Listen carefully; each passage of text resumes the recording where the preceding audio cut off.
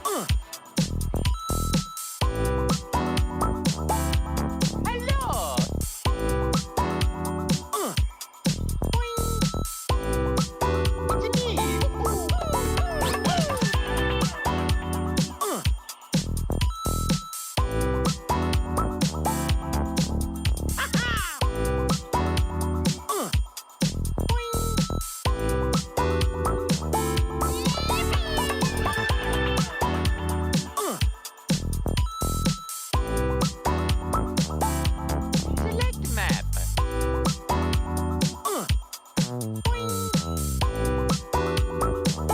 dokie.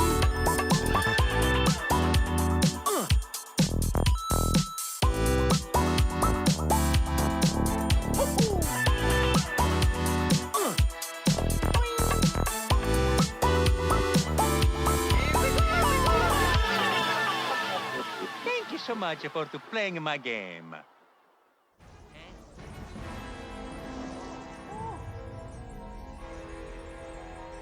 Thank you so much for playing my game. Thank you so much for playing my game.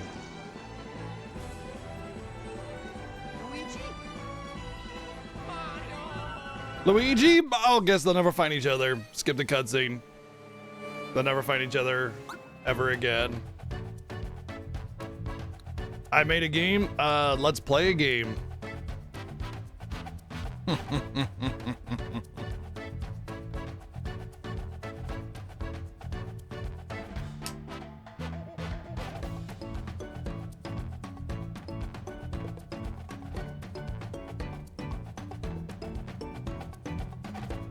Thank you so much. Oh, it's just a notice me, senpai. It's not a Brad.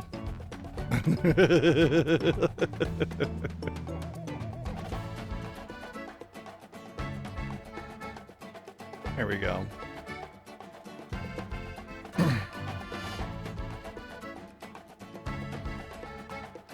Very saw. Saw what? What did you see? I don't understand. Hi, by the way. Hello, everyone. Welcome. Yesterday we finished Link to the Past, Oracle of Ages, and it was pretty all right. It was a really good experience. It wasn't Link's Awakening good, but it was good, and I enjoyed it. I'm excited to play Oracles of Seasons because honestly, it can't be worse. Like it really can't. Like if it's the same game, it'd be really difficult for it to be worse than that one. You know what I mean? Because hey, today is another likely half day. Because I feel like this game has about 4 or 5 hours in it, and then we'll do a review. So it actually might be a 2 Thursday or whatever. Yeah, I took a picture of the code. Oh, my phone's not here.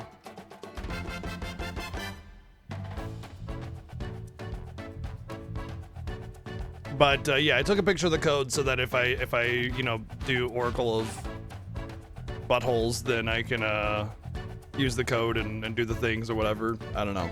Anyway, yeah, pretty excited to get back into this game. I considered pushing it really late last time to like finish it, but the game just kind of kept going and going and going, and it's like, damn, hell yeah, you know, like I really thought we were gonna beat it, but we didn't, which is fine because honestly, it's better this way because I had like 5 or 6 quests left in my log, and I'd rather finish those. You know, I'd rather finish those quests. So we get to go and we get to do those side quests. We get to do any kind of challenges or anything, you know. Maybe get a few levels, maybe get that final bonus, and then we'll beat it, you know. And so yeah, I get to enjoy the game at my pace. I will say though that after I beat this game, Wednesday, Thursday, Friday, those are the last stream days before the Final Fantasy Fiesta begins. Obviously, Day 0 is not the beginning of the race. It's just the Day 0 pre-show on the 30th. But as far as what I'll play between these days, I don't know. I know that I'll be taking at least one day off, and it's probably going to be tomorrow if we beat this game today. So if we beat this game today, chances are I'll have tomorrow off. And then the remaining 2 days, I'm not sure if I'll take more days off just to kind of prepare, or if... I'm coming. Yeah, he is actually. Soon, remake and rebirth, because it was just announced that we'll be doing Final Fantasy VII Rebirth as part of the core Fiesta. 16 games. I think that's the most games we've ever had as like the core Fiesta. So hey. But that gives us at least 2 days of potentially finding a one and done game or maybe some community stuff, you know, that kind of thing. I don't know. I haven't decided yet. That's what my day off will be for. My day off will basically be finalizing all the Fiesta stuff, and of course, figuring out what, if anything, that I could do for those 2 days, or maybe I just take a break because the Fiesta. Like, here's the thing: the first like week and a half is gonna be no days off. So like, normally I would have the 30th off, but I don't. You know, and normally I would have the 7th off and the 8th technically because I'm doing 2 days off this fiesta, but I'm not. You know, so like we're going, you know, 8, 9, 13 days in a row. 14 days in a row. Once the fiesta starts, maybe I just take a couple days off. You know, maybe I just take a couple days off. Cool. Yeah, cool. I mean, I'm excited for it, obviously. But that also does mean the first 6 Final Fantasies might blow by you if you don't get a chance to watch. So, you know, cat hairs. Make sure to, you know, catch those first 2 weeks because the first 6 tend to have the shortest lifespan in the fiesta. But yeah, the reason we're doing the first 2 weeks without a day off is because we're only streaming 5 days a week this year. So we want to kind of give it a little bit of extra oomph when we have the energy to go. And that's basically why. So we're gonna, you know, we got that new fiesta energy. Let's go, let's get in there. And then it's gonna be 2 days off, Saturday and Sunday for me for the whole fiesta. So it'll be weird. I don't know how I feel, but if it goes well for me, I actually might continue that 2 days off thing and take Saturday, Sunday off every week, and then like just stream a little bit extra. Maybe start my stream a little bit earlier, and go for 8 to 10 hours or something.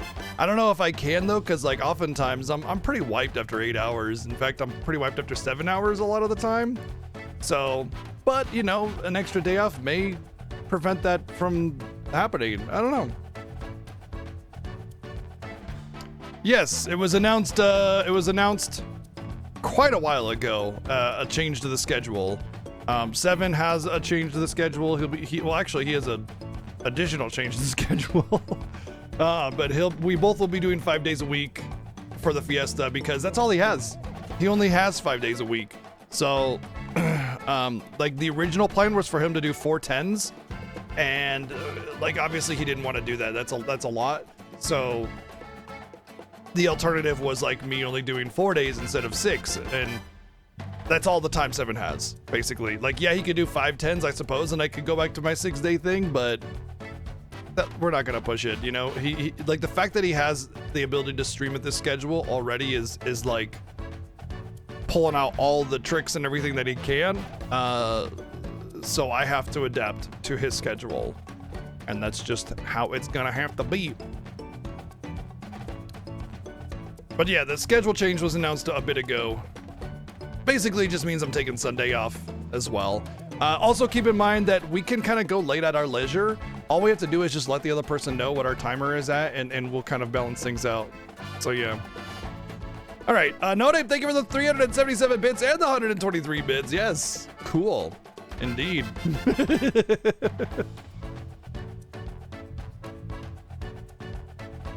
Yeah, I mean, look, I really enjoy streaming, but at the end of the day, it is a lot of work and it is very taxing. It's actually really funny because I love watching people get into streaming because like the first thing that they do after their first stream is, holy shit, you do this every week? You know, like I'm wiped after 4 hours. What the hell? Like, how do you do this for 8 hours a day plus 6 days a week? I don't know, practice, I guess. But yeah, streaming is way more taxing than people realize, I think. Not to mention, a lot of my free time is spent working on stream stuff. So yeah, as much as I love streaming, it's still a job, it's still work, it's still taxing, and there's still an expectation, there's still an obligation, and that means there's a lot of energy burnt, and that's just the way it is. You know, like whatever, like you can't, there's no job that you can do where it's just fun, because there's always, like, you're always having to chase after expectation and chase after like commitment and everything like that. And so that cycle runs in your head no matter what. Like the only like easy job would be something that you don't have to do anything at all and you just get paid, which isn't a job, right?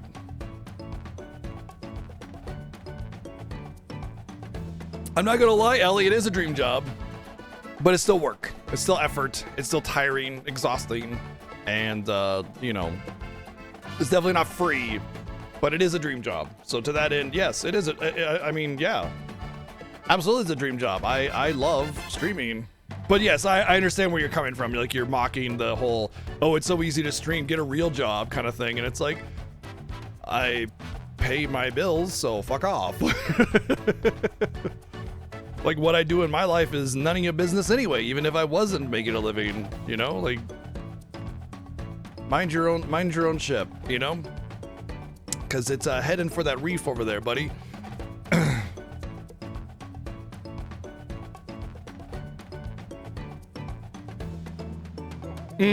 Yeah, that's actually true. I think that the easy or the not real jobs are the ones where you just get family hire and you're not expected to do anything. Hell yeah, scrotums! Hell yeah, dude. Oh man, if I wasn't streaming, that would be what I'd want to do. Some kind of work at home IT job or something like that. But yeah, mind your own brothership. Yeah. But yeah, working from home is honestly, it's like, I can't do in office again. Oh my God, it's just pain and suffering, and I hate it so very much. So I'm really happy to be here, and extraordinarily thankful that y'all are supportive of this stream and make this possible, because without your support and your appreciation of the stream, ain't no stream. You know, I gotta get a 9 to 5 and good luck finding time then, or the energy.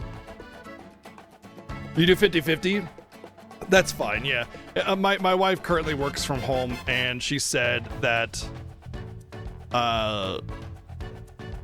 half and half would be acceptable, but she would prefer full work from home if she were to change careers or something like that.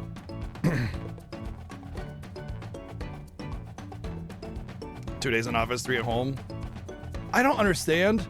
Like, a lot of these companies can like downsize their office space and just have so much work from home and save so much money, but instead they like force you to like work in the office just to justify their lease on the commercial space, and then fire a bunch of people.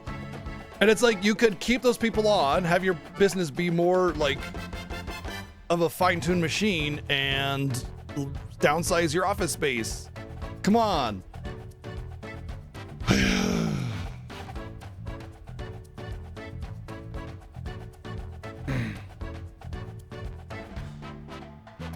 Yeah, we almost were there. I think a lot of companies are really leaning into that work from home thing though. So a lot of businesses that insist that it has to be work in office, they're gonna start being pushed to the side, I think.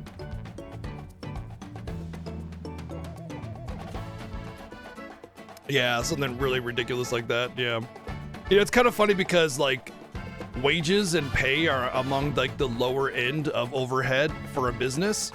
Like, it's product and office space and leasing and all this other stuff. That's the major cost. They'll go so far out of their way to reduce employment to save like 1% of their overhead, when they could just do something else that would save them much more and it'd be far more effective without fucking over people. And it's like every time. Hate it. Makes me upset. Anyway, Mario Luigi Brothership, Yahoo, Waha, Luigi, and other such Mario-isms. Let's get some hellos out really quick. We'll get rolling on some Brothership because I think we'll beat it today. Let's see, we got Kamada Zero playing Isaac. What's up? What's up, Ryu Power? Outdog. Stalker's here. What's up, Drakadide? Titus, hello. Lunatone, what's up? What's up, DW? Stalker, hello. What's my men too? Oh, Marie, thank you for that Mega Tier 2 73 months of subbing. Thank you. That's a hell of a sub. Thank you. And Brash with 97 months. Oh man, almost the big hundo. Damn. Northrex, what's up? Let's see, Marie. You know, Northrex, if you're still wondering what to get your lady for a gift, have you ever tried the D? And what I mean by that, of course, is Vampire Hunter D. Nice romantic evening watching Vampire Hunter D, popcorn, treats, ice cream, the works. Candlelight if you want to go that way. You're welcome. I mean, Yoshitaka Amano art. Like, come on. No name, what's up? Who else we got? We got Hologrammer, hello. Silver Dragon, what's up? Crick, what's going on? What's up, Vax? Today we kill again. Kill what? Kill who? Fearlicord, Dragonite, hello, hello. I said Jimmy Jammin's in here. What's up, Hot Buns? 5 days, by the way, till the Final Fantasy Fiesta. 5 days, 5 days, 5 days. Phoenix, how's it going? Ellie, hello. What's up, Scrutums?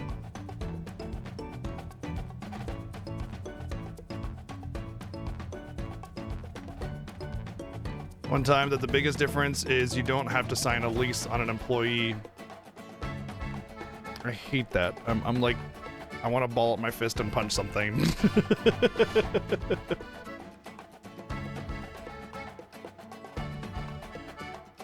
Bum, bum, bum, bum, bum, bum. All right, so everything is dead, everything is dying, the horrible death of the world is occurring, and let's go do some side quests, yeah!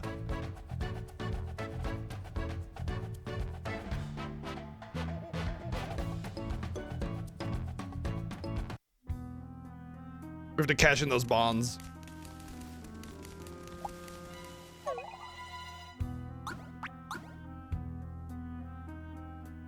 Oh.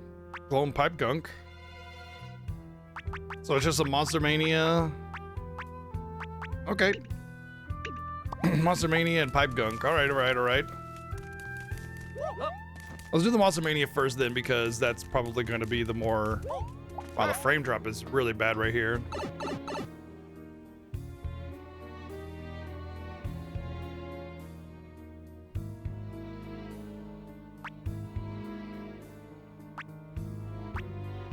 Oh, I'm still missing some lumens over on Scorching.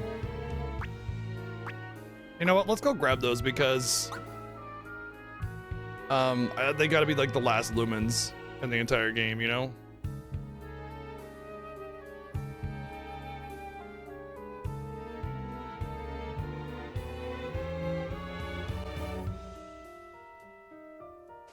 This planet will blow up in 1 hour! Ha ha ha ha! Or it was 5 minutes. 5 minutes later. Oh, looks like this planet is really sturdy. Maybe 10 minutes or something? I don't know, actually. Which one is it, Freezy Pop?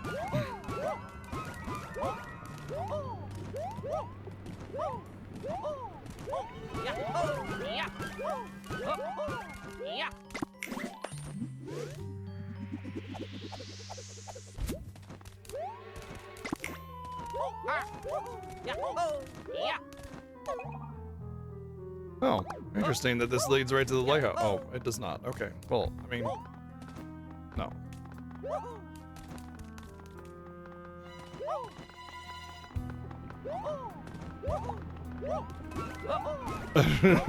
Critical error has occurred.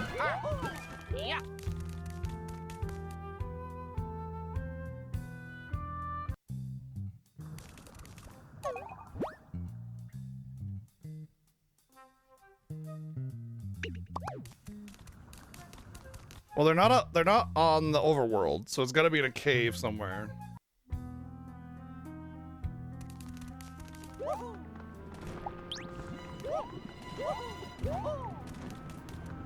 Wow.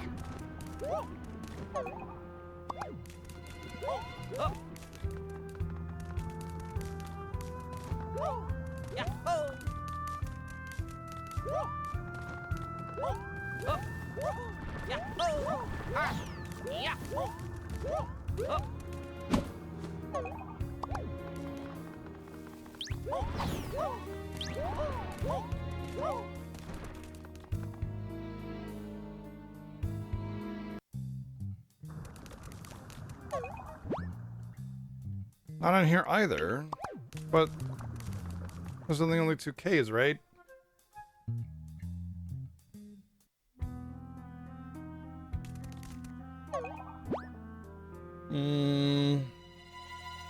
Looks like there might be one other cave.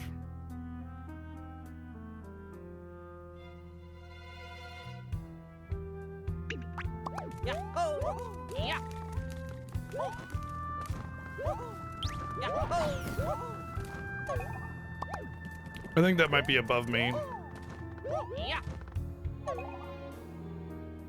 But I think I could get there by going through here. Nope. All right, I think I gotta go. Oh, look, there's a question mark.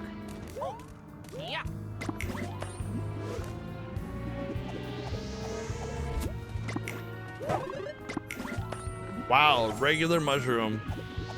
Those are my top 3 Super Mario games. Odyssey has got to be number 1. That game's phenomenal. Super Mario World's probably got to be in there somewhere. It's just classic, just great. But I mean, if we have like RPGs as part of it, like Mario and Luigi RPGs, honestly, I feel like this has got to be somewhere in the top 5 somewhere.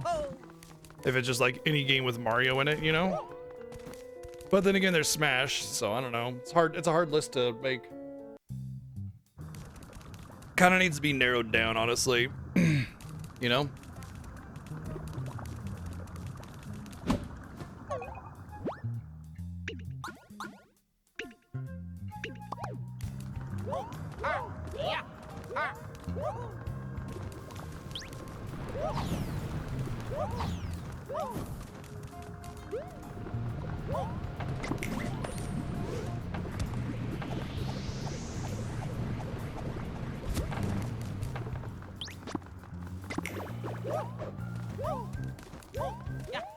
I don't know, I think this game is pretty super.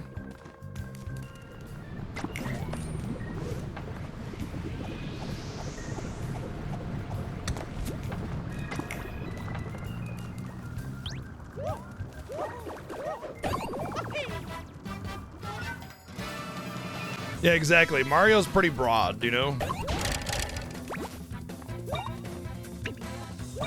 Oh, wow. Okay, everything's been upgraded. These are level 40s.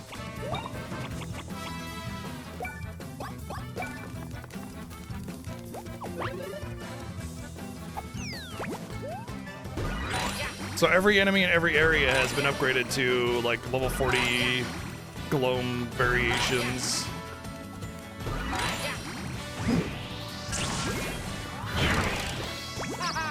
Wow, that didn't kill it. That's incredible.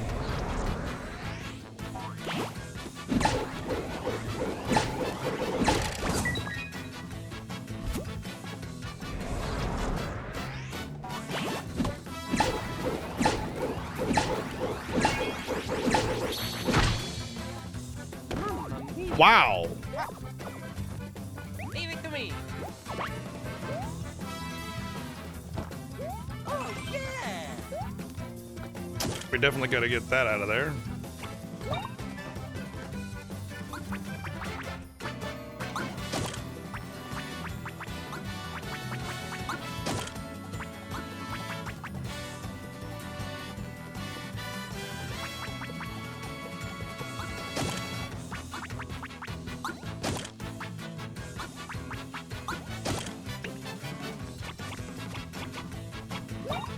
Oh yeah.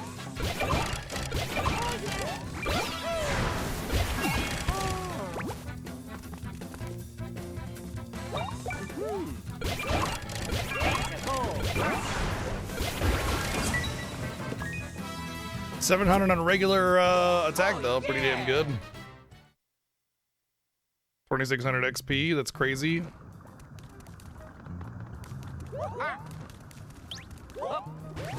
Uh-oh.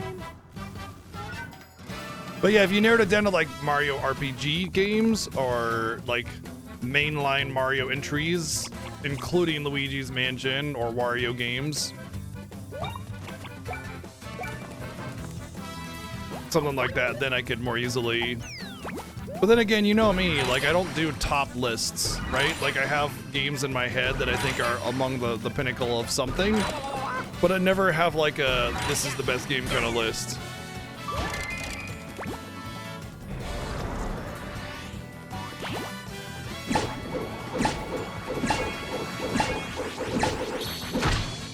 What the fuck?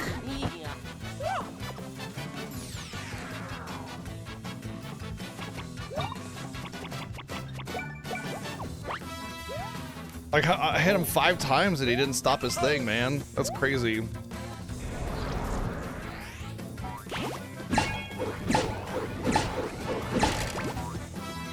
That one only took 4 for whatever reason. Oh yeah. Oh yeah.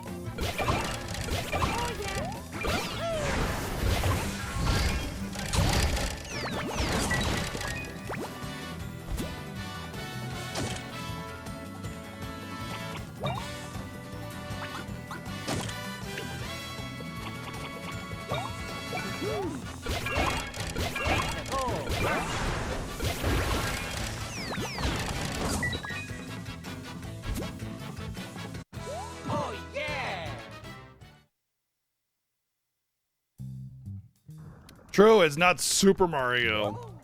Important distinction. Oh, I could have just taken the pipe. I'm silly. So this should take me to the top where there's another cave, right?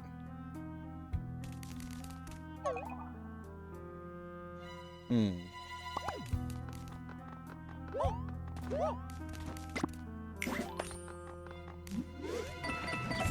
This ability kind of sucks, to be honest.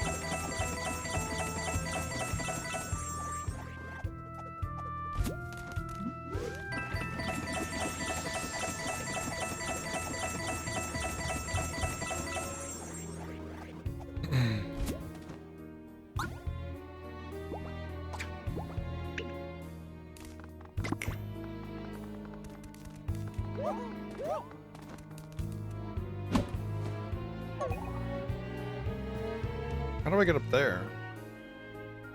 I guess one of the pipes would take me up there, right? Maybe that's what I should do, is...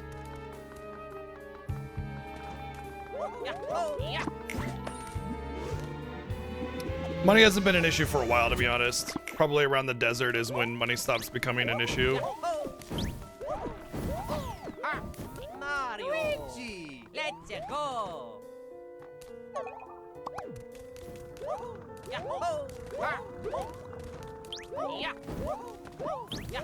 Mario.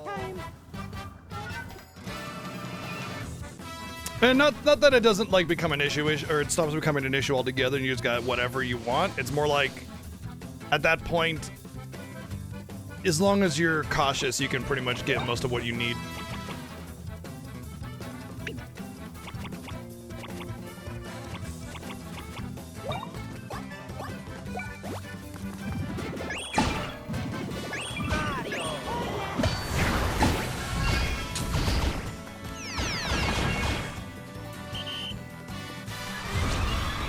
Whoa.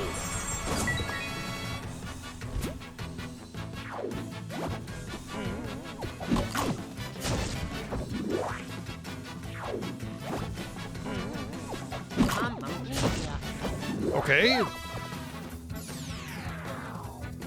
Luigi.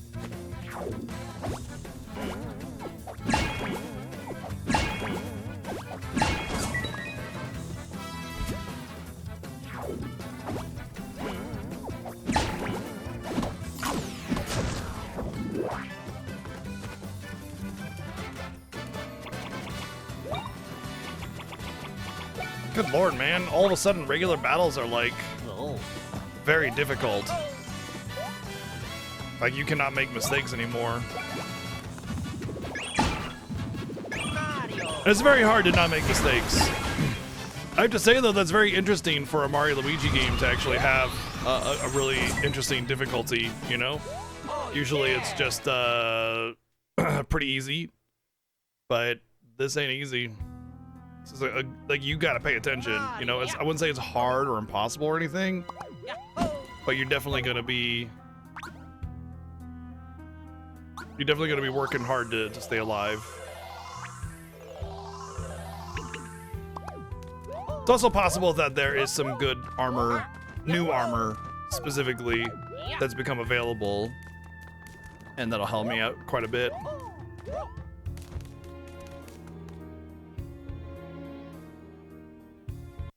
Well, this is the last cave here, so if the lumen thingies aren't in here, then I don't know where the hell they are. Yeah, I have no idea.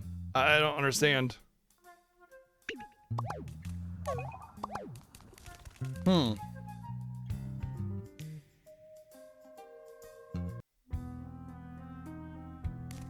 Maybe they're in like a house or something.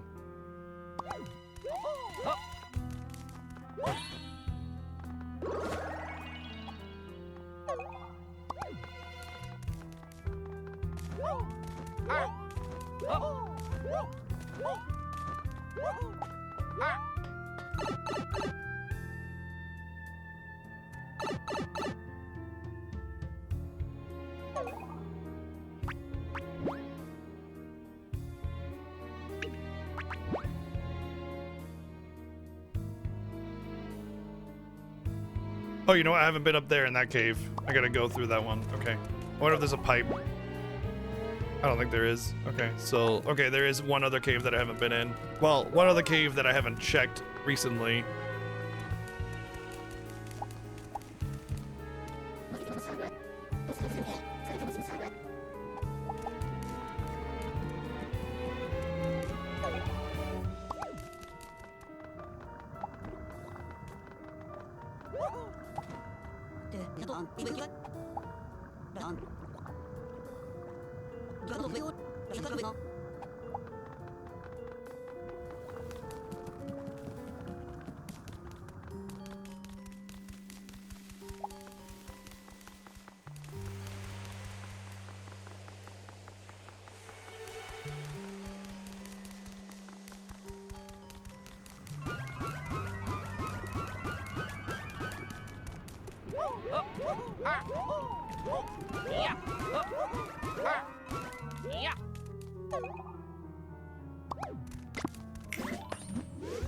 Can I actually, like, skip going through this? No. Alright, I'm gonna have to go through this. There might be a pipe, though.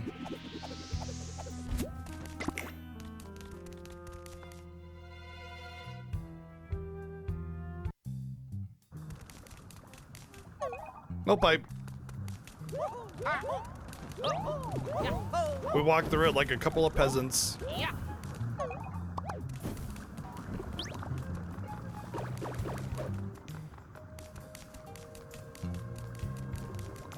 I can't believe I'm having to use my feet to do walking. Oh. Absolutely pedestrian. Literally, actually, quite. Indeed, verily, for sooth and other such words.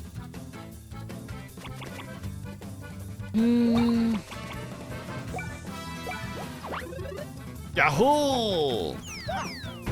Let's go. Okay.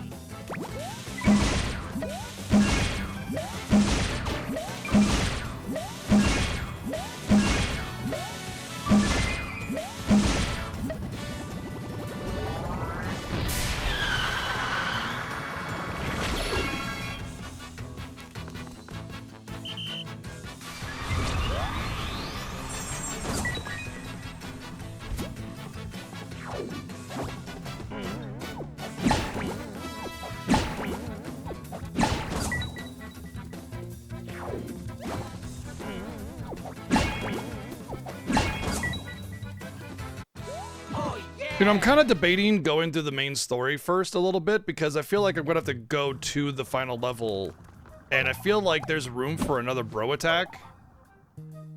I mean, let's actually check because we got the challenges, right? Yeah, there's another bro attack, and I bet you it's gonna be given when I do the next part in the story.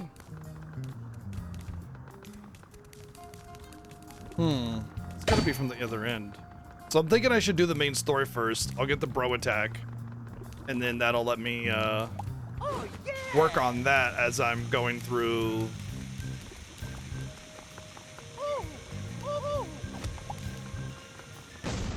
the rest of the game, or the side stuff or whatever. And it'll just give me access to a good attack, right? So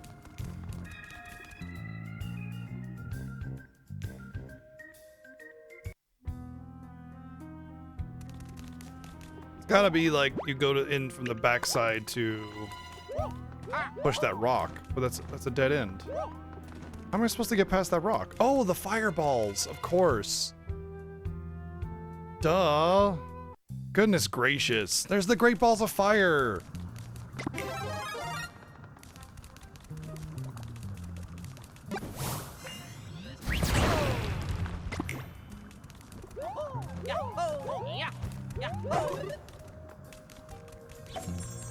I like it, yeah.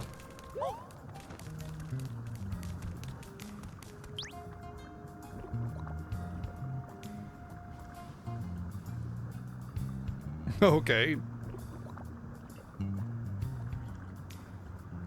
Oh. Oh yeah, Luigi, what you got? What you got for us, buddy? Oh, ahem. Victory, Victory meatball sub. Mario. Luigi. Woohoo. Yahoo. Wah.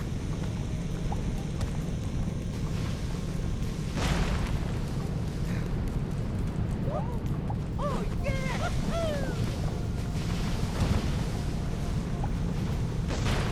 Oh yeah. Oh. Wah. Woohoo.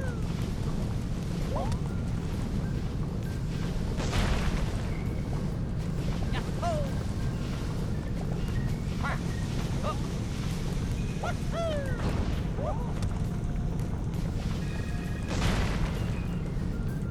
Yahoo. Wah. Woo. Oh yeah. Yahoo. Yahoo. Wah. That's a big rock. Nice, that was a neat little segment. It seems like an optional area too, so they didn't really have to do that. Very, very interesting. I'm almost kind of floored when the game continually does these like scripted segments for optional content and stuff. You know, just the way all the side stuff, the content is made, it's really good.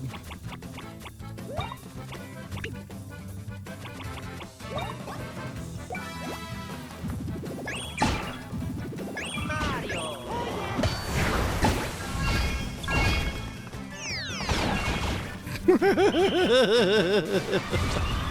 I love attack bonus and iron ball and explosion combos, because it's just like the wackiest combination of things happen after every attack. It's just hilarious.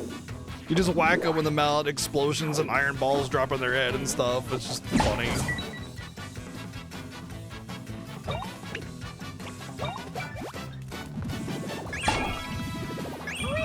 Oh yeah.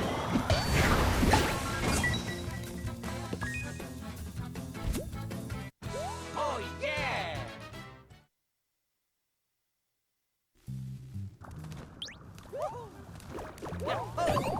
Yahoo. Let's go. I want this next level really bad, 'cause I'm pretty sure it's the level that gives me the new thingy.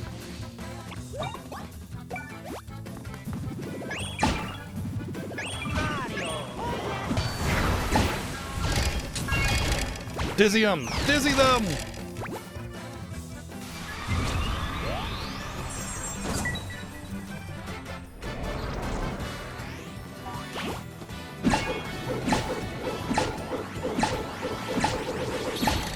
Good lord! Let's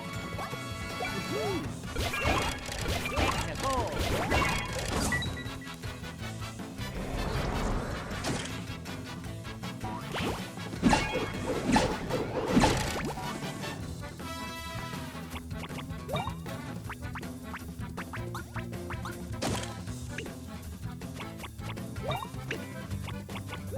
Oh yeah.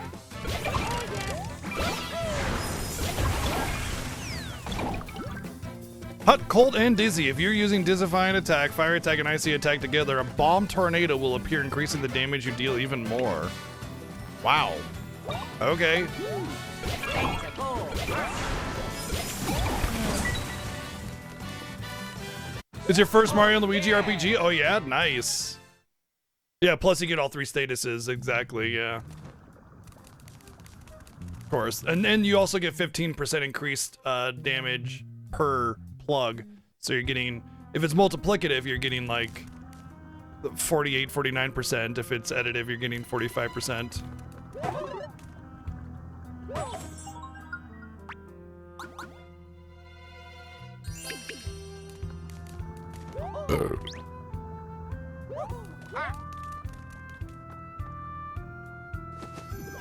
Oh, this was actually where I needed to go. Oh sun, oh moon, oh stars, sun and rain, day and night. Sky that watches over us, please save the people of this island. Hippity hoppity. Bibbity boppity. Yeah, I agree. Wait, wasn't he eaten? I thought he got eated. Don't ever stoppity. What was that? We came up with our own chant. Yeah, we thought we'd personalize it a bit, you know, add some flavor. Hey, it's the thought that counts, you know? Wobbledy bobbity bow! Yeah. Bernadetta, what's going on? Grrr. Bernadetta, please stop. Grrr. Barbara! She mad. The sky can't hear us, can it? I suppose it was a silly idea to suddenly beg the sky like that. That's not true. Your voice was very loud. I'm sure the sky heard you. Chillium! Bernadetta!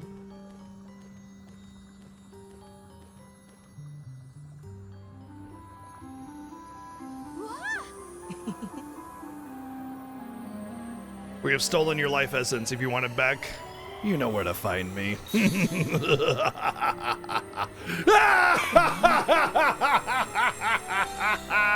I will consume your energy, your bonds, and use it to my own ends to save the world. Wait, that's a good thing, isn't it?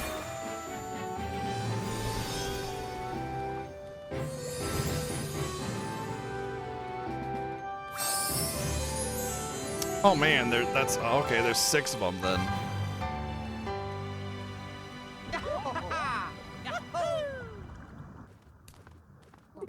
What was that? The power of bonds. James bonds. So you can fight Reclusa with that? Mario, you all have fought so long and hard for us. Bernadette, there's something we should give to them. Yes, you're right. Is it gonna be my Mario, Luigi? You've looked out for us, so let us look out for you. Chili and I made this together. It's kind of like a charm. Gonna be our attacks, or Bernadetta and I just feel that you should have all the luck you can get in your battles. With the power of fire and ice, you'll beat any enemy. Please accept our gift. You got the Bro Attack, Max Mix Vortex. Yeah. Yeah, we got their power of bonds. I knew it. I knew it. But with the way the symbol on the can looks now, I think we're a little short. Who else is gonna have the goods? I should definitely push this for the Bro Attack then. We gotta talk to Connie and Cosette? Right. Let's head back to Shipshape Island. Boy, once again, I have to say I'm impressed again. Because, like, they could have just been like, hey, go talk to a few people, get your bondage going on, and done deal. But instead, they're like, no, there's actually whole segments on the level that you haven't gone to that you'll complete for this, you know? And that's just like, that's incredible, I think. You know, it just, once again, it's going all out on the content.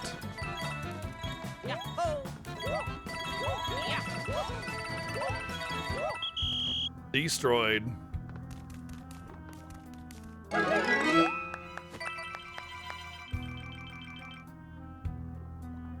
It's like a whole 3 nuts.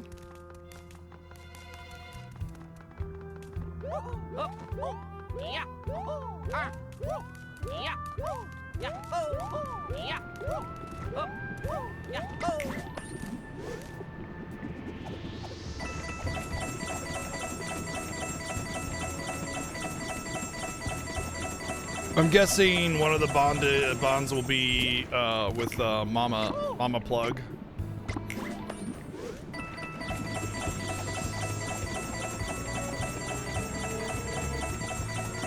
And her kids, you know.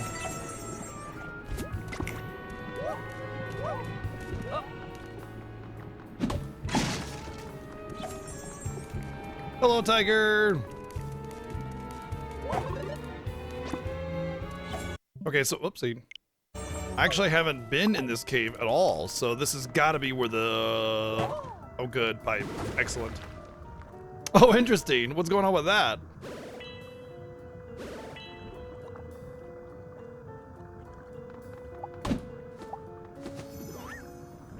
Someone put flowers here too? Guess we can't use this pipe. Unless... Wow, those are some sturdy flowers.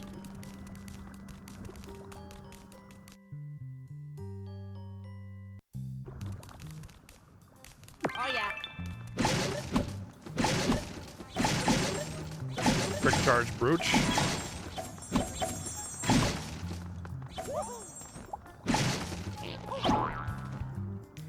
Luigi. This has got to be like enough to make the last two thingies though, right? Oh yeah.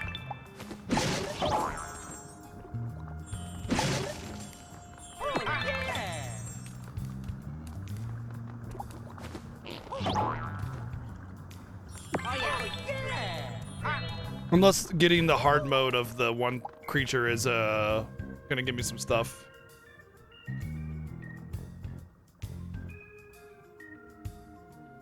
ridiculously deep underground. The magma's made in a giant pot. Oh, okay, yeah.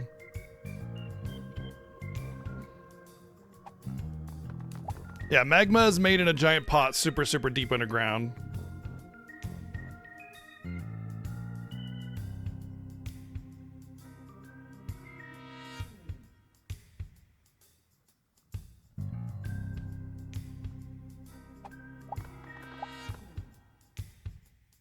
How cold do Slip and Glide folk have to get before they catch a cold? Thick clouds up in the sky of Bultfish Island. How can one clear them away? Is the Great Conductor real? Are all the stories truth or lies? If one were to unwind the Great Twisting Sprout, how far would it reach?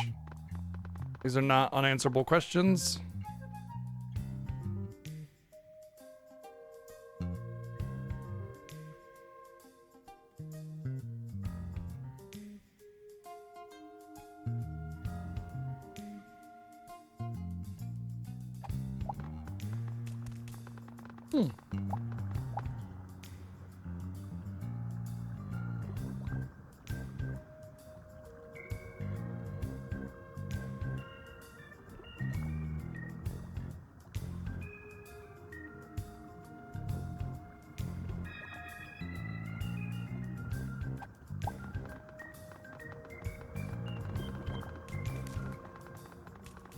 All right. Well, we got our Delios, which means that I don't know where the rest of the Lumen thingies are because I mean, that's all of them, right? All right, so head to another island. It's a goal. Oh, you know what? Let's actually just head back because I said I wanted to push the story forward a little bit, just a little bit. I don't want to actually beat the game, just a little bit to get my bro attacks. Might even be some gear from it. I want to check the shop as well to see if they have anything new because good lord, I'm getting my butt kicked. By the way, for those of you that are not in the Final Fantasy Fiesta Discord, a new incentive was just announced for Final Fantasy VII Rebirth as part of the core Fiesta games, 16 games this year. Yeah. And the incentive is to defeat a certain optional boss that I will not name because of spoilers. Also to play all the Queen's Blood as the bonus. Did you find Prince Chilium and Princess Bernadette? Oh yeah. Thank goodness. So they were on Scorching Island. Yep, and we got the power of bonds. It was just as strong as you'd expect. Wow, more of the pattern is glowing. Looking at this, it seems we need 5 more powers of bonds, I think. Yeah. Let's have Cosette take a look. 5 more, huh? Well, who'd... Oh, Mario Luigi! What's the matter? The idol crew! Oh yeah, idol, of course. The others were checking out the barrier of that creepy giant tree and these cord-like robots just attacked them. It was bad. Looks like everyone got flung off in different directions. Oh boy, wow. I was staying put on shipshape when I got a message from Irene telling me what's up. Oh, it's her again. Finally, I got through. Irene here. I'm on some tiny island. It's so small doesn't even have a lighthouse. Listen, do you know where any of the others are? Illo, Dulis, Starlo, Princess Peach, anyone? I'm stranded here with Dulis and Illo. No idea where Starlo or Peach are. We need help. Look for a super small island. A tiny island with really gross monsters on it. Ew, ew, ew. Irene? Irene! Drat. Mario, can you find the rest of the idol group? I'm begging you, my friends are important to me. Dory's not around either. What do I do? Queen's Blood is amazing, yeah. Poor Luke. Gotta keep my eyes on the sea. No time to sit around feeling sad. Gotta find the island they're on. Well, that's not really a whole lot to go on. Keep your eyes peeled for any tiny islets or obscure rifts. Make it, where are you going? I need to see my mom and my bro. I'm worried about them. Right. Be careful. Too much to handle for a shop to be open. Shouldn't be long. At least that's what I'm hoping. Being alone is fun.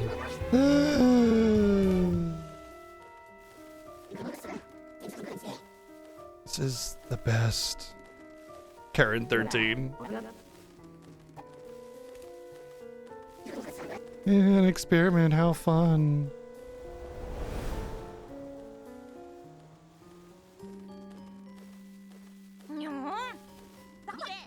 Guys, I'm gonna find you all, I promise. We're supposed to always be together. Anything else just feels wrong.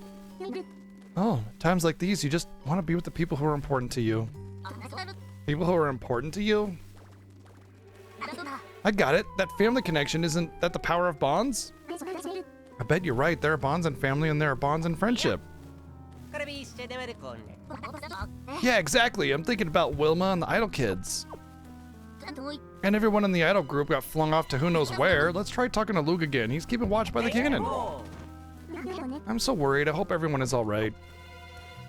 Oh, I'd better report to Miss Cosette. I guess we need to think about this. Do we look for the Idol kids or do we go after Wilma and the others? Mario and Luigi, it's your decision. Of course it is, bitch! 'Cause I'm the fucking hero! Certain special engine will enable you to move immediately to other currents. Press minus to open the ocean menu. Okay, we already did all that. Oh, new side quests. Oh, well, let's go do that. Since it's red, it could go away if we advance the story.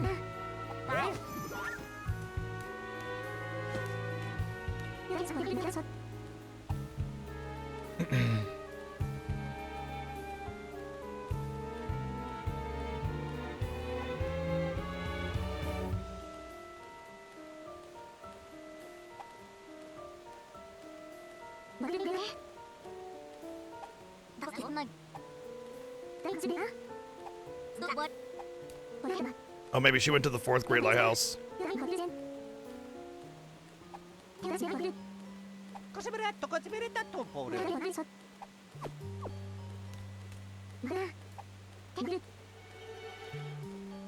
Oh yeah. Cool. How do you feel?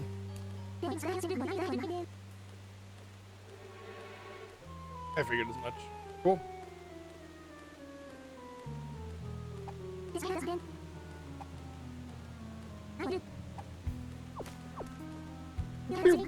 Nice streak.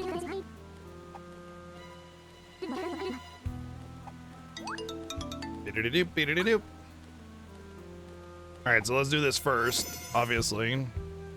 Obviously, God. Alright, let's check the shop first.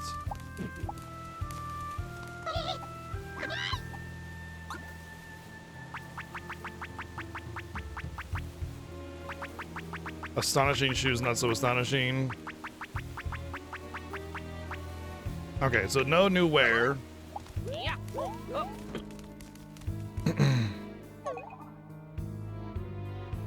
Ultra Sea Great Lighthouse.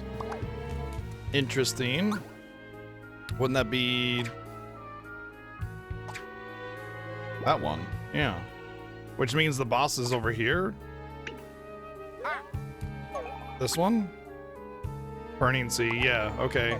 So it's possible what's going on here is it's the 3rd super, like, Gloam super boss and the 4th Gloam super boss. I don't really care. I'll just do this one first, even if it is the situation here. But I'd rather, because it's red, the quest is red, I don't want to advance the plot until I do it, you know?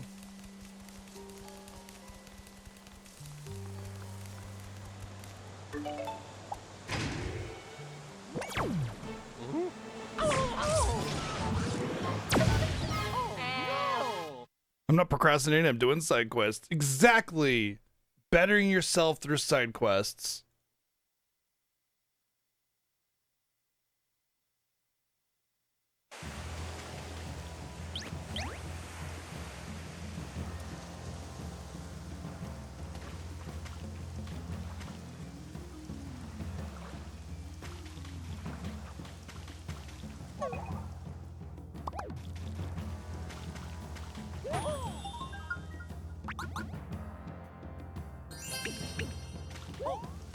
The entire game? Wow, I've definitely been buying weapons and armor the entire game.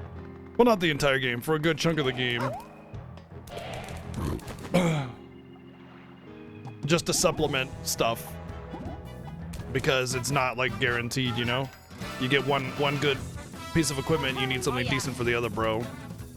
I mean, I suppose you definitely could. Like, I definitely skipped islands buying armor or something every now and again, just because, like, currency isn't ultra prevalent, you know? It's a good balance, the currency. All right, power the tornado using A for Mario and B for Luigi, then use the stick to suck up enemies. I should have, oh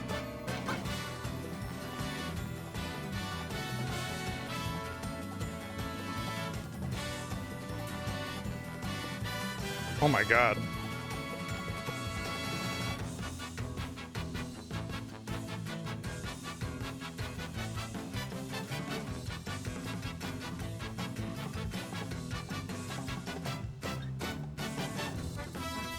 This looks insane.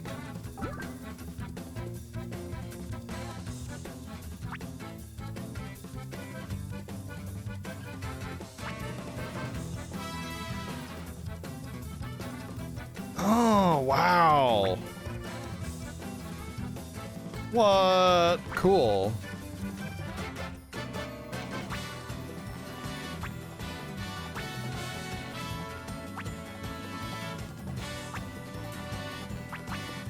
All right, let's read this out. Launch fireballs with A as Mario and B as Luigi. If the balls hit each other, they bounce out to make sure the timing is right. Depending on the type and number of balls that make up the size and type of the tornado will change.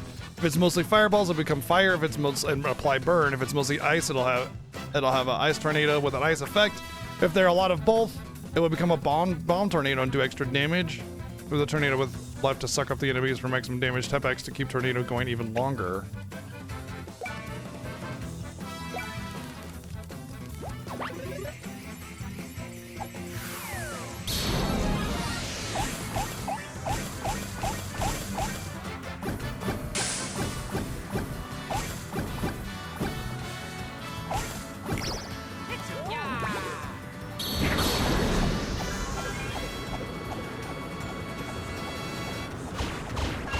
Oh god, it's actually kind of hard to control.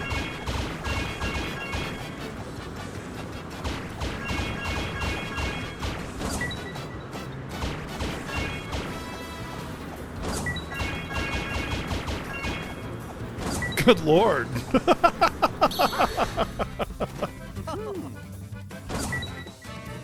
All right. That's a terrible single target ability, but amazing for AoE. Good lord. All right, that should be my power up. Ah, 43, okay, damn.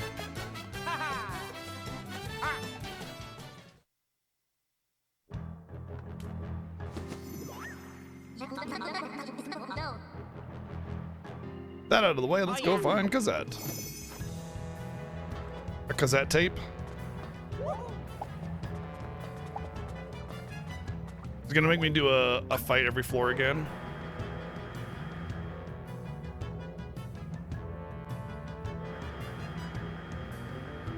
Yep. Oh, nope.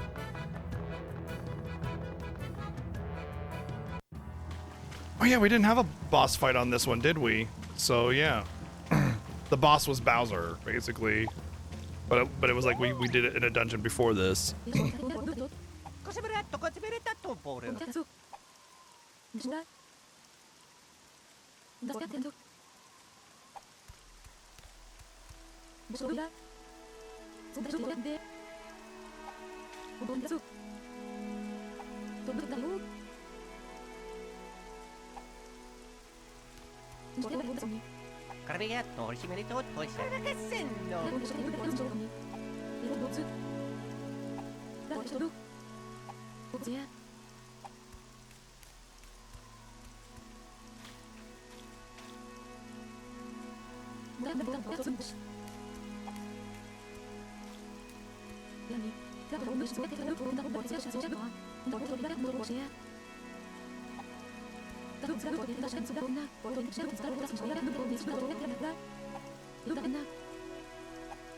I'm pretty sure the Animalese type like voicing is Japanese Animalese, because I swear I hear like Nani and stuff like that all the time. As it does like a short little dialogue box where it doesn't have a lot of overlapping. I swear you can hear Nani and a lot of other familiar Japanese words. So I'm pretty sure that Animalese is in Japanese.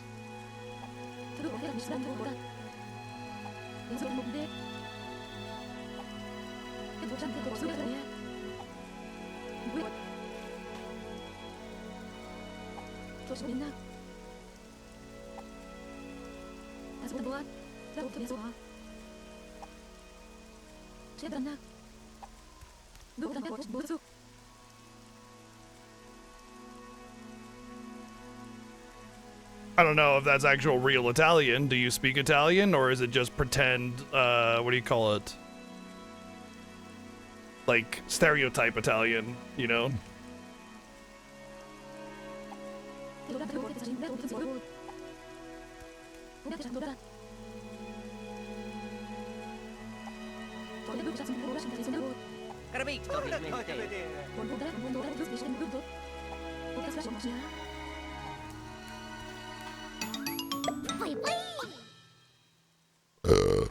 that was neat.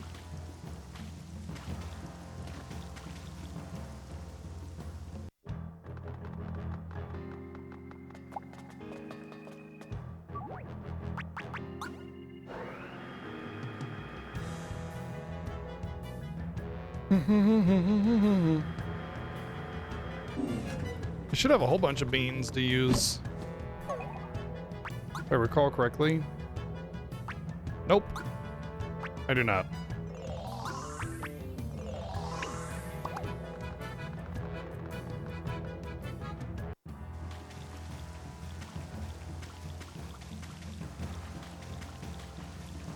You know, that's really cool how, like, they took every single zone in the entire game and added this, like, these purple flowers and changed the aesthetic with the red mist and everything all over everything.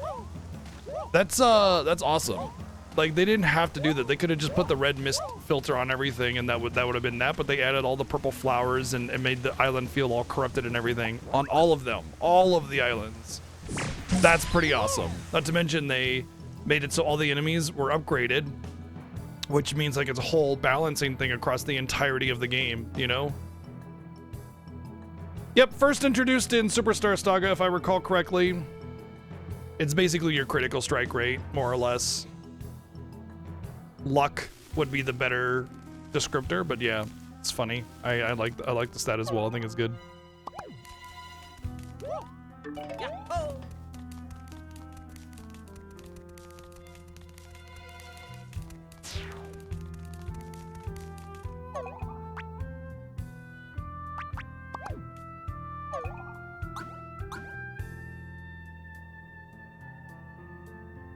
Okay, well.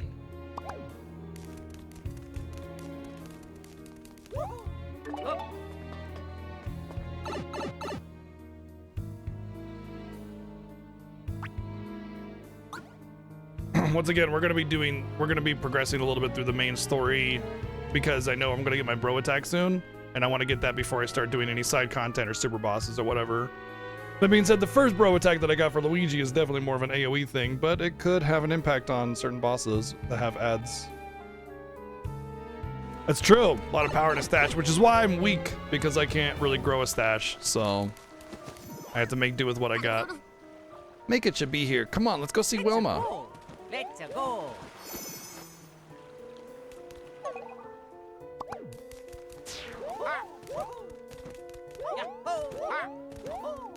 Oh, damn.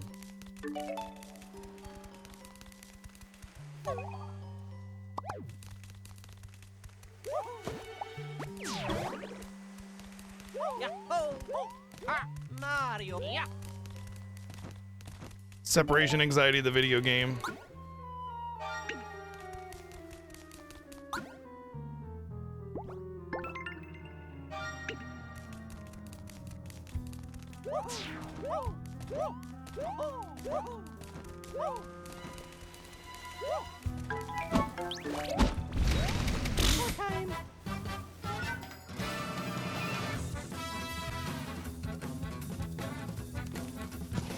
So if you wear a one-piece bikini, then you have superpowers as well? Interesting. Oh yeah. Let's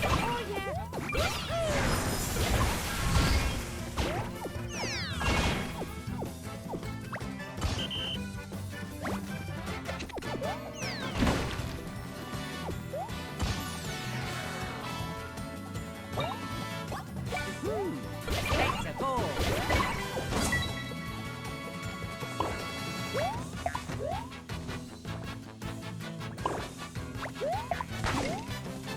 I got nutted. Damn it. Mario.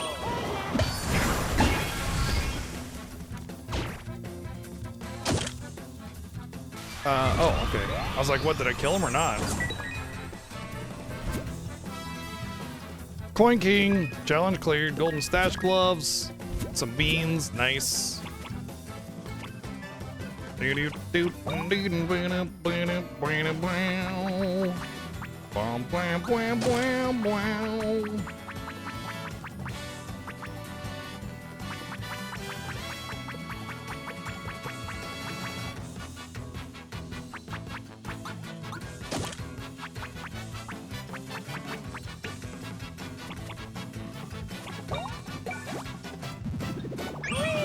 yeah.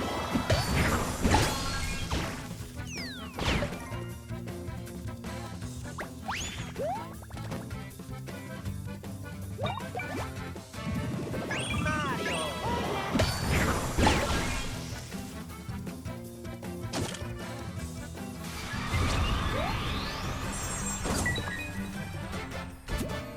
The One Piece. You mean there's an ultimate one? Interesting. Is that like the magic bikini from like Lufia 2?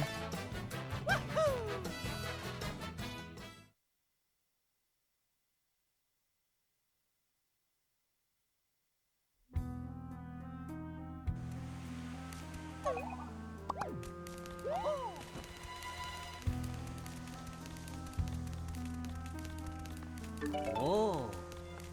Oh, he wanted to go pick the turnips. Oh yeah.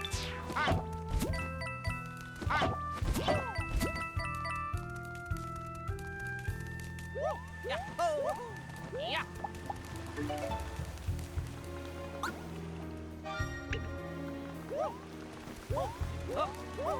Yahoo! Oh, wrong way. Ah, but all of them were deceived, for another bikini was made in secret. One bikini to rule them all.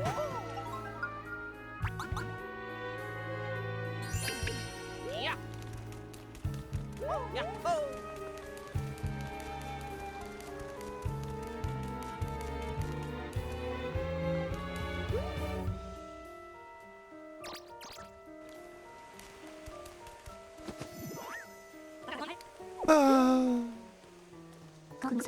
Mom seems kind of low energy. Ah, you know, you're right. Hey, Mom, you gotta cheer up. Dang, it'll take more than words to get her out of that funk. It'll take action.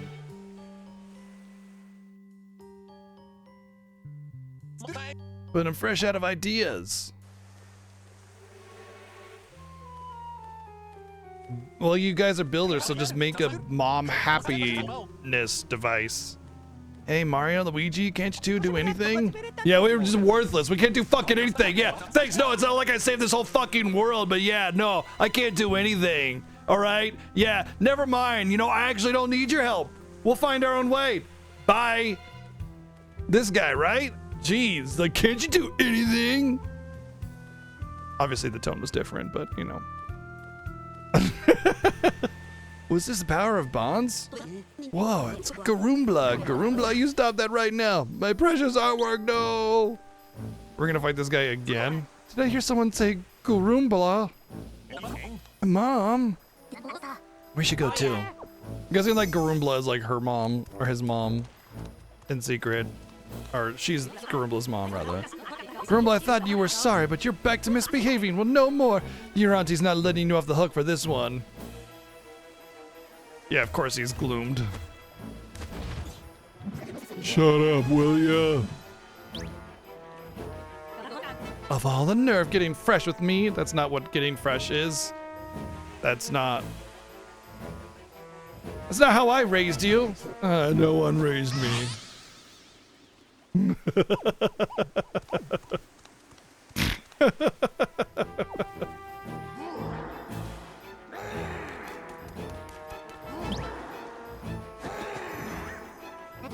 Hey, does he seem all gloomy to you guys?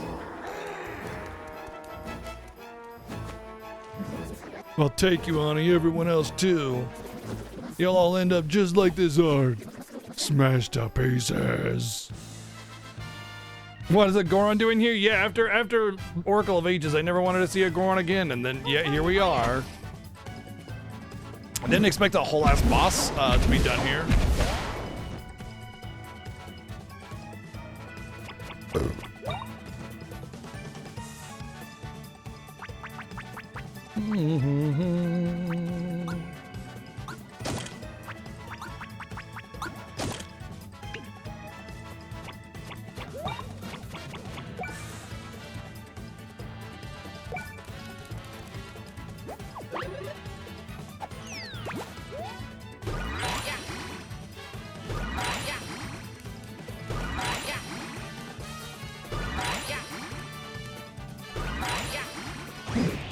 Donk!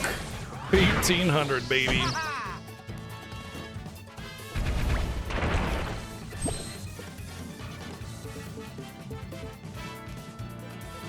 Damn, look at that chunk that he took. You know, one thing I would like to see on enemies and bosses is the HP bar having like an effect when you deal damage. Like it you know how it does like the different color for the showing the amount of damage that got taken off, and then it kind of shrinks down to where it is, you know?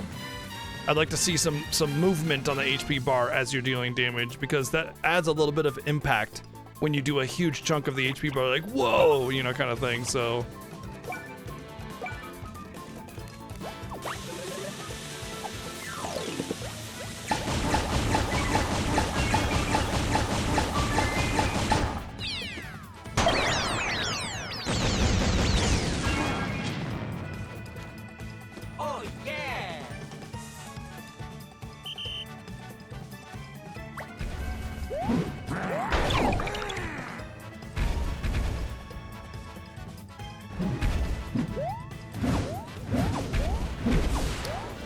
Good lord.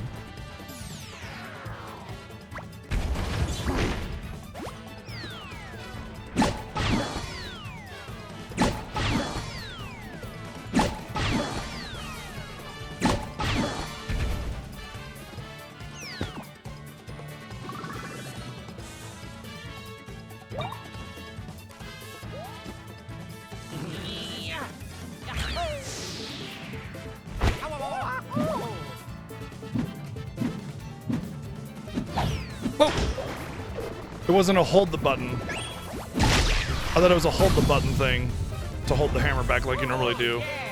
Almost screwed myself there.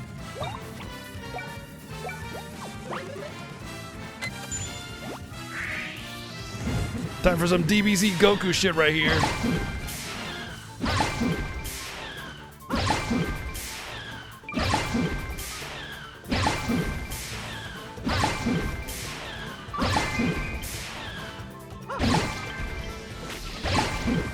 I like how he's still laying flat on his face, dazed while flying through the air. Just a cool 2600, no big deal.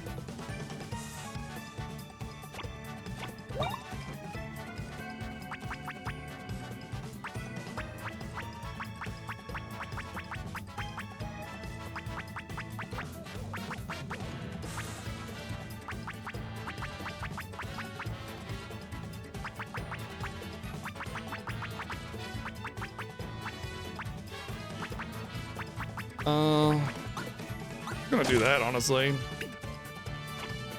Nothing really else to do.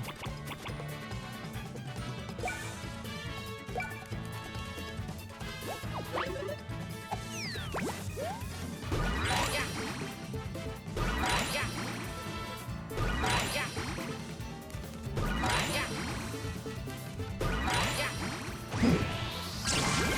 2344. That's a record for damage dealt in a single attack.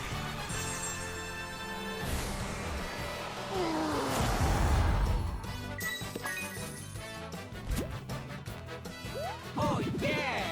Nice. That's a huge chunk of level needed for, you know, getting to that final upgrade. Well, the next upgrade anyway. I don't know if it's the final one. But there is another upgrade, so hell yeah.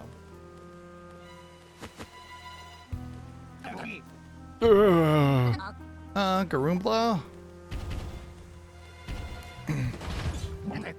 What happened? Auntie, what's the matter? Speak up.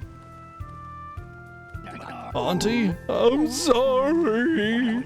I wanted to say that for so long, but I just couldn't see you.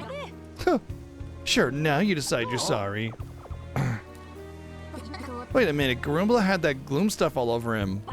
You stay out of this. I don't care if he's glooming or foaming or what. Gloaming. It's gotta be gloam then. Gloam and foaming. Because they rhyme. The boy smashed folks' artwork and is an island chief. I can't let that slide. You hear me? I better not see you set foot. Mother, when you're stubborn, that's when everyone suffers. I know you're kind. No need to double down. When I was a girl, you made that flower crown. Yeah, what she said. This guy changed my diapers. Garoomla's practically family.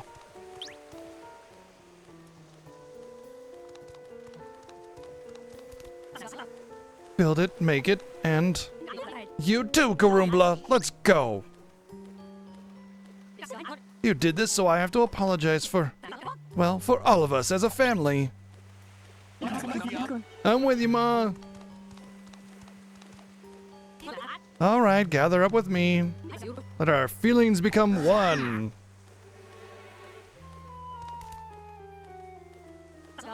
Hey. Hey. Hey. Hey. Yeah, so what's this then? The power of bonds? Yeah, it's the power that we can use against Reclusa. Well, it's gotta be the power of bonds. James Bonds.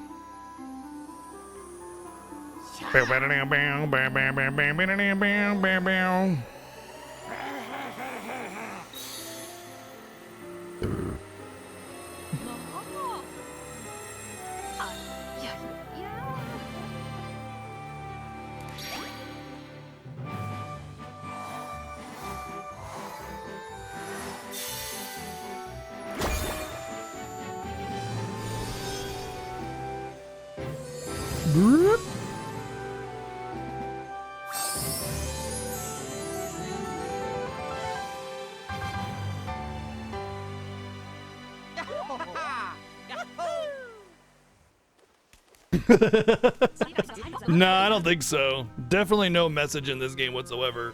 You know, if they did, I mean, obviously they are, but it's definitely one of the first Mario games to have a really strong message, I would say. Playing as like, thank you for 123 bits. Looks like we owe you guys yet again. We have to rework it for you at the workshop. When you get back to Shipshape Island, stop by. Rah, rah, rah, rah, rah. Rah, rah, rah, rah, rah.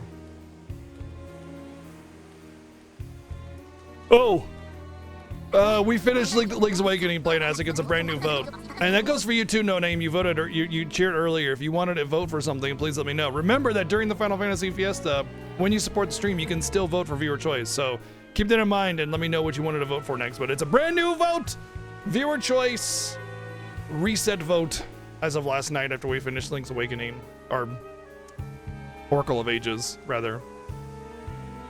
Yes, we got more bond power. Next up, let's go look for the members of the idol group. Gooners 2 won, by the way, so we'll be playing that first viewer choice out of the Fiesta. They're always together, so I get the feeling they gotta have a super strong bond. Let's go. Really cool if the Switch 2 announcement, the big gotcha feature was bonds, like the ability to play multiplayer games. That's kind of what the Switch already was, to be honest, was they really leaned into the whole play together kind of thing. And heavily enforced the idea that it was handheld and you know, you could take the Joy-Cons off and each Joy-Con was a whole ass controller to itself. It's a goal. But yeah, let me know if you have a new vote. And I'll update that.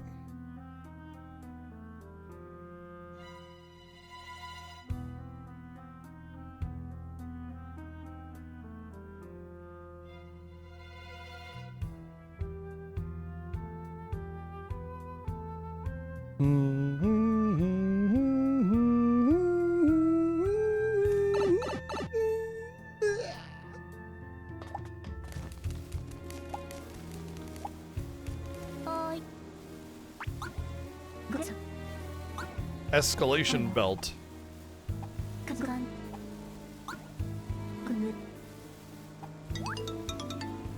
I need an Ego Bee.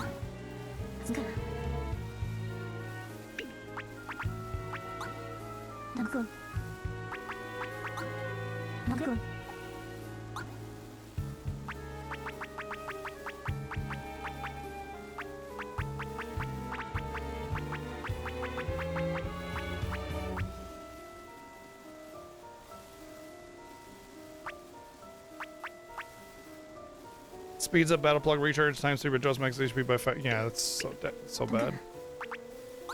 All the accessories made in the crafting quests are totally different depending on who you rescue at the beginning. Oh, wow. Oh, well, that's really interesting.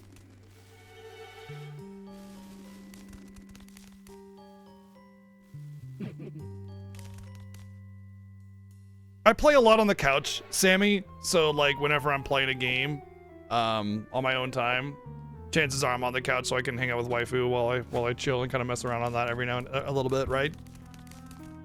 So for me,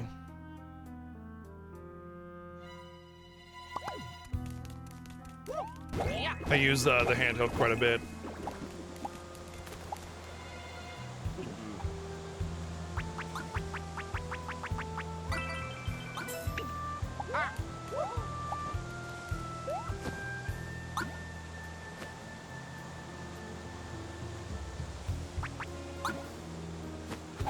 I need 3 Ego Bees, and I don't know how to get them, so I'm just gonna fish and see what happens.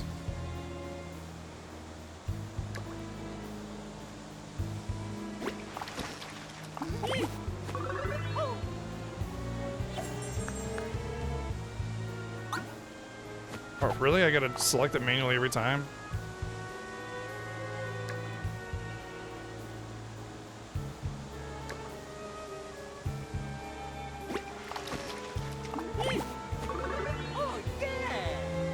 Often. That's why it's called often, because you get it very often.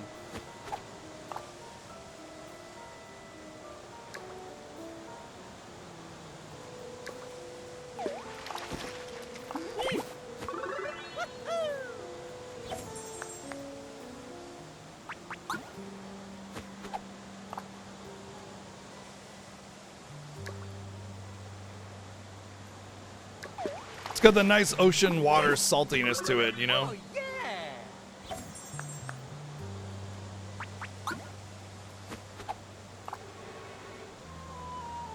I'll go down to 10 bait. If I don't get an Ego Bee by then, I'll fish with Luigi.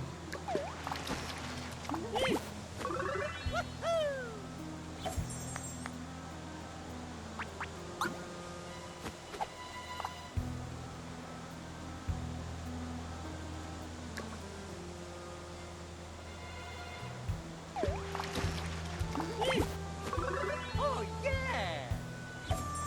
Actually, let's read the description of the bait. Oh, you want the handcrafted bait specifically for crafting fishies. Okay, I see now.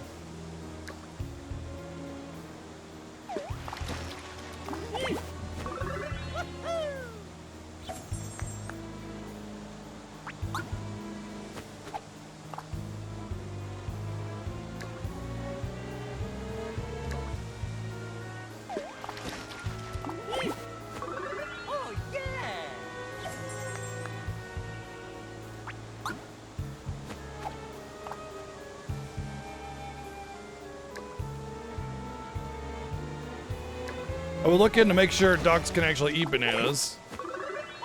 I feel like people give human food to animals way too often without doing research. I mean, I'm sure bananas are more than likely fine, but I would still look it up.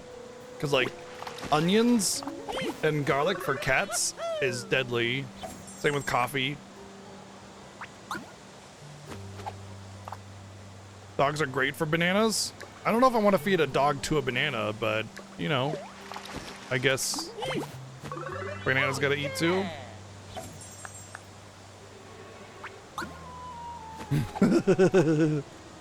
Yeah, I mean, I'm sure bananas are, like I said, I'm sure. Aye, Playnastic, did you hear me?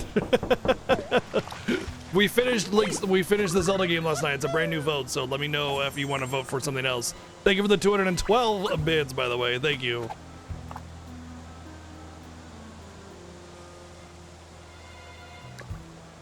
Yep, we finished Oracle of Ages. Gooners 2 obviously won.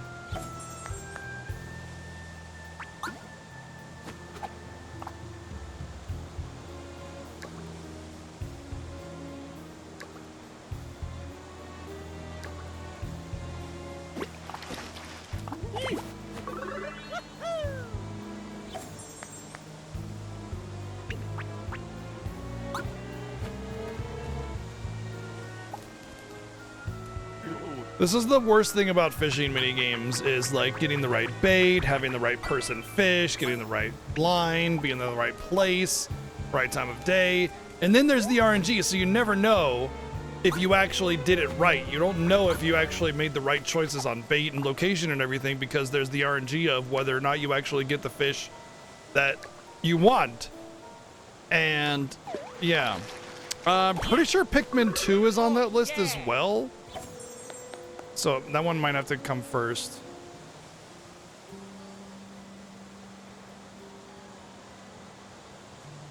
No, it's not. Okay. I'm actually surprised because I haven't beaten Pikmin 2 and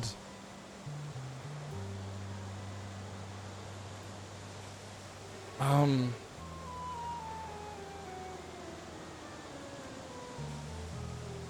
didn't even know I had Pikmin 3.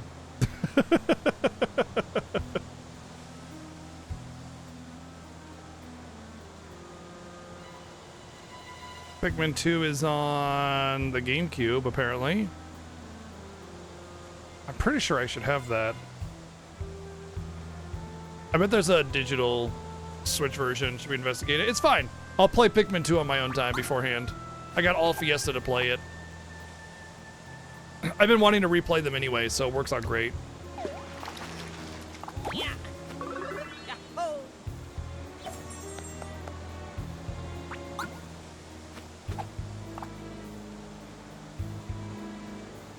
But yeah, so it doesn't matter if I'm making all the right choices. I'll never know that I'm making all the right choices if I get unlucky with my fishing. So I hate this about the fishing mini games, that it's not clear what you actually get here. I have so many games hard to keep track. Well, I mean, I've been playing games for 40 plus years, so you know, things tend to add up. Collection investigation. What do we investigate? Pikmin 2. All right. If it is over there, let me see. I'll go check right now. Pikeman 2. That's the medieval war one.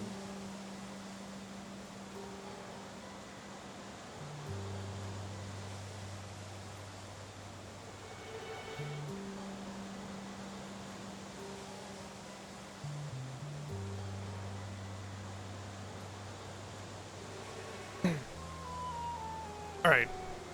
Turns out I do have Pikmin 2 on GameCube and Pikmin 1.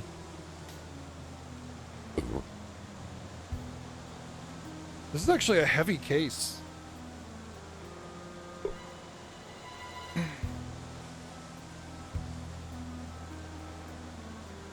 I mean, that's what it's there for, right?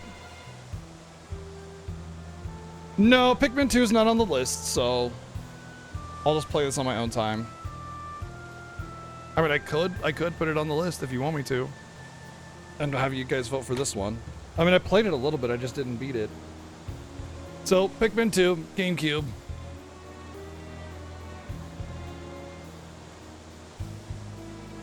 So, if I recall correctly, this one was advertised as a multiplayer Pikmin game because if you look right here on the corner,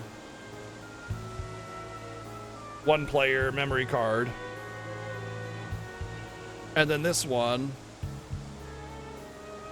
1 to 2 players memory card and progressive scan compatible, I guess. That tells you how old this game is. Progressive scan compatible. Wow, you know. But it was advertised as a multiplayer Pikmin game because the first one was single player, but I'm not sure how it does the multiplayer, if it's like single screen. If it is, it's going to probably be close to like Final Fantasy Crystal Chronicle level of confusion, I would imagine. But I don't know what the story is, like if it's the same thing where you crash land and you gotta got the manual. This is a copy I purchased for myself a long time ago, I'm pretty sure, so it's still probably mostly unplayed. I always like the little mini discs from the GameCube.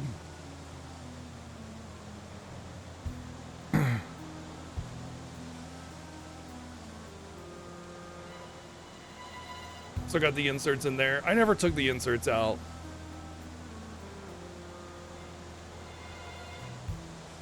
Get gamer advice from your buds. Nintendo Power. I wonder what would happen if I sent this in. They'd just be like, actually, no. Manual seems like it's got like a little bit of, not really water damage, but you can kind of see it's a little, there we go. You can see it's kind of a little ruffled. It's not really water damage so much as like, I feel I may have left it in the bathroom and the steam and, from the water steam warped it a little bit. You know what I mean? Could have just been in storage for a long time. Oh, it's they got a cool icon system for their glossary in the manual, the little icons and stuff. It's neat. Has a little bit of a story in there. It just crash lands on a planet. He's gotta get parts for his ship. That's all that is. Wow, this manual's awesome. The manual in this is like those old early to mid 2000s like colorful cards with like really vibrant visuals for like controls and stuff. So you got right here. I remember Nintendo and GameCube had these little cards, like hard cardboard cards that they gave out with some of the games. You miss game manuals in games? I do and I don't at the same time. Look, let's be honest. All of us that sat in the back seat on the way home reading the instruction manual are not sitting in the back seat anymore. We're driving the car, right? So, it's not like we can read the manual on the way home. And when we get home, we want to play the game, you know? And the game manual originally was meant as basically the tutorial. It was there to teach you how to play the game. It was there to give you a little bit of a story, because the game itself couldn't hold the memory for this. Like just having this manual with the visuals and the text would be too much for an NES cart. You couldn't fit just this manual in there. You know what I mean? That's pretty significant. You got to keep that in mind. So the manual is just there to give instruction. And by about this era, the GameCube era, like probably the last era that we had game manuals in games, they realized that they didn't need to do that. They could have in-game built-in tutorials and just teach the player from there. And then the amount of paper that's used and the cost to develop these manuals, you know, because you had to have somebody develop it, work with the crew. Then you had to have an artist for the, you know, what's the artist for like logos and stuff? Graphic artist.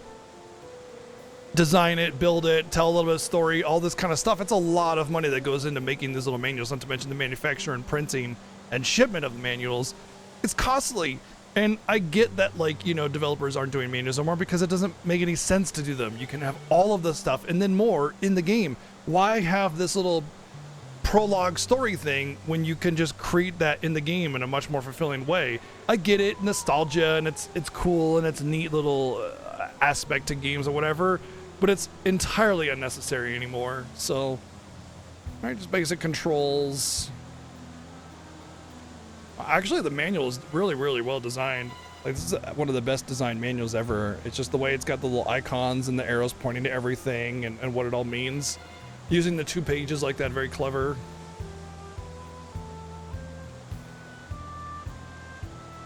The goal of the game. And this is a really neat manual. All about Pikmin. What are Pikmin?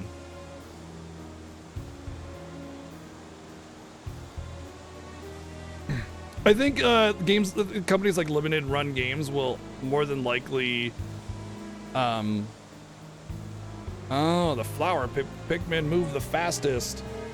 Will more than likely kind of introduce manuals to, because they prey specifically on nostalgia. Oh, that's right.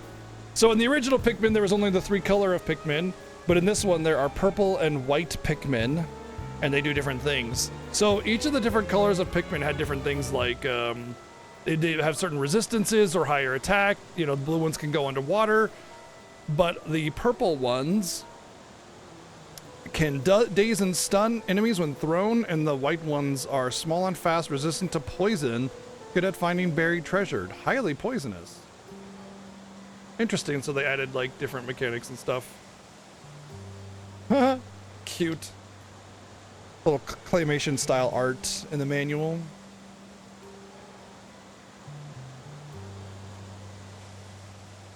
And just more information about the game, tells you how they work.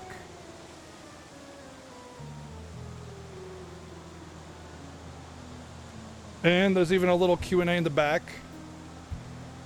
You know, common questions, FAQ basically. The white Pikmin are poisonous. Oh, you can view cinematics, cutscenes. Wow, they even have the notes in the back where you can take your own notes. I never use these. I never use the back of the manual to write my own notes. Neat. There you go, Pikmin 2.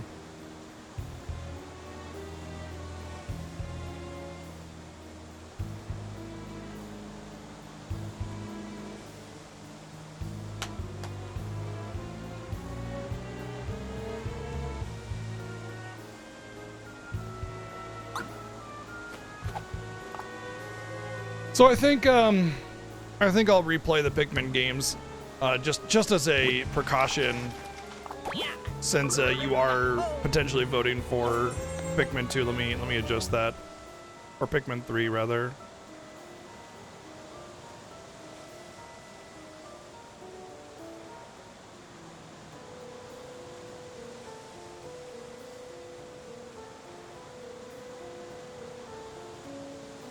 All right, it's updated.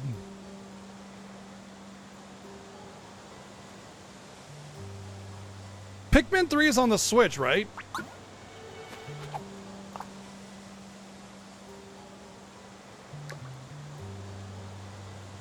Because it just came out like a few years ago or something like that. It's on the Wii U? Really?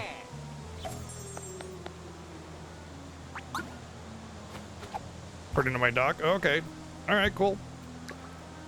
What's up, Howlart?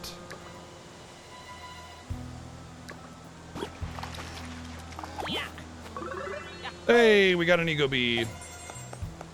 There we go. Now we know how to get an Ego Bee finally. We just need 2 more. I was about ready to give up too and just go do other things, because, like, I hate fishing minigames so much.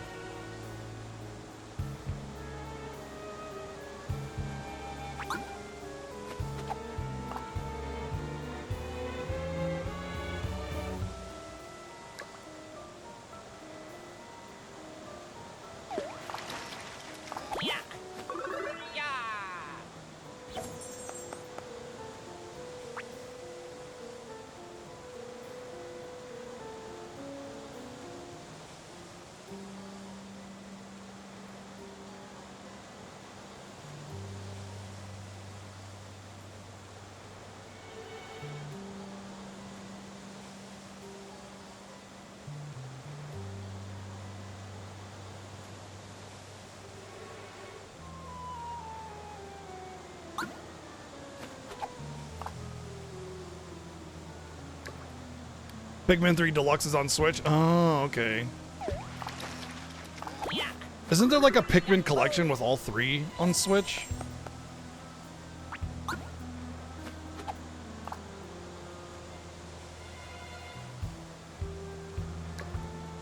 One and 2 remastered?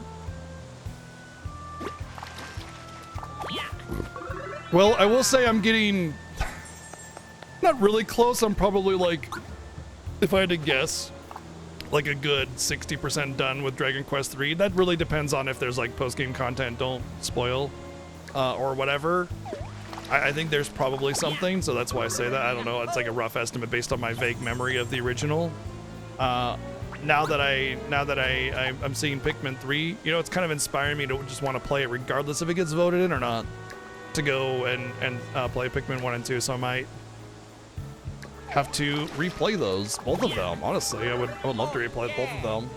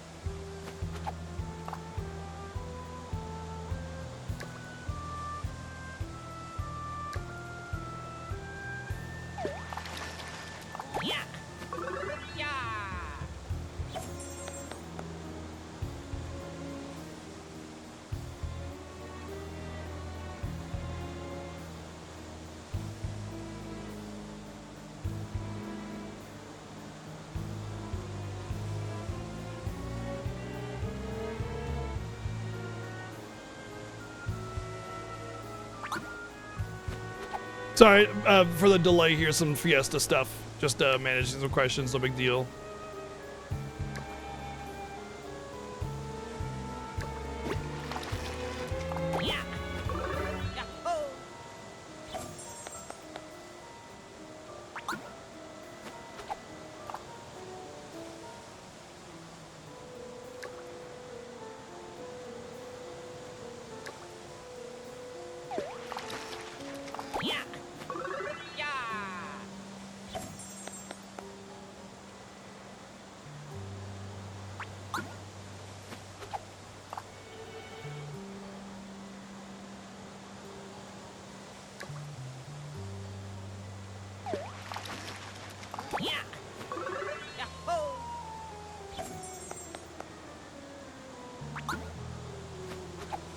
Pikmin games are great, by the way, for those of you that haven't played them.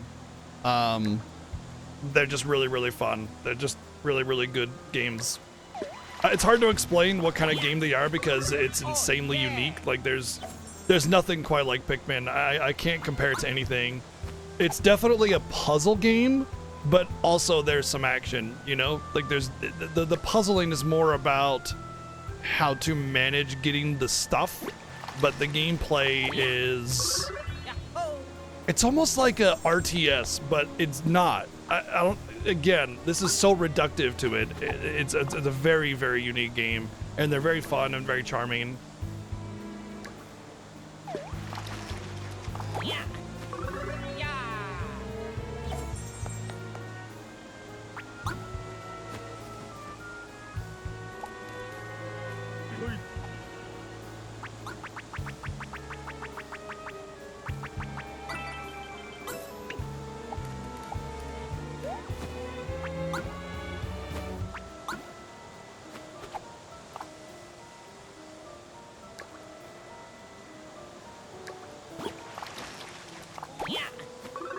Hey, 2 Ego Bees. All right, 1 more Ego Bee, and we're done here. Hopefully that's the last fishing I ever have to do ever.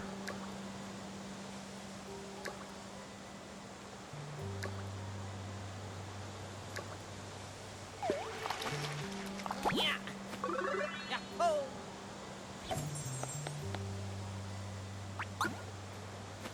Yahoo! Back in Miss Pandaria and prior to Miss Pandaria in World of Warcraft, I was like a big achievement buff.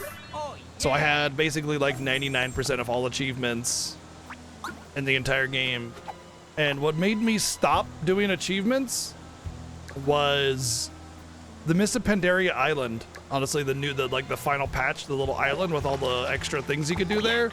It was a great island, but it was just like piled on, and I just kind of was like over it at that point. But I've done the Insane in the Membrane achievement twice, once for me and once for my friend, and I did all that fishing crap, all that awful fishing achievements, and I hated it. I hated all of it. But honestly, it was all right, just because like I mostly just wanted to be online because that was where all my friends were. You know, I'd be online, we'd be chatting, and I'd be fishing and chatting in the guild chat or DMs or whatever. So I'd just be social and be hanging out with my friends while I'm fishing. So it was really easy to do it in terms of like being interested.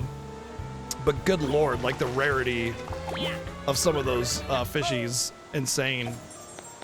All right, we got our Ego Bee.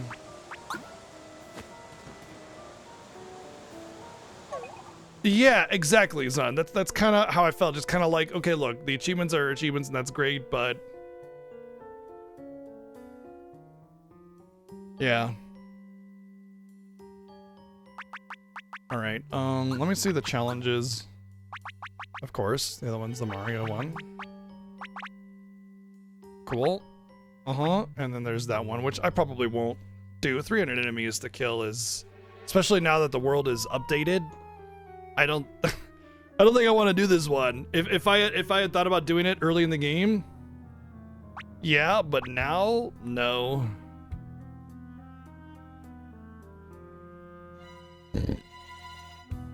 Was it the Turtles All the Way Down achievement or something like that? The mount that goes like 10% speed as a joke?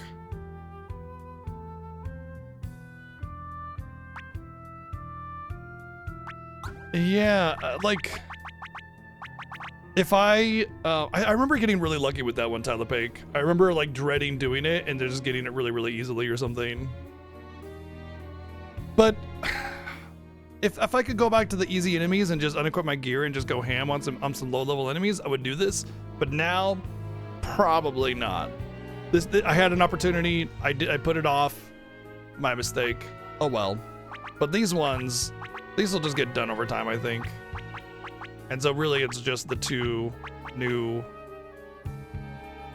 Master Hammer. Oh shit. Oh shit. I gotta do that, don't I? Because that's a piece of gear. The piece of gear, potentially, you know what I mean? It's not just a piece of gear, it's the piece of gear.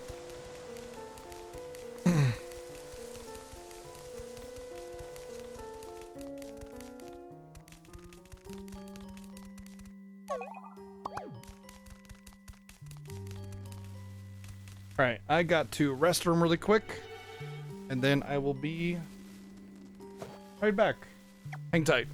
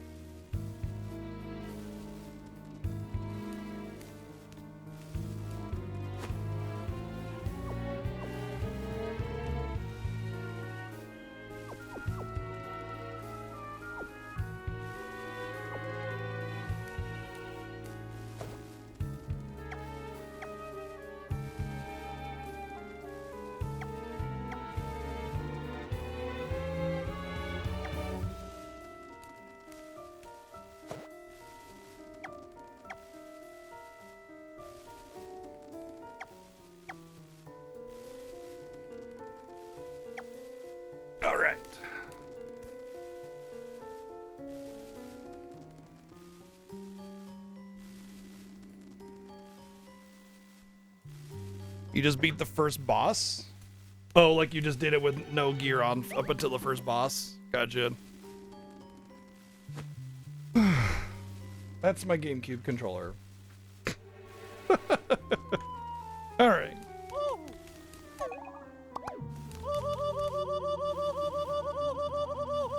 I guess we can try and find the...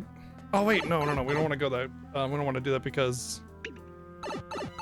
we want to talk to what's-his-name. He'll probably give us a hint.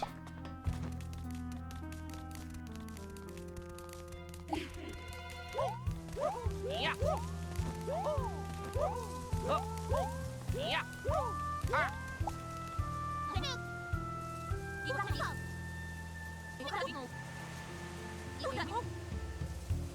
Oh, okay. Specifically, we're supposed to search for currents that we haven't been to. Okay, cool. That works out.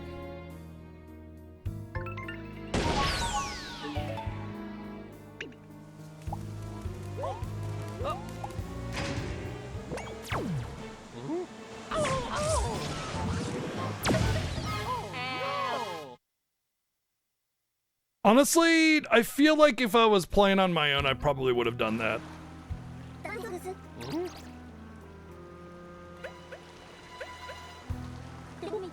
Help, please, someone help. Or at least like later on in the game, you know, after I can one-shot them really, really easily kind of thing, you know? I probably would have ended up doing that. I know I say like, oh, when I play a game on stream, I play it in the same way that I would casually. And it's mostly true.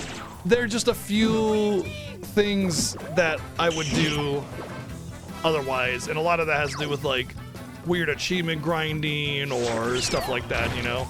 Stuff that's not really consequential to how I play the game very drastically, you know?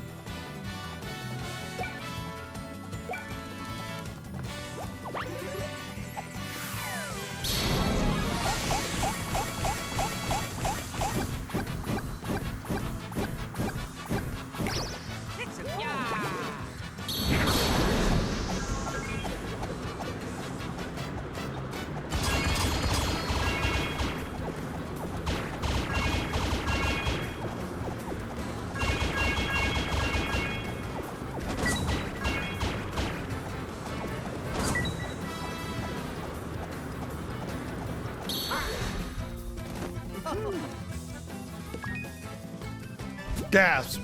Not dead.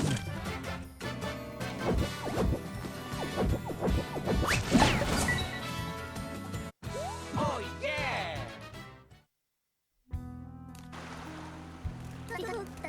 Mario, Luigi. That was scary. Oh, we're saved. Thanks.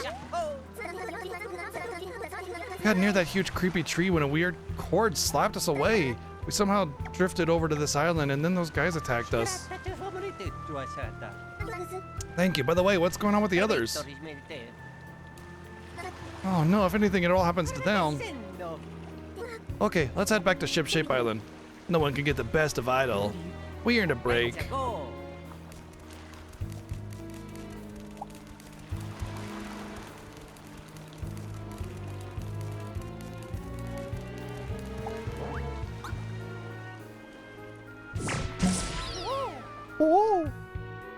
Oh.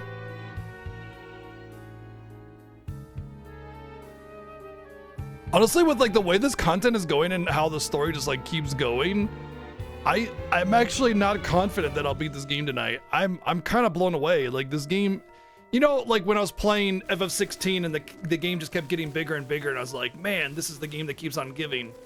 And the same thing happened with Rebirth. Like, man, this is the game that keeps on giving. And those games were like substantially bigger than this game. So it like, you know, when you get a game of that quality and it's that big, you're really blown away. But I'm still kind of blown away with this because it's a Mario and Luigi RPG. They're usually not such huge things. They're usually pretty small in scope. And this is kind of ramping up to be like a hell of a big game. You know, and it just goes to show how stupid it was of IGN to give this game a 5 out of 10 when the reviewer by his own admission only gave it 30 hours, which is like not even at the climax of the game. It's like you played it and you experienced some of the gameplay, and at that point you'd still be stupid to give this game a 5. Thanks for saving the idle group's bacon. I think Princess Peach and Starlo are on an islet somewhere as well. Okay, so it's probably going to be all the new islets that I couldn't get to before. That I'll have to zoom over.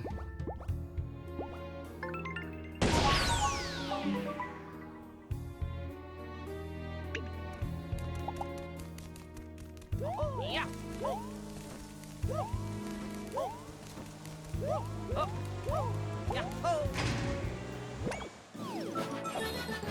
Shrimpy Island.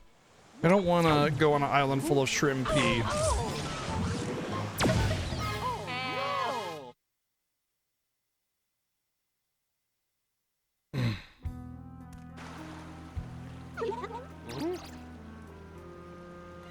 Stop it, you. Oh.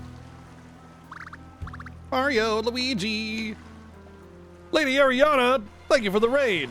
Welcome in.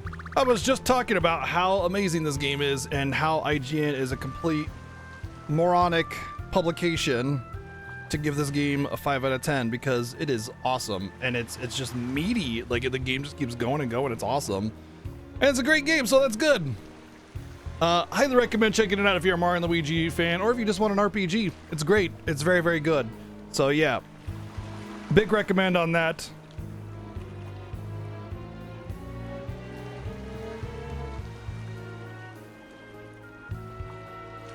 What were you up to? Thank you for the raid. Welcome in. I'm BGG. I've been streaming for 9 years and love RPGs, retro, action, modern, anything. Honestly, if a game's well made, I'm about it. So my biggest games I'm looking forward to are Monster Hunter Wild, Clair Obscure Expedition 31, and Ghosts of Yotai, actually, specifically. Those are probably my big 3 that I'm looking forward to.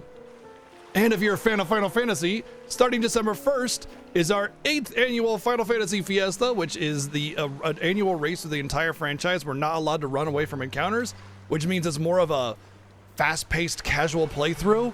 And there's oftentimes a lot of like collectathons and challenges. I mean, there's always something going on, always different ways of playing the game in different ways. So if you're a fan of Final Fantasy, yeah, the biggest Final Fantasy themed event on Twitch. It's happening for the 8th year in a row, starting December 1st and just a few days away. So I encourage you all to show up for that because that's always a good time. Randomizer coding, nice. You got to build for an ancient cave style Phantasy Star 4 randomizer.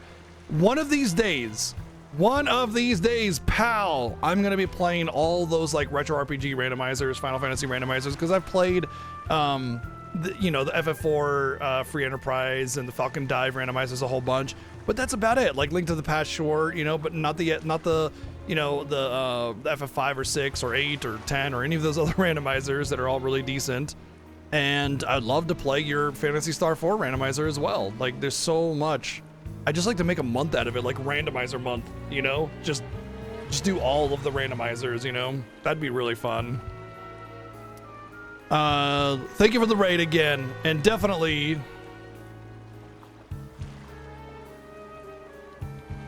I should get you a shout out. There we go. Definitely go follow Ariana because she's wonderful and mini golf champion of the world.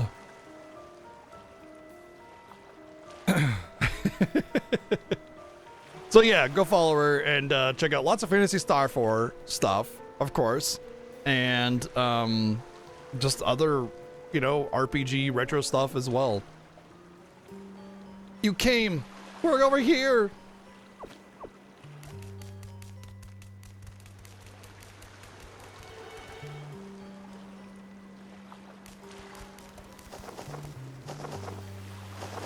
Yeah.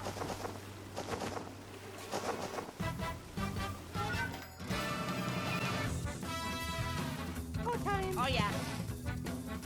So, like every other Mario and Luigi RPG, it's very, input heavy, sort of reaction-based combat. you know, jump, hit your hammer, try to dodge the attacks, that kind of thing. And I just realized now that I did not heal up before this encounter, so this may be a bit of a struggle. I think I'll probably just do some some auto syrup jar.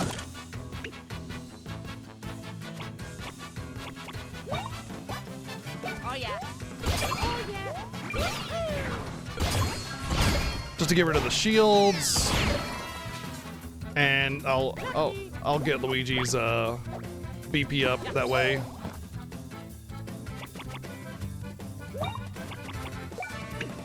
Probably, honestly, both are kind of meh. Let's do that one. I think that'll be probably the best.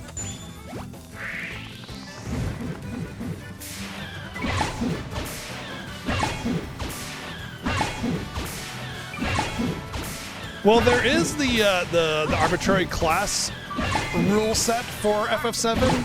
Basically, they divide materia into certain classes, and then you do like a free enterprise. You do a what's the Forge Up Fiesta style of class assignment. And so you kind of assign classes, and then you limit their materia choices that way. Ow.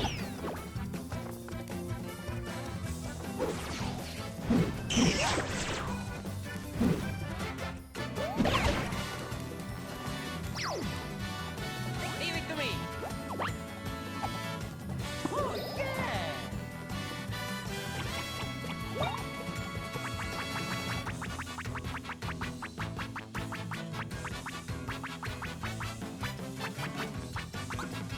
We'll just throw that in there just because I forgot to heal.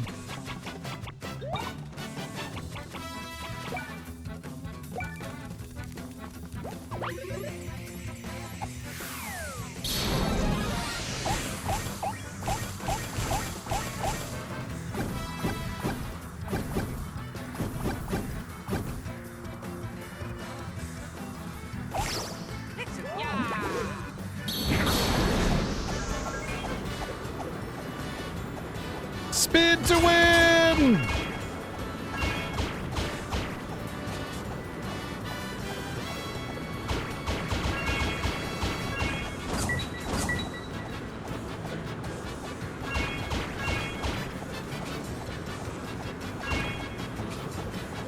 What an insane ability.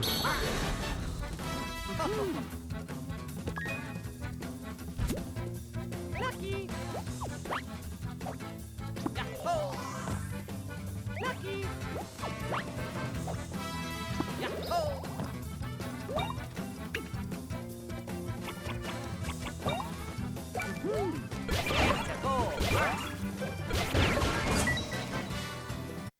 Oh yeah.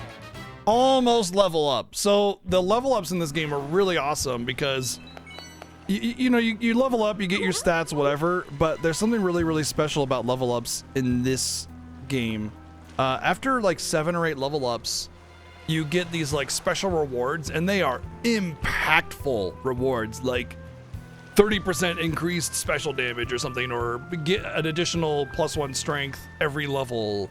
You know, really, really, really crazy good passives that just completely change the game. And honestly, I kind of feel like I made a mistake on some of my choices, but overall, I'm not unhappy because some of them are just amazing, you know? Mario, Luigi, thank you for saving us. We were going to investigate that giant tree, but a cord knocked us away. The whole idol crew got scattered too. Wow. We were hiding here when those guys attacked. Indeed, let's return to Shipshape Island. Is everyone else all right? No, I'm dead. What a relief. All right, I should definitely rest when we get back. Power Beam Deluxe.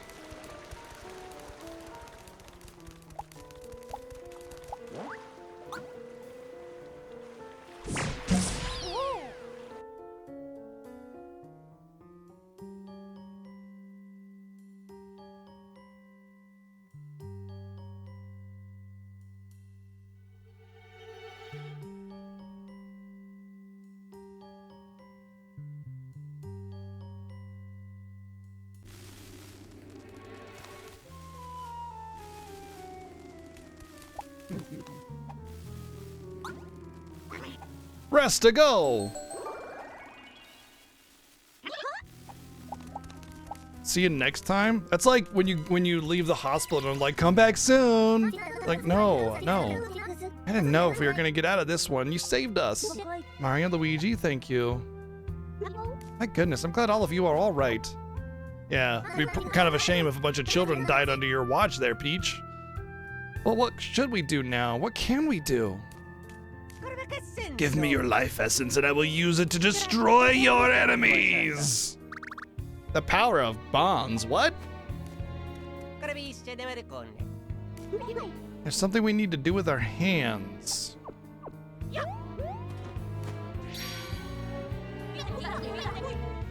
What are you talking about? No, Dory is now Sushi. Okay, so we gotta use the power of bonds against Reclusa. But can we do it? Can we make this watering can shine? I'm sure we can.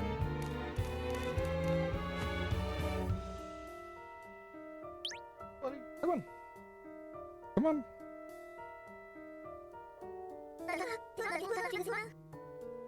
Shows what you know. There's no way. A bunch of us could never. Irene! You can't just give up. We've always believed we can do big things together. We love each other always. We help each other always. We worked hard to get here. So, don't worry. I'm sure things will work out. Main story. I'm kind of weaving between main story and side story. Ever since I found myself in Concordia and met you all, we have worked together.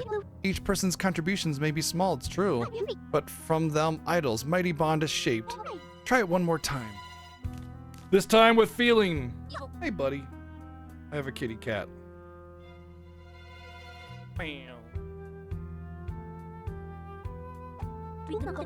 Here's the power of my bonds with my kitty cat. Meow. Meow energy.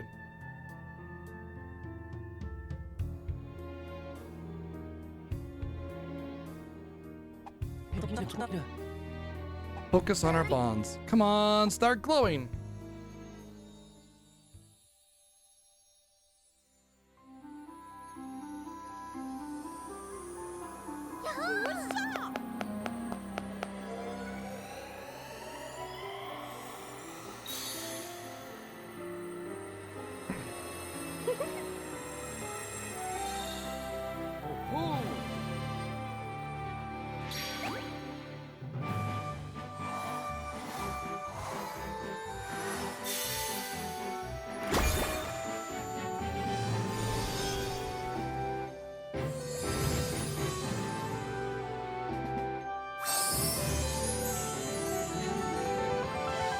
Bond energy collected in the watering can. And then once we have it full, we can shower everybody with our golden bond energy. Mario, Luigi, we must defeat Reclusa and save Concordia.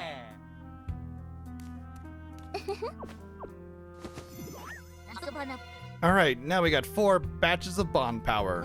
So, what's next? We need folks who are linked by a strong bond. We need to look for people like that. I think about it too. I'll think about it too. I'm actually not sure. I thought I would get Mario's final bro attack there too. That's what I said. Also, we can get the escalation belt. Let's go ahead and make that. Bye.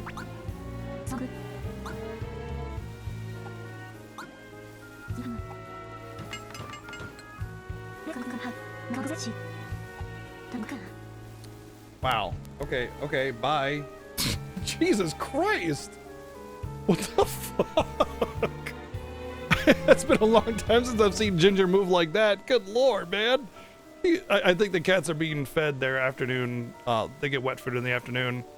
But like, he was on my lap, purring up a storm, just chilling, and then he probably heard the dishes being taken out, and then just shoom around the corner like he was running for his life, man. Jeez.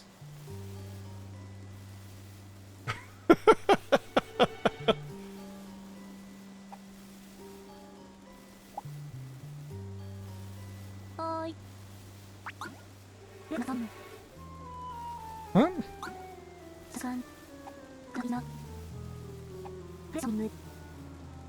Oh. Okay.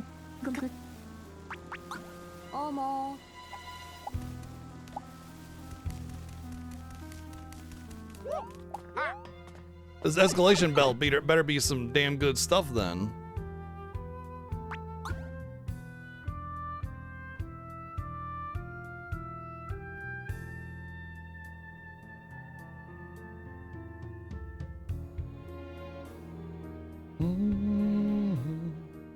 I'm guessing one of the bonds will be the assistant to the mayor that we had to work with. And then after that, I'm not really sure. Yahoo! Ah! Yahoo! Ah! Oh! Ah!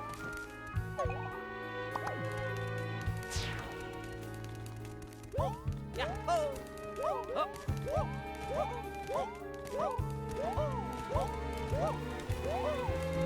I'm gonna fight this guy because I'm pretty sure I just need one more battle to get the level I need for the super power up.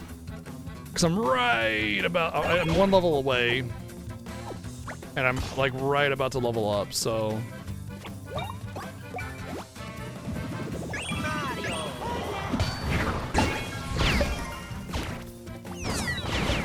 I don't think that one's good. Like the Bond characters are usually going to be like major story elements. That was just a random side quest. But that being said, I mean, that was definitely a moment. One of the moments of all time, trying to find the needle in a haystack 20 times over. Luigi.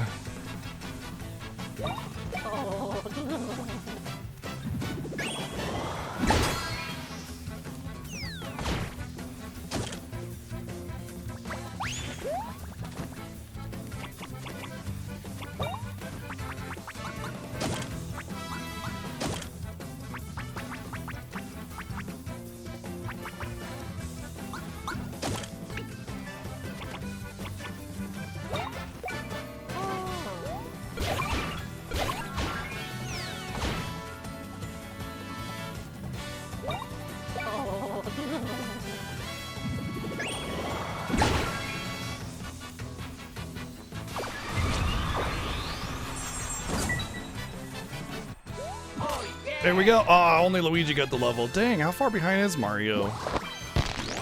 Okay.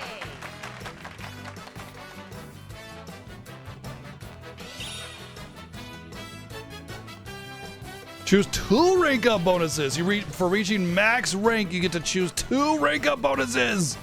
Oh my god. Oh my god. Oh my god. Oh my god. Oh man, it makes me feel like I should have gotten the stash up and the speed up one. Oh man.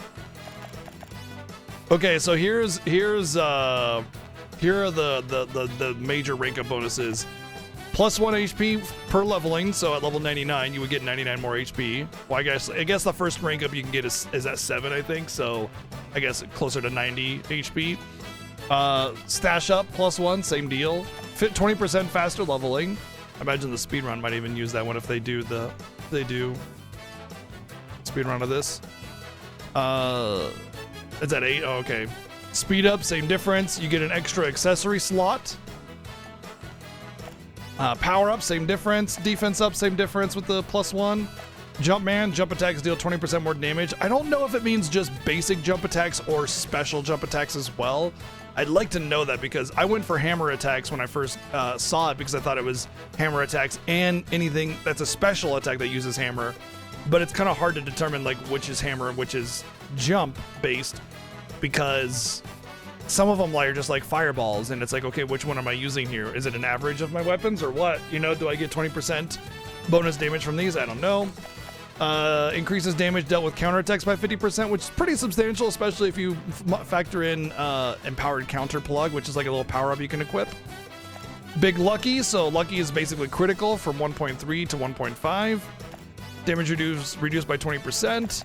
30% reduced BP from your special attacks, and then 20% increased damage from special attacks. These are huge increases. I think I'm probably gonna go for Iron Body and Casual Bros on both of them because, I mean, I don't really know what the max level is, and at this point, you know, being level 43, you know, what am I really getting? Same with the plus up on stats. If I was gonna get these, it should have been way, way early in the game. I feel like if you wanted to really min-max your character, you would probably go for power up, speed up, maybe stash up or as well for the first 3 bonuses. But then at that point, like, you know, you don't have anything else. You don't have the extra accessory. You don't have any of these. But then you go for Big Lucky, Bro Pro, and then Casual Bro. And then after that, probably Iron Body, just because it's just like a flat 20% reduced damage. Like, that's huge. So I think like I'm happy with all of my choices except for Hammerhead. If it only applies to basic attacks, then I feel like that one's a waste. I would put it on Counter, or at that point I'd probably have done Speed Up, just because, or Stash Up maybe. Speed Up is actually underrated. I think speed is underrated. It's pretty amazing having a good speed. All right, let's go for Reduced Bro attack BP used. And Iron Body. Okay.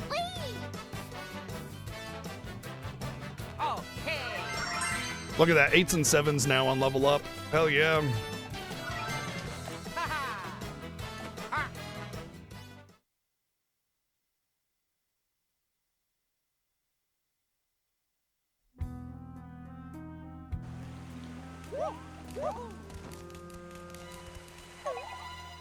Incredible. I think that 20% reduced damage is going to be huge, honestly, because, like, you know, those, like, super bosses and how a lot of the enemies at this point are kind of wrecking me. The 20% will be a big, most welcome increase.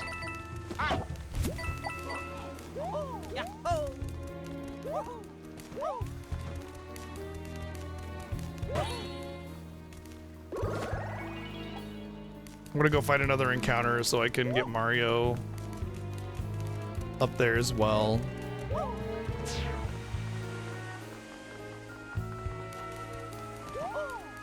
It's kind of funny how I'm like having to hunt for an encounter here.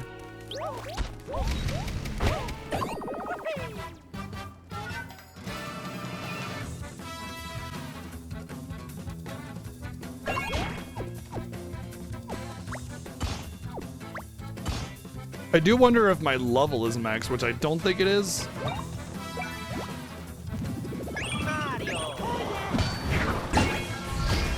I would say if there is a max level, it's more than likely 50. I mean, if there is a max level that's not 99 is what I mean.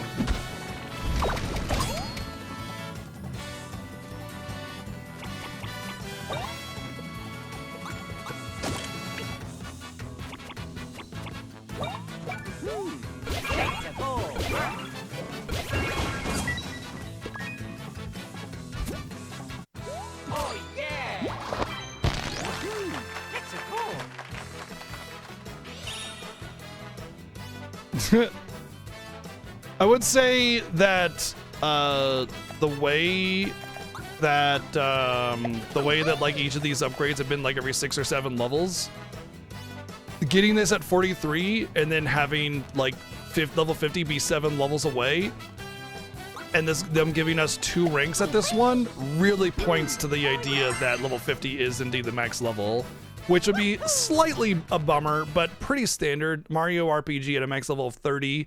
A lot of the Mario RPG games don't really have like the traditional max level 99 kind of thing. So I could definitely see it being max level 50 so as not to like, A, not to encourage people to grind too much, but B, just to make sure that the challenge is always at a level that isn't overpowerable, you know?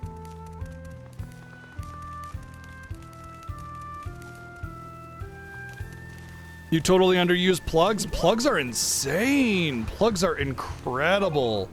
They're total game changers in my opinion. So like there are plugs that are really good against random enemies, and there are plugs that are really good against bosses. And they just, oh man. There's a plug that gives you a free turn. So you get 2 turns.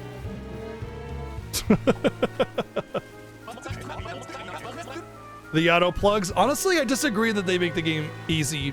So first off, the auto item plugs, like they use the weakest items. So you'd have to get rid of all of the weak items in order to benefit mostly from it, which you can't always do. But not only that, but like the amount of charges that you get is not going to last you through the whole fight if you're really bad at avoiding them. You're going to be burning off those things for real fast, and then you're going to have like nothing to put in there for auto items, you know? So, I mean, they give you an opportunity to like kind of recover. They're sort of like recovery plugs, but they're definitely not easy mode plugs.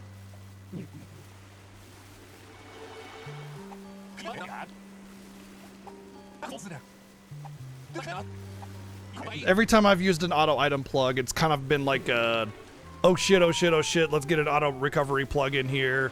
Okay, I'm kind of stabilized, but even if I make mistakes here, I'm still gonna lose, you know? The item deluxe one does help with the item auto item plug, you know? I hated this game, it was too easy. What level did you finish on? Max 99.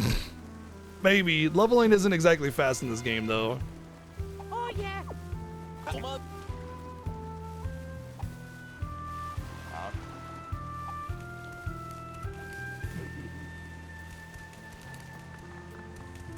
Well, auto item in Final Fantasy X is kind of like super-duper overpowered endgame kind of stuff, you know what I mean? Like you're talking, oh, what's all this about?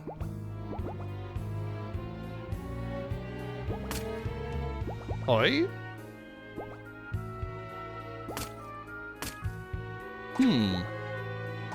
You're talking like complete, like super endgame level stuff.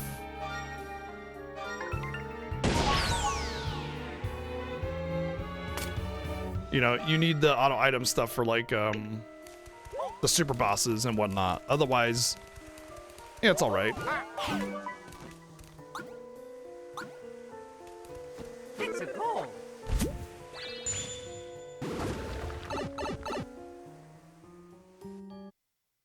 Also, like, it's also really important to note that auto item and auto recovery are kind of bad when it comes to the end game, post game kind of stuff.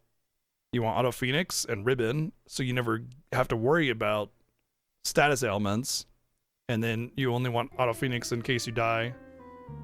Although I would say that in the event of some of the super bosses, auto phoenix might be a wasted slot because if you die, you're gonna lose. Even if you just like have one character go to 0 HP, like that's it. You're gonna get behind the 8-ball and you're done.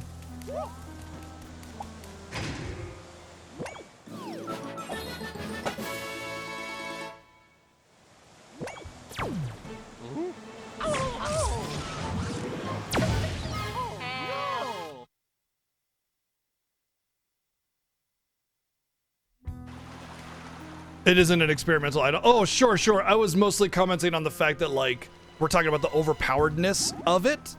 And to that end, I don't think the auto recovery items in this game are, like, easy mode because they're limited and they're minimal, you know? So, like someone said, you know, the auto item plugs are making the difference between an easy game and a hard game. And I just disagree with it, you know?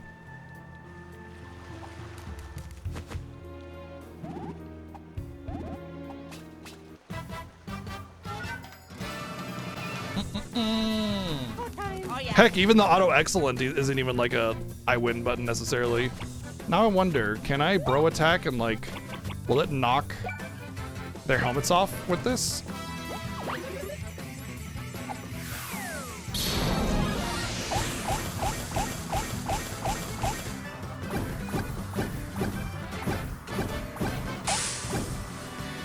Shit.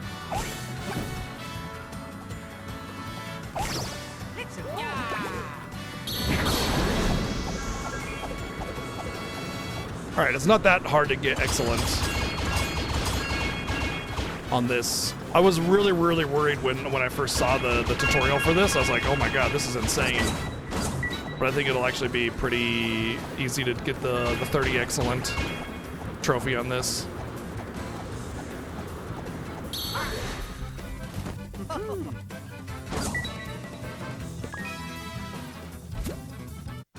Oh, yeah.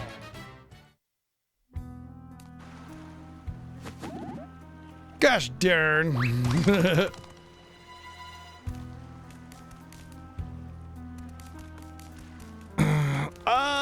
Debatable. Sleepy Mugo, really depends on what you're doing and how easy it is to get the materials for that overdrive, because like let's say you're taking Dark Aeons or Penance or something, if you're using Auto Life, you've already lost.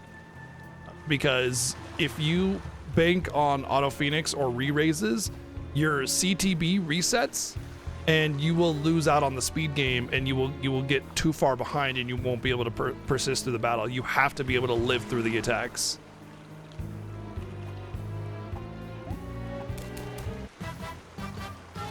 That being said, if we're talking about like just story clearing, I mean, you got Trio of 999, which is 9999 rather, which is really easy to get, and you don't need Auto Life. So I mean, if we're talking about like what options are available to a player and how to exploit the game through different ways, you know, like beyond just the normal casual playthrough of the game, like extra knowledge that normally you wouldn't have without studying the game a little bit, I feel like the Auto Life is kind of a distant power compared to things like Trio of 9999, you know?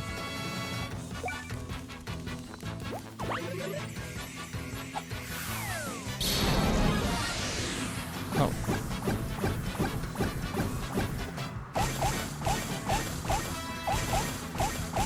I was gonna be an ice tornado, but that's all right.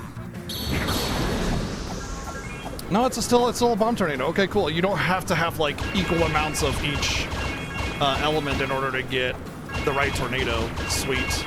That's good to know. I was really worried that I'd have to have like equal. So basically, you can just spam out one element over the other if you wanted to, but as long as you have a relative balance between them, it's fine. 1,200?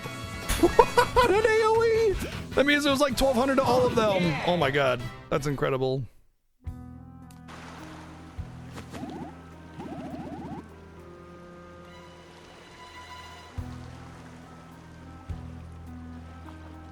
Yeah, it really depends on your speed, obviously. I mean, this is like in-game micromanagement kind of stuff, or post-game micromanagement, min-maxing kind of stuff. But yeah, you can definitely kind of get behind the flow if you're relying too much on auto Phoenix or something.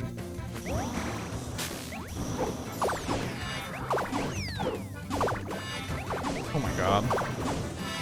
I'm like getting hit by all of them. I wasn't really understanding what was going on there. There's a lot of visual clutter for me.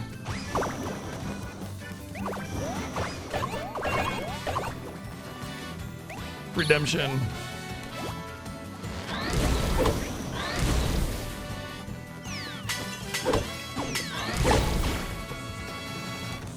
Can I go, please? Cause Leave it to me. Cause I really need to go. Thank you.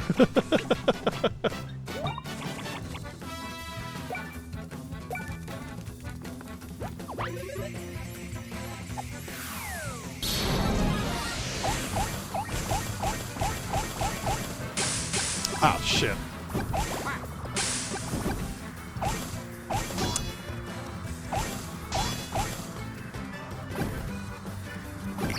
That was sketch. Still an excellent. As long as I fill every slot, I think it's an excellent. And that's what matters because, my god, the crit rate.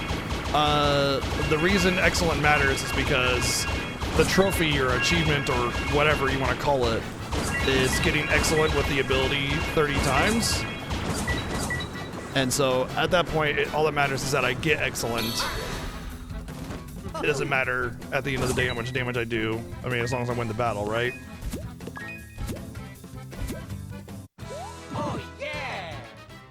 Nice. These little side islands really got some massive encounters that give a fat amount of XP to push your level up.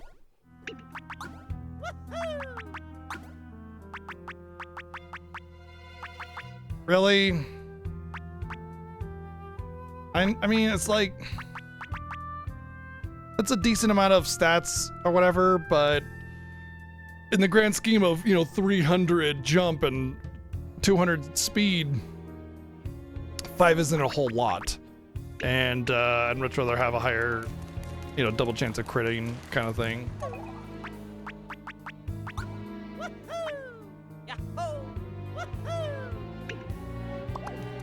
A little underwhelming. I think it's mostly just for the money kind of thing.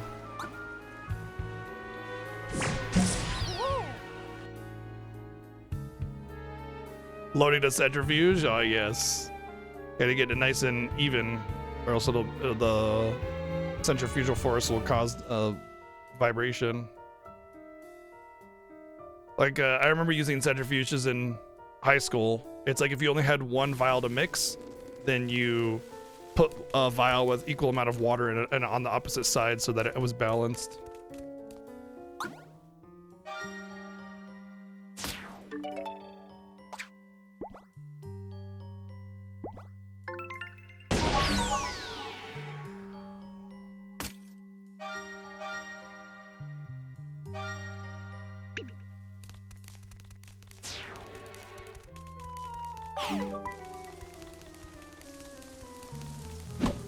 I should probably go rest.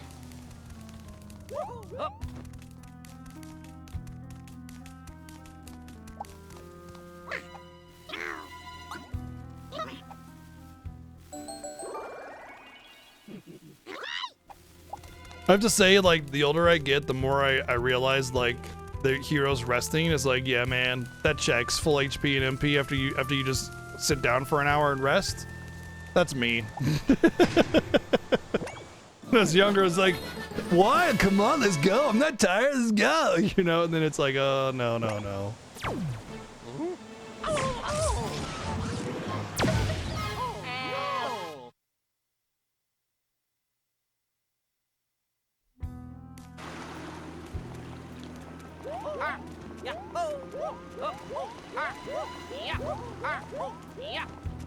Quest. Ah, this guy.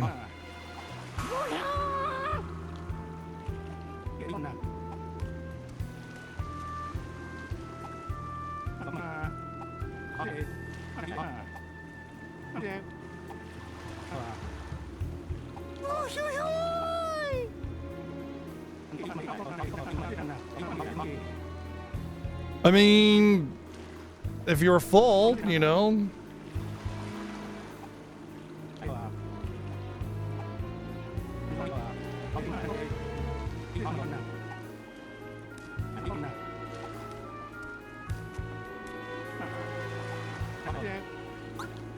Oh yeah.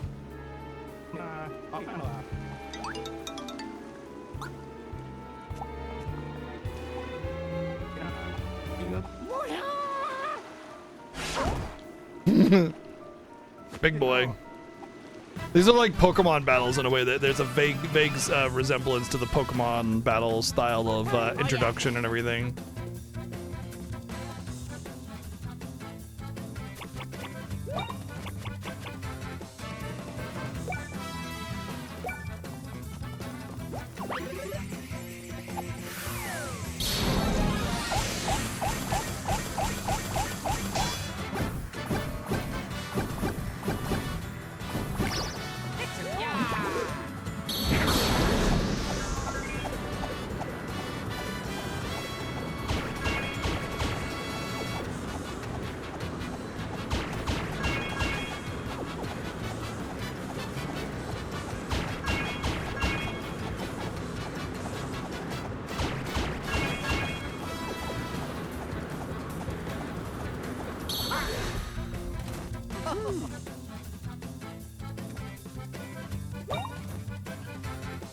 Wow. Oh my god. This thing has HP for days. Okay.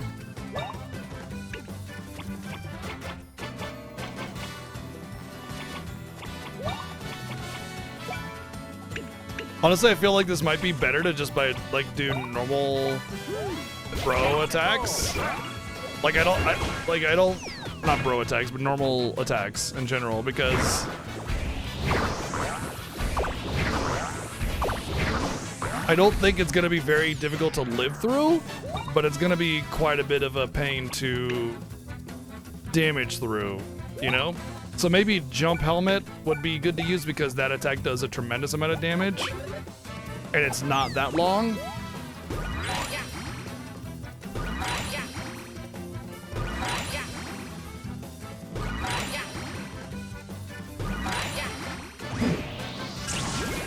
That actually wasn't that much more damage. Okay.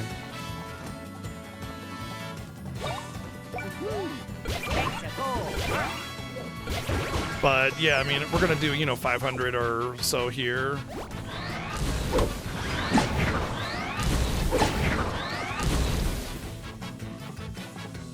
And we'll just be able to get attacks out really fast.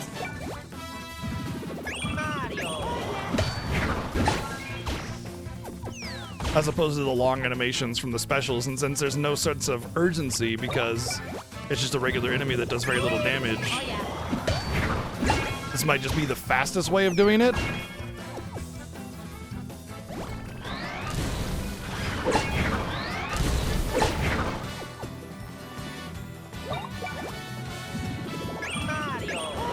Plus, if I get a bunch of those plugs that, you know, like surprise ball and extra attack and stuff, I can get through it pretty quickly, I think.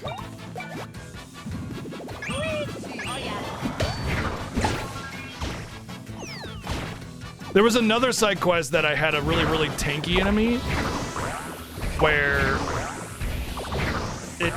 they took like 1 to 5 damage, and they had like about 100 to 200 HP. It took a long time.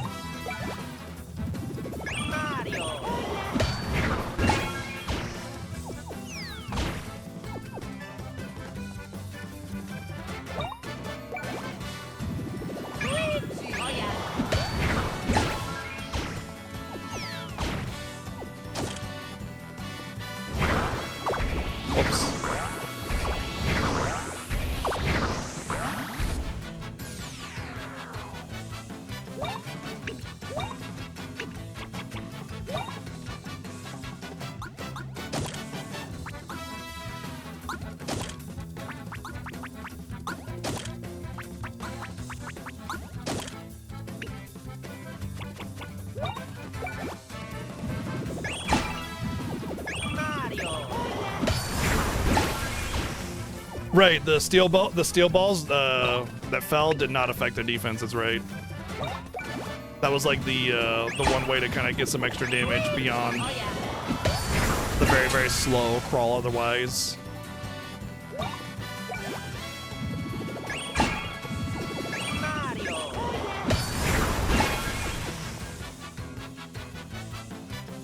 $10,000 burn.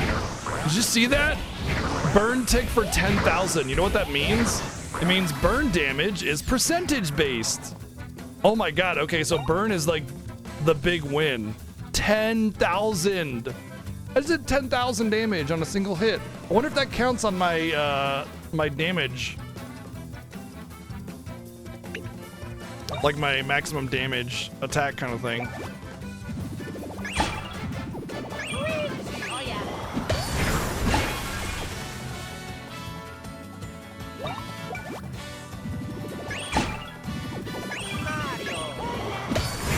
Well, it's good to know that burn is a percent. Yeah, 10,500. Burn is knowing that burn is a percentage-based damage is a huge piece of information, because he's probably got about 30,000 HP, which means the next tick of burn is down. But also, it means that there's break damage limit on 10,000, and it means when I get to certain bosses or things like that, I know now that burn has that mechanic, which lets me take advantage of it.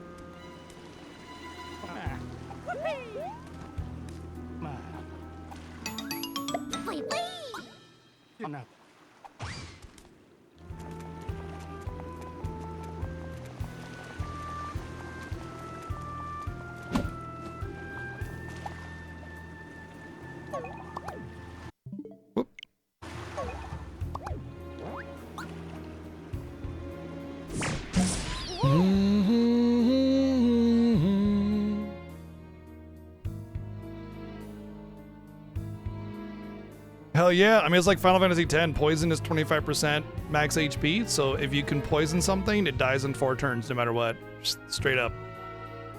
Pretty amazing.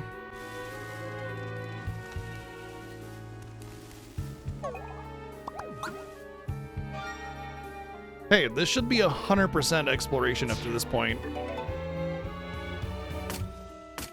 Right? I see no hidden thingies. No... I mean, there might be like a quest that unveils like a thing or whatever, you know, around these areas. Possibly. Unlikely, but whatever. So let's actually go check this out. What's up with these islands that are new? Well, I mean, I imagine any kind of notable boss is going to be immune to those effects. Approaching a drifting island. Small islet. Just new islets, apparently?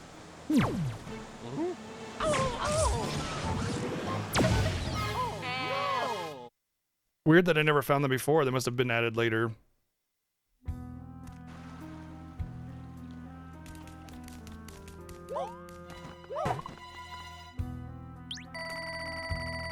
Oh my god, it's just a shower of golden coins like everywhere. Holy moly.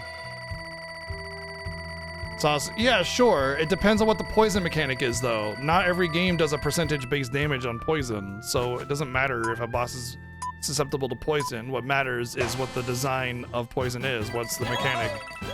If it's percentage-based, then obviously poison against a boss is insane. But if it's just like flat damage or the percentile is very, very low or something, then it doesn't matter. Like if it's just 1%, heck, Final Fantasy 13 is percentage-based poison, but it's not game-breaking either. It's like, what is it? It's 3% damage over the course of a minute, I think is what it is. Which is obviously very, very slow. So, I mean, it's percentage-based. Oh. All right, Luigi, you can have those. But it's not game-breaking, you know?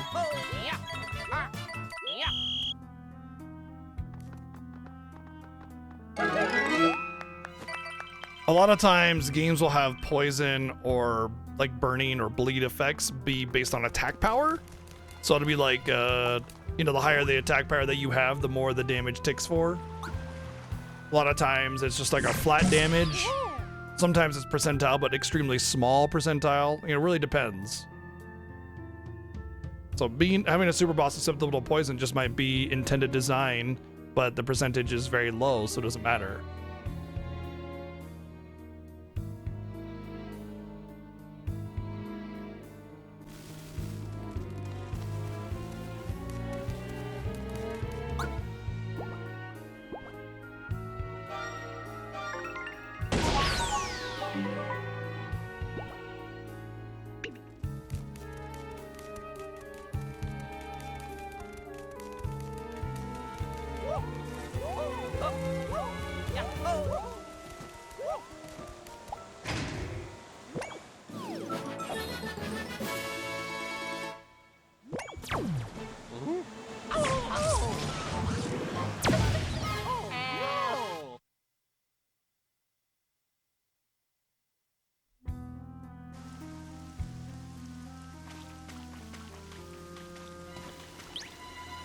Huh.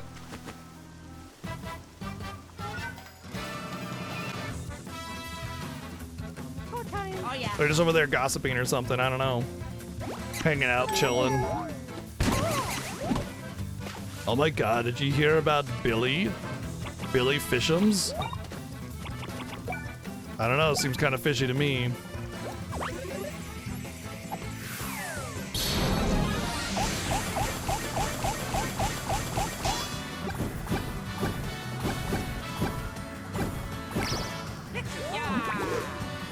really is not that bad. When I first saw this special, I thought, man, this is gonna take me some time to get, but honestly, it's not that bad at all.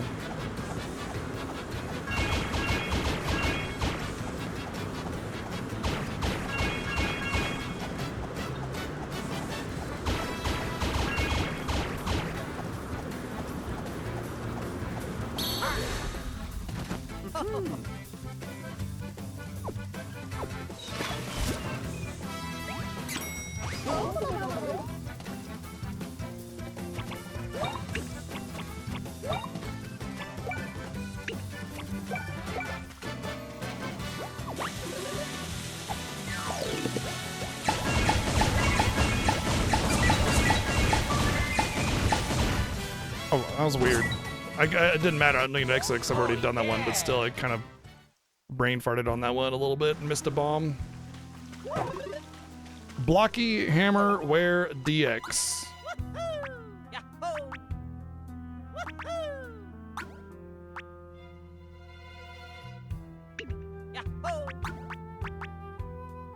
When you miss counter an attack, still reduces damage taken by 20%. I actually like that. I mean, the extra speed doesn't hurt either, and Luigi does get crit based on his speed. Sorry, he gets speed based on his crit. Speed based on his stash, specifically.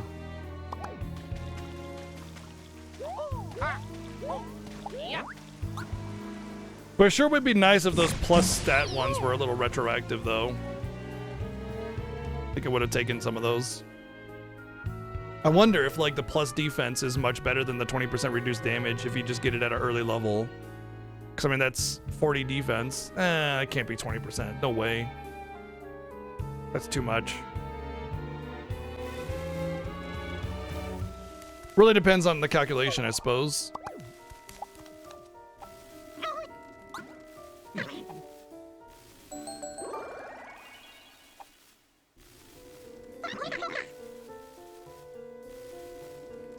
Buddy, come on. Come on. Come on.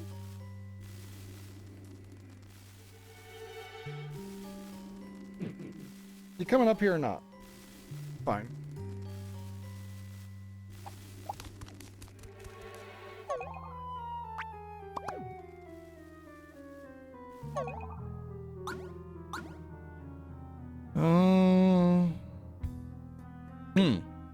Wow, it's actually not being very clear about where I need to go. Interesting.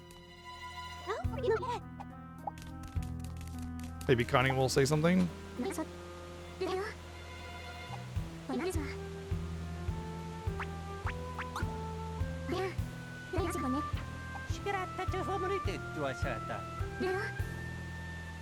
Teacher and student bond. Hey, I'm pretty sure that's what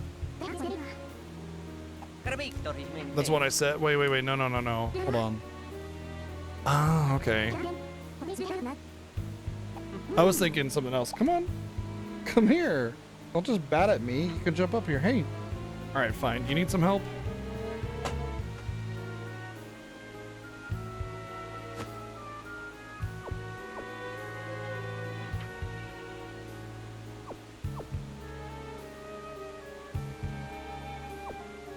But yeah, it's gonna be definitely like major story characters versus little side quest characters for sure. Oh, I needed to go to the rainforest anyway, right? No, I need to go to Twisty Island for this.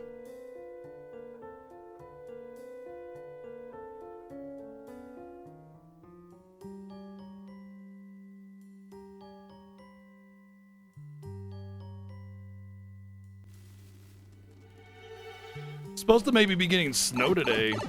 We did have a decent amount of snow like last week, but here we go. Let me see you groove. That dropped them on accident.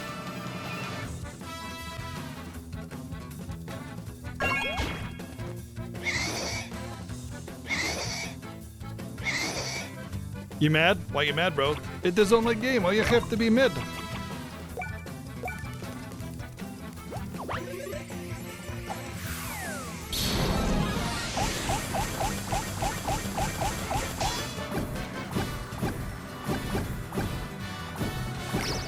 You know, I do wonder if I could mash out both of them at the same time for like the half circle, you know, instead of like going, you know, you get one full circuit with Luigi, one full circuit with Mario. If I just mashed out both of them in the beginning and then kind of did a little bit of balancing afterwards, I wonder if that would make it go a lot faster.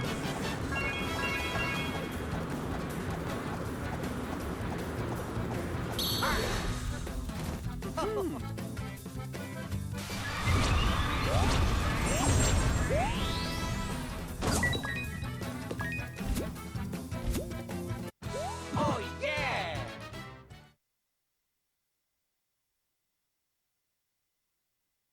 Really? It's like gotta be like 20 or 30 degrees. It's 39 degrees right now, and that's like shorts and t-shirt weather a lot of the time. But you know, you're born in the cold, you're bred in the cold, you live in the cold. You get used to the cold.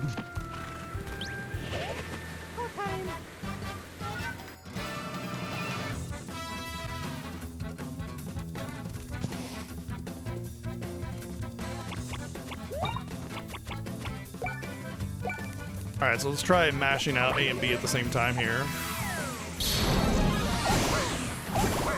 No, it does not work.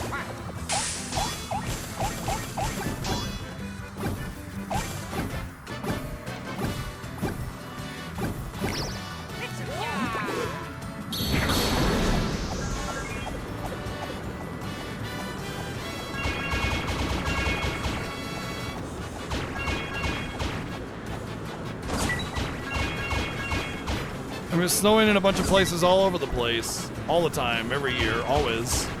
That's never not a thing. It's still fall until mid-December. We're just in late autumn right now, that's all. But you know, the imagery or like the vibe of a particular season is followed through until the season ends. Although I will say they're kind of pushing winter sooner than later because of Christmas. Get that Christmas feel on everybody because it's you know, highly what do you call it? Capitalistic. Basically, buy. That being said, despite all that, Christmas is still my favorite holiday. I just love the vibe, the smells, the food, family. Silent is a second home to me. Our show is prepped and ready to go. I guess we do spend a lot of time here since it's the only other stage. Although Groove Master audience is kind of sparse. Says you, I'm dancing for all Concordia. When we groove, everyone feels it deep in their soul. Alright, let me introduce you to my best friends. Our special guests, Mario and Luigi.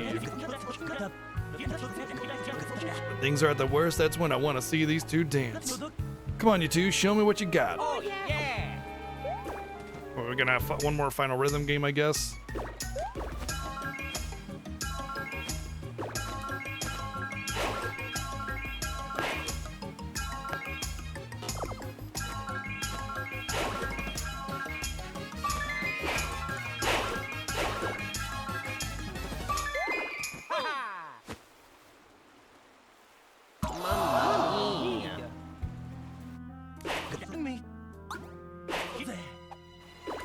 I pressed the wrong button.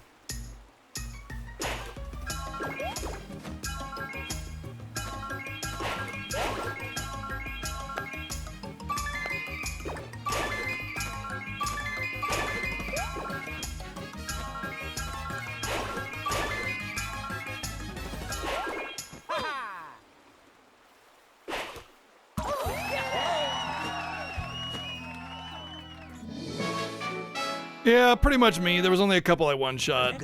Honestly, it's not the best rhythm game, but it's fine. Nice moves. That was some hot stuff. Simply divine. What fancy footwork. But Groove Master, I don't see how this helps everyone get back to normal. That's because you don't have vision. You need more soul. This tour's just kicking off. On our next gig, we're gonna groove from a higher plane. Higher plane? You mean that island with the maze? You got it, babe. Let's keep it grooving. Come on, Emmett. I didn't catch that. I don't know how that is that, but whatever.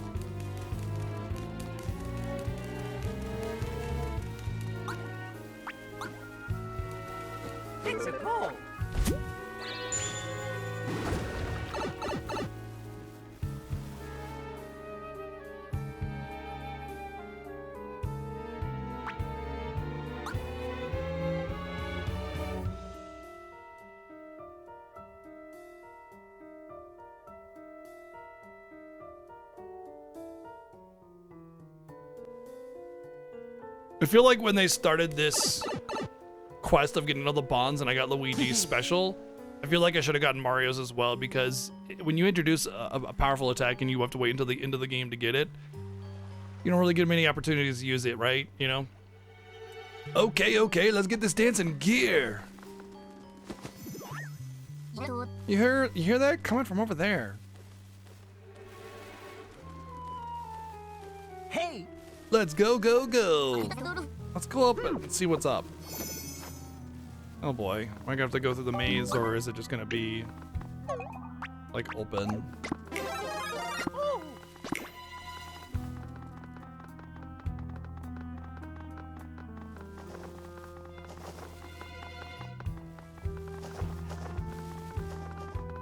I guess what I can do is go through this place. If I take this little, oh, there's an item here. I saw a shimmer. Yeah. Go up there here and climb the tower.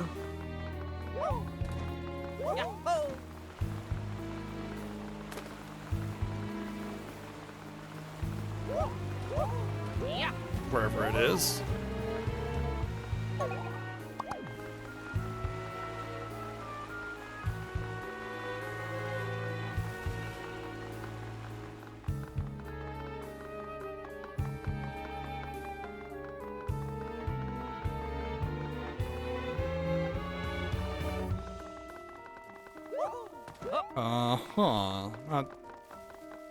Not seeing access to a tower. All right, fine. I guess we just have to make our way. I see you, Cheat.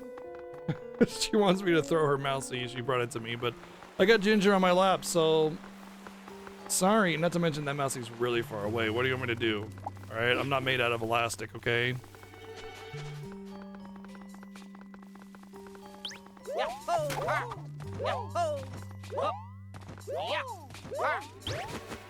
Really gonna make me go through this maze again, huh? I don't like that. Look, I'm all for this extra content that we got at this end game that really keeps the game going for a long time. But I'm gonna get bothered when, you know, you make me do really annoying mazy type stuff again, or repeat dungeons.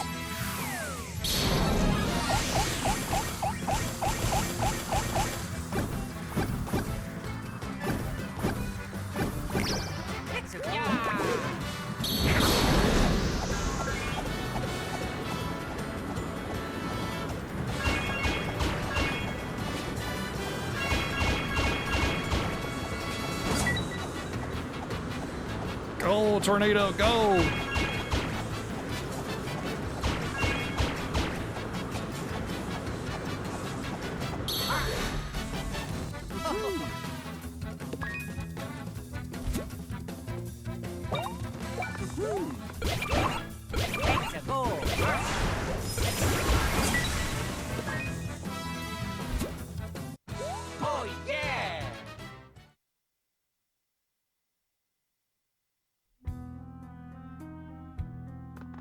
Yeah, the walls are the green walls. Those were opened up. They're closed off now.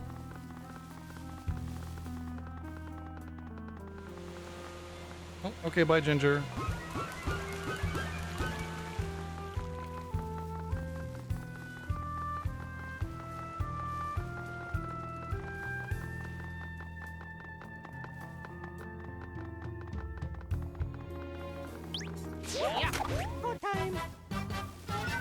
Sigh.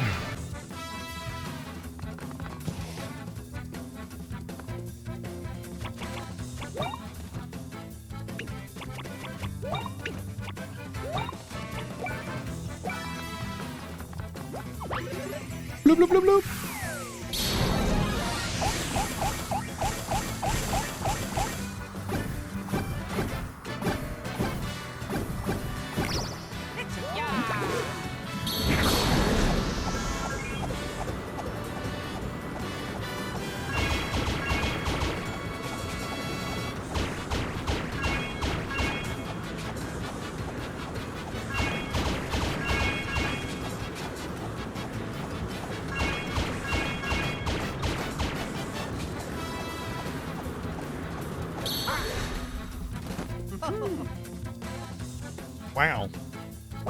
They don't die easy, do they? Let's go.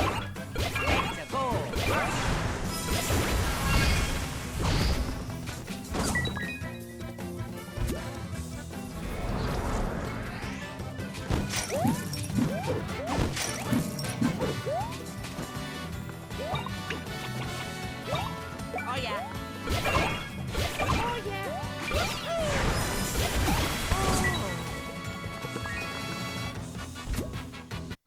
Oh yeah. Almost another level up.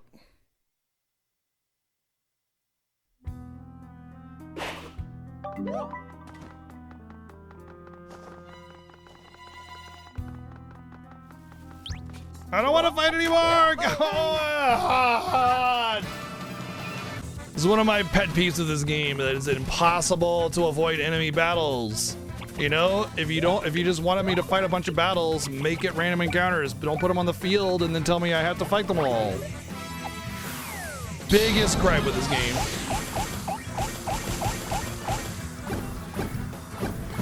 Granted, it's not that big of one, but it can really drag on you if you want to do the thing. Like right now, I want to get through this part so I can get through my quests and everything, and I don't want to have to like refight everything in this zone. Like it's like having to redo the entire island all over again. You know, I really don't want to do that. So like, you know, just let me fucking avoid the enemies, man. I don't see what the problem is. Give me the fire ring from Tales of Destiny that stuns them or something, you know? Or not Tales of Destiny, Tales of whatever the fuck. Let's go.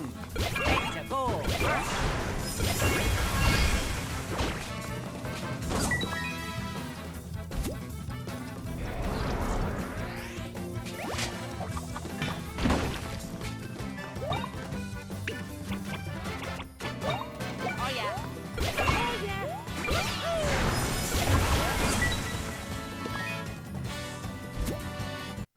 Oh yeah.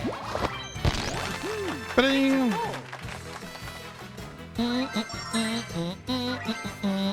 Count 9, 8, 7. That's so crazy. Like one on stash and one on BP, you're not gonna get much more than that. That's fine. So like the stats are really 9, 8, 7, 6, which is incredible because you start off getting like 2 and 3. So Okay. 10, 7, 6, 7. Haha. Well, there's over 100 stash.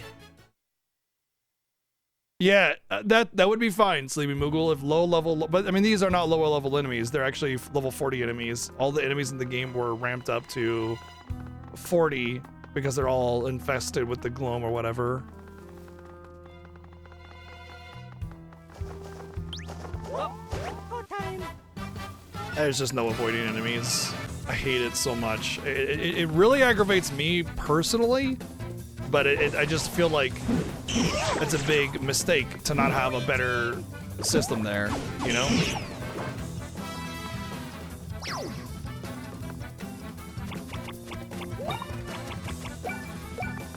Granted, I need to grind up my specials anyway, so like at the end of the day, I need to hit excellent on this 30 times. You know? Like whatever. I want it to be on my terms. You know, it's aggravating when you're trying to avoid an enemy because you want to get through a story bit and they give you the option of not fighting enemies but then make it required anyway. You know, you're just kind of like, you feel cheated, even though it's like, I'm going to fight some enemies anyway and grind up my skills, so whatever. But like, again, if you're giving me the choice, it needs to be my choice and not the option, like Chrono says. Exactly. Honestly, it's the biggest flaw of this game. And like, if that's the biggest flaw of the game, that's not really that big of a deal. Because the combat itself is enjoyable, and there's a reason to want to fight, and there's a reason to want to like grind up your abilities and everything, so it's all there. It's just like taking away that choice is such a frustrating and devastating kind of feeling, you know? It could feel bigger than it really is. That's some great dancing up there.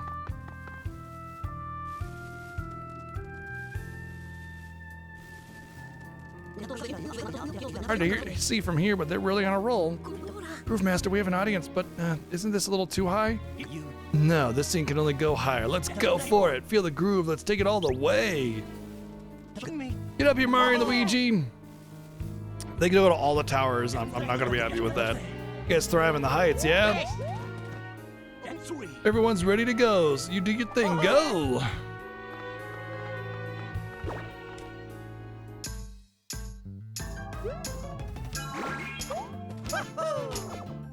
Oh, we're gonna have to do this one again.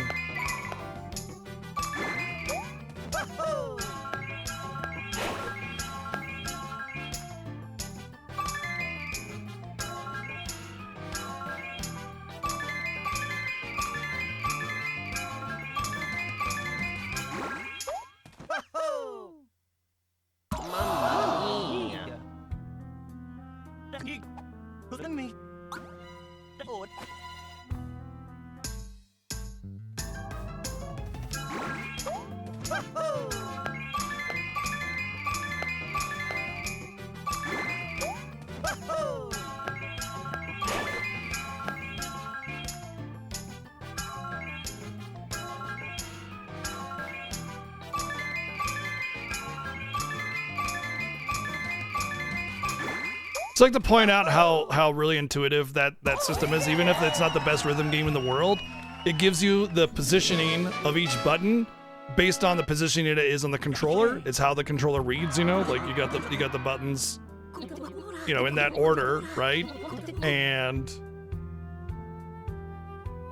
that way, like if you're not familiar with the Switch controller and the buttons, it's not just the button itself. A lot of like mid 2000s, like 2010 type rhythm stuff would just be like press B, press A, press X, press Y, but you wouldn't know where that was on the positioning. So if you weren't familiar with like a Nintendo controller or an Xbox controller like I am, it could be a problem. In fact, when we were playing the Shadows of War or whatever, Shadows of Mordor specifically did not have inputs for display inputs for PlayStation, and I'm not familiar with the Xbox controller, so I had to keep an image of an Xbox controller on my desktop here to like let me know, so I had to like reference it, and a lot of those were like really tight window time based, and I had to like glance over at what the button input was, you know, for like the QTE type stuff.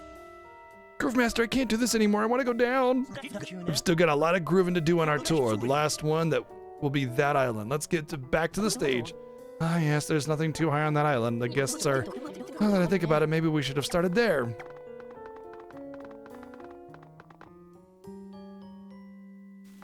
So yeah, good design in that regard. I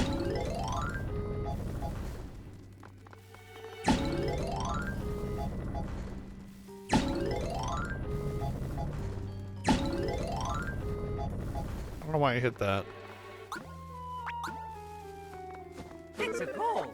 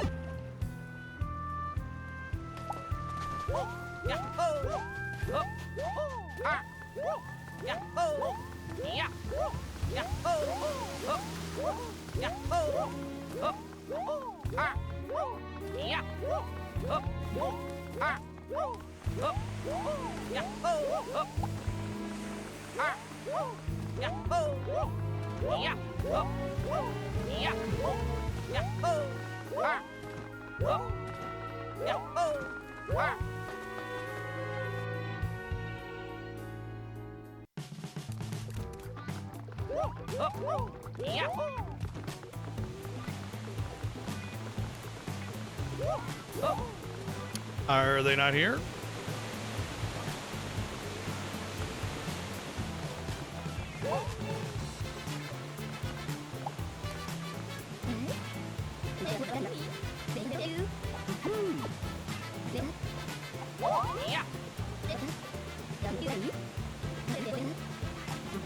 Oh, you can do this mini game again. Sure, why not? Oh, it's Matzi. Hello. How you doing?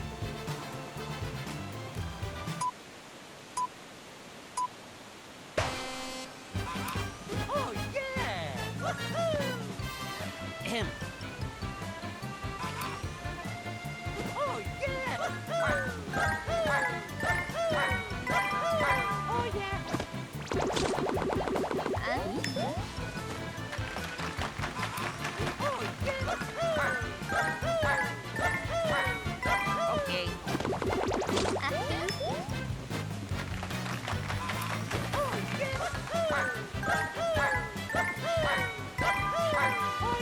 This is honestly an exceedingly easy mini game because you don't have to time anything. You can just mash it.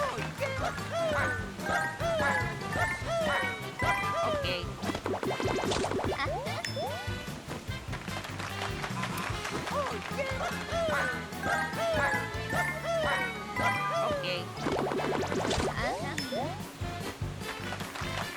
Okay. Oh, yeah!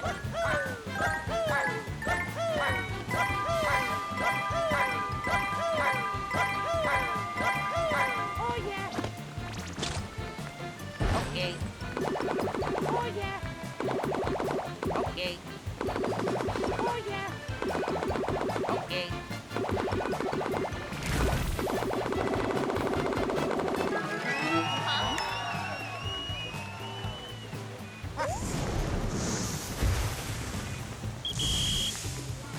Oh yeah.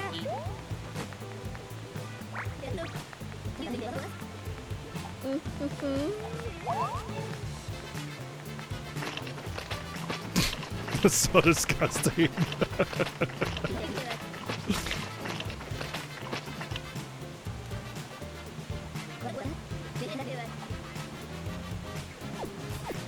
Oh yeah. I got it.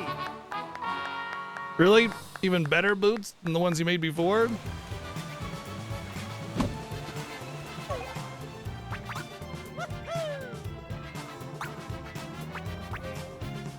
Increase the damage you deal by 30% when your HP is low.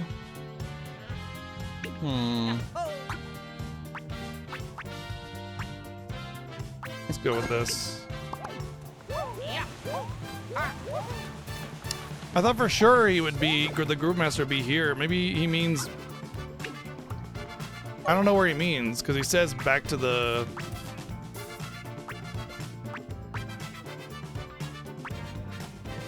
stage, but they also said, oh, we should have started there to begin with, which suggests not the original place, but some place with a stage, and there's only two places with a stage, here and in the other original place that I started in, Twisty Island.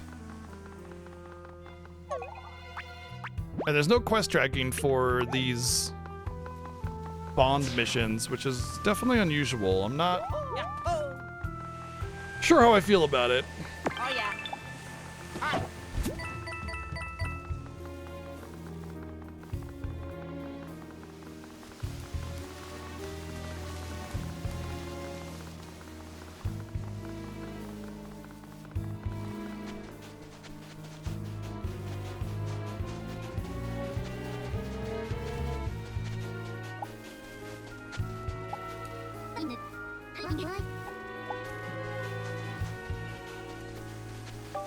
Oh.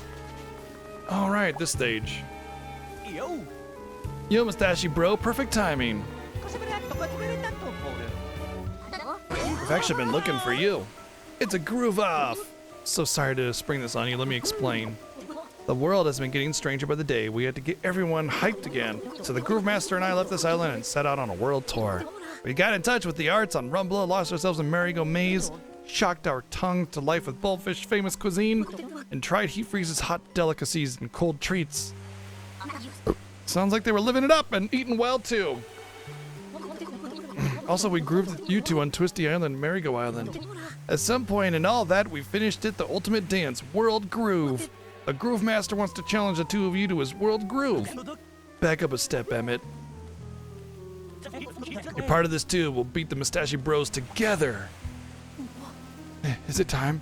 Is the world ready for a second Groove Master? Then let this battle be the test.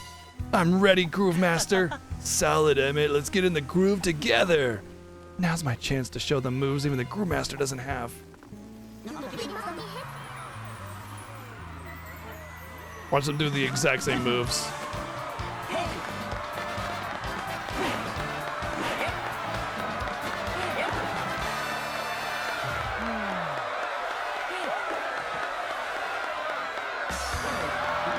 Oh, they're incredible. Emmett's so cute. The apprentice sure can move. Time for the World Groove. It better be out of sight. Cue the music. Get down.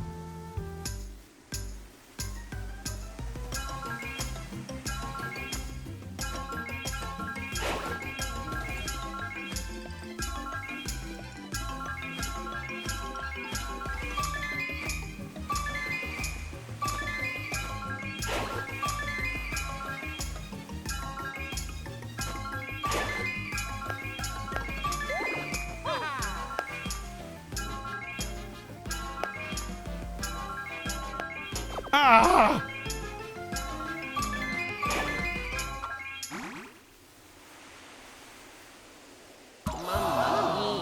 Damn it.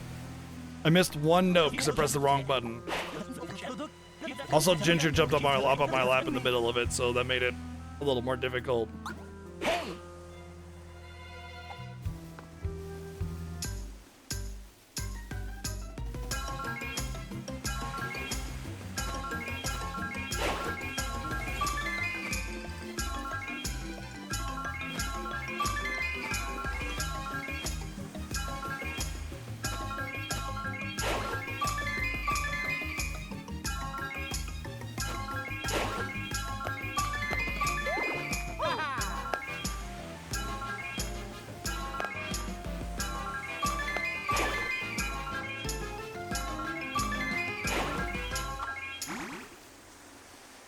Well, that's pretty amazing, honestly.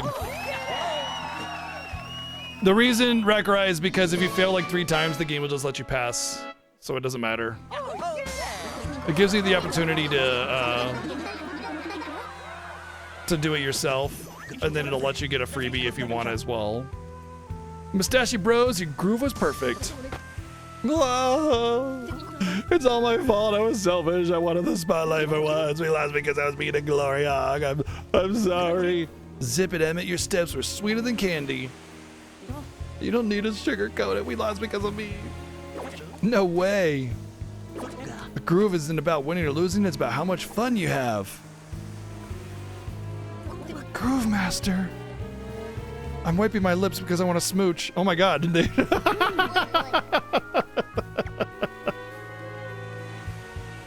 Actually looked like that was exactly it. They're just making out over there. Yeah, like Dio didn't kick it off with that battle stuff.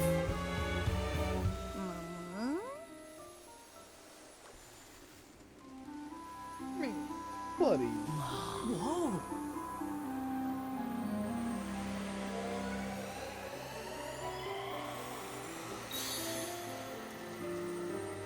No, yeah, the quality of the timing doesn't matter, but hitting it does matter. It's a little rough. With some better FPS, it wouldn't be so bad, but yeah.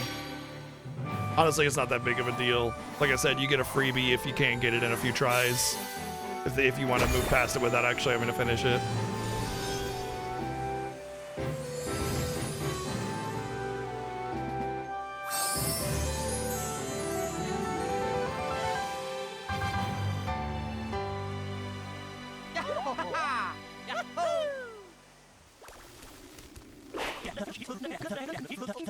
Ginger, you cannot eat my controller.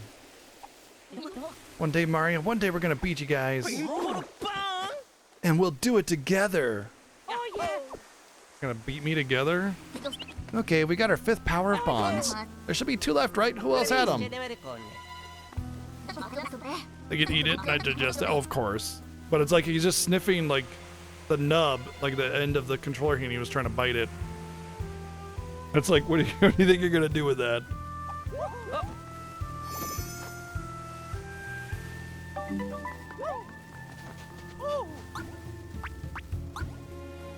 It's a call.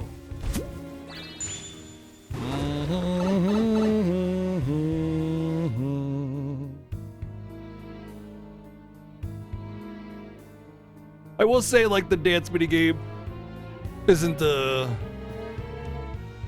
best anyway, so whatever. Remember that one time it happened? The thing happened and I left? I've never laughed in my entire life, so yeah. So I don't know what you're talking about. I'm like the most boring person in the world. Don't laugh. Laughing is just, it's not my style. Never laughed ever.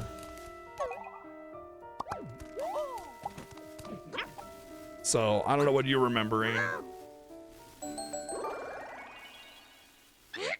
See you next time. Smell you later.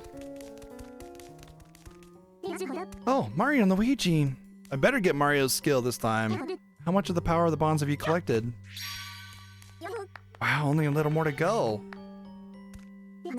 We have to gather 2 more batches of bond power, but who else has what we need?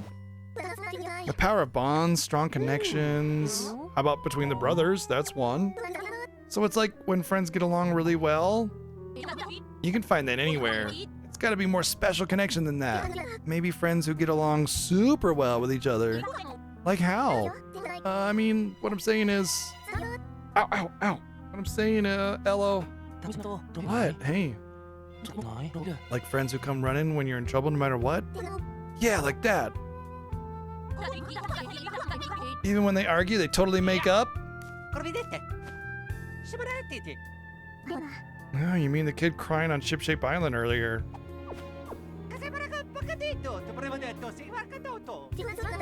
He and Bowser Jr. were fighting? But if they made up, you think there'd be a bond between them? So you're going to look for that boy. Please be careful. Are they speaking Italian? I don't know. I don't speak Italian, so I can't say.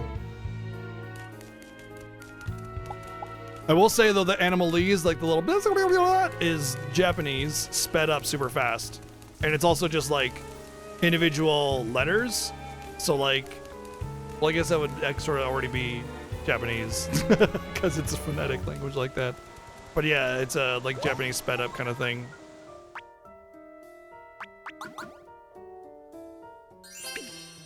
All right, bye, Ginger.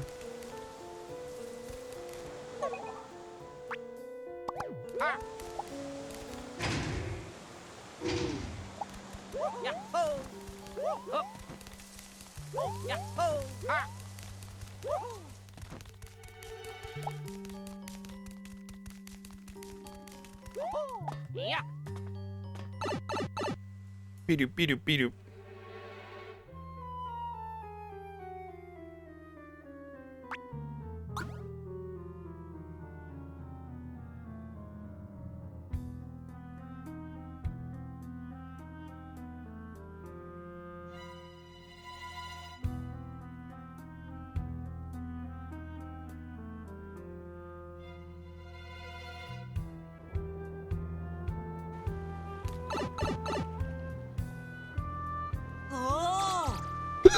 Mario!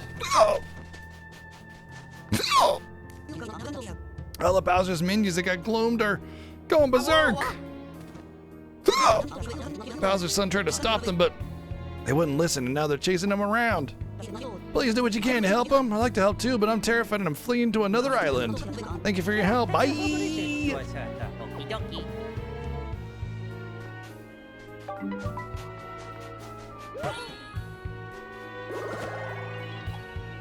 It's actually funny that I started hiccuping because there's only 2 reasons why I hiccup. Because I'm hungry or I ate too fast. That's because I'm hungry right now. So I'm actually going to take my break right now. Because I'm hungry, obviously. The hiccup was basically the thing that tells you that. So going to BRB. Thought I had music that I was going to play and then I missed it. Oh well, let's just do some Undertale jams. Be back in a few minutes while I grab some grub. Hang tight. See if we finish this game today. I don't know. The fact that I'm at this break point and we haven't gotten to the final dungeon. Crazy. This game just keeps going. I love it. Be right back.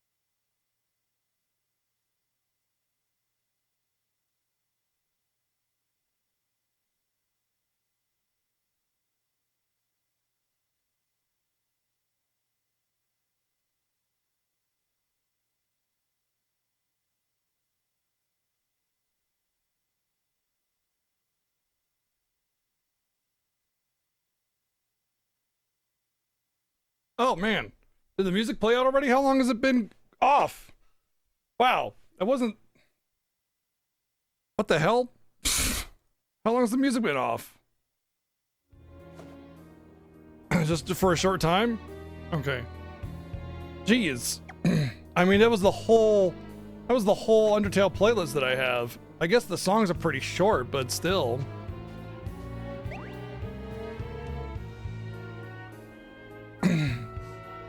8, 10, 12. I was like almost a 20-minute break, sorry. Didn't realize. I was having a conversation with my wife, and I guess it just kind of got longer than I expected, that's all.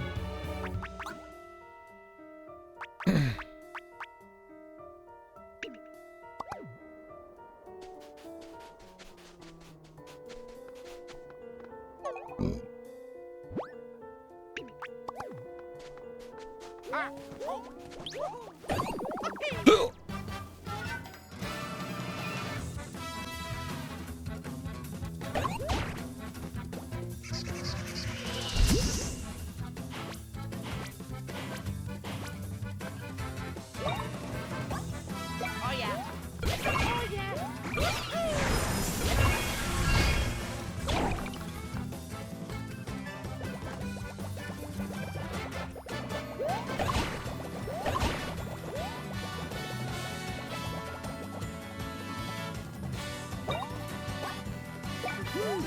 Thanks a ball.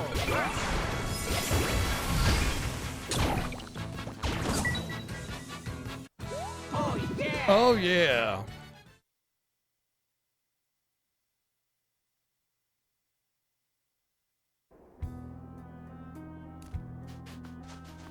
I'm just completely impressed that this game had a whole ass day's worth of content left. Just incredible.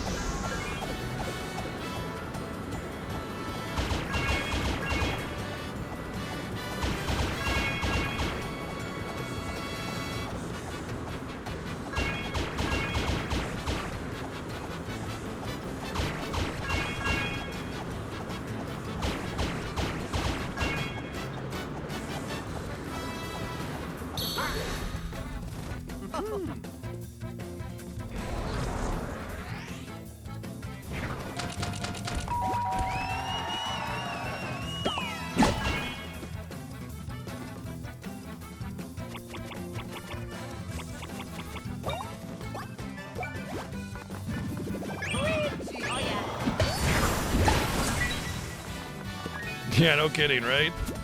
I should have hit the other one because he hadn't gone yet. Oh, well, there goes all my plugs.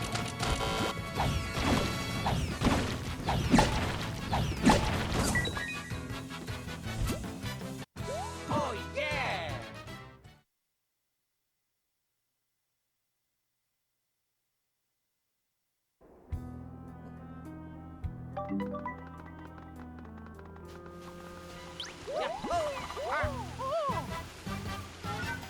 The enemy unplugged, you mean? No, I unplugged myself. You know, because it's my actions that cause the plugs to expire.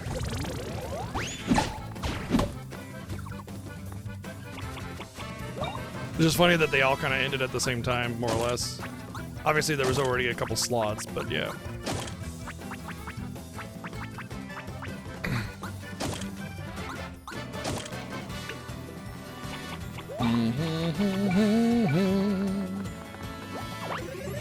Bloop, bloop, bloop, bloop.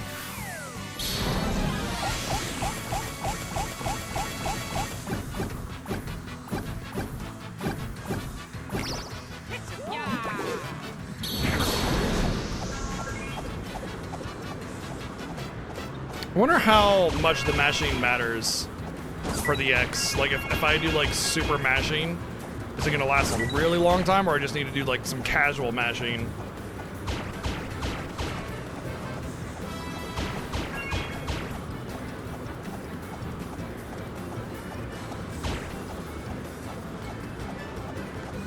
I think casual mashing is fine.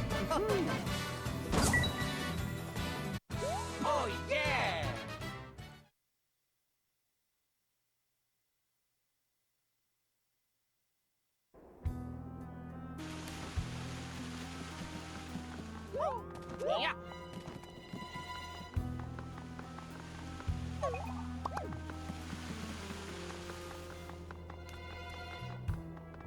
Yeah. Help! Someone please help!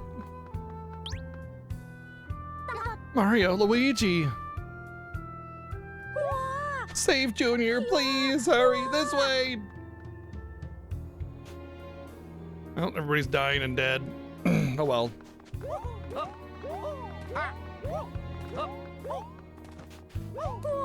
Over here, hurry! Leading us into a trap. Stop it, or I'll tell Dad. Shut up. Oh, got him. Stop it. Yeah, slap him. Without Bowser, you're helpless. And useless. Once you're gone, we can dismantle the rest of Bowser's clown show. After him, let's get that buddy kid so he stops yelling Junior, Junior.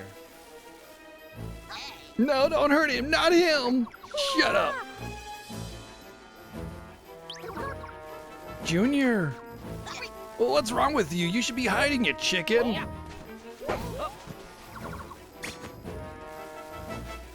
And you brought them here? I guess we really aren't friends anymore. I was worried about you. I couldn't just do nothing. What a pain. Guess I should clear up. Man, Bowser, if you can't even beat up some of your minions, that's sad. I mean, Bowser Jr., rather. Well, time to blow them all away. Blow them all away. Sorry, I was thinking there. I got lost in my thoughts.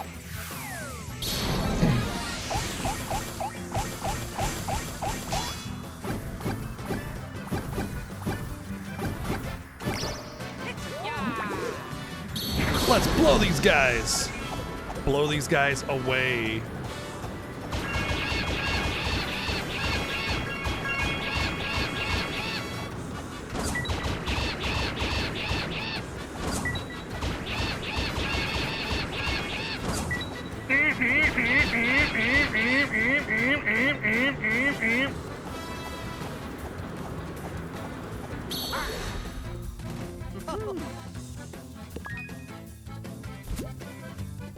He didn't die?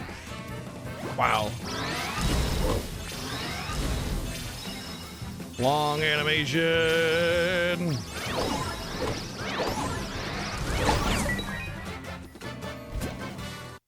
Oh yeah!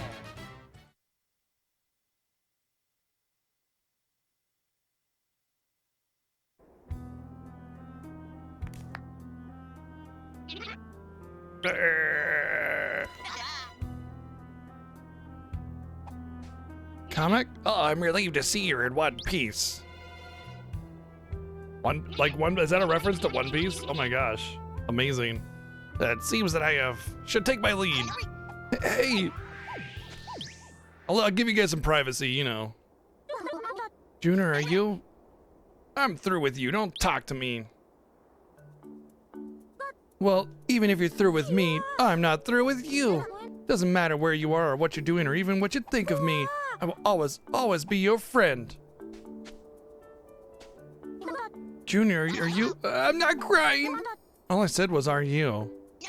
Fine, have it your way.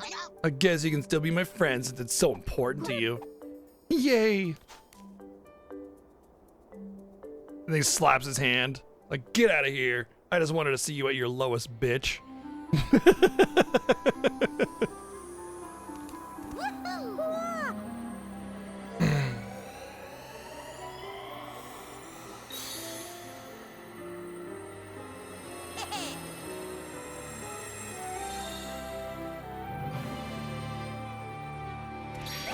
I mean, the last bot has got to be the Mario Brothers, right? Themselves.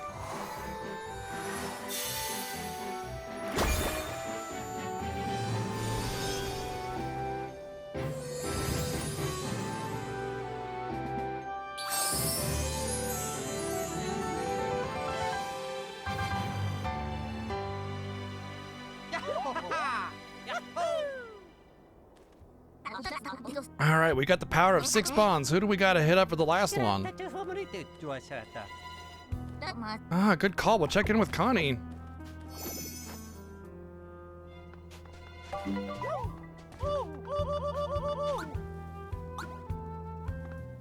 It's a goal. That's a goal.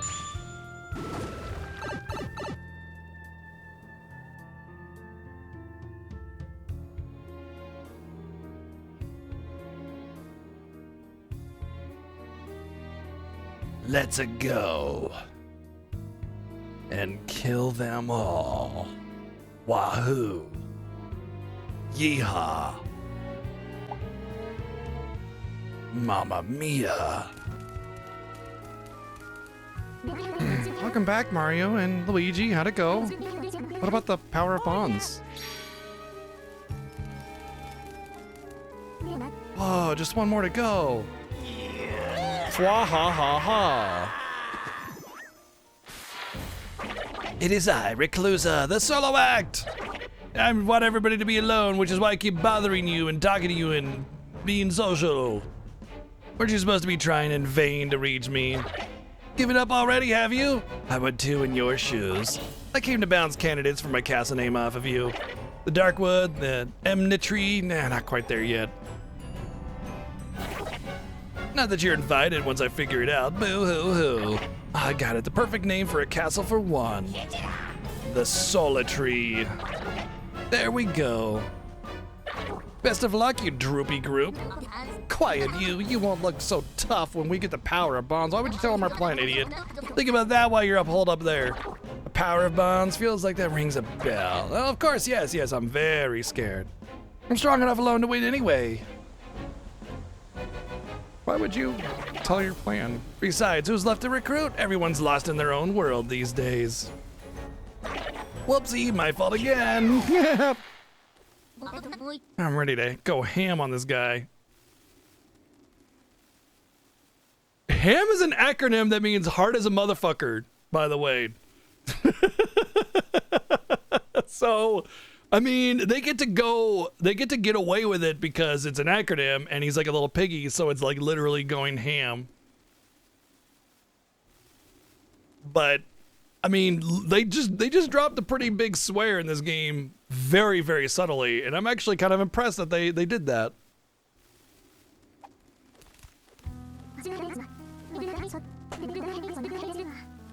I just had the cats like run in here, like chasing each other.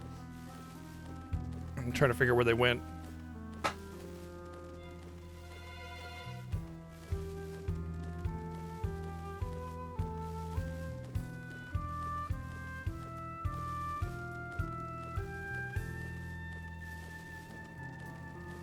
Because like I definitely see Chi, but Raven was being chased and she's like missing.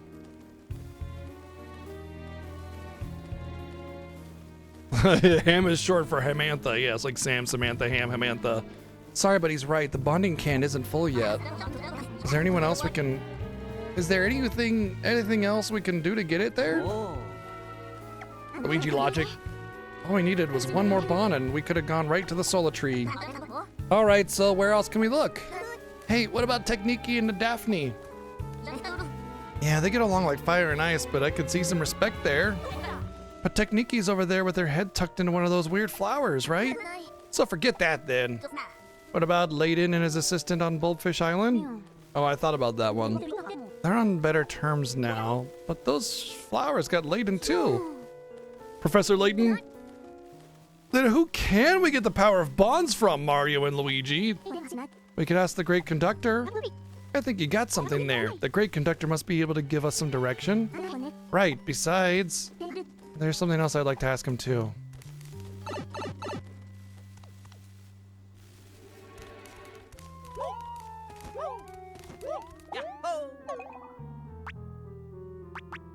Alright, we'll go to get those later.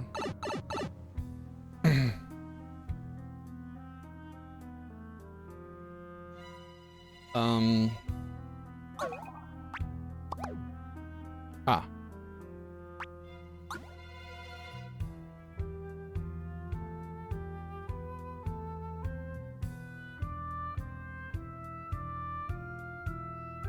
Snoutlet's the baddest motherfucker in this game.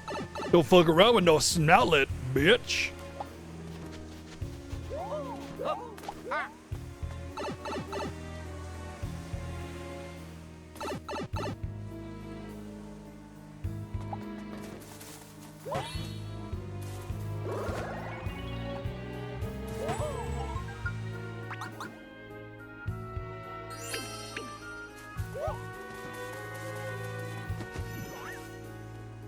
Say, aren't you Cosette's beloved student? This may be our first time meeting, but I've heard all about you and Shipshape Island. And I've heard about how Cosette up and disappeared in front of your eyes again, too. What is my teacher trying to do all by herself? Well, it's hard showing your face again after doing some pretty bad stuff. It's probably Cosette's way of making up for what happened. Making up for what happened? But she was being controlled, wasn't she? Thing is, everyone has a weakness somewhere in their hearts. Cosette's no exception. Could be someone took advantage of that. Miss Cosette, what are you trying to do?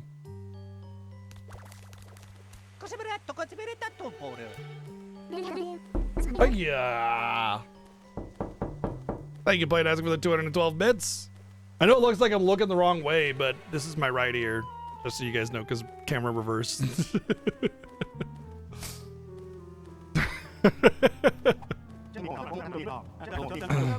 I guess technically that works, right? Because, well, that's actually right, because it wouldn't be, I mean, it's still like reverse, but if you're looking at it from my perspective, it's not flipped in a weird way where I say my right side and I'm over here. That would be bad reverse. I think it's fine. Because your perspective is a correct orientation of my room. So, hey, it's the brothers. How are things going? They're helping me collect the power of bonds. Ah, the power of bonds. Ah, I see. Well, I think you should collect the power of bonds from this belt because holy shit, this thing is gonna have some super glue on it to hold this up for me. I was wondering if there were any kind-hearted people with bonds around here, and I thought maybe you could point us in the right direction, great conductor. The thing about bonds is they're not reserved just for the kind-hearted. Bowser and his clown car? People you hate, yeah? Folks you think are bad news? Well, I like someone you're always butting heads with. They say up and you say down. Even those folks have bonds and allies. Those count as bonds too. So even bad guys have bonds. You saying Zocket's goons got bonds between them? That about sums it up. Well, now that you mention it, Bowser Jr. might give Mario some trouble sometimes, but I guess he had a bond too. Oh. Those three characters, the X, what was their name? You're saying we gotta check in on those X whatever guys. I wonder, where did they go after we fought them at the fortress? That's right, didn't they say they have some kind of research lab on an island somewhere? Let's check it out. Hold it! Give Mario his thing, please. Take this with you. Use it in battle and there'll be a flash. In other words, it's a collaborative bros attack with me involved. I say we use it to teach that recluse our lesson. Finally, Conductor Connector.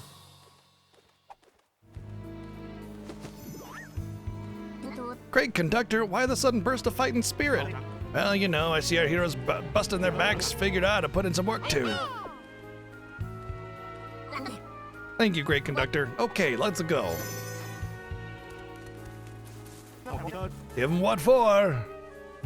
Sweet. All right, now we got the final one. So let's check this out. Conductor Connector. Whoa. Tilt L to pull the plug and release it to launch the satellite. You can bring it back with B even while it's flying. If you launched it by mistake, bring it back fast and try again. The more satellites you connect, the more you'll charge up. Once you've charged up, move the reticle with L and aim at the enemy. When the red target and the green target overlap, fire the energy. Okay, let's check the demo.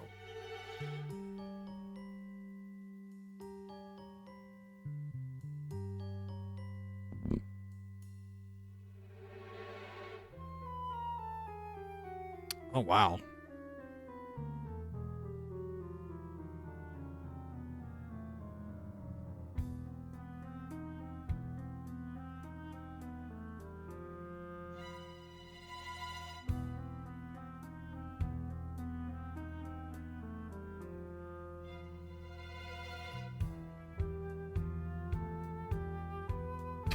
It's a butt cannon.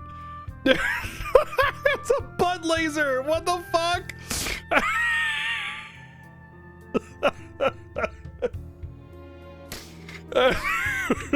Okay. Let's practice the space butt laser.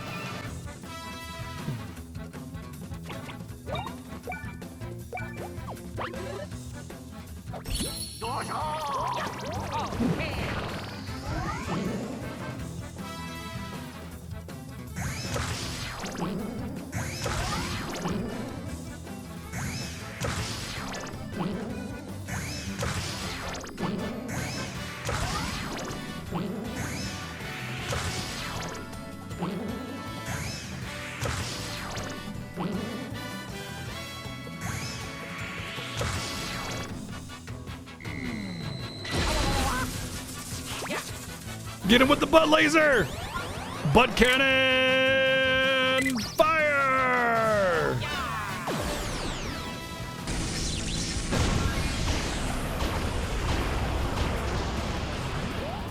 Bye-bye. Amazing. Well, that one's pretty easy to do. Once again, like one of my smaller gripes with the game is the smoothness in which the game moves. Like you saw, the aimer was kind of rough; it kind of jumped. I want that really nice, smooth, high frame rate aimer that circles around really cleanly, and it doesn't have that. And I think that's like a smaller gripe that I have with the game. It makes things a little rough around the edges to like nail more expertly,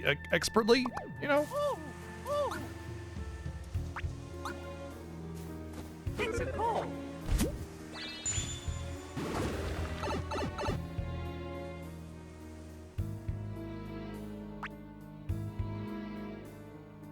It was like Slip and Glide, I think, is where their hideout was.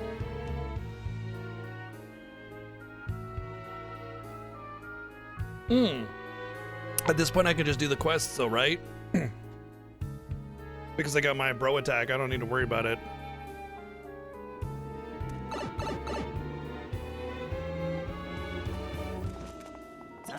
Right, over here, over there.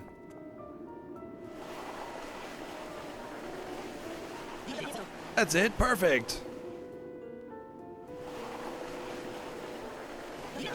Not bad for a bug.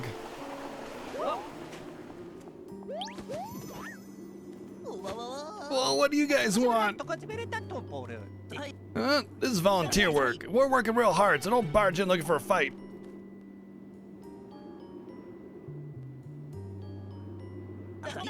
Everyone stopped working around here and the snow keeps piling up, so we're doing a bit of snow removal. Snow removal, capiche? So this is where you all went after all. What? Is it weird that we're helping? Since your work is over, we've been doing a lot of introspection and soul searching. This whole idea of only doing evil deeds all the time just doesn't cut it, you know? Time for a change of pace. Why not try something new? Let's do some good deeds. Believe me, I'm as surprised as you are. You've mellowed out since mending your ways. Shut up. The power of bonds, what are you babbling about? You want me to help? You got nerve. You beat me up and then ask if I wanted your help? Yeah, so to save Concordia, we're collecting the power of bonds. You three are a team, yeah? You could have a bond power connecting. I don't know anything about that. But, I mean... hold on. Hey, Ten, Shun, it's food time. We're having some food. Right, how about we do this at the lab? Food time? Are you gonna eat us? Don't eat me. I don't taste good. If there was butthole flavor, that would be my that would be what I taste like.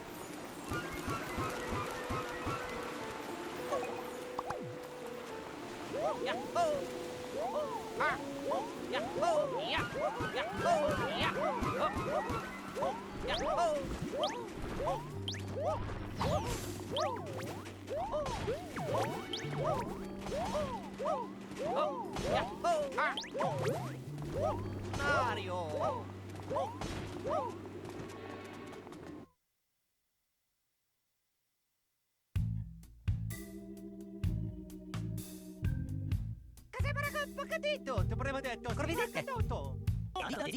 I'll be right out. I'm using the little henchman's room. You know, the water closet, the toilet, porcelain pool. Yeah, we get it. I'm talking about the potty. Mamma mia. Wow, I didn't hear washing of hands. They said the power of bonds. Oh. We gotta have the power of bonds to save Concordia. And they're gonna break through the barrier around the Solitary. Save Concordia? We get it! So what's the plan? Listen, we can join hands to bring forth the power of bonds. Come on, it's fine. Don't get me wrong. We ain't buds with the Stash Bros. We just need to help them out with this thing. If the world ends, we end with it. It's weird though, isn't it? We're not real great at getting along. Kinda leaving me hanging here, guys. X, Shun? X? What is it? Weren't you just in the restroom? What? You want to know if I wash my hands? I don't have time for that. Shun? Switch spots with me. I'm obsessed with trivial stuff as usual. You never change. Just like old times. Back in the day, this is how we'd work out on our moves. Wait. This is even more embarrassing than I imagined. Too late to start with just that now. Come on, join hands. Oh, they're holding hands. How cute. Oh, I'm surprised we got out of this without a fight or something. Just happened.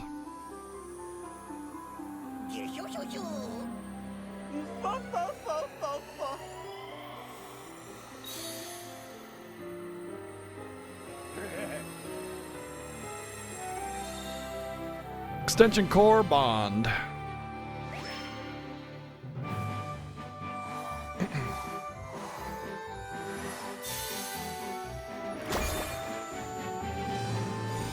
Got something in my eye. Actually, I'm crying because it's so emotional. Totally. Yay, we filled up the heart clover cup. Pour thing, not to sprinkle our golden shower of bonds on everything in the world to free them of the evil solitude thing. Yay, we got a bunch of our can is completely full. Yeah, your can is full. You know what I'm saying, badonkadonk. We don't know how to use it, but let's tell Connie anyway. Thank you guys. Thanks. No need to thank us. Let's go. Wait. Be careful with Reclusa. He finally got his word in. We have the power of bonds. But Reclusa has the power of glom.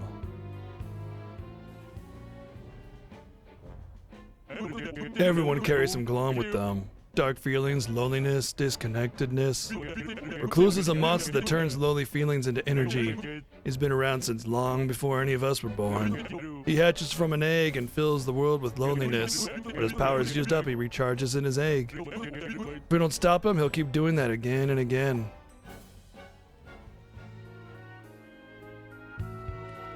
Wow, Shun, since when did you talk so much, man?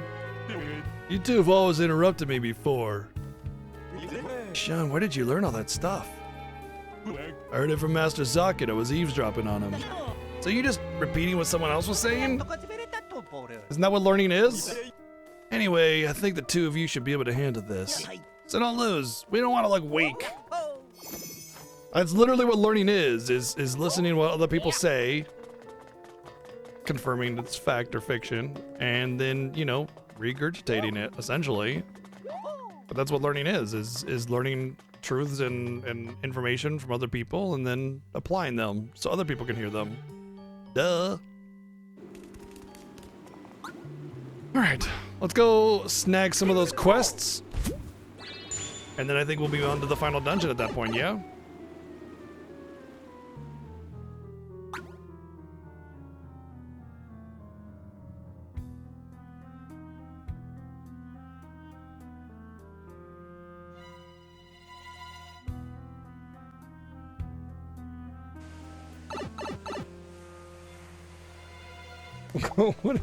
What's Coconut's got something.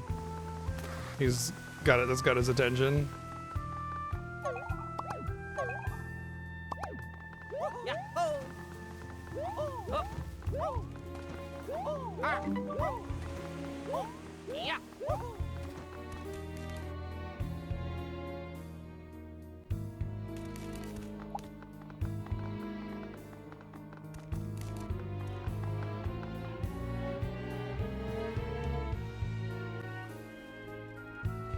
Hey, buddy.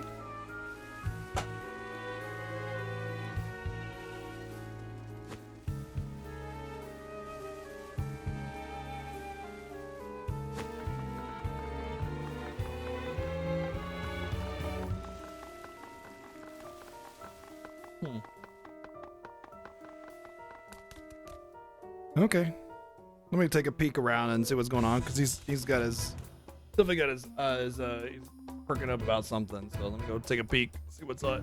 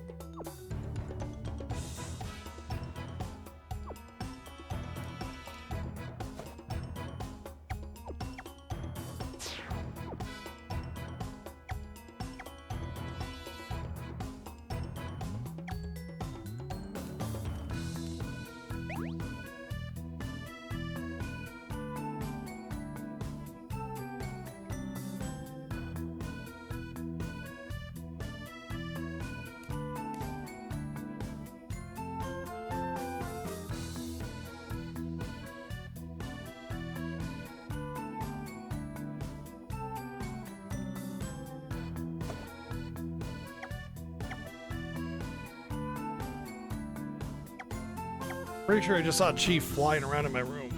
What was that about?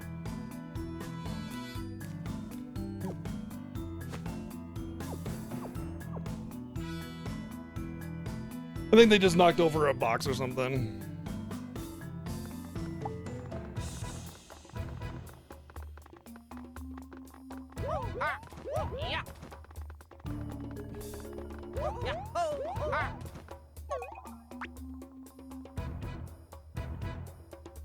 Someone on the roof. Yeah.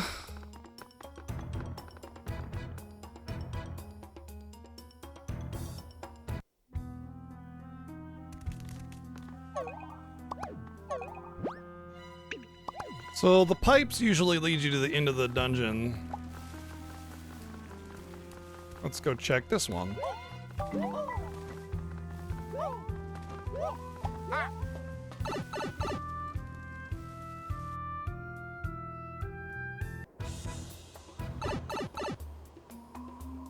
Well, looks like the roof to me.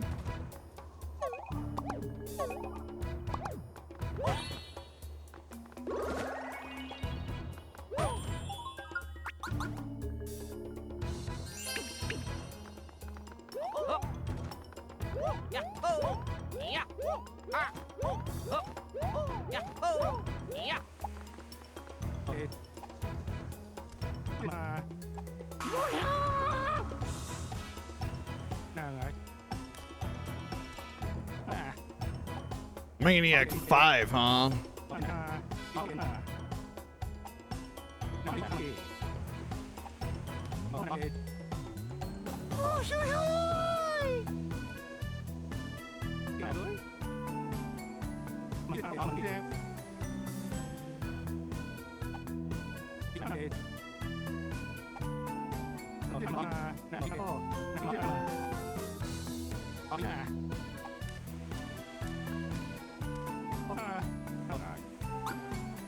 Oh yeah. Just another one with high vitality. I thought they were suggesting that it's got a high stash though. Oh yeah.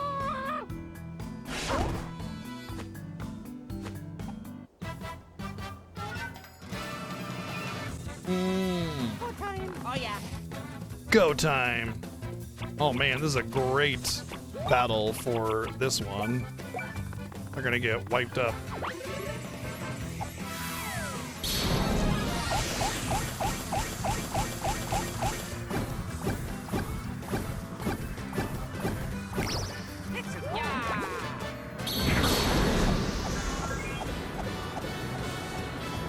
Spin to win! Whee!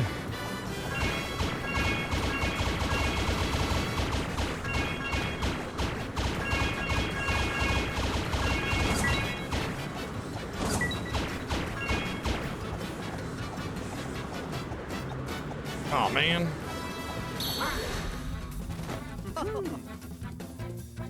They kind of got away from me a little bit there.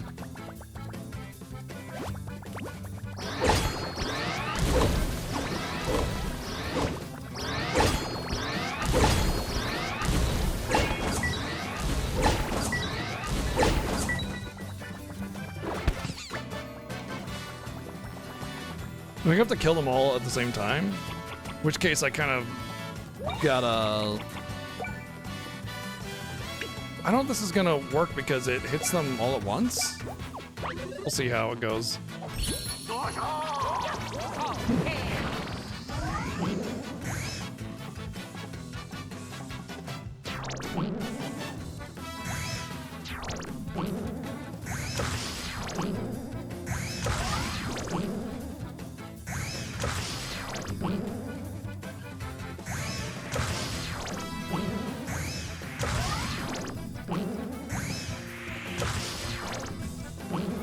No, I didn't want that to do that.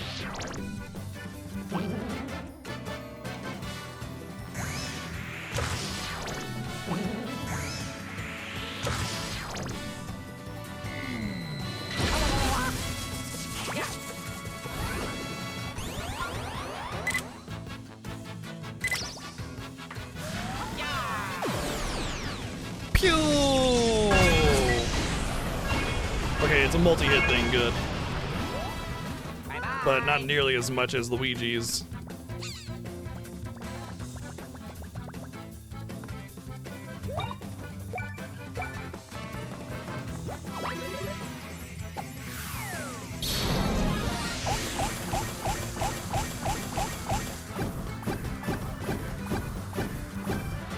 Well, I actually got it perfectly alternated this time. I haven't been able to do that before. All right, let's see if I can actually kill them all this time. I kind of got robbed on the last little cycle there because they all just kind of happened to spawn behind the tornado as it was going.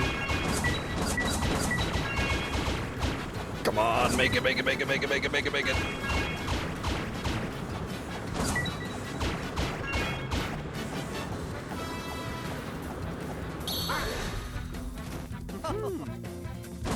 Yeah. Oh yeah! I should have had that on the first round, but like I said, they spawned behind the tornado, so.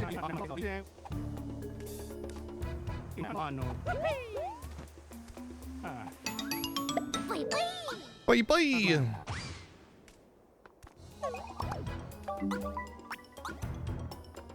It's a goal!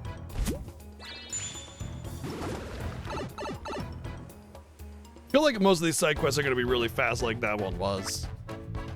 Oh, really? There's some Lumi thingies here?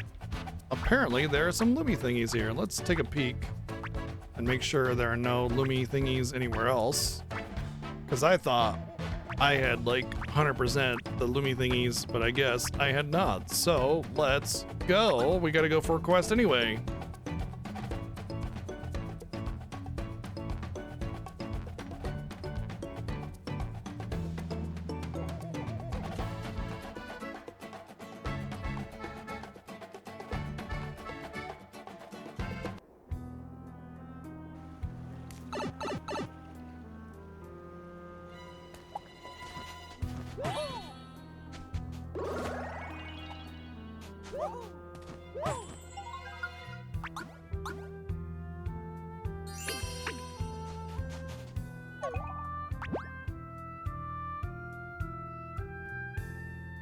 Apparently they're all in the square there.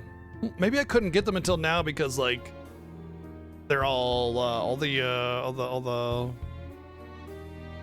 there he is. Okay. All the Bowser forces are scattered now, you know? I think they just became available and that's why I didn't know that they were there.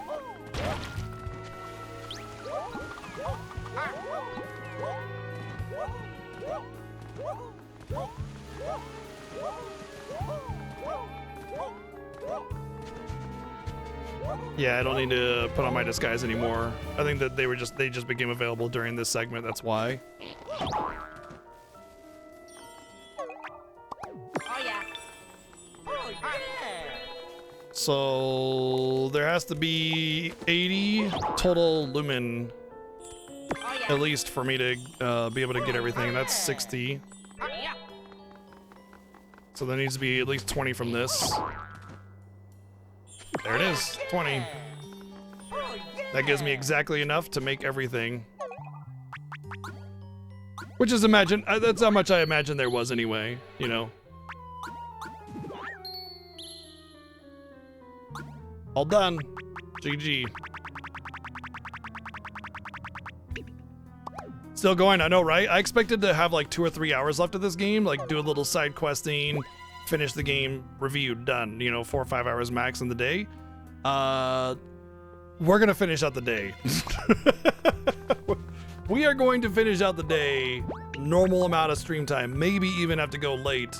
To be fair, I am doing all of the side content, and that obviously, you know, takes some time, but I mean, the fact that there's enough side content that we're getting like a full day's worth, and to be fair, like 80% of the stream has been the main story right now. So, like, you know, side content aside, we're still doing main story, and that's the vast majority of the time that we're spent in here, you know? So yeah, still going. When I ended last week, I thought, oh, okay, you know, just a quick little tidbit, you know, some story elements to get the, you know, MacGuffin of Destiny and done deal. But this has been like new areas and old maps, or, you know, just like extra boss fights and stuff like that just adds more and more meat to the meal, you know, and it's not even bad stuff. It's all good stuff. It's just more content, more stuff, more things. Side quests as well that we're actually working on. We just got to the point where we can actually start working on the side quests.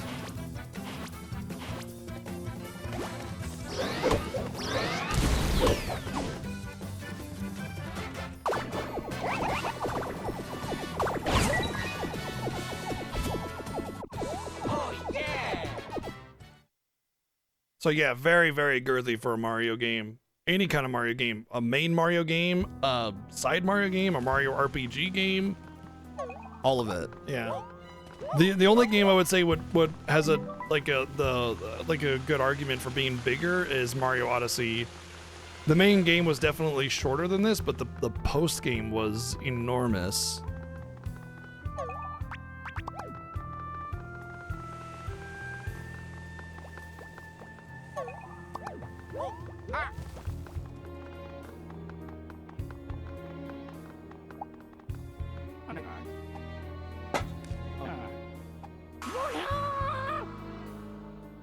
Are you gonna be the attack one or the speed one or the other, right? I imagine there's gonna be like an ultimate monster that has all the things after this, right?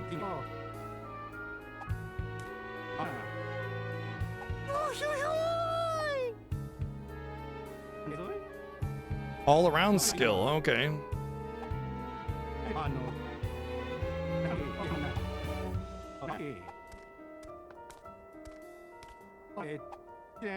That was Mario Galaxy. Oh, yeah. Mario Odyssey was the one with the hat,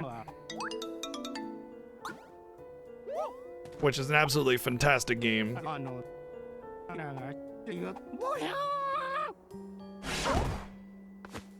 Wow.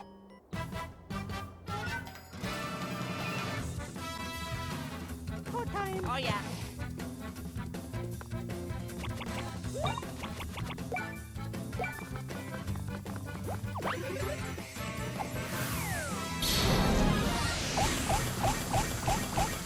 I don't think Mario Odyssey was a launch title, was it? If it is, that's a hell of an impressive launch title. Mario Odyssey, if you haven't played it and you like Mario games, honestly, it's easily the best Mario game ever made. Like, it's not even close, you know? It's just a fantastic game. Uh-oh, they're not taking very much damage. This might be something where it's like I need to just live through their explosion attacks or something, and then that's fine.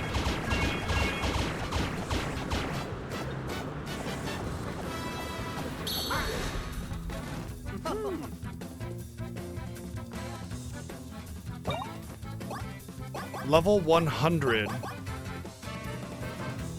This feels like I have to live through it kind of thing. I'm gonna change my plugs up because I feel like what I need to do here is just basically live through.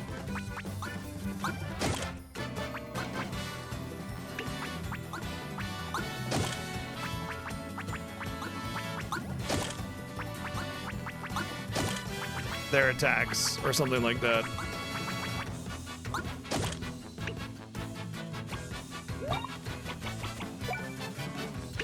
Because, I mean, that ain't doing any damage, you know?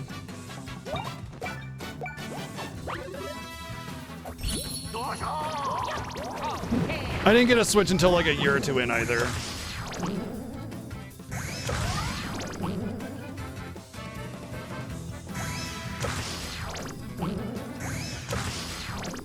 Because they were like sold out forever, right?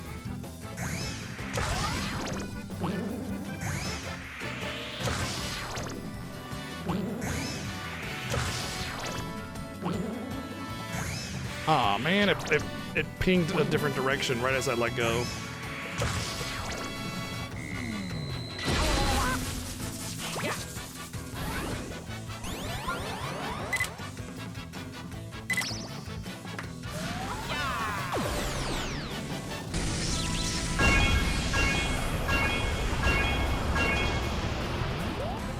Bye-bye. Okay, it's definitely not about doing damage. It's about, I think, this. Living through this.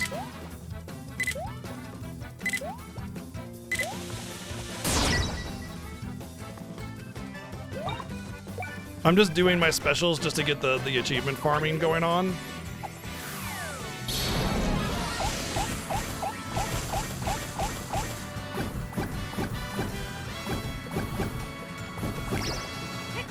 I'm not even gonna mash X to increase the duration of the tornado because you can already see that you get excellent as soon as you get all your fireballs up there, so it doesn't matter. It's not about doing damage, it's about living.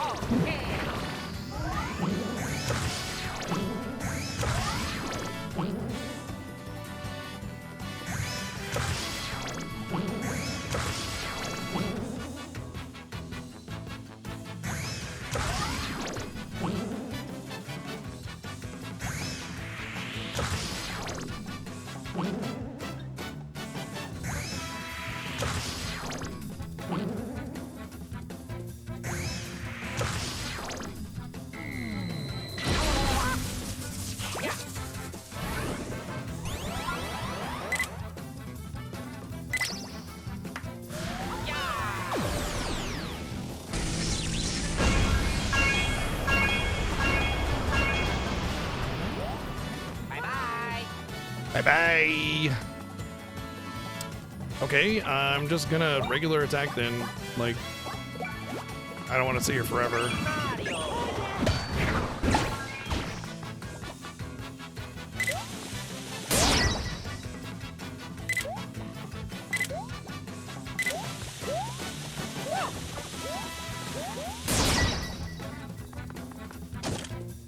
Uh-oh.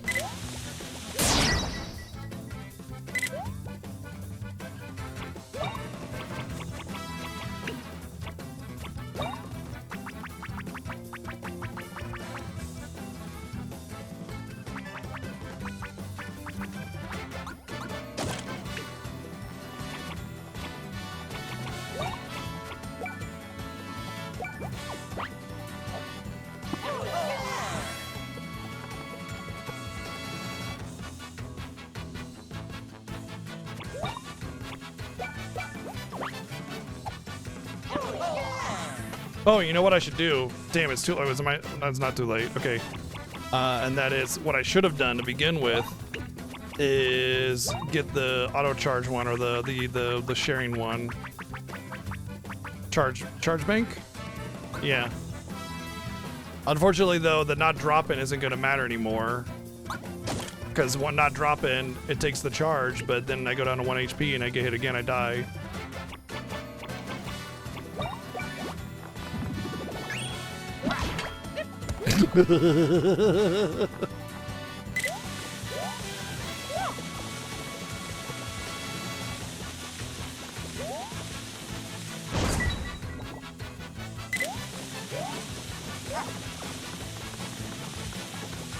Oh god, that was fast.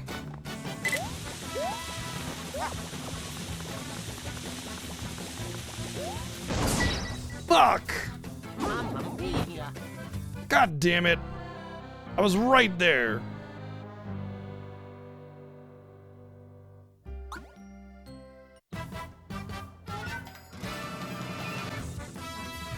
Oh yeah. Sigh.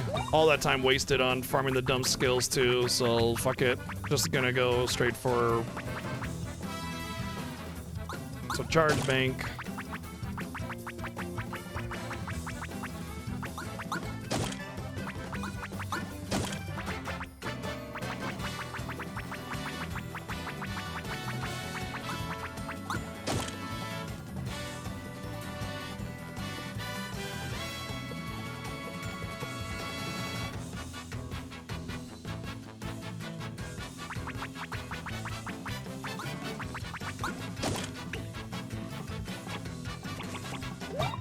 Oh yeah.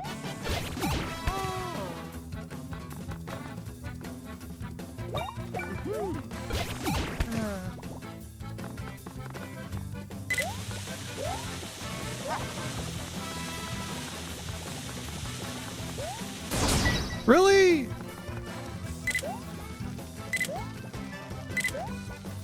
How was even the timing work on that? Because he closed in on me, I jumped and then he just stood still. Like that, look, he just stood still. Like, how the fuck? I don't understand what you want, man. If you just stand still, like, when you're closing in, just where's the timing at? You know? Oh yeah.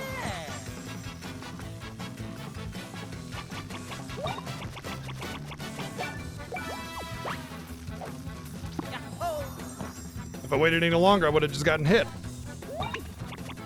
Oh yeah.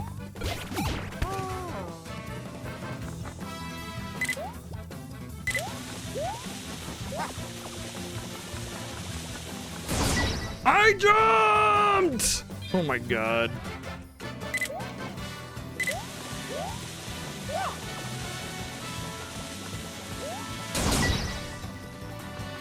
This is silly.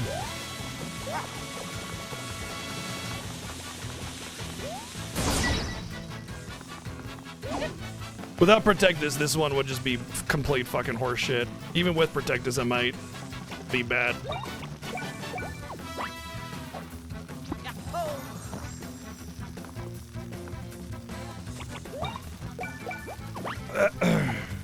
Oh yeah.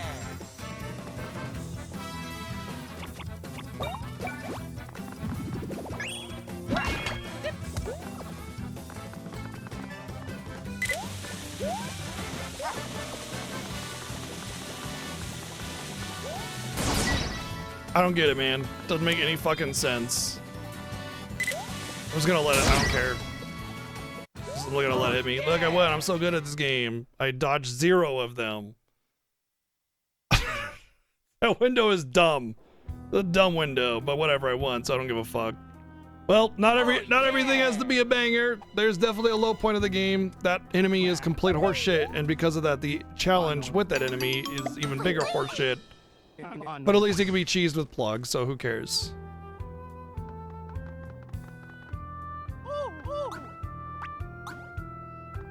It's a goal.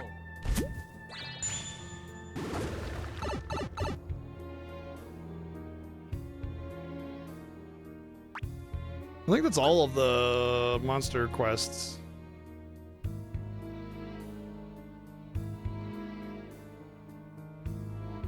Seedlizer? What's the Seedlizer?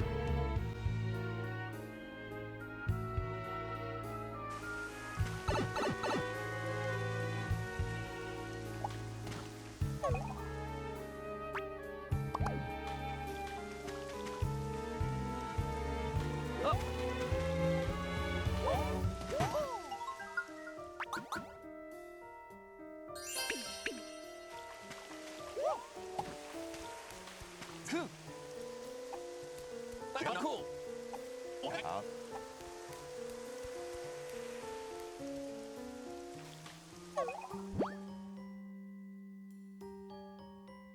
Is there no heart thingy here? Nowhere. Really? I'm not using items, so I'm just gonna have to go back and then come back again. So I gotta hit up 2 loading screens for a restore.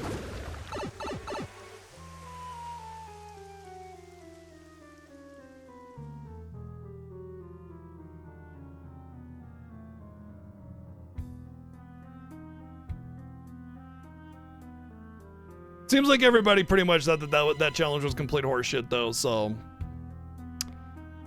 at least I'm not alone in that. I found that most of the time when I like really get annoyed with a mechanic in a game, it's pretty much shared across everybody. Mario, Luigi. Oh, amazing! The bonding can is full.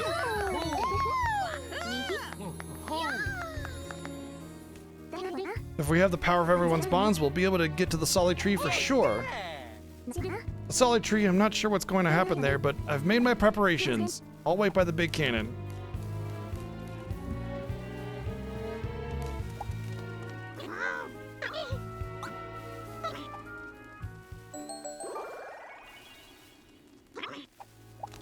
I'm pretty sure pretty much all quests are going to be red at this point.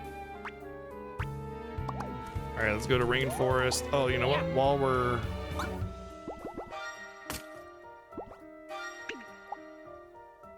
Oh. Wait. Am I gonna be able to hit up this islet?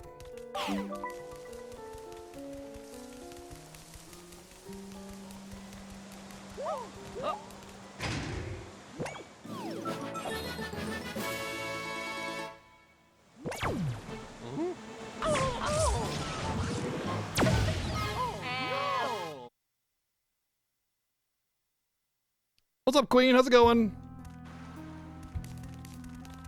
Yeah. Oh yeah. Yeah. Oh. Ah. Oh. Oh. Ah. Yeah. Yeah. Oh. Ah. Yeah. Oh. Oh. Ah. Yeah. Ah. Yeah. Oh. I knew it. I fucking knew it was gonna do something like that. I braced for it until the very end there. I was like, yeah, but it's definitely gonna, you know, even like make it even and symmetrical. And I was waiting for it to happen all the way until the end there. I don't know why I let myself get tricked on that last one. But I knew it. I freaking knew it was gonna do something like that. Because it's happened in the past where I've like incorrectly assumed the platform spawn position.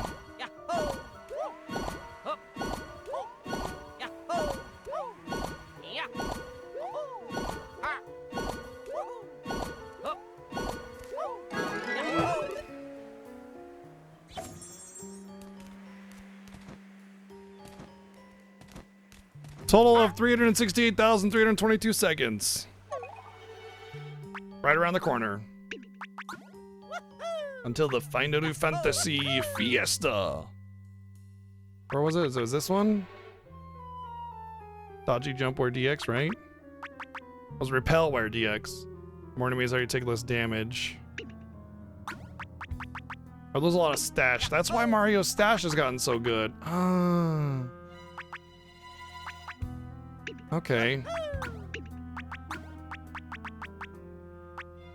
I feel like I'll stick with this for now.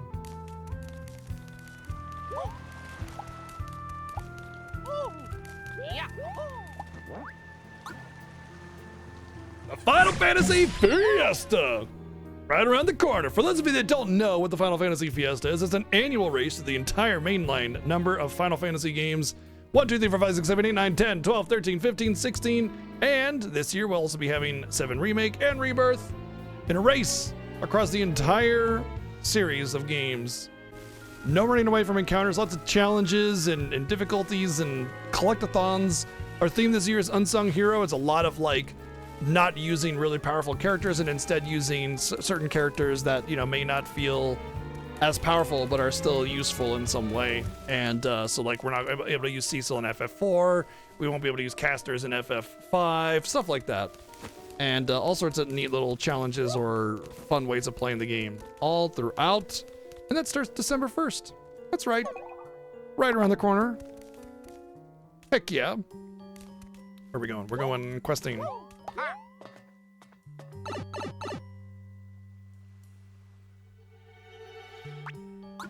It's just this and the lighthouse, and that's it. So, unless there's another quest that pops up after that, we are good to go with all quests done. All quests done.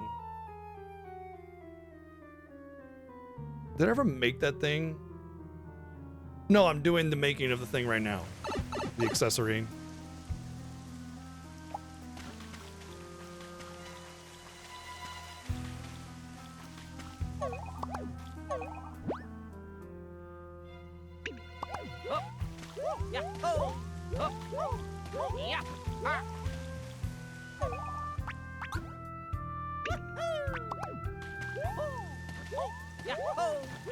No, it has not been deserving of the hate that it's gotten. Not even close. This game is amazing. It's very excellent.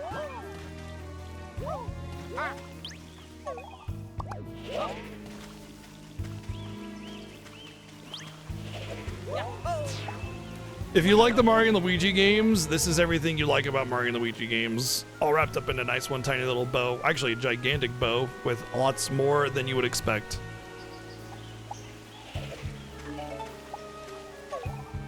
But yeah. Special fruit? Ah. You got butt fruit.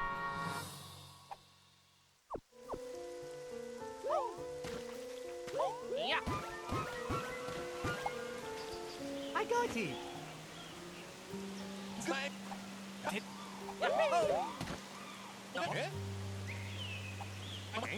Oh yeah.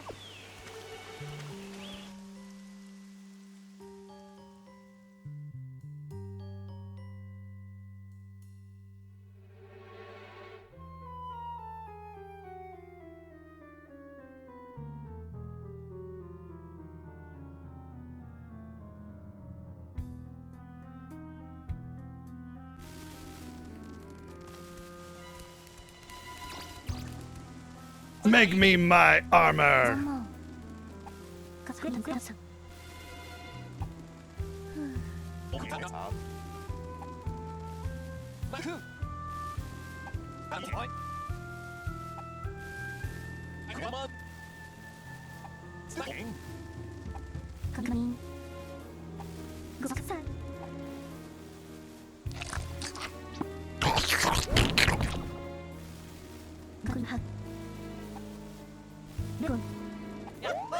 What's up, Peter?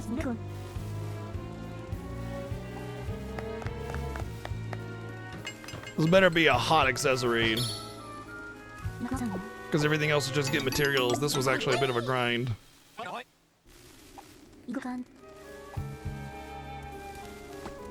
I'm guessing the escalation belt is the same thing you get no matter what path you take.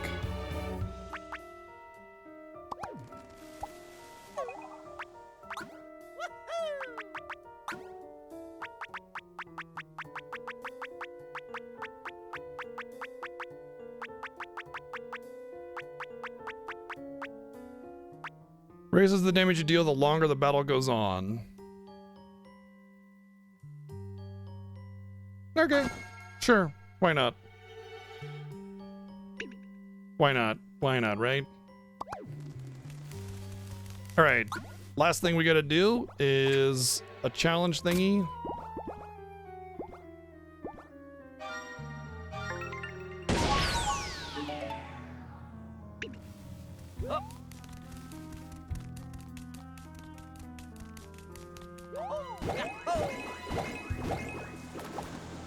Ew, gross. I never want to talk to you again.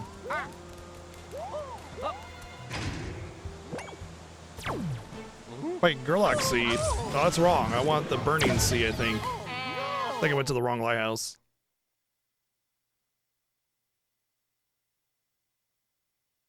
Whoopsie!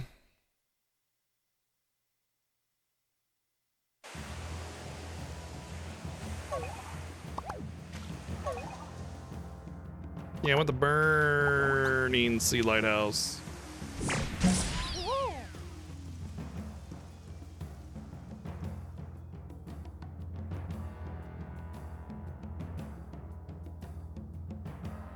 The funny thing is, Swordnut, chances are if IGN gives a game a 6 or lower, you probably want to play the game. Oh, IGN. Remember when you had integrity? Me either.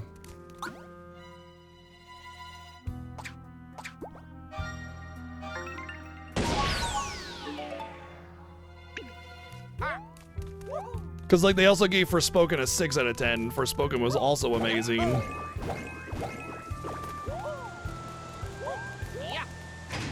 To be fair though, the games that they give really high scores to typically deserve it.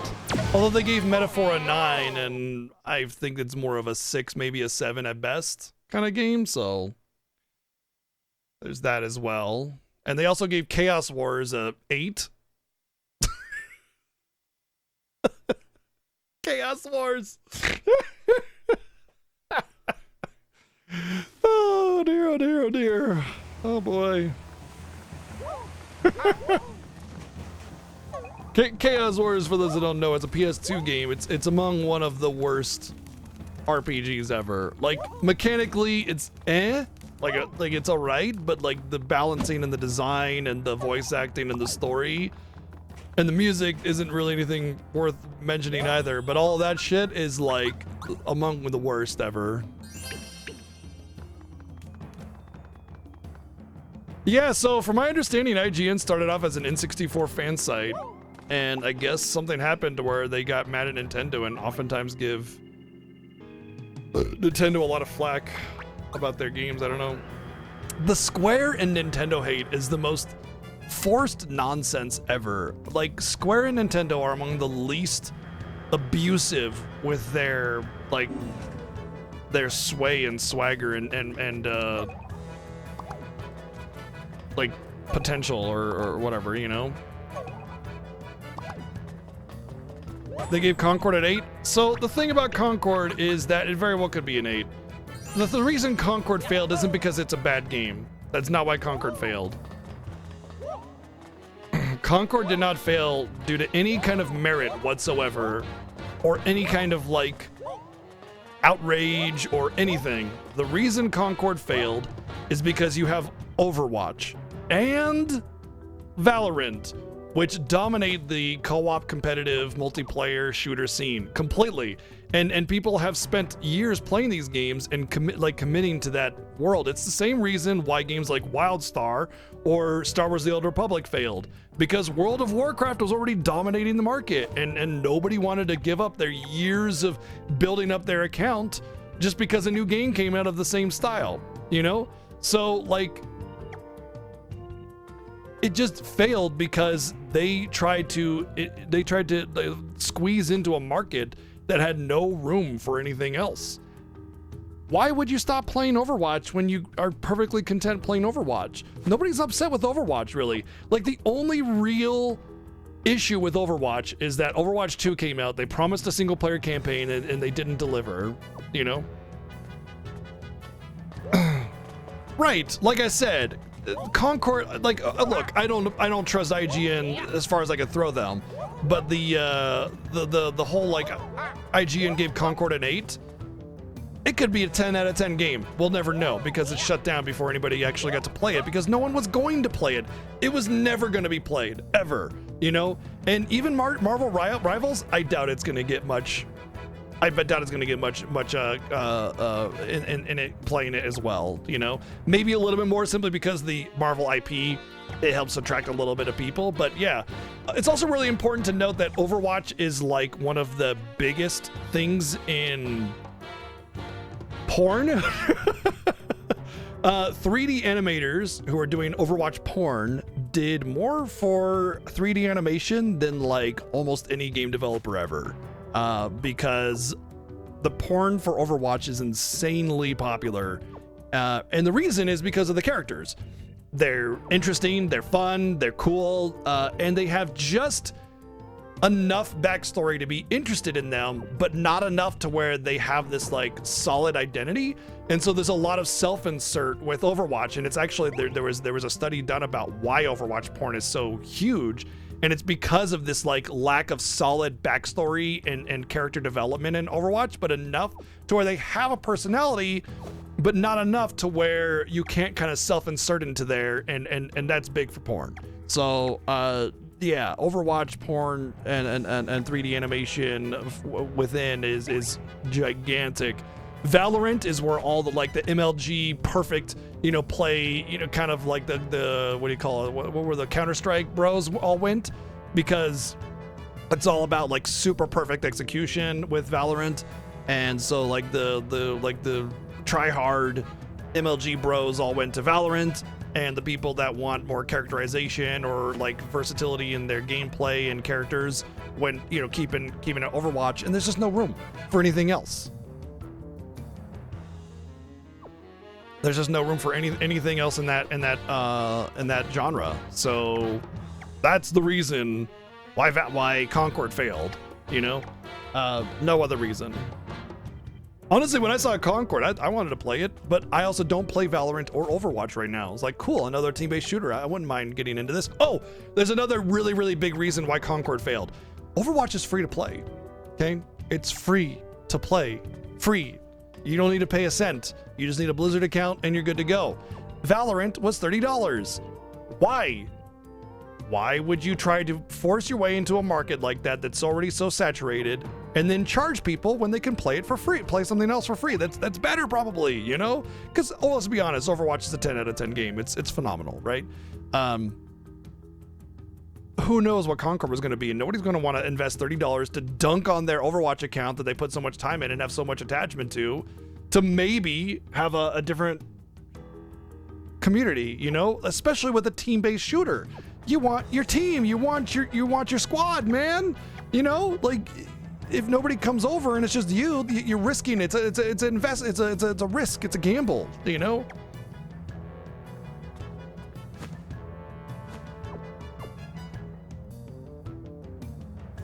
Oh, IGN is absolutely, almost positively paid to smudge reviews in a certain direction. Definitely. And if they have an agenda, they will smudge reviews in the other direction. In fact, I've heard a lot of rumors that suggest that the reason FF16 didn't get like a 10 out of 10 or whatever, I think they gave it an 8 or a 9. And the reason Forspoken got a 6 is because Square decidedly does not pay IGN at all to cover their games or anything. In fact, supposedly IGN like broke a street date, and so Square is actually like withholding game codes from IGN. And so any review you get from IGN about a Square Enix game, grain of salt, my friend, grain of salt, because from my understanding they have a lot against Square because they withhold review codes, but it's because IGN broke a street date or something along those lines. Like IGN fucked up, and Square is like, well, okay, well, you're on our blacklist now, and they are all butthurt about it and decide that they're gonna get them back, kind of thing. So I don't know how true that is, but I mean, look, when you look at IGN's reviews and the complete lack of integrity that they have with them and objectivity, you kind of start to believe the rumors a little bit, don't you? You know, all of a sudden those rumors have a lot more believability to them. Vax. Please. Oh man, that's the reason IGN is the worst reviewer in opinion. Yeah, there's a couple other reviewers I'm not overly fond of. What was it? Kotaku, I think, is the other one. And I'm not really fond of RPG site either. The RPG site feels really like my opinion is law kind of thing, and I don't really particularly agree with a lot of their opinions, and so it's a very opinion piece, and there's not a lot of objectivity in RPG sites. I don't really particularly care for their reviews either, but they do have a lot of really good guides a lot of the time, so that's nice, I guess. Although the ads on their website are fucking crazy. Like, RPG site ads are insane. So there's that reason to avoid them.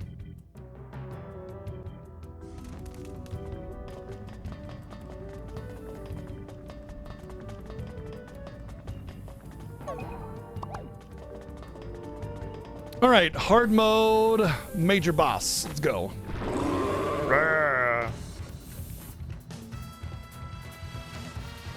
My best advice to you is, like, if a game looks interesting to you, play it, you know?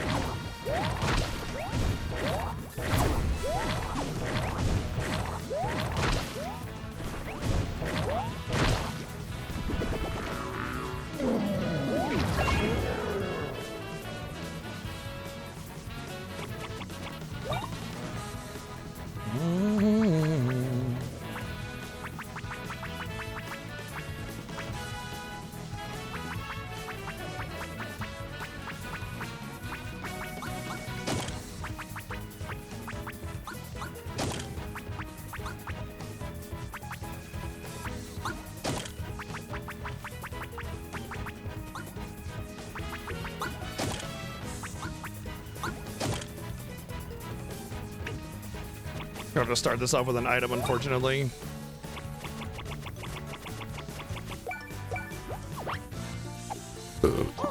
Sure, but you know, you don't have ad block if you're on mobile, so there's that.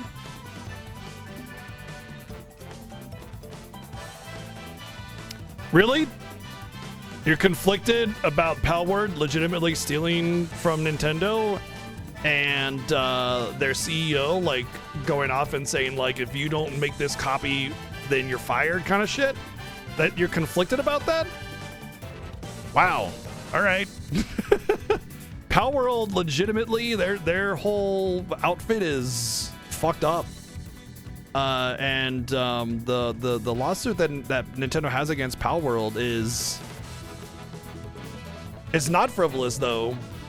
It's so a lot of people think it's likeness of their Pokemon. It has nothing to do with it. It's not a copyright. It's a trademark or one or the other. Anyway, I forget what it is, but basically it suggests that it has something to do with like them being similar Pokemon. It's that they stole concepts of Pokemon games in order to sell it that are very specifically Pokemon type things, you know, which is completely legitimate. That being said, Nintendo doesn't really just like sue the pants off of everybody. What really happens is Nintendo is huge and they're lucrative and popular and well loved, so everybody tries to copy them, and if you take their assets and try to sell them, you're going to get sued.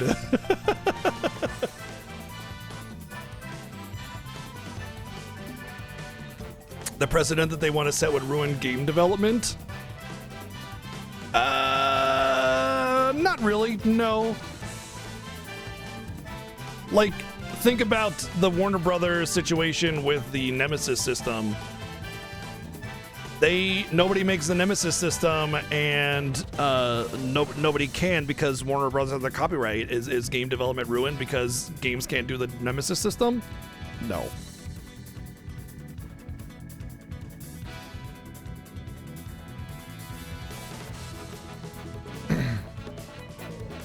The GTA 5 Pokemon mod that may have had the patent or whatever it's called before Nintendo did, they're suing Palworld for. No. No, because the thing that they're suing Palworld for has to do with the origin of Pokemon that's always been in Pokemon. GTA 5 came out in the last 5 or 10 years, so no.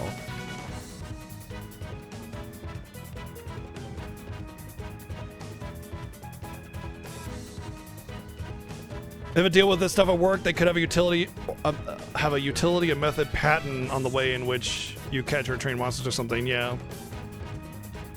Nintendo didn't have the patent they are suing over. I'm pretty sure that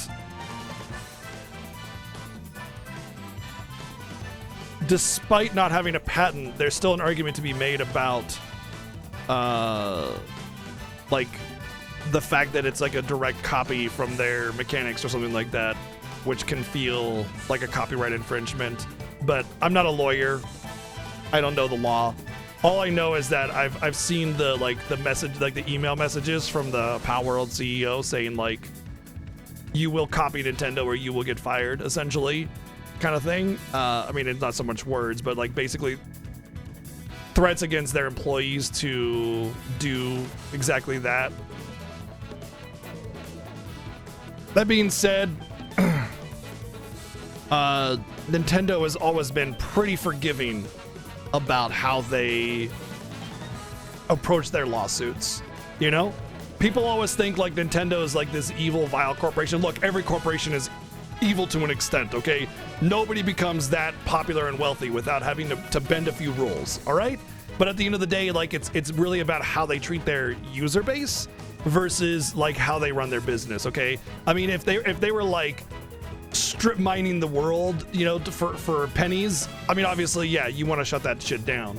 But like if they're just doing their thing and, you know, they deliver a product that we like at a reasonable price, there's not too much to dislike compared to a lot of other corporations out there. And Nintendo has always been pretty on the level when it comes to most of how they handle things. Same with Square Enix. And yet they get demonized like crazy all the time. I don't get it. I don't get it, man. Like, yeah, people are gonna try and copy Nintendo because they're fucking popular. So of course they're gonna have lawsuits. You know, if you take their product and their assets and try to like make money off of it, yeah, you're gonna get sued. That's how that works. You know, if you own Nintendo and someone was trying to profit off of your stuff, you do the same thing.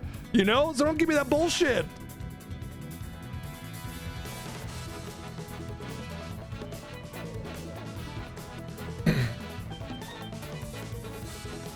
In fact, if you read the patent, you can tell me why. Yeah, I don't really know the law stuff behind it, but that being said, I don't really give a shit one way or the other with the Nintendo Palworld thing. They're having their little legal battle. I've heard bad things about Palworld. I could see it being pedantic on Nintendo's end. They're both companies. They're whatever. I'm so indifferent on it, you know? In fact, there was actually a statement from Nintendo about Palworld when everybody thought Nintendo was going to sue Palworld. And they're like, no, we're not going to sue Palworld. We don't give a shit about their Pokemon copies. Like, they straight up said that. They straight up said, we don't give a shit about the fact that they basically copied half of our Pokemon. They said that. Like, officially, you know? They were never going to sue Palworld. So the reason that they're suing Palworld has to be big, or else they wouldn't do it, you know? And that means, and at the end of the day, it's like if you enjoy Palworld or you enjoy Pokemon or whatever, like the whole like who's right or who's wrong thing, the two companies button heads over, you know, whatever. I don't care. Like, Nintendo's lawsuit doesn't make them bad. Palworld's copying doesn't necessarily make them bad. Although, if it's true that they like straight up intentionally copied, yeah, it does. But my mindset is Nintendo's lawsuit doesn't make them evil or vile or bad. Maybe a little pedantic. Maybe they're kind of trying to cover their costs on other things, like because they have other Pokemon things in the works that they don't want to conflict with Palworld. Or just whatever. But like they have a potential right to sue, and if they get shot down, then whatever. Who fucking cares? But the thing is that like Nintendo's neutral in this, and as far as am concerned, if they sue, don't sue, whatever. It doesn't move the needle any which way. Whereas Pal World, I'm already neutral, but if they did intentionally copy, it's only bouncing down, right? There's nothing that doesn't or does move the needle up, only down. So as far as I'm concerned, the likelihood of Pal World losing respect from me is a potential, whereas the possibility of Nintendo losing any respect is not existent. So that's my stance on the whole situation, because at the end of the day, who cares why they're suing Pal World? If it's legitimate, it's legitimate. If it's not, then whatever, it's gonna get dismissed, you know? And they don't, you know, whether they do or do not have a claim for the lawsuit, doesn't matter. Like, it doesn't make them good or bad or anything. It's just a neutral thing. They're trying to protect their assets at the end. Whereas if Pal World, the truth about them trying to copy Nintendo and not give a fuck, like they're down here and they're trying to push their way up, you know what I mean?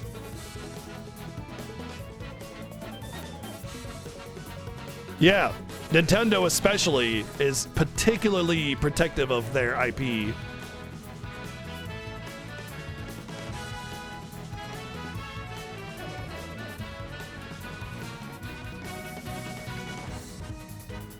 But that's because people are trying to profit off of their assets, Luigi.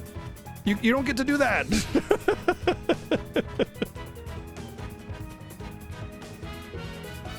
It's like if I were to like copy paste Mario Odyssey and put it on a cart and be like, look, it's Mario Odyssey, $60 please, and it's just the same game.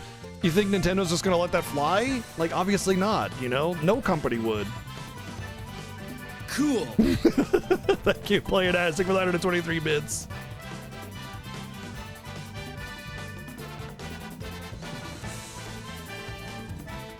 I'd also really like to know more about the whole YouTube videos that Nintendo did C&D, because I'm willing to bet there's something in those videos that's particularly not nice. Yeah, and you know, before anybody gets on my case about like, oh, BGG defending billion-dollar corporations, I'm not defending anybody. I don't give a fuck about corporations, but I am going to be a realist, and if something is off based on our law systems and you know, way patents and protections and copyrights work, and people are actively going against that, like you only got yourself to blame, you know? Like, it's more of a doy moment than it is no, don't hurt the billion-dollar corporation. I don't give a fuck about that. I do not care, you know? If Nintendo is found to be like vile and horrible and they've been doing these terrible things this whole time and they get shut down, good, you know? But generally speaking, the ones that oh, that's right, the emulator thing. Yeah, that makes a lot more sense if they're doing C&D on YouTube videos where they're running emulators. That makes way more sense because it compromises the integrity of their image. It's like if you had Mario wearing like swastikas or something, you can't fucking do that. You know what I mean? It compromises his image, and it's obviously an exaggerated example I'm using, but you get the point. It's you can't compromise his image. So emulation and, you know, admitting that you're doing emulation and being proud of it, which means that you stole from Nintendo and then you're trying to profit off of stealing from Nintendo. What do you think Nintendo's gonna do?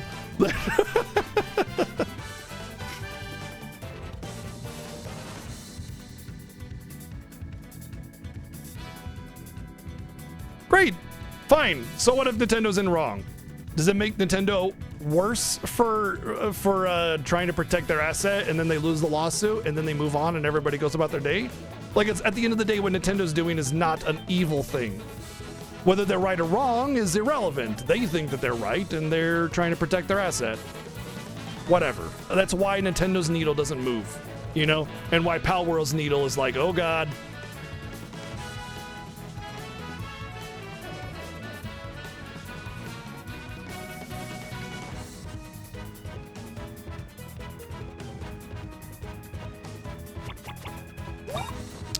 Probably this is like super pure AoE, so I'm gonna go for this one. I think jump helmet is also gonna be better.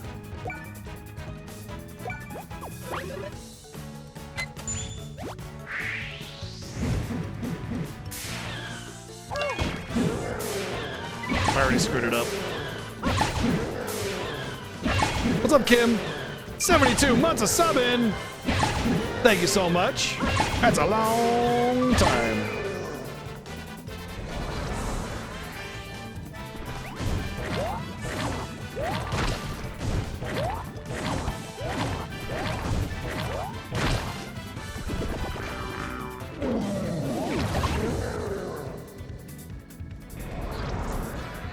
Yeah, and that's all that matters, right? Did you have fun in the game when you played it? Jesus Christ. Dude gets like 2 attacks every time.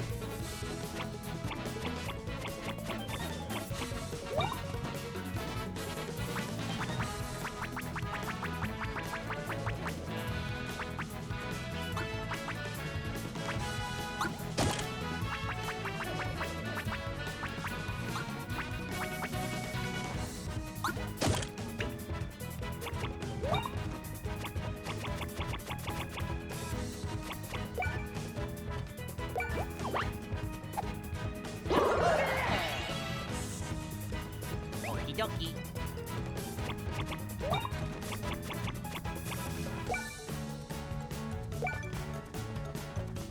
What I want to know is the truth of whether or not what the rumor about the Power World CEO emails.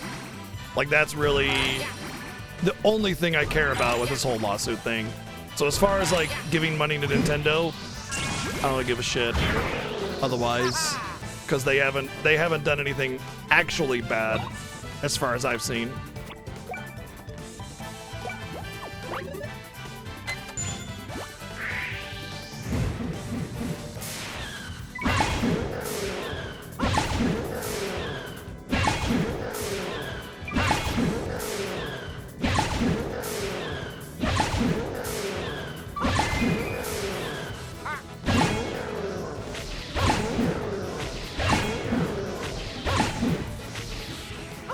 Man, all that legally stuff just like right over my head.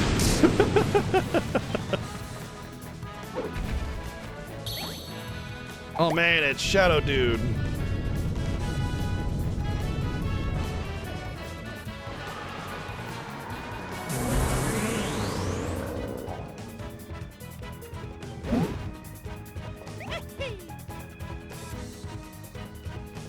Exact language from out patent and added to theirs. Wow. They took an exact language from your patent and applied it to theirs. Yeah, that feels sus. That feels very sus.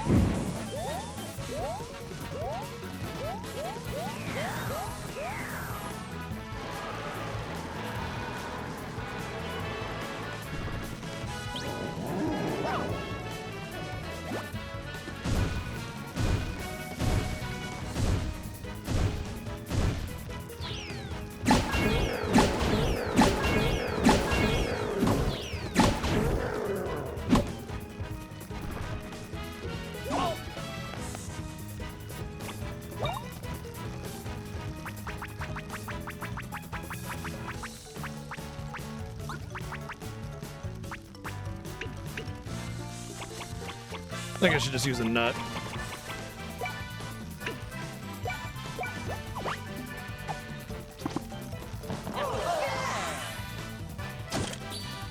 I mean, I agree that a lot of the... Whoa, what was that all about? Oh, the countdown to destruction. A lot of the legal nonsense and like DMCA,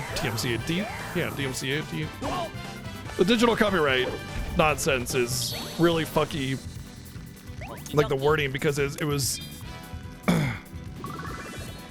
devised a long time ago and does not account properly for things like streaming and everything.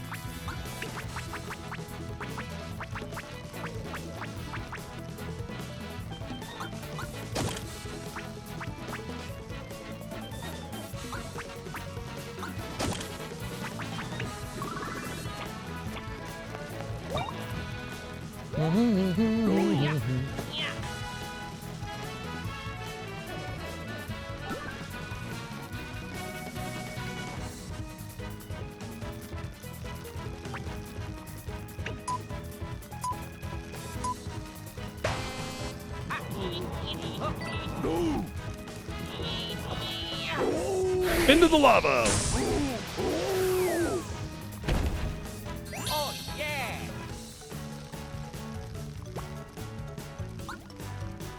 Okay. Yeah!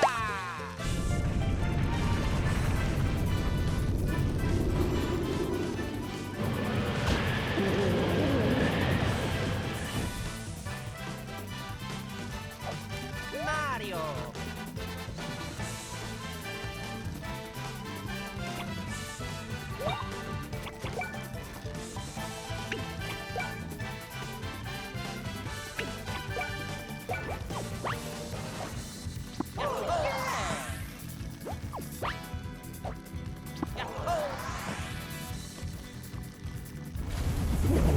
Oh, really? I only got one attack? Oh, fuck, dude. I screwed up there, man.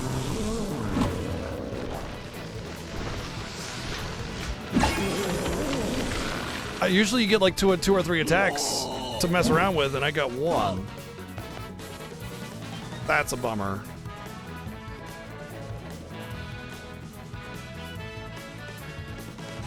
This game is amazing. It's really good. Fantastic. Very recommend. Very recommend.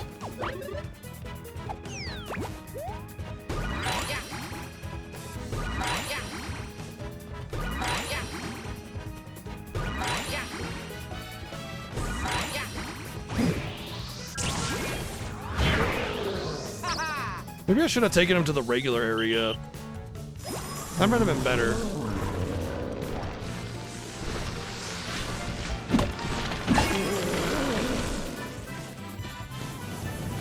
So that way he just doesn't get healing. Don't have to worry about all that. Damn.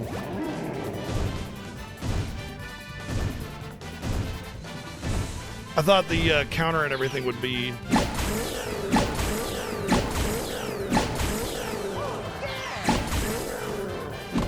better for me, and the stunning, which I didn't get very much time on the stunning, as you saw.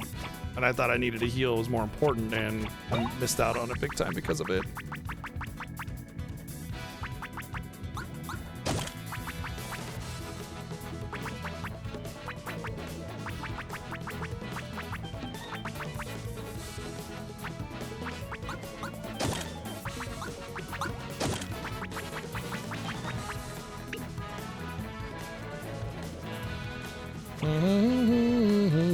I guess I just have to battle it out until I get to the next Luigi logic point.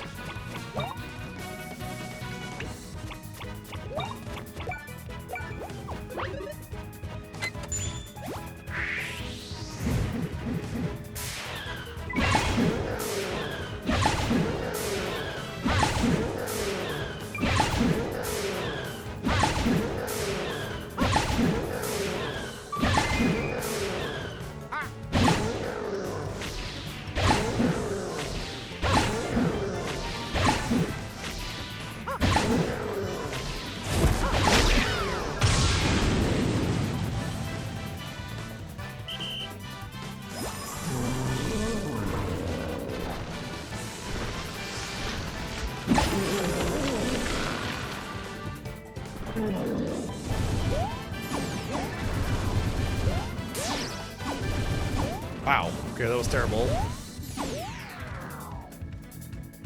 I performed that horribly.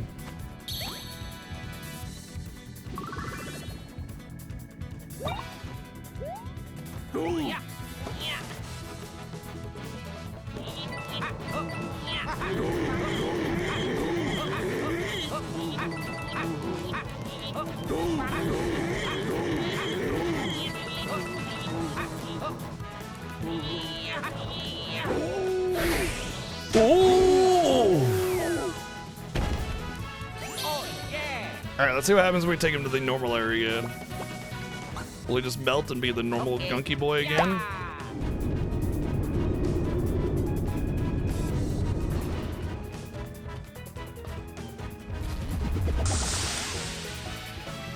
He doesn't get stunned though, so we don't get the stun moment. Which honestly I'm fine with because he'll take way more damage here.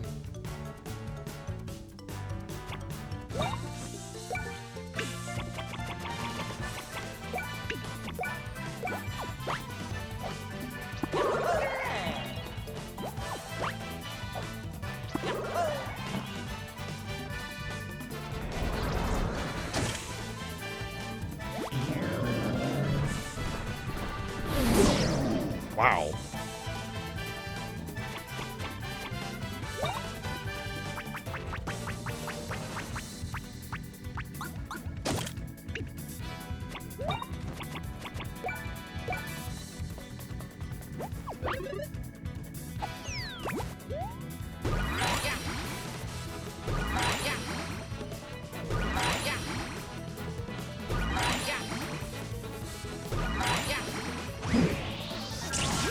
Boom! Twice as much damage. Oh, well, there's the reason why we take him to the opposite element. Because we only get a turn or whatever and no stun before he gets forced over there anyway. Okay, fine. I thought it would be a nice way to just kind of have a fight and not have to worry about the healing and the elements and stuff. Damn, his ass on fire. Oh, never mind. No, it's not anymore.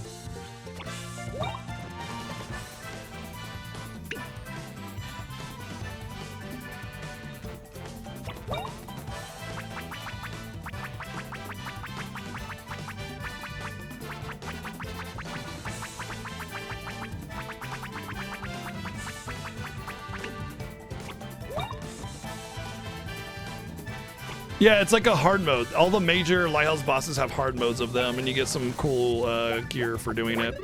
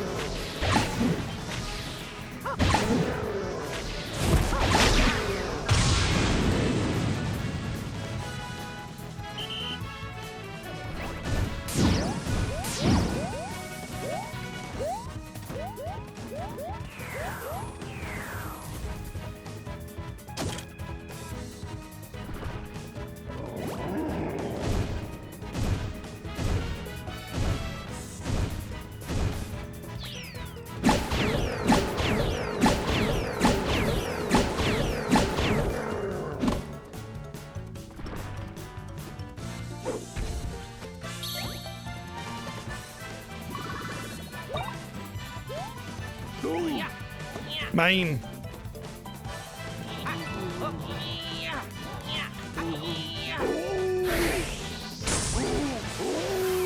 Alright, we're definitely taking him to the ice area, and we're definitely gonna have to risk not healing while we get the damage on the stun.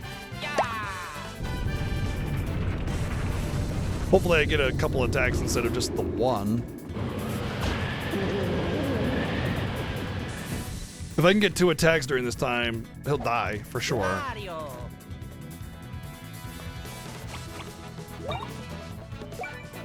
He might just die with this one anyway, actually.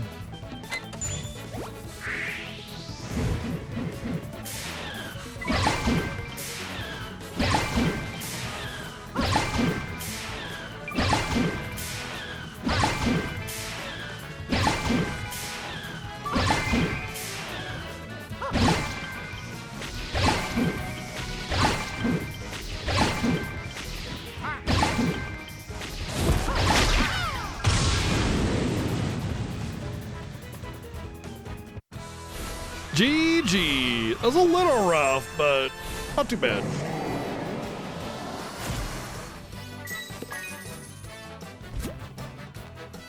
Oh, yeah.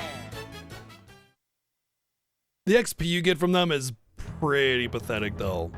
That's always a big bummer. Yes. Like, I'm pretty sure the first form of that boss that I fought a while ago gave me like 15,000 XP, but the hard mode of him gives me 5,000. It's like they forgot a zero, honestly. It really does feel like they forgot a zero.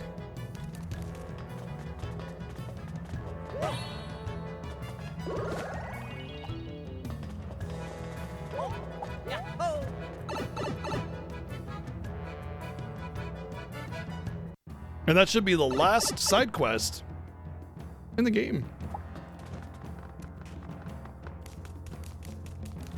Well, I assume in the game, because it really does feel like Oh, yeah. very unlikely that we have more to do after this.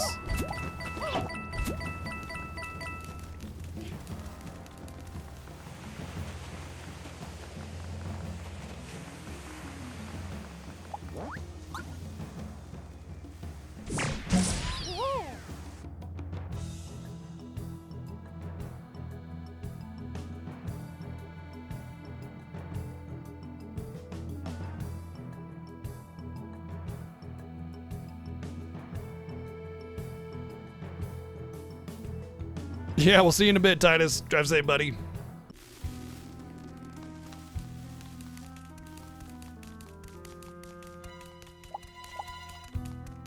Yeah.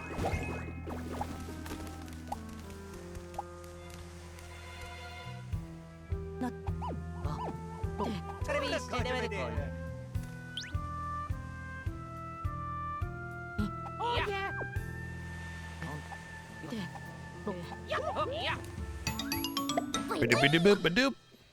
Let's see if these are even any good. They might not even be good anymore. Put 30% more damage to enemies suffering from a status effect.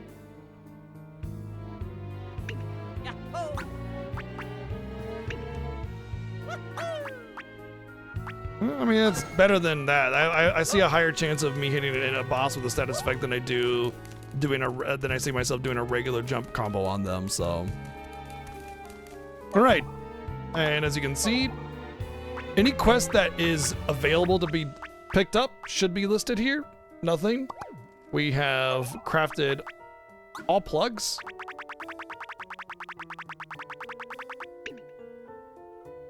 Even the challenges, we've basically done everything. This is just like we literally just got, oh wow, only 8 more to go on that one. Okay, wow.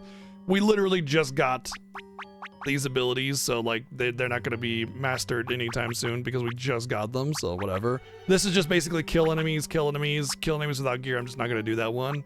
But as you can see, I'm pretty much 12 to go, 3 to go. Like we're almost done with that. Gosh, I wonder where I could just do that.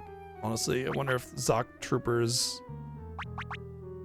I'm gonna go somewhere because I feel like there's a good chance that Zoc Troopers won't be in the dungeon. So I'm just gonna go into this lighthouse. I'm gonna fight 3 freaking Zoc Troopers. I'll get that little trophy thing completed. Just making sure, because I don't know if this next dungeon's gonna have anything. They're actually not, Venitus. Nintendo has gone on record saying they intentionally do not have trophy systems. And the reason is because they don't want the trophies to arbitrarily change the way gamers experience the game.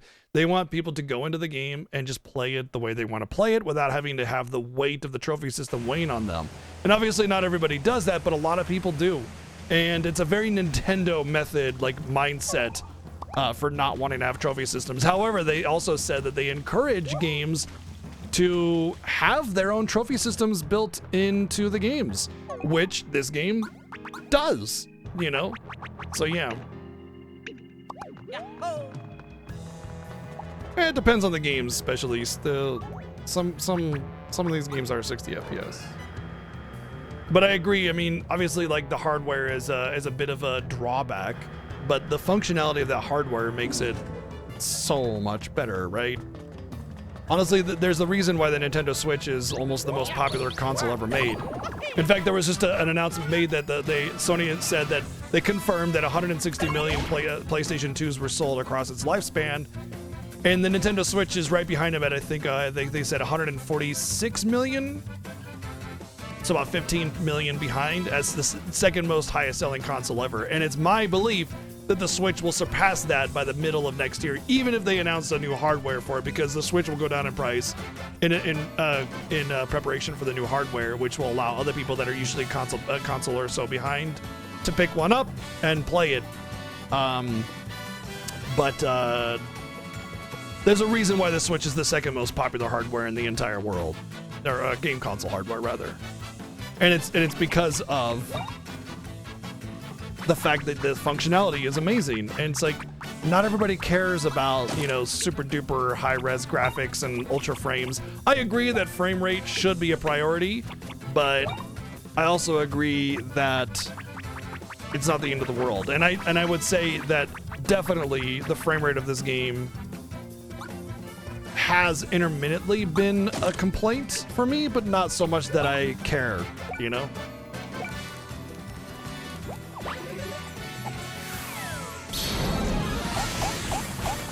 That being said, we don't know what they have in store for us with the next hardware, which will more than likely be announced next spring.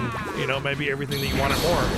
Rumors suggest that the new Nintendo hardware is as powerful, or at least as powerful as the PS4, which is pretty incredible because a lot of games that are even on PS5 can still be played on PS4, and if it's even more powerful, I mean, hey.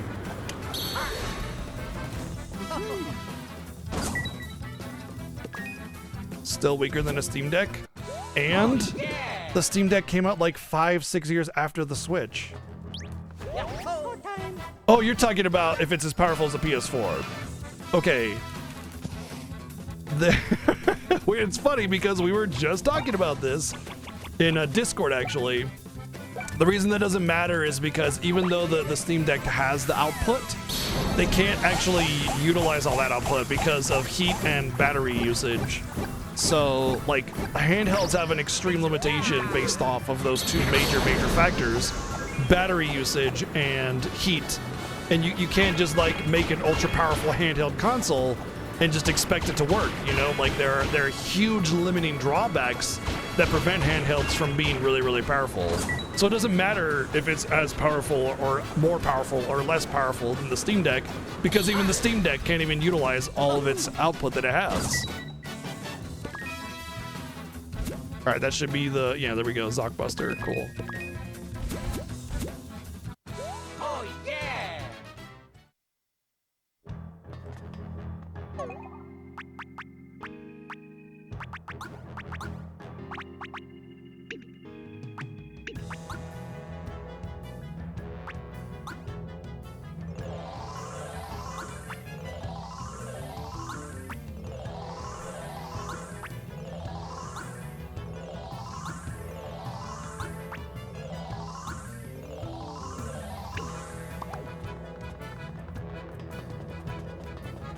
It's also hilarious, a hilarious discussion for a lot of people, because I can't tell you how many times I've seen the argument that, oh, we need weaker consoles, or sorry, weaker, like lower res games with less time spent in making it, and you know, less game time in the game, which the Switch is amazing for, like lower end power games, whatever. So which one is it? Do we want like lower end fidelity games that take less time to make? Or do we want more powerful consoles with super AAA visuals? Like, which one is it, you know? So like, I've heard the argument for both. And at the end of the day, it's preference. You know, if you care more about graphics in your video game, then maybe the Switch or Nintendo hardware isn't for you. Personally, graphics are important, but aesthetic is way more important. And like detail. And what do I mean by that? Like, okay, aesthetic is like the general art style. So anime is an artistic aesthetic. Like Warcraft uses a very stylized sort of aesthetic where everything's very accentuated, you know? In this game, it's very charming and whimsical and sort of like a fairy tale cartoon in a way. And to that end, it does it very well. It has that aesthetic. Like, oh no, this character model isn't like amazingly high res, ultra fidelity, a billion triangles or whatever, but it works. It's cute. It does exactly what it needs to do in the fidelity that it's doing in.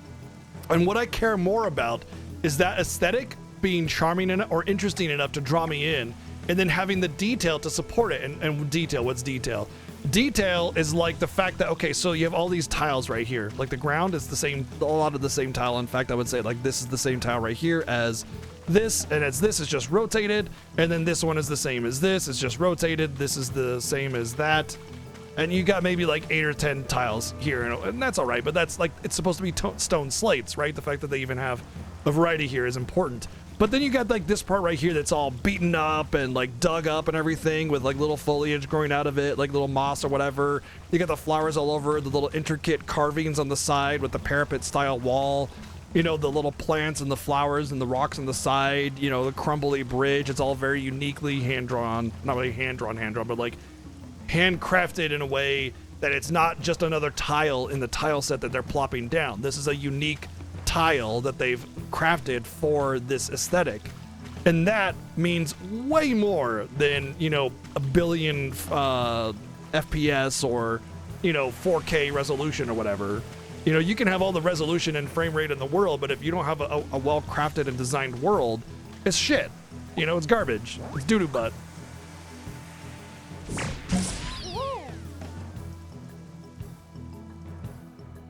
Resist? I've never heard of resist. Unless you're saying 1000X resist, isn't it? I'm not sure what I've not heard of that game though.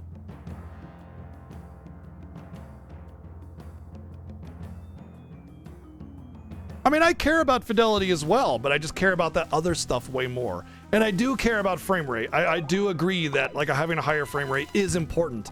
And this game does suffer from frame rate issues here and there, but wherever it's important, like combat, the frame rate isn't really an issue. Like every now and again, sure, you might get a little bit of a dip, but it's honestly, it's no big deal whatsoever.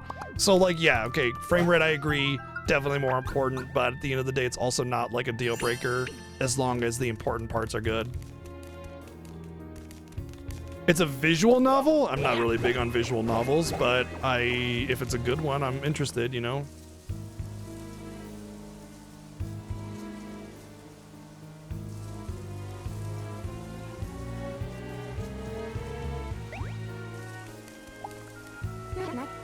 Mario, Luigi, it's finally time. Get the solid tree in your sights with the big cannon.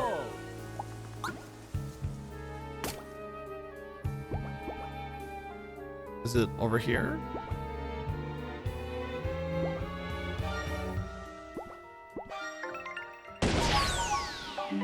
It is over there, okay. Life is Strange, I watched my wife play that a bit. It looked really good. I would be interested in playing it, for sure. But it's definitely a little bit, it's got a line to wait through because my backlog is pretty crazy. All right, let's go.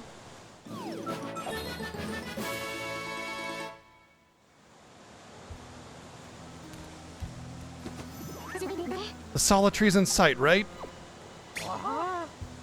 What's wrong? Bowser? Oh. Aw. Mario! Luigi! I know you two can do it! Concordia's like swaying like the grass so green, red passions running as the bros hit the scene. Mario, Luigi, hit him hard! Take all those bonds and pour it on! Good luck. Mario, Luigi. Hey, it's my favorite stassionistas. Go show them how we do it, hot and cold style. Mario, Luigi.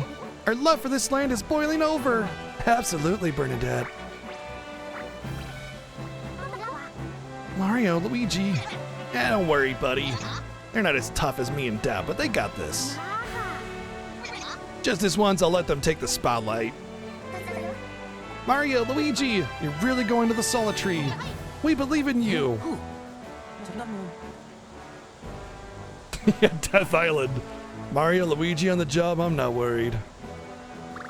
Mario, now's the time to save Concordia. May you have safe travels.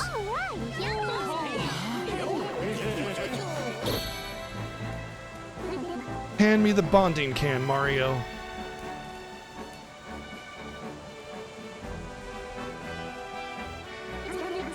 I'm gonna come with you. I want to use my Watness powers to help you. That, and I want to help Miss Cosette. I bet she went to the Solitary alone. Oh yeah! Now, use the power of bonds.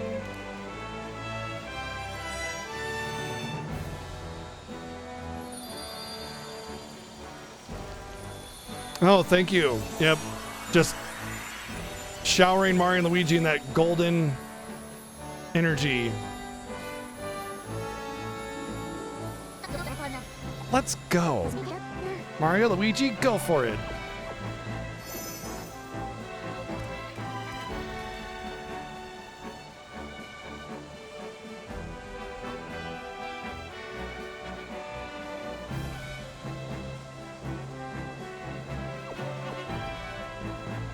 Cannon? Nah, man, we're just gonna fly there.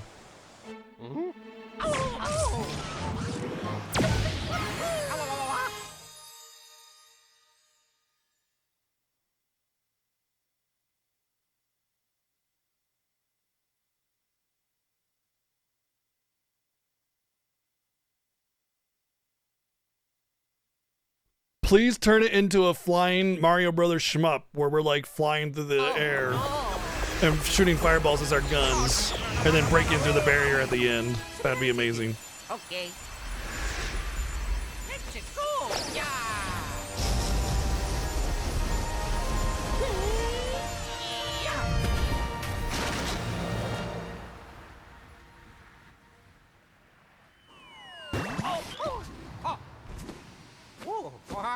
Well, there's a cannon, so we'll have a way back at least. Then we know that for sure.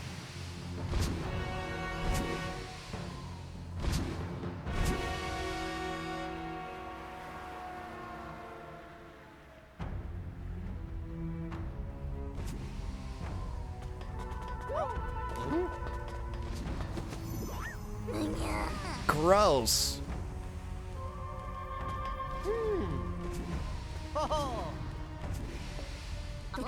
Can we bust this with a bomb too? As you two are now, you should be able to break it with the power of bonds. Mario, Luigi, you can do it.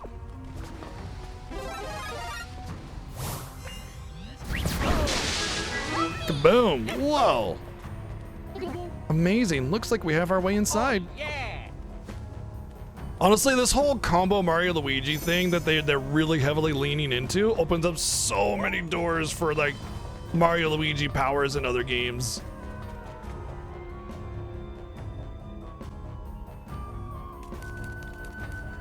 There you go, a whole Star Fox segment.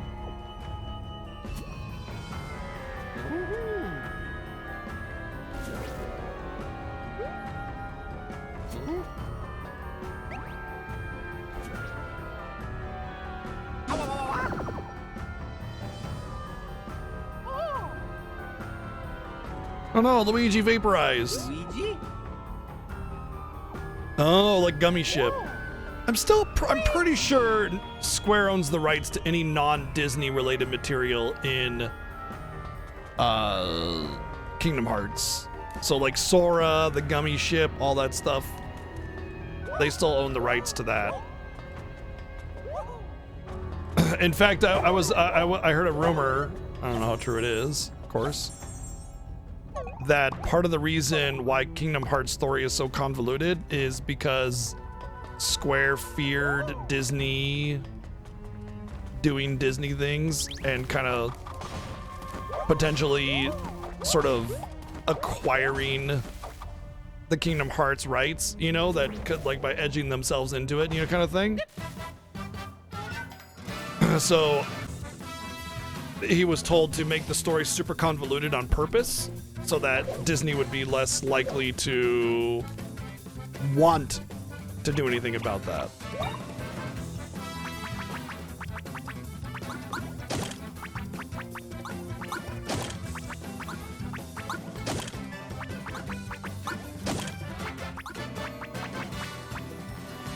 Oh, you know what? Hold on.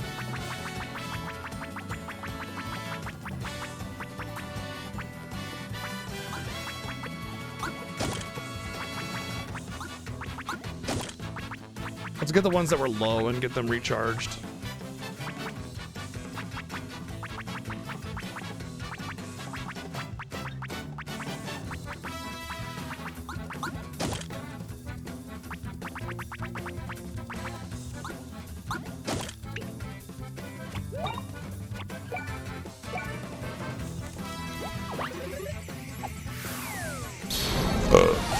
Oh, that was a loud burp. Sorry about that.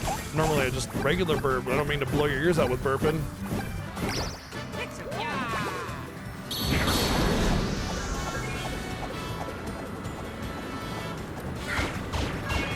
Bum, bum, bum, bum. By the way, just as a reminder, I will not be streaming tomorrow, especially if I beat this game tonight.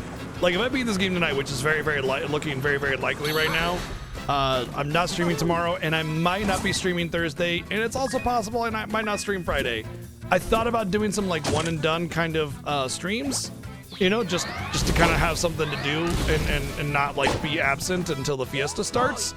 But the more I'm thinking about it, the more I'm like, geez, I'm going to be streaming for, like, 2 weeks straight. I'll have the 9th off because my wife wants to do something for my birthday. On the 9th, I'll just like stream an extra day to make up for it or whatever I need to do. Go late, I don't know. But anyway, I might need some rest, man, because if I'm going to be streaming 2 weeks straight for the fiesta, that's like super intense. It's like definitely the most exhausting part of the year, the best part of the year too. But you know, I might need some time off, so we'll see. Oh, there's definitely day 0. Day 0 is going to happen. That's on the 30th. Every time, always. The Final Fantasy Fiesta begins in earnest on the 1st, but there's always a day 0 pre-show on the 30th. That's never going to change. As far as like the way you should be seeing it, you should always be seeing it as day 0 is always going to happen. That's the technical start of it, but the earnest start of it is the 1st. So, you know, it just depends. I mean, fuck, dude. I'm like I said, dude, I'm going to be streaming 2 weeks in a row, man. Can I have some time off, you know? You know, can I have a couple days beforehand to, like, you know, rest? Damn.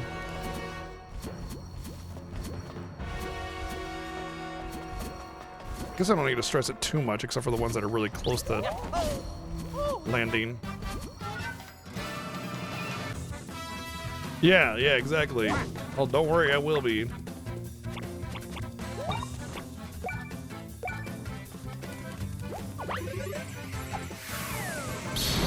It's more me talking to myself, Venitus. It's me talking to myself, because oftentimes I don't let myself have the time off that I should take.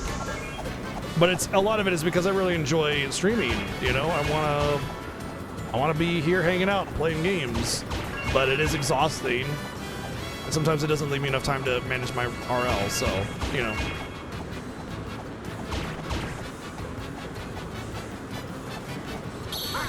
You know what? I should have done the quick charge on these. I forgot to do the quick charge. I still have auto excellent in there, right? Yeah, so let's do the quick charge. Oh, it's on cooldown. That's why. That's why I didn't do quick charge. Speedy recharge.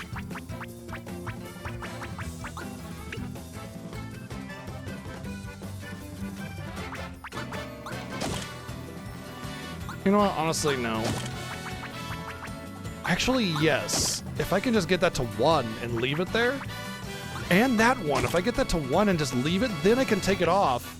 And it'll actually be useful, actually. So, yeah.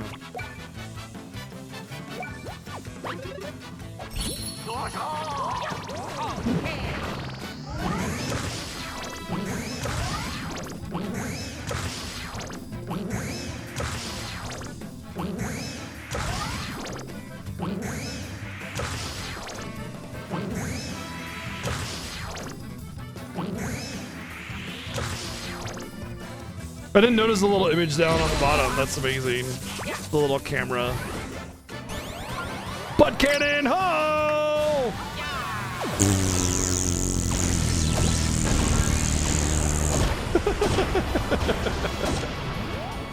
Bye-bye. Oh, funny. Oh, yeah.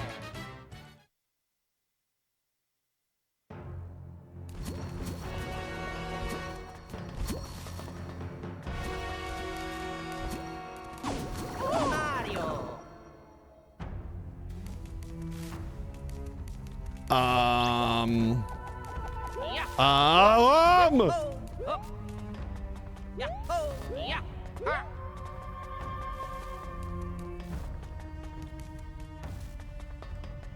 Okay. Don't get hit by those. Got it.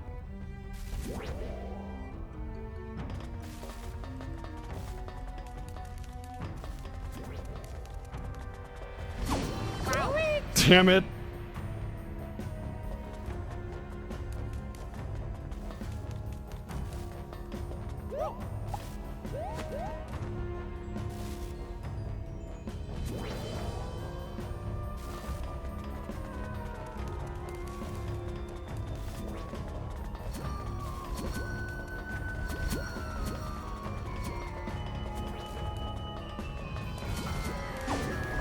Really? Come on, man.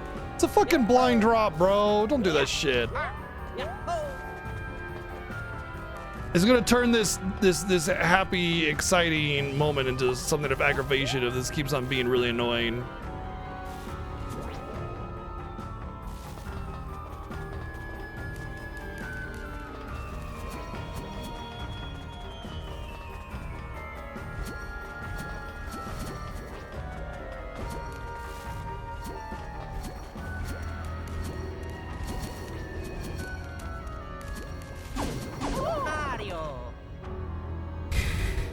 Okay, well, not a fan.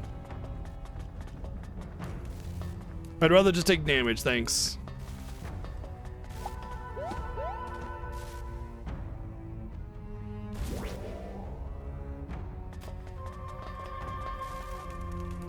I was fine with it until it got really dumb and annoying and hard to see. And then it became dumb and annoying and hard to see. Like, how am I supposed to get past that? It just, there's constantly one that's about to drop every single time. Oh, I guess you just guess. That's how.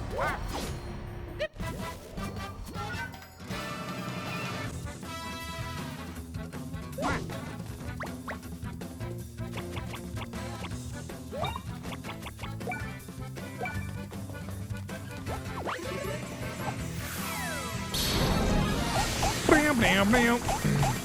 But basically, I know I'm going to at least take tomorrow off as long as I finish this game. Whether I take Thursday or Friday off is still up in the air. I don't know.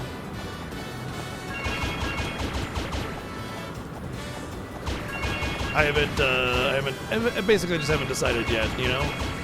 It really just depends on a number of things.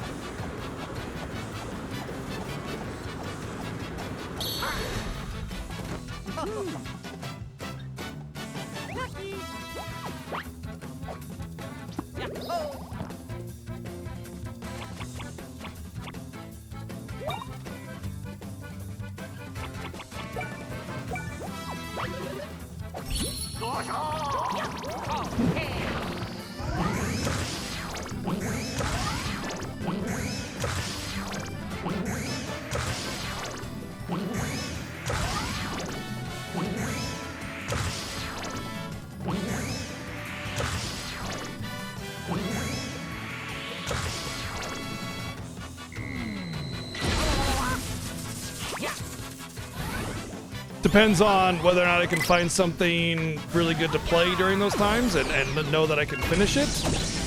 It depends on how tired I am, how much rest I think I need, and it depends on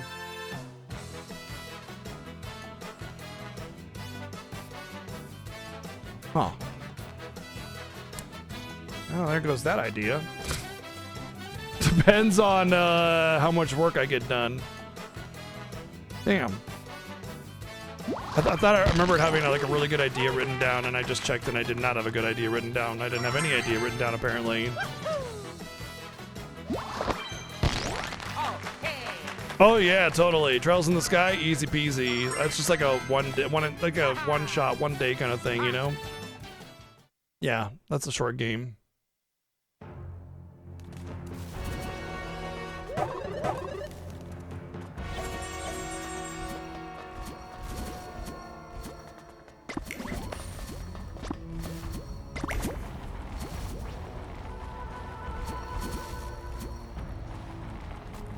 So this isn't the way to go?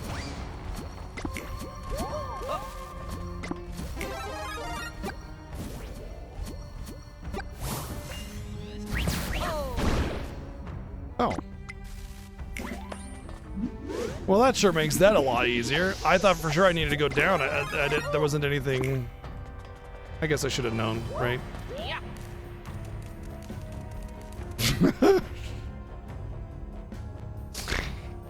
I've already done thousands of Yoshi races, thanks. If I never did a Yoshi race again, it'd be too soon.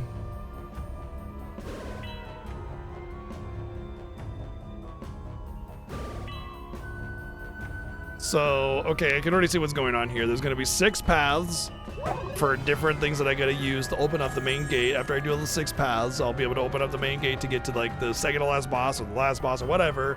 And this right here is basically the short distance that I've covered so far. This is the end, as far as the dungeon is concerned. It's this to the beginning, and then this right here, and it will open up until we get all 6 of the things done. Watch. 1, 2, 3, 4. 1, 2, 3, 4, 5. Oh, 7. Well, I said the 7th gate was the one that would be the one after the other 6 were opened up, right there. But it might be looking as if it's actually an elevator that opens up instead, so 7. But I did say 7 technically. These have an unusual shape, but could they be some kind of device? It's actually a very interestingly good dungeon design, especially for a Final Death boss, because it's like, if you have to go to the beginning again, it's not a long walk back to get to the end, it's just, you're right here, it's a little hub, boom, right to the boss, you know? Yes, that's got to be it. I have a feeling that things are about to get more dangerous than they've been so far. I'll wait here. You two better be careful. I refuse to be careful! Just because you said be careful, I refuse now. Oh yeah. Yeah. Oh. Oh yeah.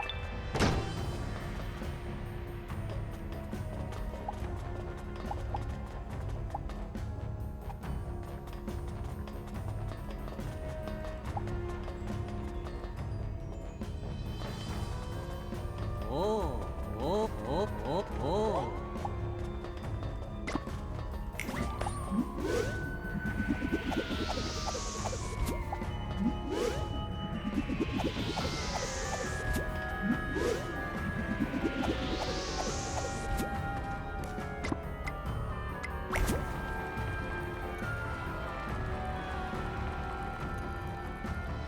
Ice Crown had the hub as well.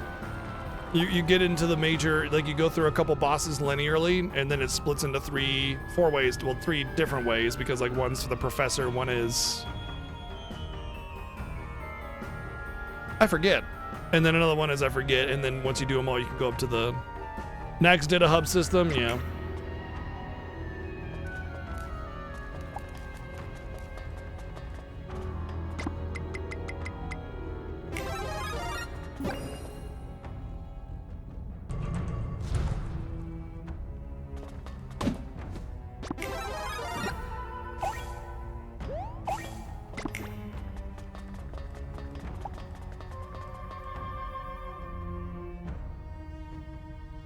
So, I don't have time for the DQ3 remake. I've been playing it off stream. I'm not going to be streaming it now because of that, unfortunately. Womp womp. Fantasian Neo Dimension. I don't know if I'll get a chance to stream that either because it comes out on like the 5th. So it's like right at the beginning of the Fiesta. I don't know if I want to do that or wait, but we'll see. I haven't decided on that one yet. The thing is, at the end of the Fiesta, Monster Hunter Wilds comes out. That's what I'm playing, you know?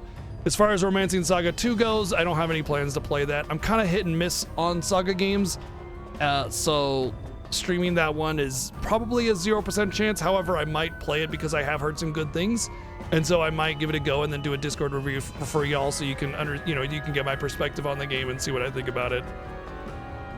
The only one of those games that I'm kind of bummed to not be able to stream is the Dragon Quest III remake. Like if I never played Scarlet Grace, I never played the Emerald Dream or whatever the hell one it was called either. So I mean, there's no precedent about me playing or enjoying Saga games.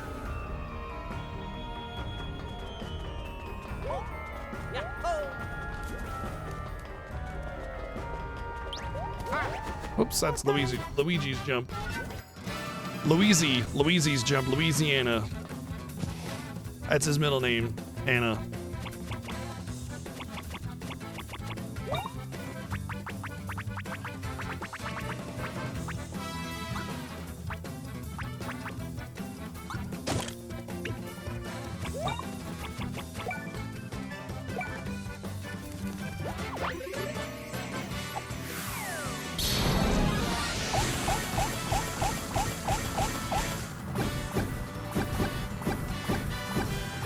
So Fantasian has already existed on the Apple Arcade for a couple of years now. It's been out already.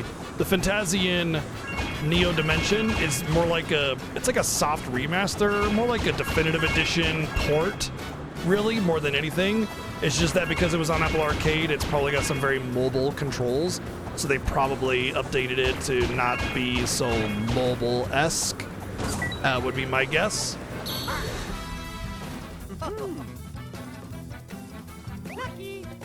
You know, I bet there would definitely be a non-zero number of signatures on that petition. Guaranteed, yes, absolutely. But as far as Saga games go, like I said, I mean, people are saying like of all the things that you may not like about Saga games, the Romancing Saga 2 remake kind of doesn't really have a lot of that. It's just a good game with soft Saga mechanics and done deal. So I don't know. I'm not gonna worry about Mario's trophy, honestly, unless I have the auto excellent.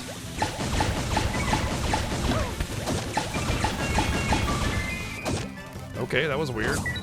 Still, I won, so whatever.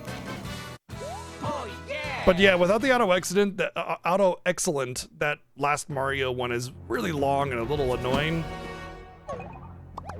Let me see how close I am to it. Yeah, 25 to go. I don't think I have enough battles from here until the end of the dungeon to do that anyway, you know?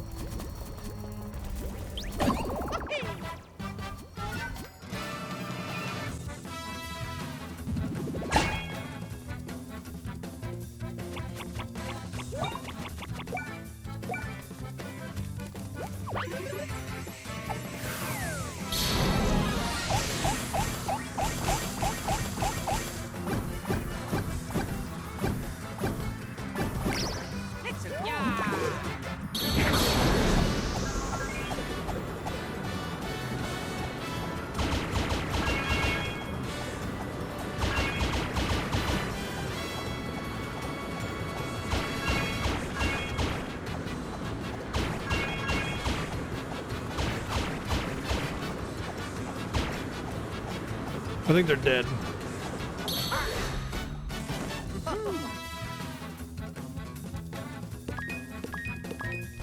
Well, we got the Master Hammer, so we'll see for ourselves what the Master gear is like. So we'll be able to see whether or not getting the Master shoes is worth working towards.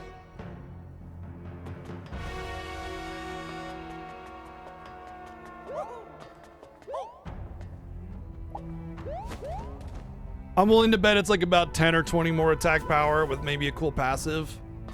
We'll see.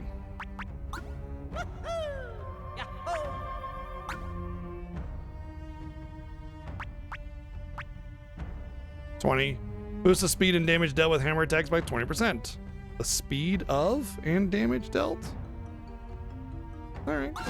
Well, cool. It's a decent upgrade. I don't think it's worth like pushing for the boots. So, yeah. Solves that problem. I wonder if there's like a new game plus so you could get another pair of the Master equipment, you know?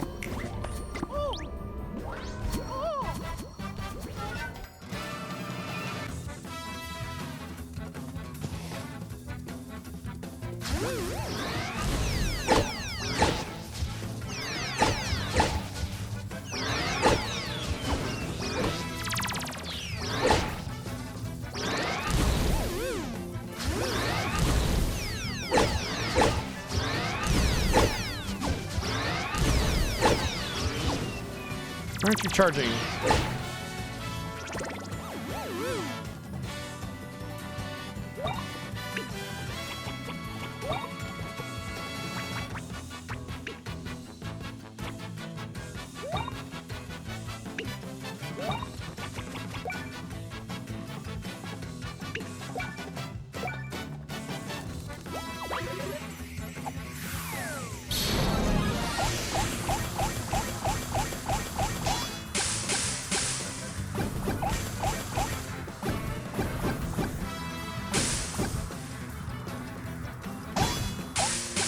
Oh my god, why am I how did I do so bad? I don't get it. I get excellent 30 times in a row every single time, no problem, and get the excellent trophy. And then it's like, it just goes to hell.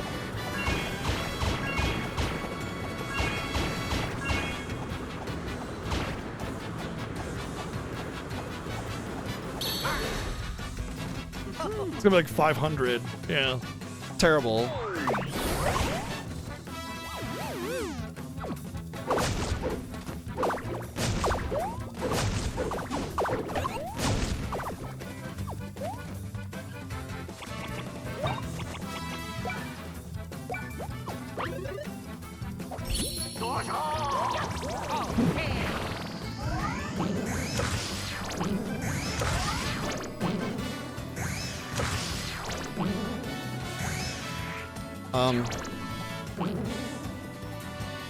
That's not what I wanted to do.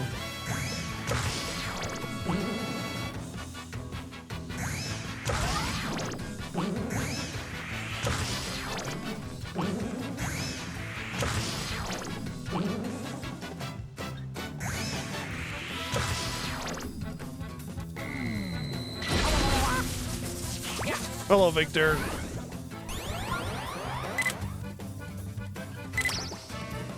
I am doing well. How are you?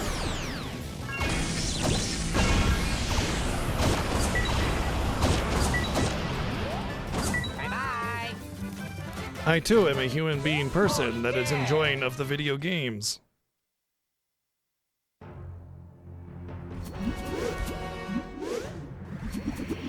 Get out of it. Mario. I fucking hate this mechanic so much. Like it is awful. Just really aggravating, time wasty, too spammy, hard to read. Just ugh. Do not care for it. That one could just go ahead and get the fuck all the way out of here, honestly. I'd rather they just remove it instead of trying to have like an interesting mechanic. How far am I? If I had to take a stab, final dungeon.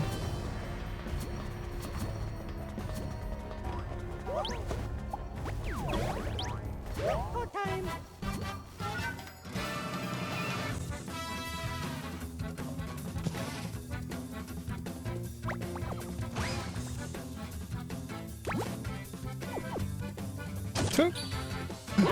Shit! No! I forgot to take them out! I knew it. I knew I would. So typical. I forgot to take the countdown plugs out. Whatever. I'm just gonna take the... Oh, Crush has got a lot of time still. Whatever.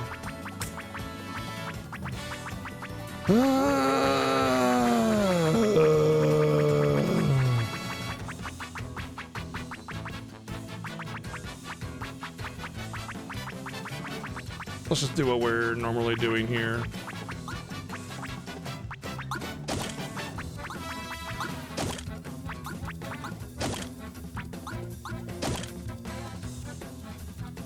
I mean, it depends on what you need help with, but I'll do my best.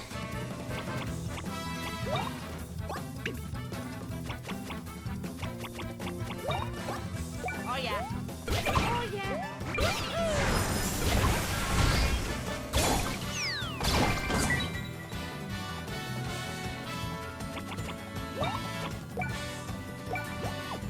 Welcome home, Titus.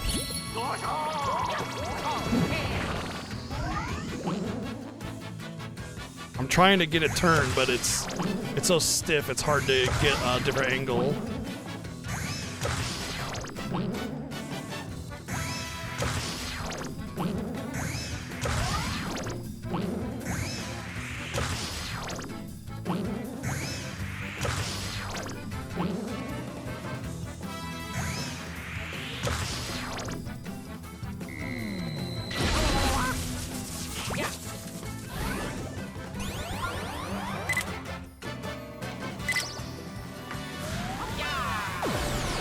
Butt cannon, ho! Bye-bye. So, single target, the butt cannon isn't actually so bad as long as you hit your target. Oh, yeah.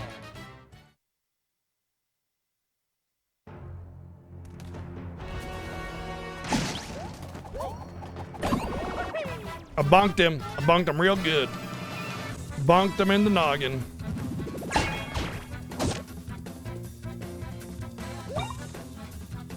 Oh, yeah. Oh, yeah.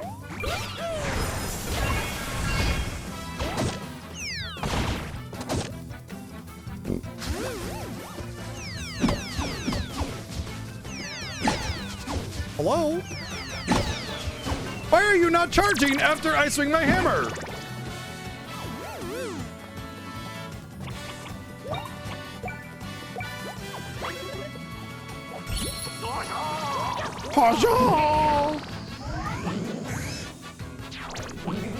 Like, again, I don't like the way I want a smooth circling of the aimer, not this like 16 directional weirdness, you know?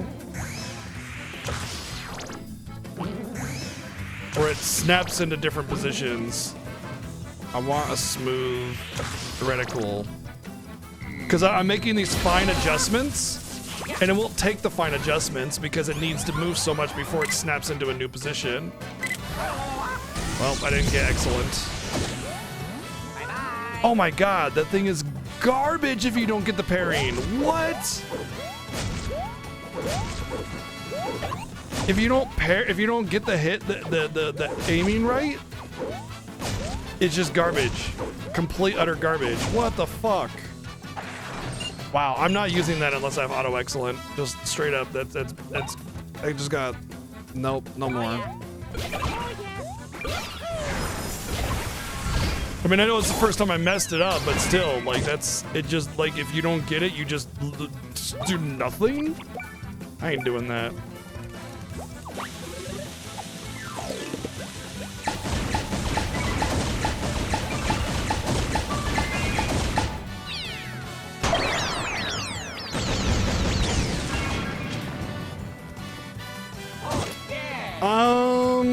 Yeah, I can see that being an issue.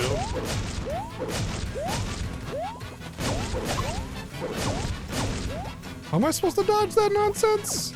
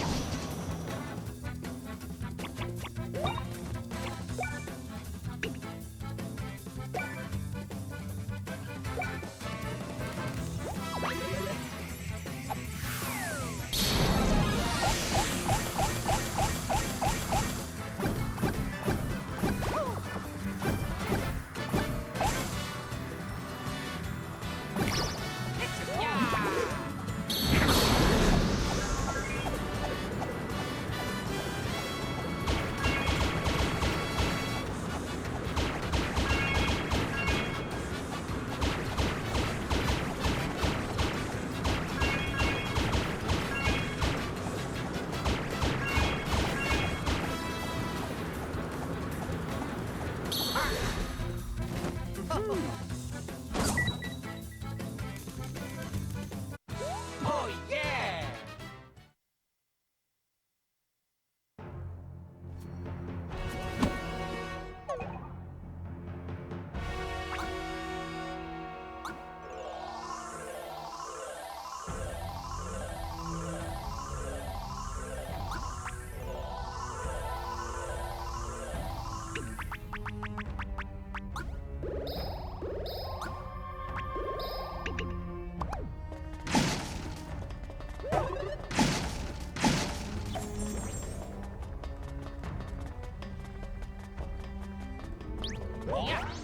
How did I not get a jump preemptive on that?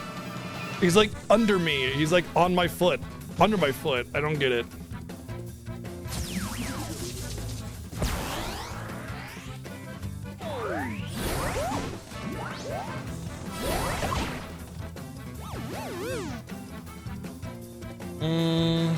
Probably need to do bro attacks, honestly.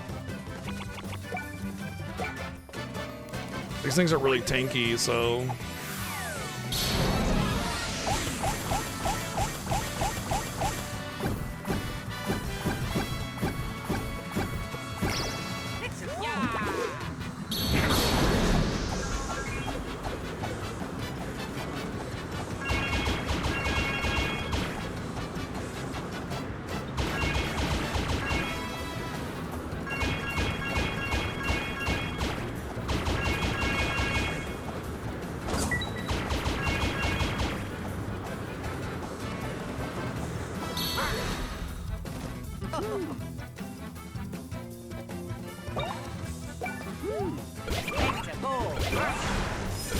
Oh no, my countdown to destruction is about to go off. Oh wait, did I take it off maybe? Maybe I took it off. Oh yeah! I use a Pro controller, by the way, so that's why I don't have any issue with Joy-Con drift.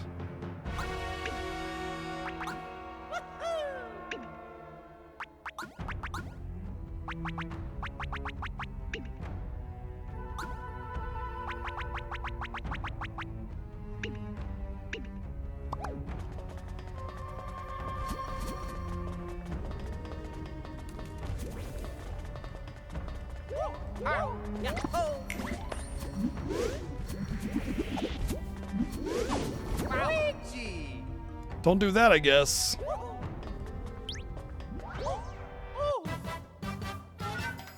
How? How? He was halfway across the screen. I'm moving perpendicular to him, and I don't have enough time to get out of it? That can't be real. There's no way, man. Like, there's just no getting away from enemies. I hate that about this game. It is the worst part about it, by far.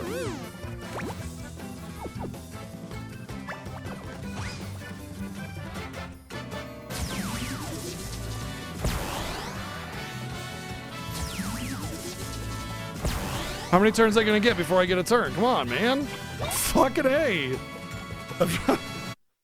Honestly, I'm about 2 steps away from just running away from every battle in this dungeon and just getting through it. I feel like I'm more than powerful enough, and I'm just like, this dungeon mechanic is ass. It's just not good.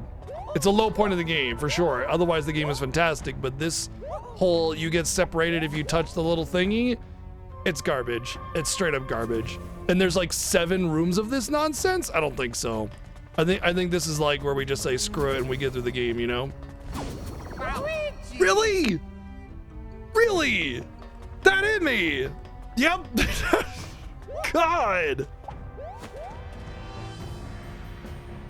And you gotta wait for the cutscene again. It's just, it needs to go. Sorry. Give me like a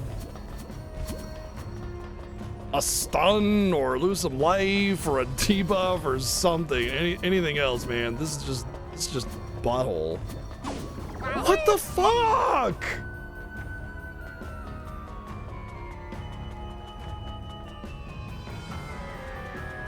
Hate it. Hate it, man. This is the first section. I'm just done.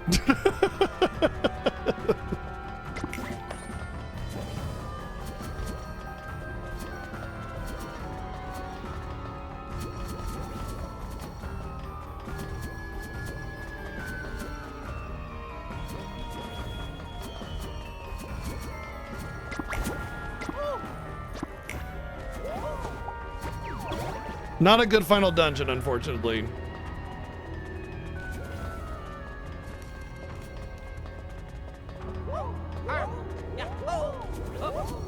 Luigi!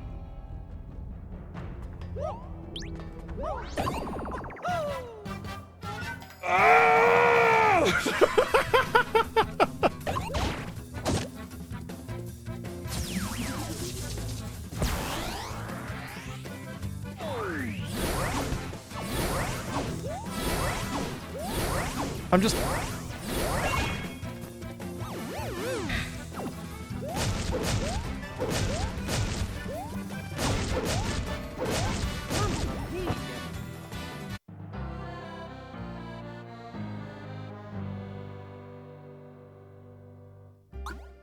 This is fucking ass! ass. This whole dungeon design is complete and utter butthole garbage. Just the fucking worst. It's a shame, because I have nothing but good things to say about this game almost. But this is a slog. With really, really, really overly punishing, absurd mechanics.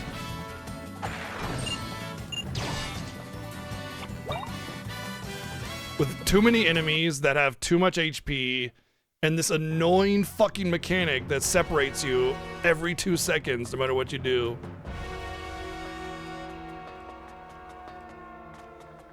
If Luigi was immune to it, it would definitely forgive it quite a bit. But even like pairing up doesn't matter because we gotta do that jumping segment. And if I do UFO, I fly myself up in the air, which leaves me vulnerable to getting hit by it. And yeah, no, this is not working. Like having to do this like green light, red light bullshit every single time I get hit is ultra obnoxious.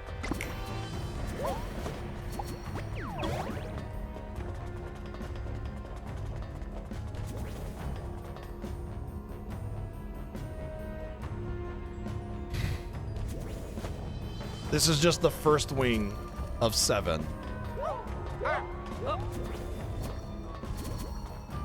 Nice jump. Awesome.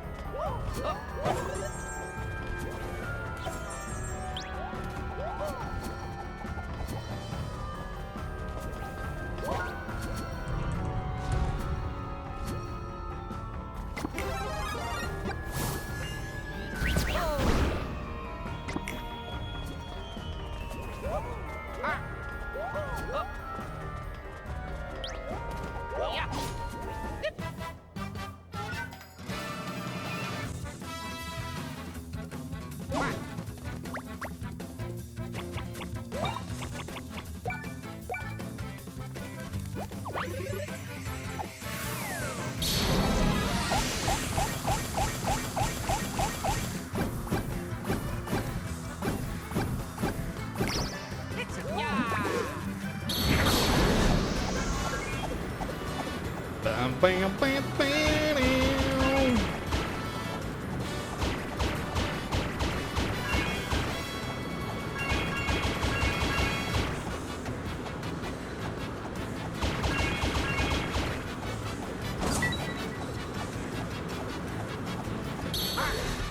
It'd also be fine if they lightened it up a little bit. There's just too much of the shit blowing down. It's just so busy.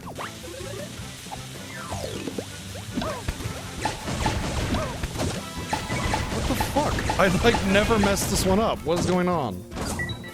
It's dead, so who cares? Oh yeah!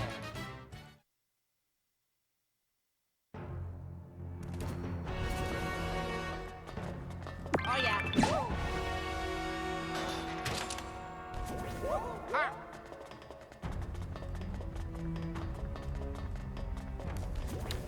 Right. The whole point of going to these wings.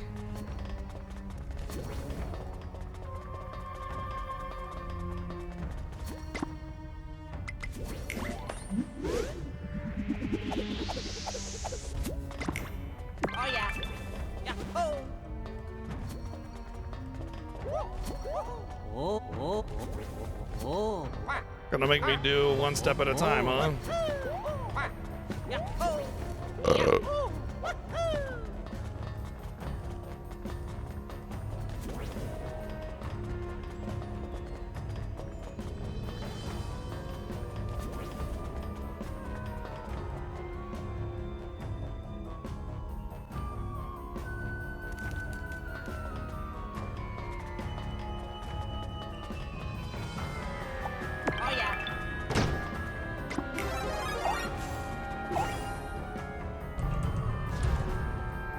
Okay, that gives me choices.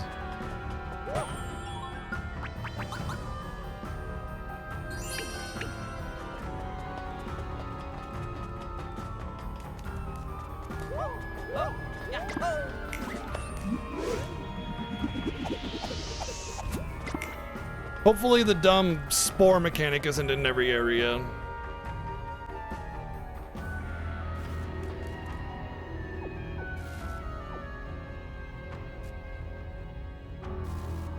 Wow, these are pretty big areas.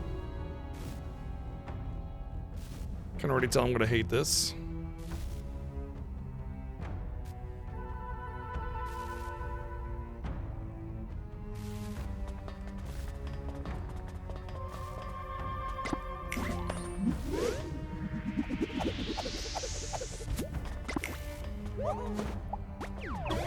I mean, as great as this game is, not every mechanic is a banger, right? You know?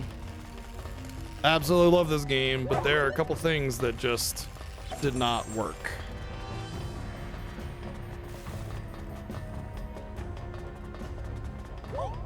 Yeah.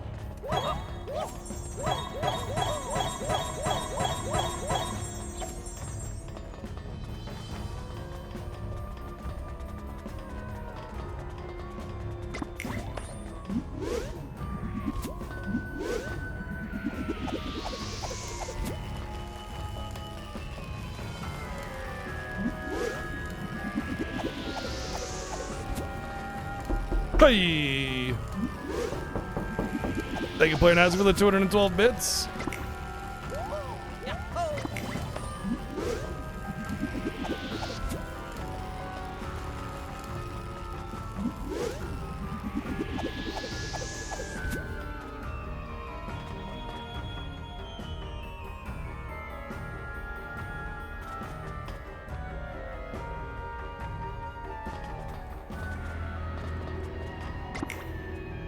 It's not. I mean, we've already fought Bowser, but I appreciate mods making sure I'm not getting spoiled on stuff.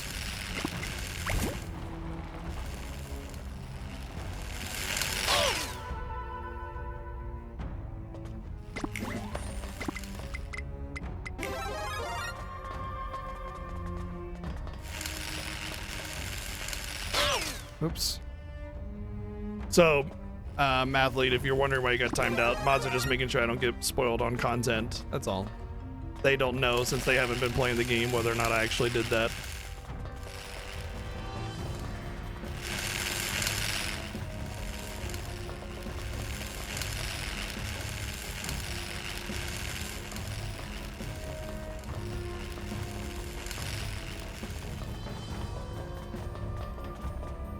No. That's not it. They just don't know better. Like, they haven't been watching every single second of my playthrough, so they don't know what's a spoiler and what's not. They don't know that I haven't, whether or not I have Pod Bowser, which I have, and so it's not a spoiler for me, which is fine. They're just protecting me to make sure because they know better. It's just a timeout, nothing you gotta worry about. I don't have a timeout. It's just a purge, actually. So you're good. Don't worry about it, dude. Yeah, I mean, I read it already, though. I read it. So you're good. Don't worry about it.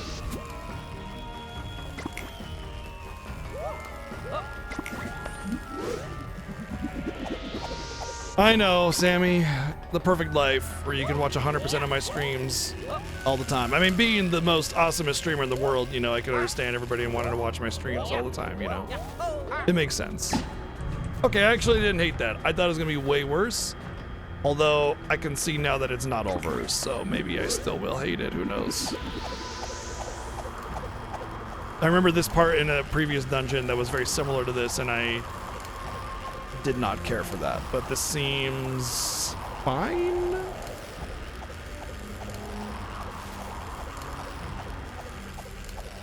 So yeah, that was fine. That was actually fine. That was actually pretty good. Oh. Oh, yeah.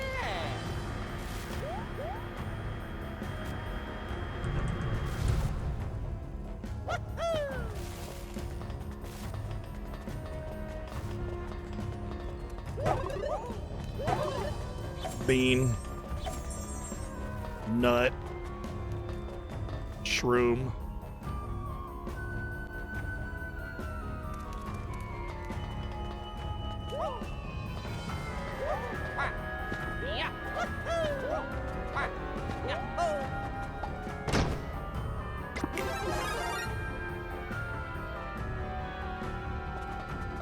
All right.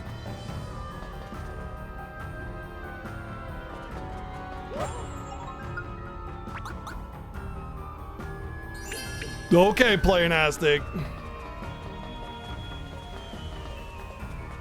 You know, it's just in my brain this makes more sense, so even though I'm kind of drawn to that one.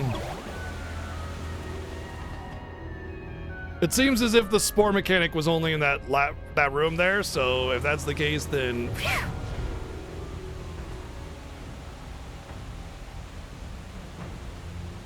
All right, we're doing the plug mechanic here.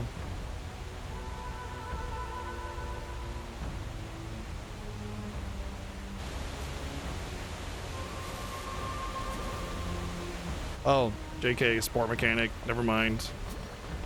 I mean, at least the rooms are a little bit more open here, so it might not matter.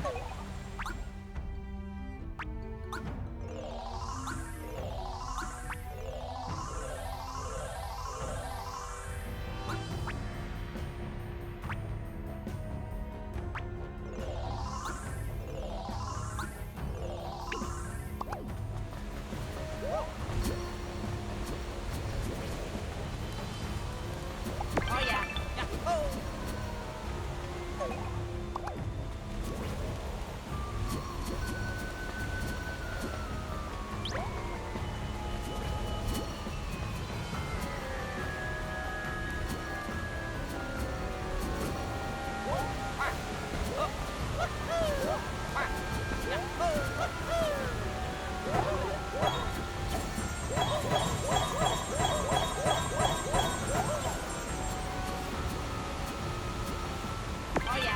Oh yeah.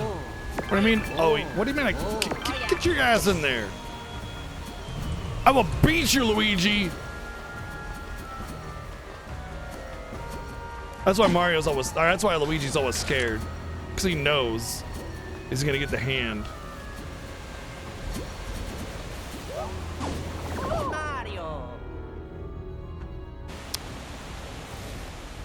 Fuck that mechanic, it's so very fucking dumb. Feels like those little guys might be like XP balloons or something. The hand of the hammer? Why does it have to be one or the other?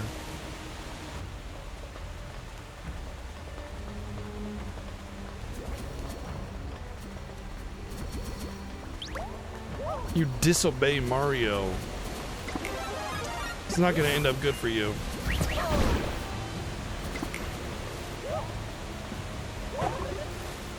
Crowd control boots DX. More enemies there are, the more damage you deal. They might be good for him. They're even. No. Sweet. Later, nerds. Ah!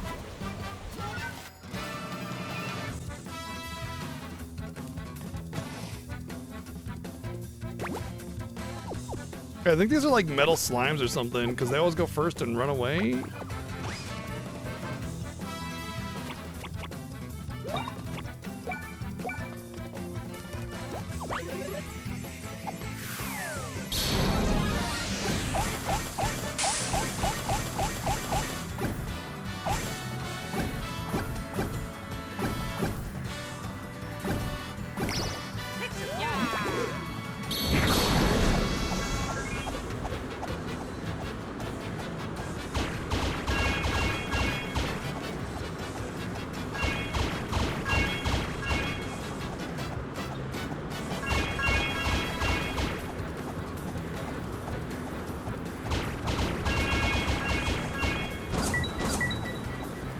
I think I got it.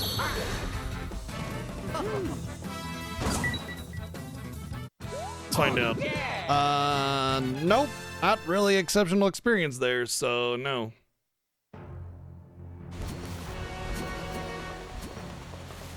Oh, I see. I have to go grab that and then take the ladder up and then apply it elsewhere. Yeah. Oh, oh, oh. Luigi, Oh yeah. so worth it. Oh, that's right, because we both got to do it.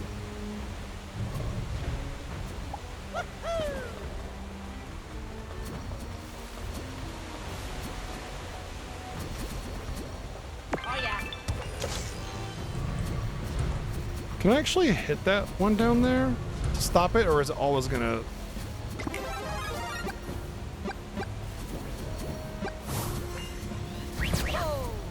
Yeah, I don't think I can do anything about that one. I saw those ones that were like kind of on the lower terrain before, and I thought I can't do anything about that. I thought I'd check because I didn't have a swarm of spores.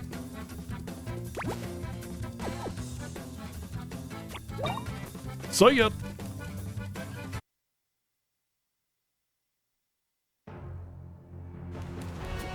Oh yeah. Yeah. Oh.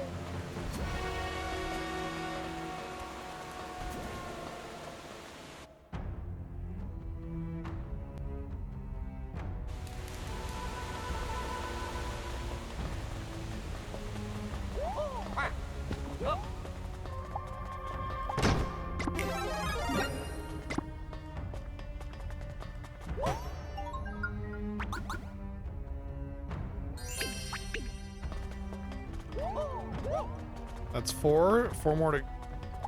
There was 8. I guess there are 8. I can count. Oh yeah.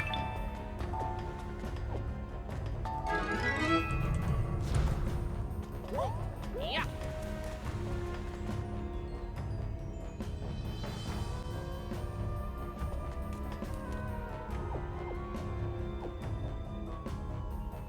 $25? Oh man.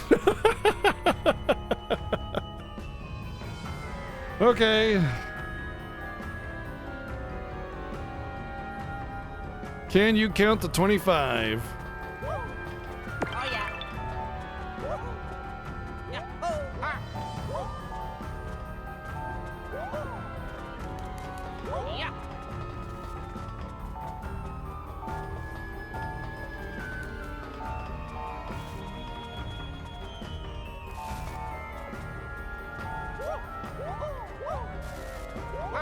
Yeah. Yeah. Oh. Oh.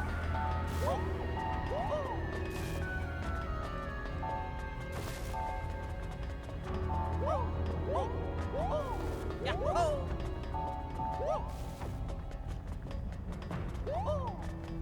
Oh. Yeah. Cool. Hey, Blogger. Thank you, Playing Ads for the 212 bits. So I guess the first open door that I got for this whole segment was just the worst one, because the rest of this dungeon has not been bad. So I did say Final Dungeon sucks. Also, you voted for Saga Frontier. I don't know if that's intended or not. Anyway, because we already beat that, obviously. Anyway, the rest of this has actually been fine. Oh yeah. So even though I had problems with the first bit, the rest of this has been good, so yeah, it's fine. Pikmin 2. All right, I'll make the adjustment now. It's not that big of a deal. Uh-huh.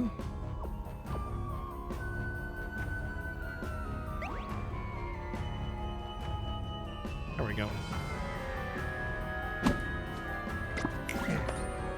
I dropped my controller.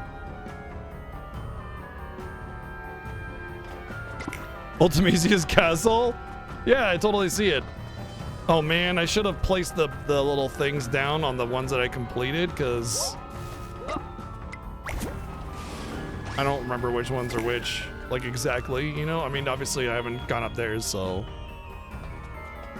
No, I totally get it. Yeah, it's like kind of choose your own path. It's not really disabling functions though, but still, yeah, I get it.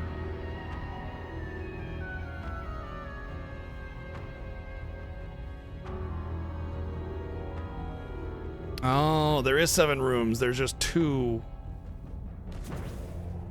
Orbeez here, I think? Maybe that's what I saw. Coconut. God, dude, how many times do I have to tell you not to scratch my chair before you actually start listening? Fucking swear, man. Every time he comes up. It's the same thing. I'm like, bro, what are you doing? Like, what do you mean, what am I doing? Like, you know not to scratch my chair. He's like, I don't know what you're talking about. Yeah. Oh.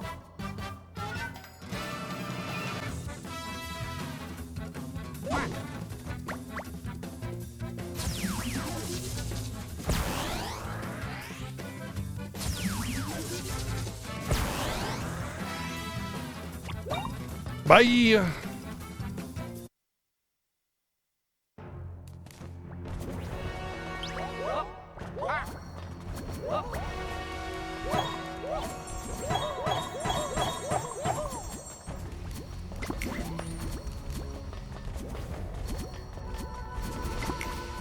Oh.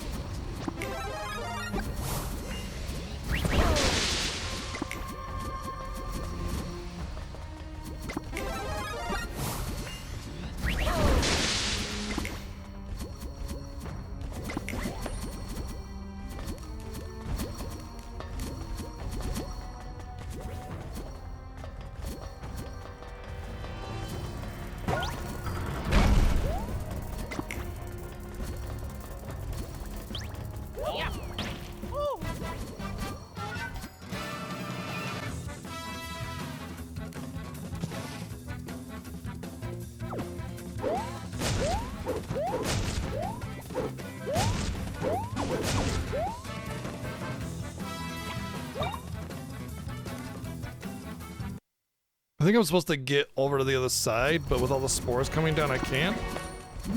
Maybe I can?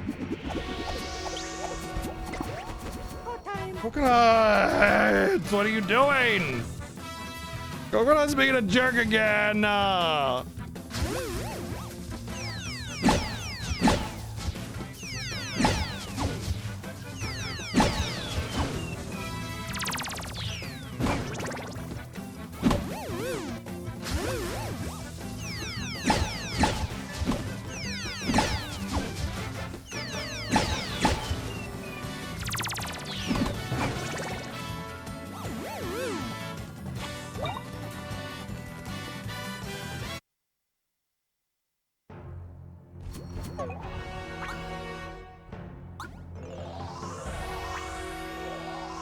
Yeah, right? Totally from Wall-E, I agree.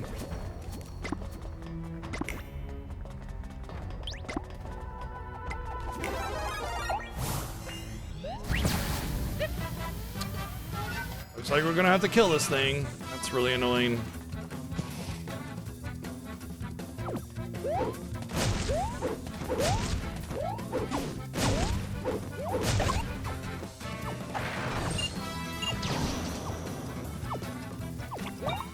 Nope.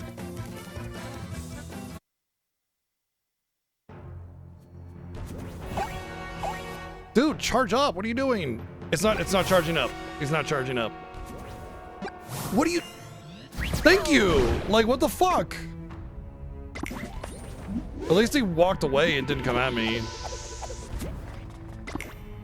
He did a 360 and walked away. Oh yeah. You need to play without spoilers? It's a great game. Have fun with it. Oh.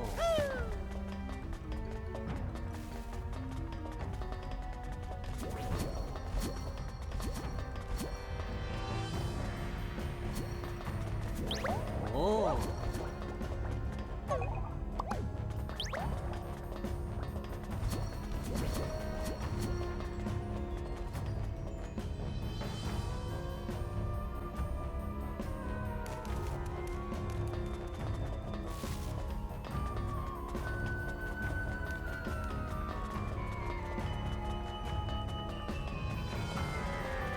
Oh yeah. Oh. Oh yeah.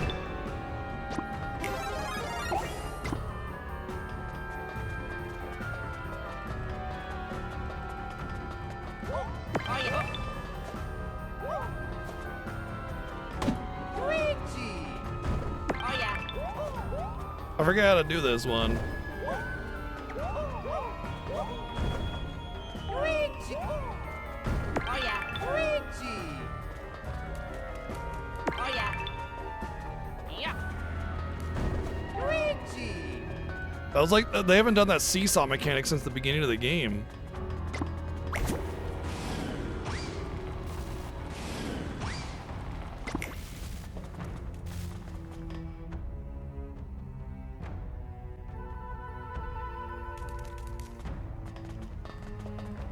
Did I already do this one? No?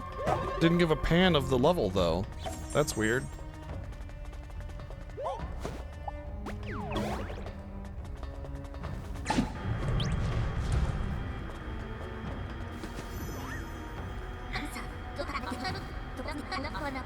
Coconut! Stop it!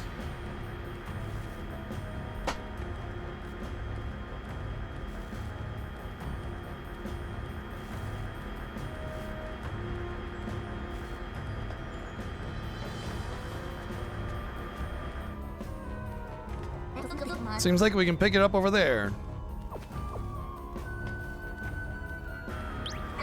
Oh.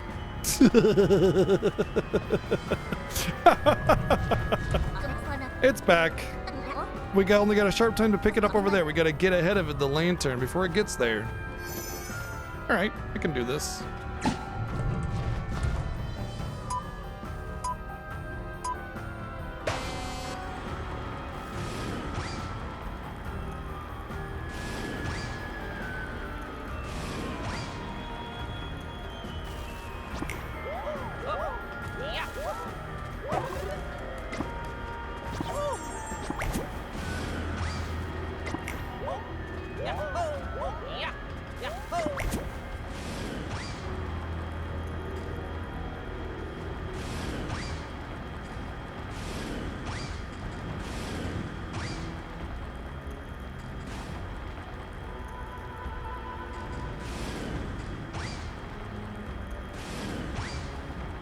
Whoa.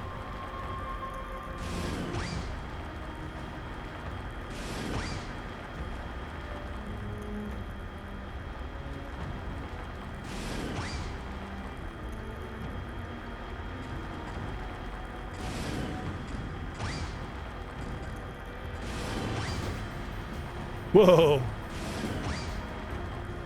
These are pretty awesome. Wow, that was awesome. That was really fun. I love little like hamster mazes like that though, so that was really cool. I enjoyed that.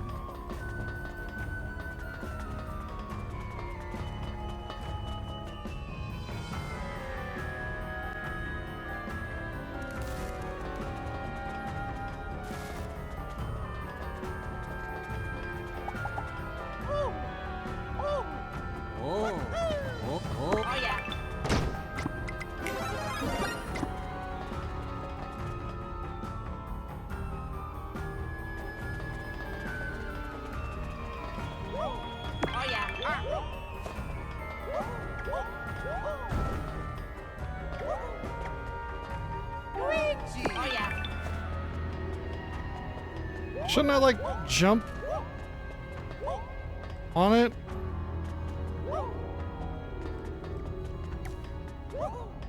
Luigi! Oh yeah! Luigi! Oh yeah! Oh, right. Okay, there we go. I don't know why I thought I couldn't jump up there. Hey, Luigi. Thank you.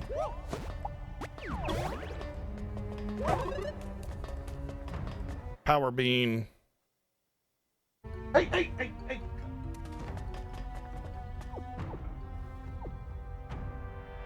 God, for fuck's sake, Coconut, I swear to God, dude. Chewing on paper. See, look at that. Nice little coconut bite marks at the end. There was, part of it was all wet with his slobber. It's like, I'm trying to help you, buddy. I don't want you to get sick by eating plastic and paper.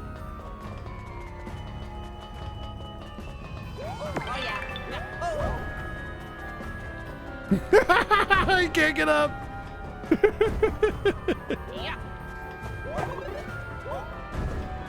Luigi! Oh yeah. Luigi! Oh yeah. Yeah.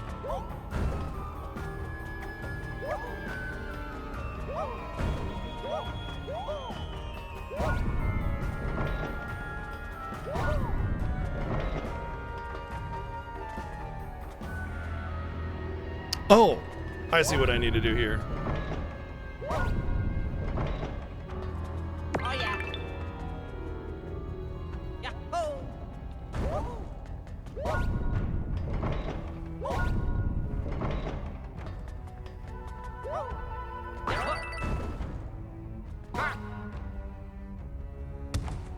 Ah, neat. Oh yeah. Luigi. I also appreciate that many of these more heavily puzzle-oriented ones do not have enemies. That's a big W in terms of the design of this area, so really appreciate that. All right, Luigi, you go over there.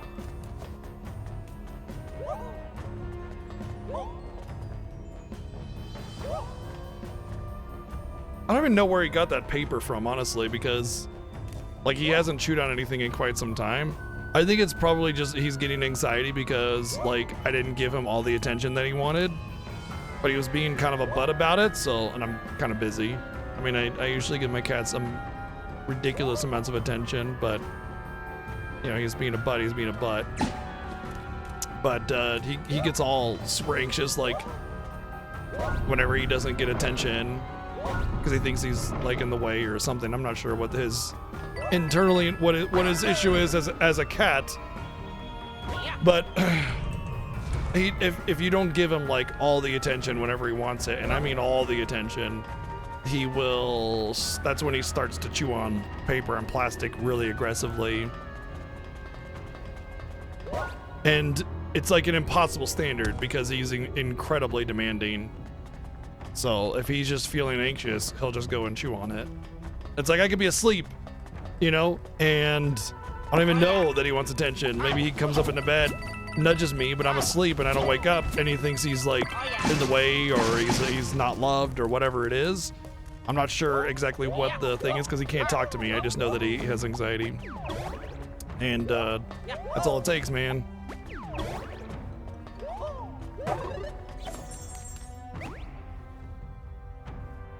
Oh, okay, we'll come back to that one.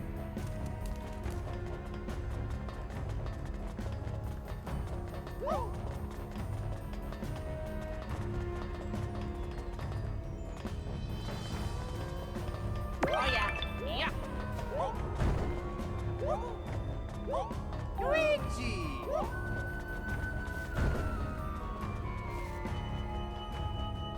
Oh yeah.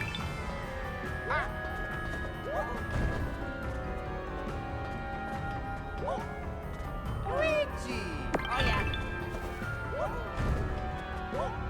Luigi. Yeah. Oh yeah.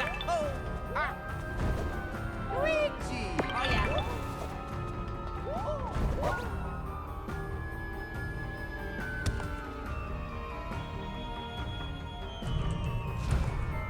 I see. This is the okay, yeah.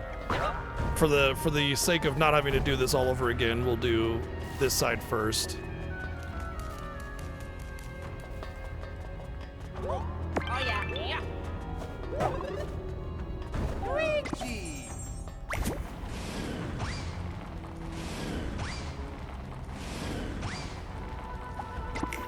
Oh yeah.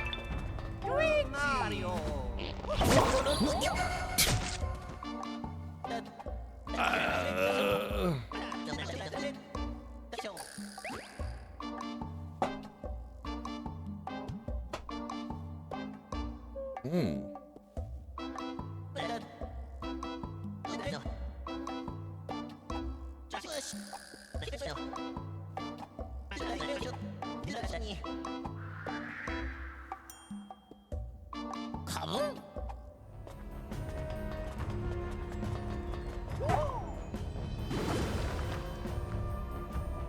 Grampy Turnip.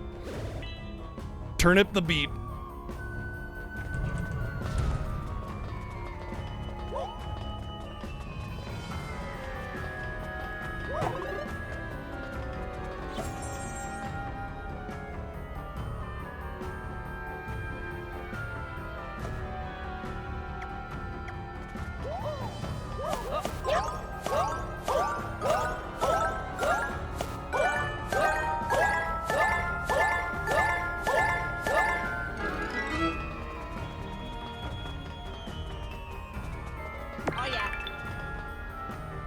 And Luigi's dead. Yeah.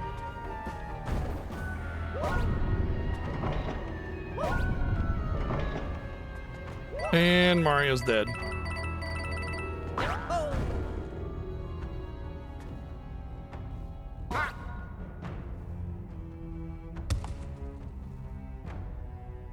And Luigi's dead again. Yeah. Oh.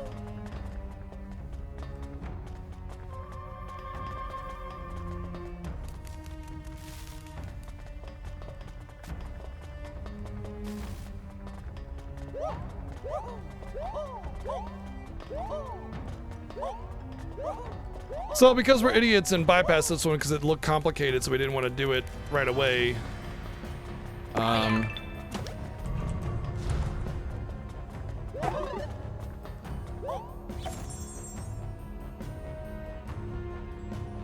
gonna have to huff it all the way back to the thingamabobber or whatever.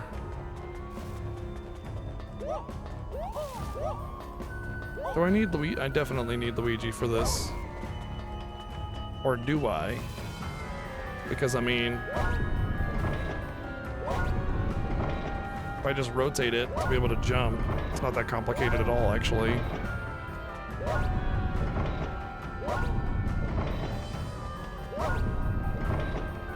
Oops.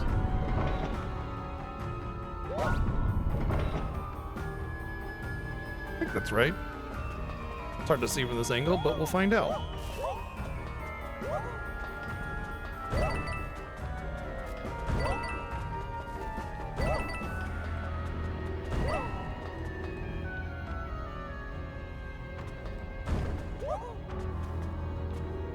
Okay.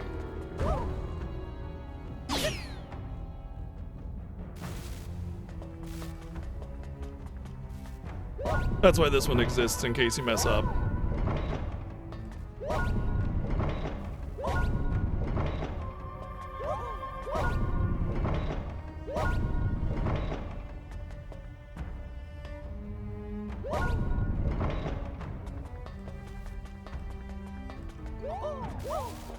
Hey, buddy. Look, if you're coming to me for food, I ain't got none, okay? Go bother RPG chick. She's the one that feeds you anyway. Most of the time, anyway. Oh yeah. Oh.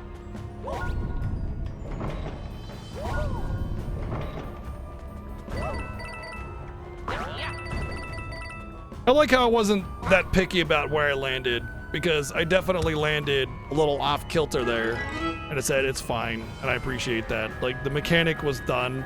I understood the assignment. It doesn't need to be super precise. Mario. Luigi. Let's go.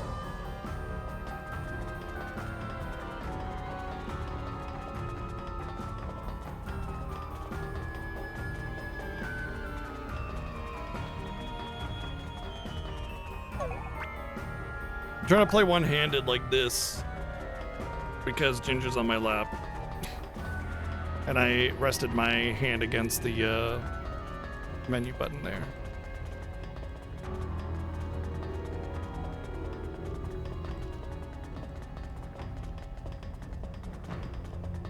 Oh yeah. Yeah. Oh.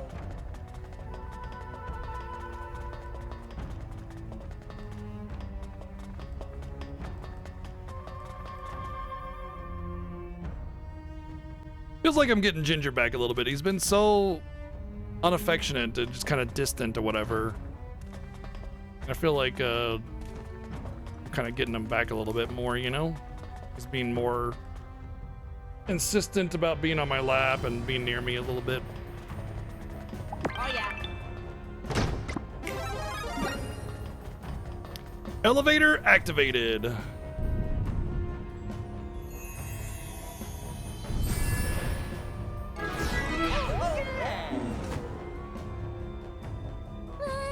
Wow, amazing.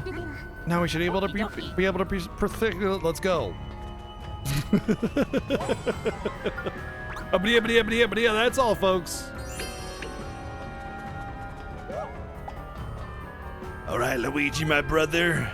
Let's go. Middle level.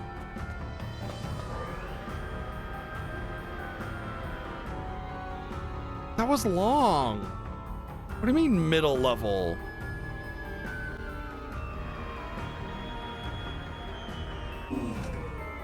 Okay, maybe it's just the like a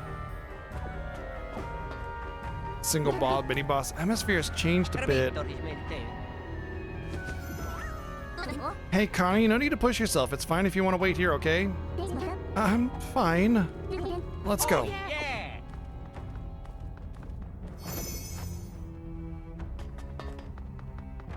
We gotta fight the Dark Adonis, aka mid-boss.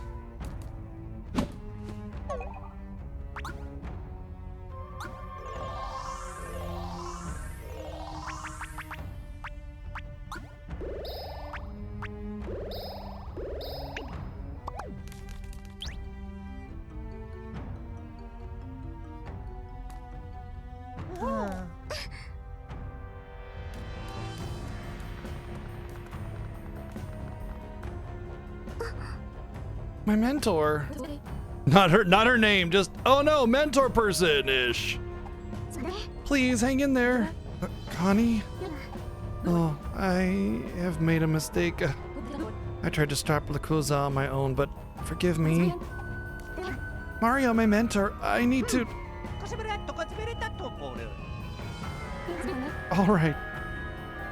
Let's go. Okay. Okay. Mario, Luigi, please be careful. Oh yeah.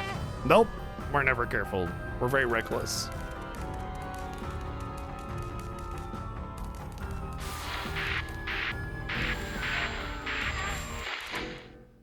Oh man, they turned us off.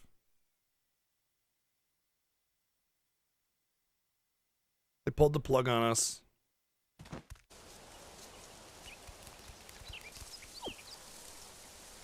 Whoa.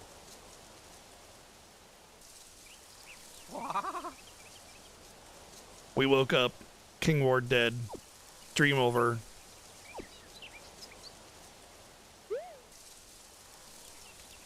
Let's go. Ah. Mario.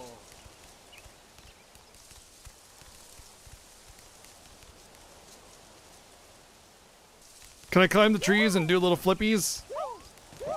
Ba-da-da-da-da-da-da-da. Ba-da-da-da-da-da-da-da. Ba-da-da-da, ba-da-da-da, ba-da-da-da-da-da-da. Mario, I've baked some fat cake, aka my butt. Please come to the castle ASAP. Mamma mia. Peach.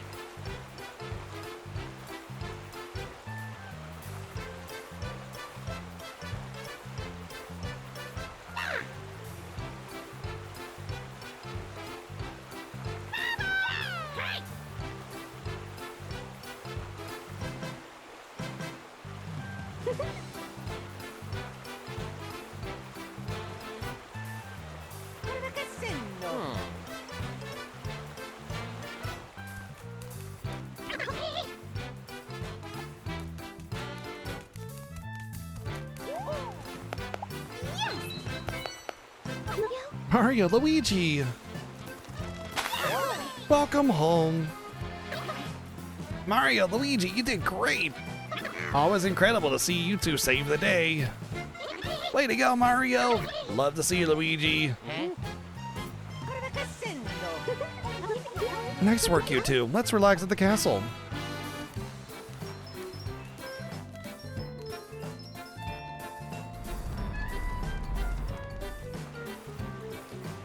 Funny how the castle aesthetic is always the same since Mario 64. Mario 64 defined what the Peach's castle looks like, and it has been basically the same with very little differences since then. Oh yeah. Oh, oh, oh.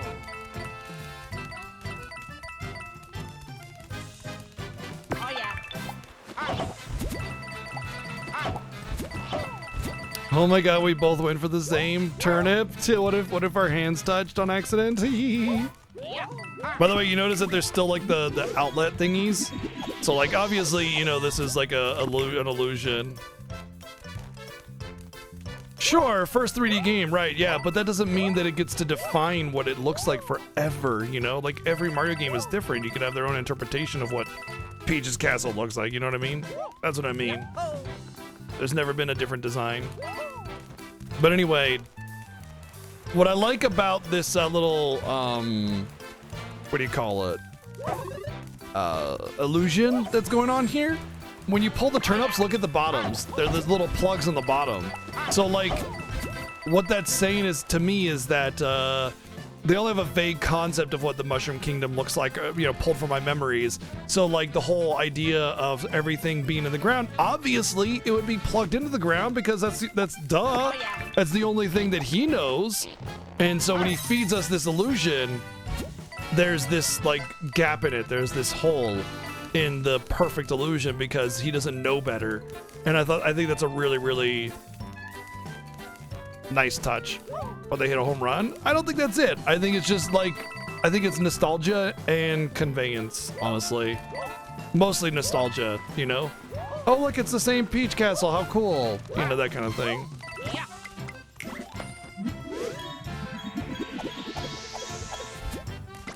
Hey, save some for Kamari, okay? Oh yeah.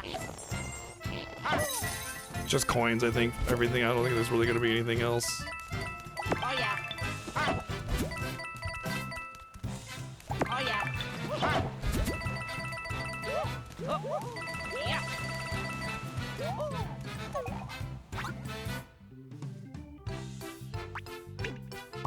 Bum bum bum ba dum bum. Bum bum bum bum.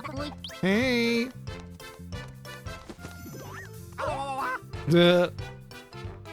Why are you so surprised? It's me. Wait, where am I? Peach's Castle, huh? Mario and Luigi, Peach, Princess Peach. Oh, I get it. I think, yeah, neat. Did we warp here from the Solid Tree?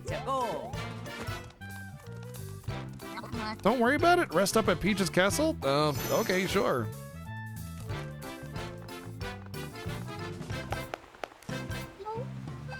Now please come in.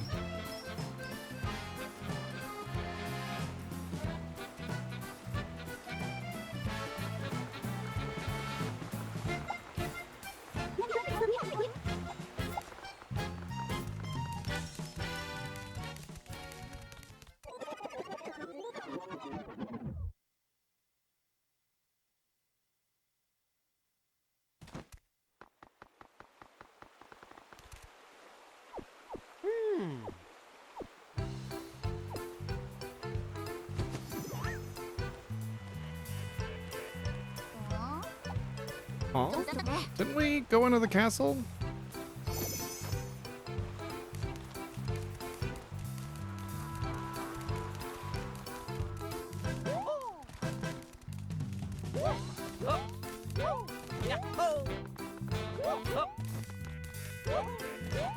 Yeah, where's the credits? You did it, roll credits.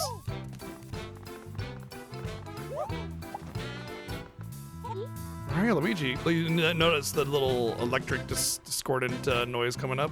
Greetings, I thought of a lovely event. Look behind you. Up. Ta-da! We prepared some attractions here in the castle courtyard. It'll be a kind of skill challenge for our heroes, Mario and Luigi. Hey, does something feel off to you? The rules are simple. Just make it to the goal and hit the block. No, that's not the point. Reclusa, good luck. They're totally ignoring me.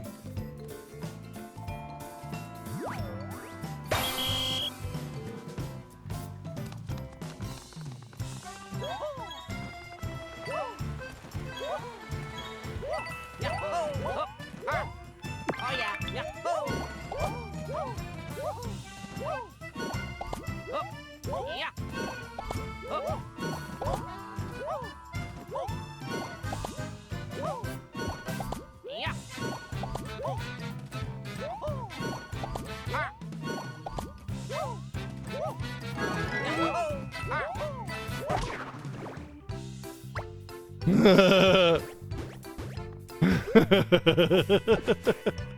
It doesn't know what to do. That's hilarious.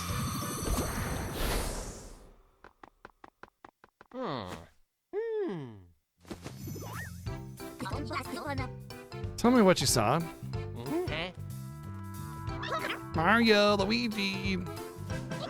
Still have a ways to go to get to the goal. Good luck. We believe in you.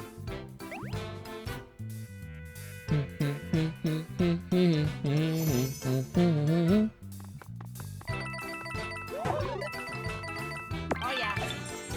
I always love this kind of thing where like you're being fed an illusion, but the illusionist doesn't quite understand everything. You know, the little seams in the illusion kind of breaking. It's always really interesting. For a Mario and Luigi game, this is actually kind of deep, I'm not gonna lie. You made it! I don't think we've ever seen this kind of thing. The depth of storytelling in this game is actually pretty decent. Like for a Mario and Luigi game, it's really good. My face is deep.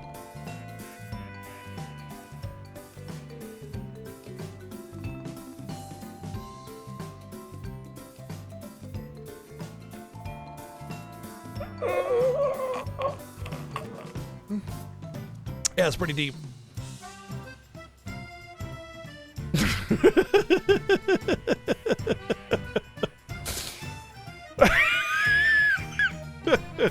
I don't know how that looked, but no, I don't like Naruto. We knew Mario and Luigi could do it. Did it actually look like believable? No, but there's still much more to come. Next. I mean, I wasn't trying to make it necessarily believable because it's just off the fly, but if it actually was believable, that would be amazing. This one's a little tougher. Good luck.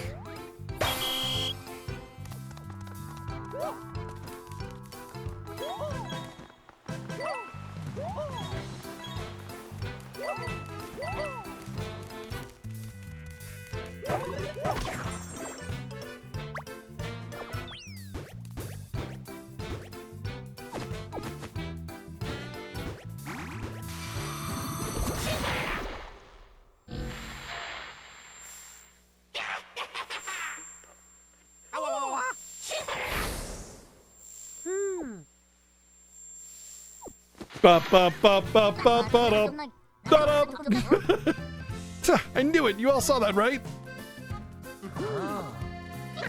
Hey, Mario. Something wrong? We have a Mario type situation on our hands. Something's up for sure. Wait, are these guys? Mario, Luigi.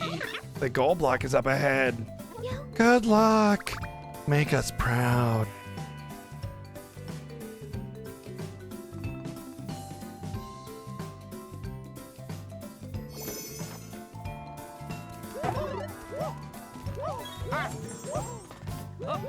Oh, congrats on finishing it.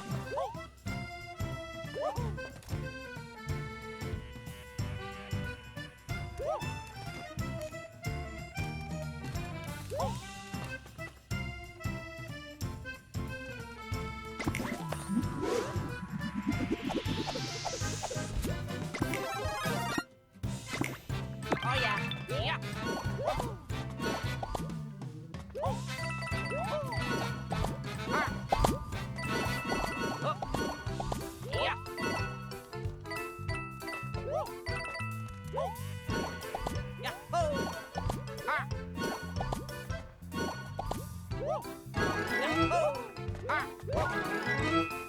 I gotta see how if this clip actually looks good.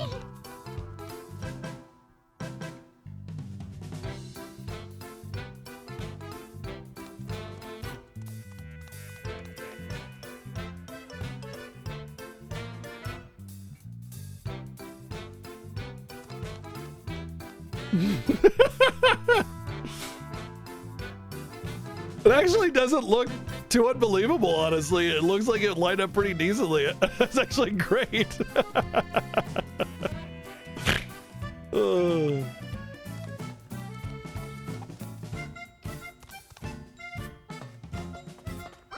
I knew you could do it, Mario and Luigi. Great work. Very good. Now, if you would kindly enter the castle.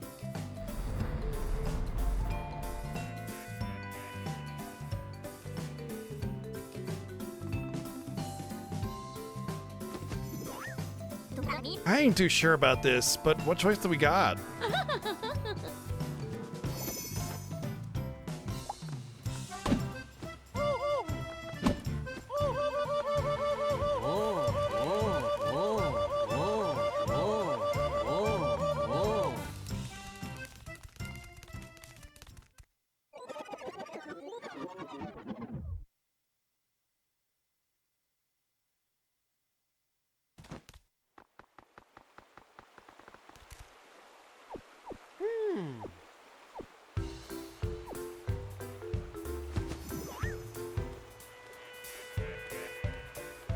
This again.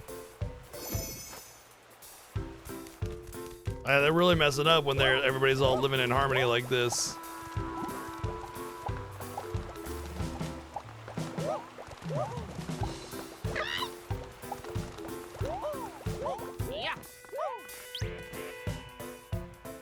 Attention, everyone. Thank you all so much for gathering here today. It's really great to see everyone in one place.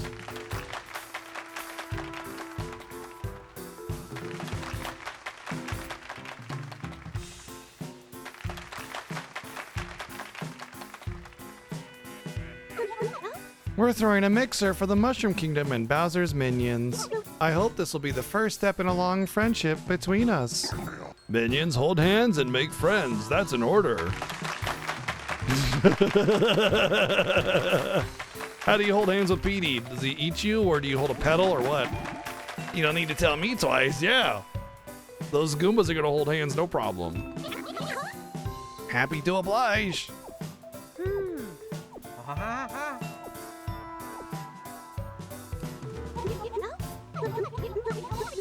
Mario, Luigi, hope you can enjoy yourselves today too.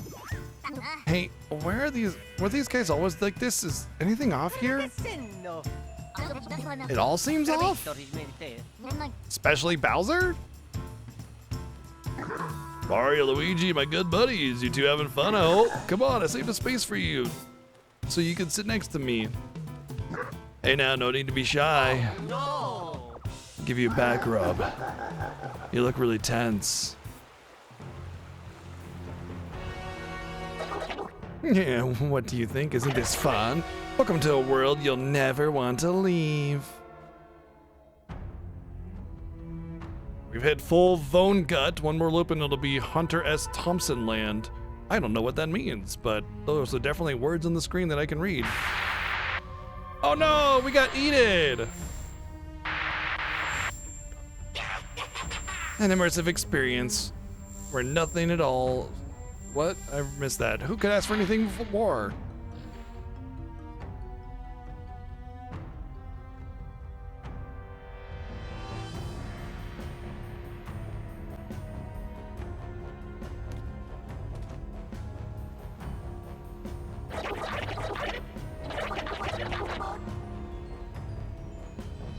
It's fun better than isn't it fun? Isn't fun better than meddling? I think I'll keep this party going. Everyone's friendly, the whole world is a happy place, doesn't it feel nice?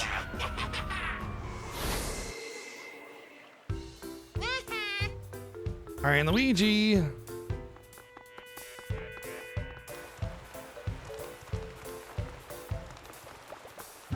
Here, smile, smile. Ladies and gentlemen, we are live. A live broadcast? I'm here to record everything and everyone. Just have a great time with my camera. Oh.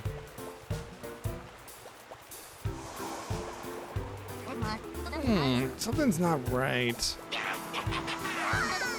Oh. What? Hey, Reclusa just appeared on camera. Guess he didn't know he was in the shot.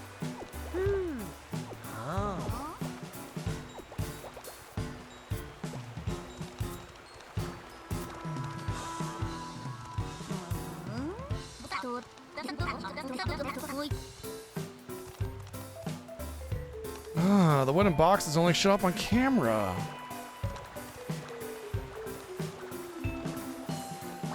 There are panels that only show up on camera too. This is...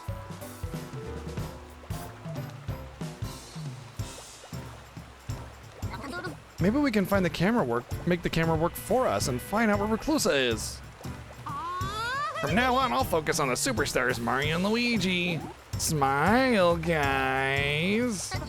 Mario, Luigi, I bet we're in this messed up Mushroom Kingdom because of that Reclusa character. We gotta use the camera to get back to him. I want to get this out of the place. I want to get out of this place right now. Why would he be in here though? He's not being brain sucked.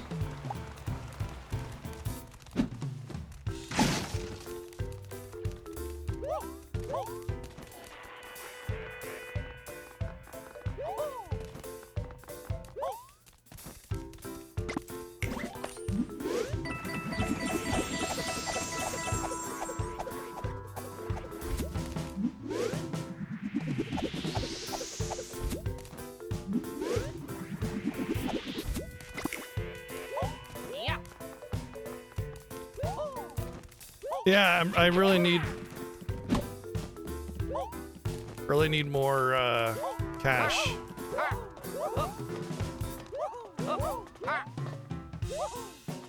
Really low on gold.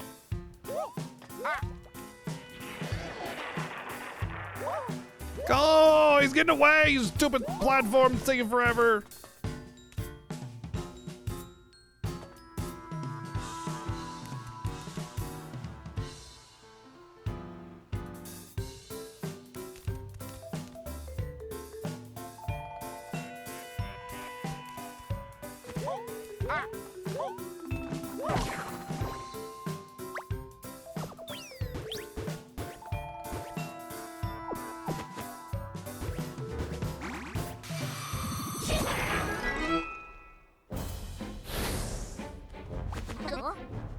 Where is this? What did you do to us? Turn us back to normal. Now you ought to just enjoy this world. You know you want to. Are you running away?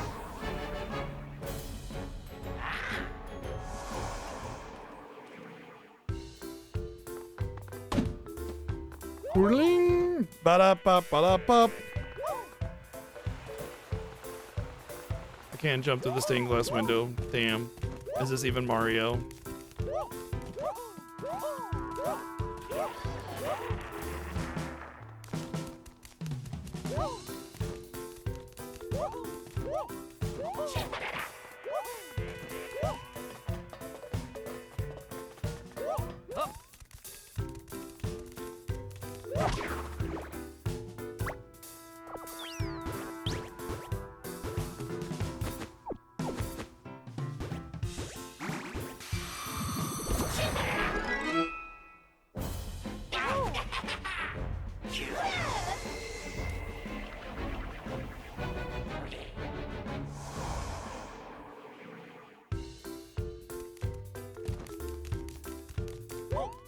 What an asshole.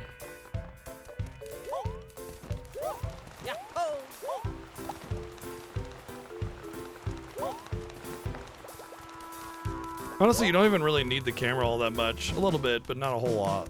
Which I appreciate them not making it so reliant on the camera, you know?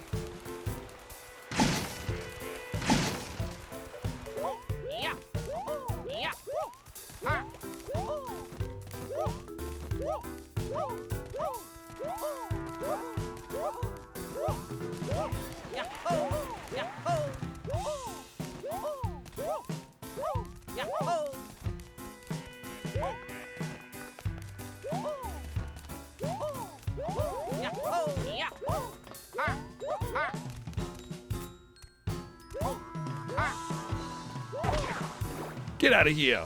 Roll a 3, right?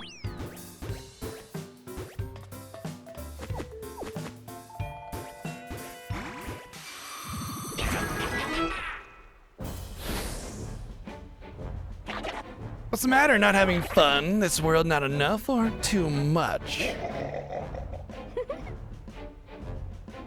Oh, I've got it.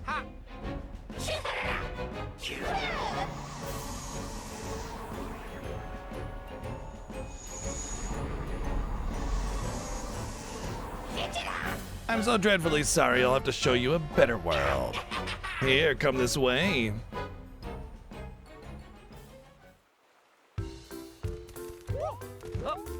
Yeah.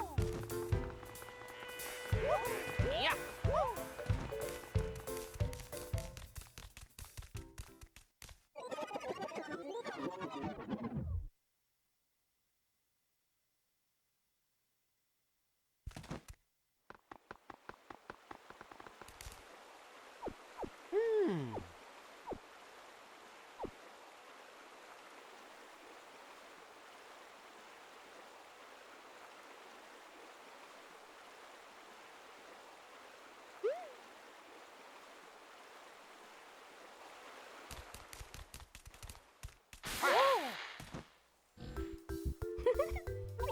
Mario, Luigi, are you enjoying yourselves in this new world? This world is fun, so much fun, don't you think so? Mario, let's stay here forever.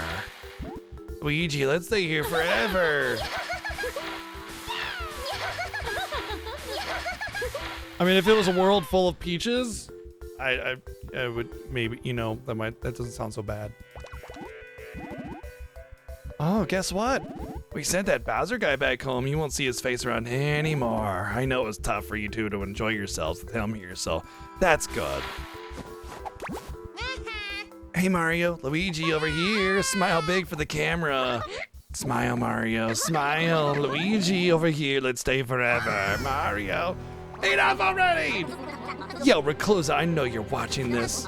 It's gonna take more than this to fool Mario and Luigi. We're gonna find you and get out of here, you snake. Reclusa's gotta be getting his kicks by watching us from his hiding place. Let's catch him with the camera.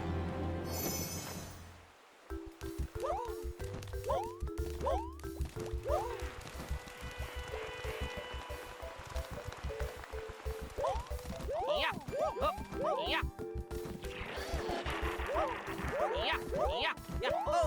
Damn it.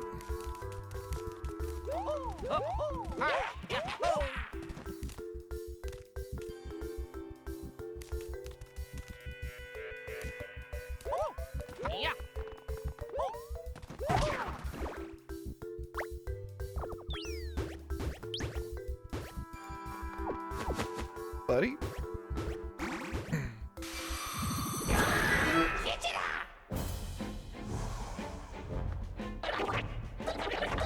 They are speaking Japanese. It's Animalese, but with Japanese.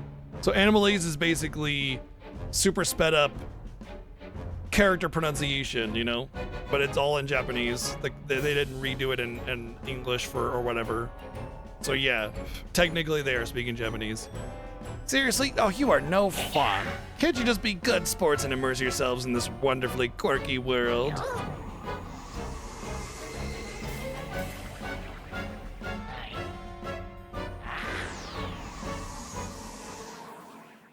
Hey, buddy.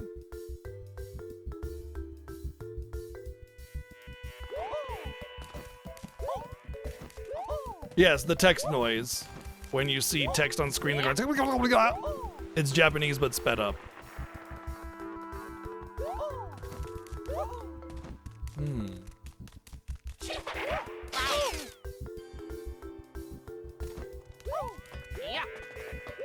Whoops.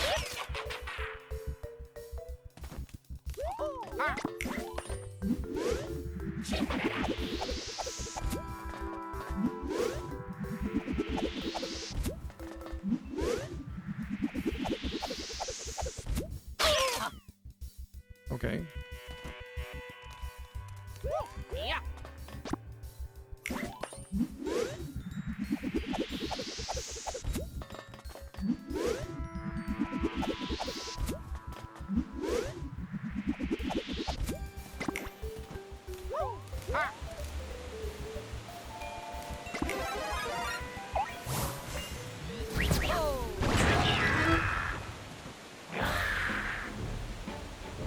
Aye. Fine, I get it. You went out, then away with you. I shall personally erase your existence. Don't delete my brain box. because you made me so mad. Get ready.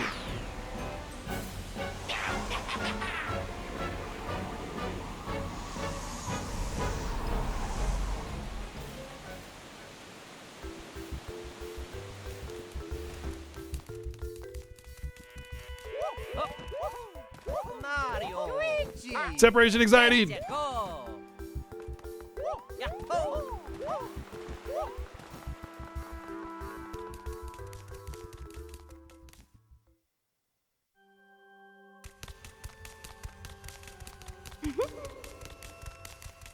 Mario! Luigi! Where are you going? Let's return to the peaceful Mushroom Kingdom. No. But everything is over. Let's live happily like we always do in the lovely Mushroom Kingdom. Where are you planning to go? Oh, Mario, you say such funny things. If you're up for it, I'd like to hear more. I'm sure everyone wants to hear about you, Mario. So let's head back to the Mushroom Kingdom. No. It's actually really creepy for a Mario game. I'm really impressed. They really, I mean, it's not like the most perfect, amazing thing, but it's a Mario game. You're not supposed to have like super messed up kind of stuff, you know? The fact that they have this, though, I'm kind of impressed with a lot of how they're telling the story in this game. Yeah, it's simple, it's cute and cartoony, but there's a good message. There's some really messed up kind of stuff, you know, some subverting expectation stuff, you know.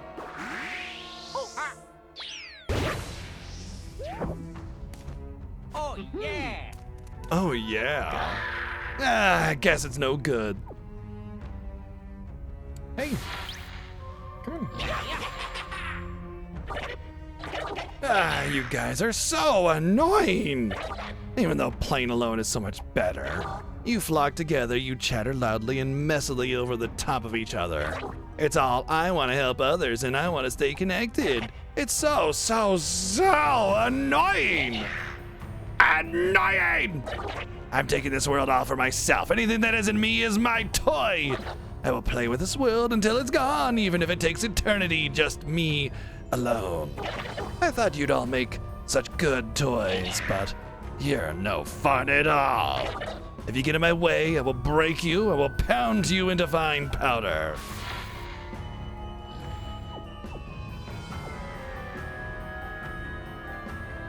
Let's go. Okay. Ain't they gone? Just Peach.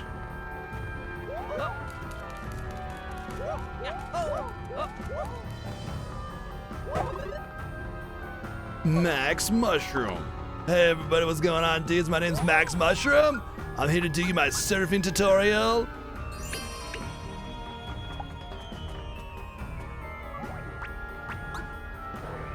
Into the upper echelons of the fortress.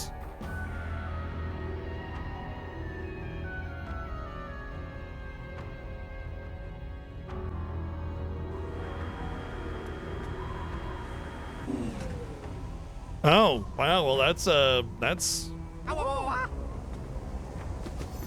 high praise, sounded good. Whoa.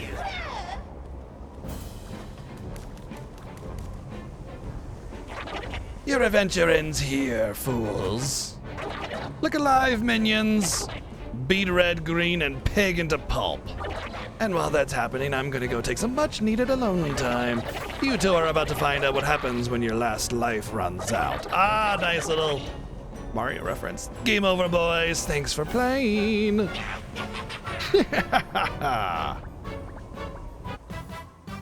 Yeah, my RPG chick, it's kind of her current obsession. I watched the new stuff with her as well, but yeah. Oh, wow. Hard encounter here.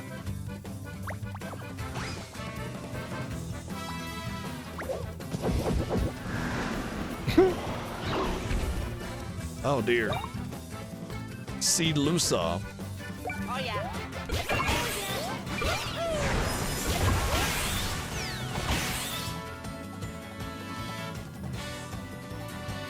Wow. Wow, wow. Oh god, that's some HP over there.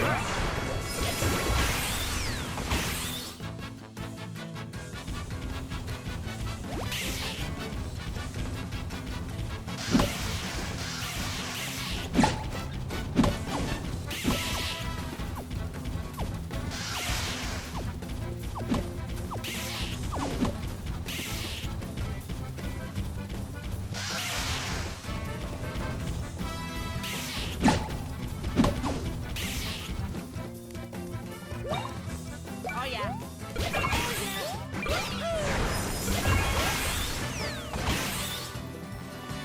Wow, wow, na, na, na.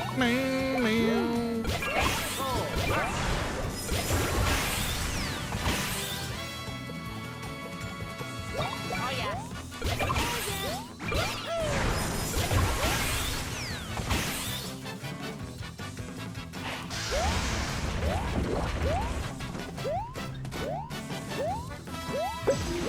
Ah, okay.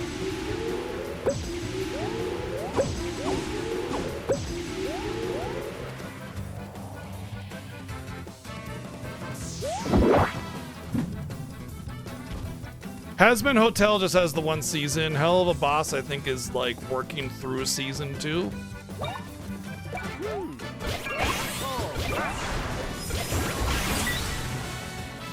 Honestly, I like Has-Been Hotel over Hell of a Boss, but Hell of a Boss seems to be getting all the attention and work. Don't count me out yet! Man, what are you whining about? Oh yeah.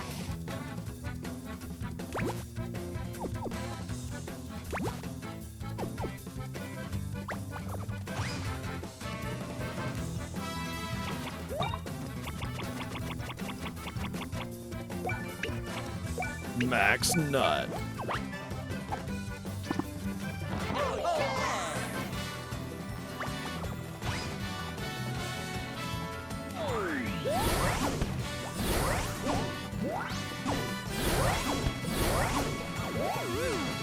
Okay. I don't know why the first landing didn't just hit him.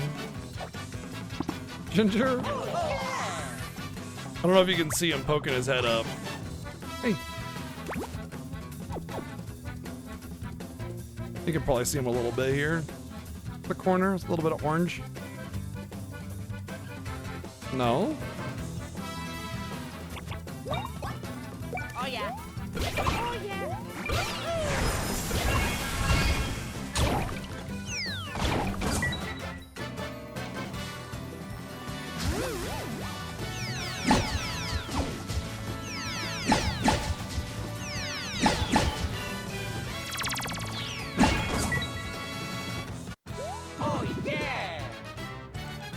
I mean, I'm letting him pretty much do whatever he wants except for knock over my water glass, you know. I definitely don't want to let him do that. Never heard of either? Oh, they're great. They're good stuff. How long can you last?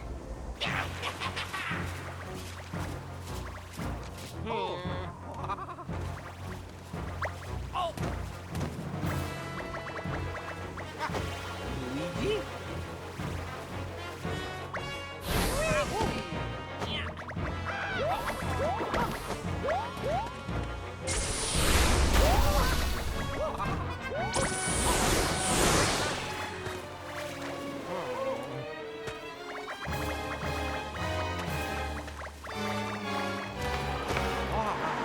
This is when all my friends come in to help. Pew, pew, pew, pew, pew. For someone that wants to be alone a lot, he sure has a lot of friends.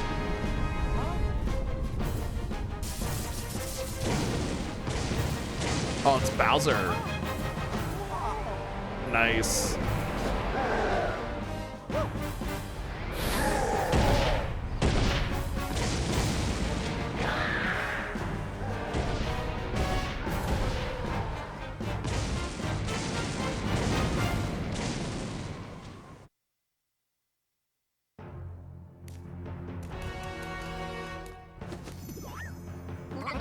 Not really sure what happened here, but I think Bowser saved our bacon? Not on purpose.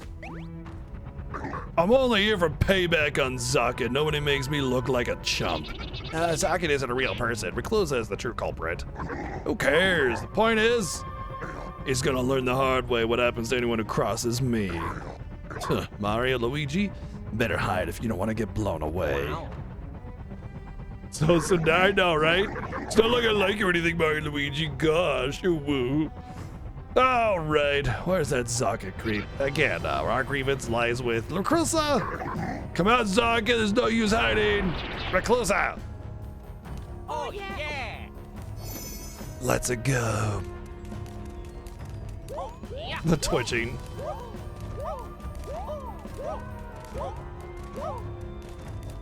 Here's some healing items, some max nut.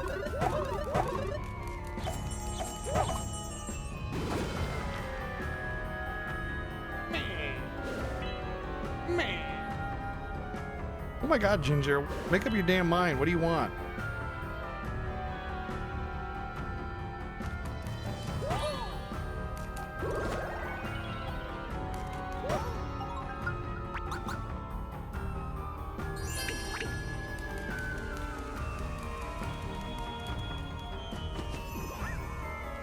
We made it. Mario, Luigi, you ready? Let's go. This is definitely got to be the final boss, right? What the hey?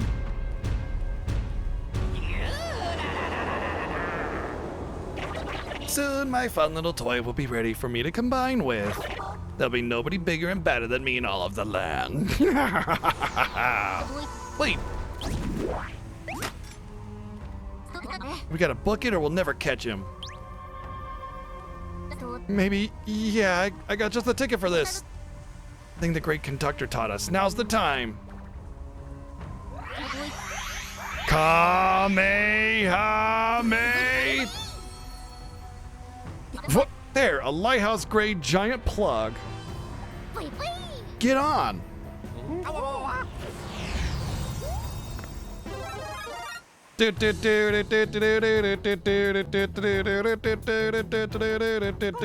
yeah. Dude, it is a shmup. I said we should have done this. Chase down and defeat Reclusa. While moving forward, dodge the doom blooms, tilt left or right to steer, press A to throw fireballs, and B to throw ice balls. The doom blooms have two types of shots. Cancel out each shots with fireballs and ice shots, or fire shots with ice balls. Reclusa also has two types of attacks. If he is charging ice, use fireballs continuously. If he's charging fire, keep throwing ice balls to interrupt his attack. If you succeed, Reclusa will become vulnerable for a minute. Hold one of the ABXY to charge up the bomb, release the button to launch. If you hit Reclusa, he'll fall down. Hell yeah, we got like a TMNT surfing thing going on.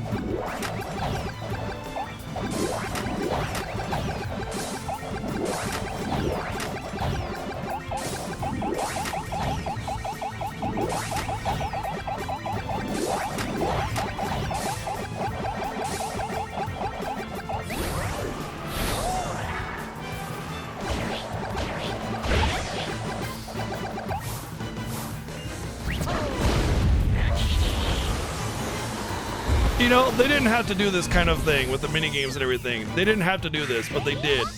And I love it. Oh, it's like part of the battle. Oh my God. Holy shit. It like just went right into it. Holy awesome. Oh my God, that's so fucking good. Are you kidding me?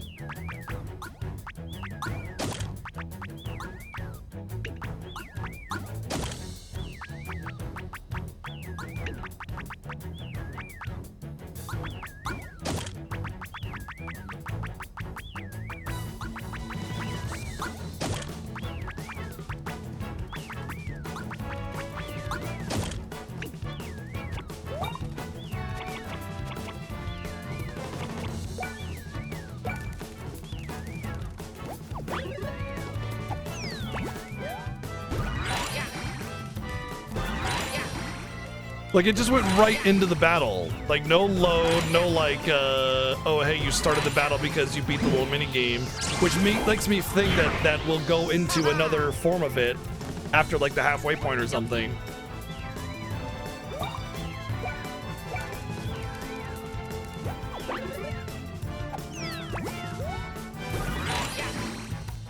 Wait a minute during the stun is just bonkers.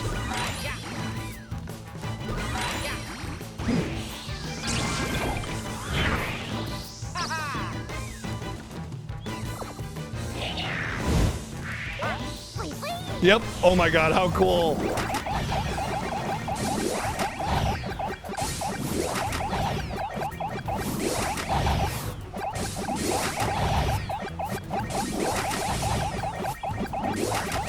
I like how I can just shoot both fireballs. I don't gotta worry about figuring it out. Just shoot both.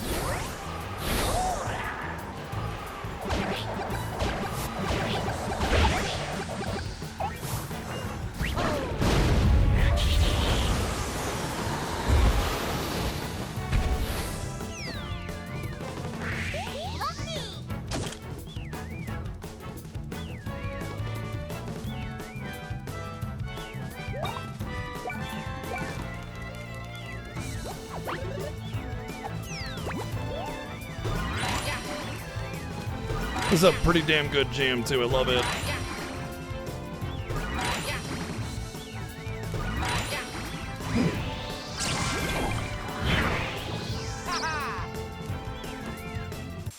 Luigi the goat.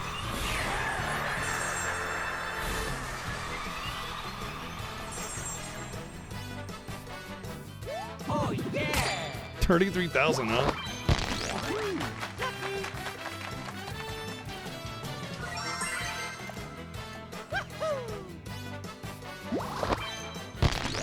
Okay. The fact that he gave me XP is obviously another form. Like, duh. He's gonna combine with the tree and be the big thing, and then we'll have to do a super, you know, last boss kind of thing. That did it, right?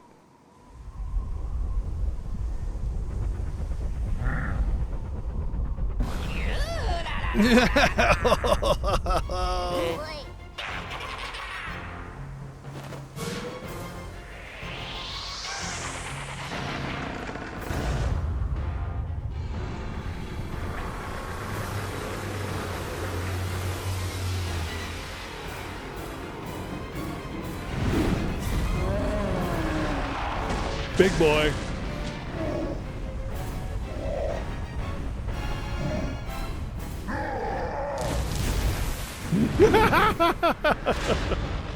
Gnat. A gnat. I can't believe X Death is in this game. Yeah, same universe as FF5.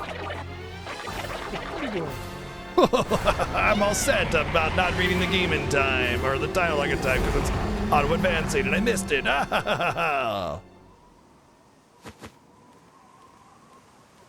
Burp.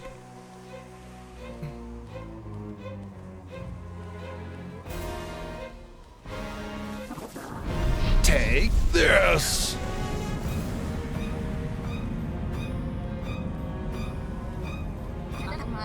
What's this? I feel so weak. Oh no, we're getting ohmed. Hey, you guys. Mario? Luigi? Hanging there. Rip. Fwa ha ha ha.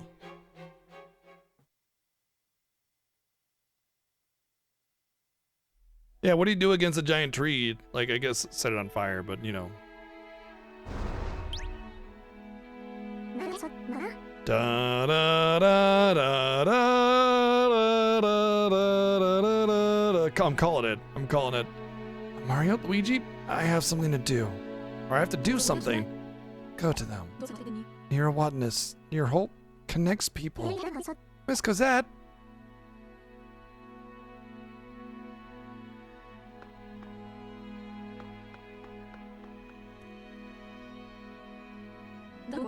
You're going to make a splendid botanist.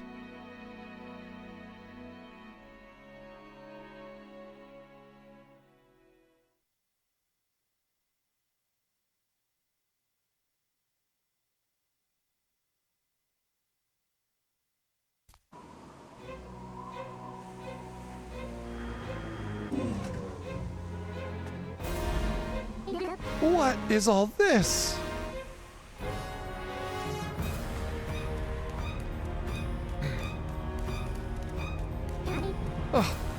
you're unconscious? Mario, wake up! Come on, Luigi! I can do this.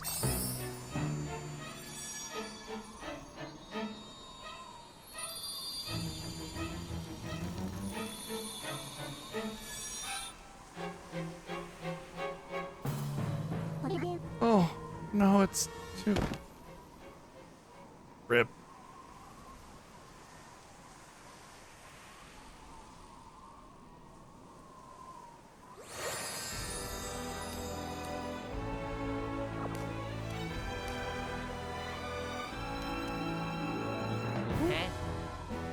I didn't mash A. I didn't hit the hidden mash A button thingy.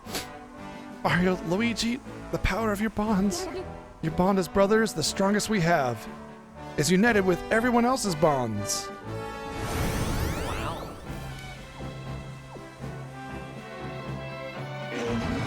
Really? Use the crystal to me exactly. You should have given up ages ago. I'll squish out that pesky persistence. You don't stand a chance against weeping Reclusa. Ah, put a hawk in it. These two have beaten everything you've thrown at them, and you're gonna be next. Mario, Luigi,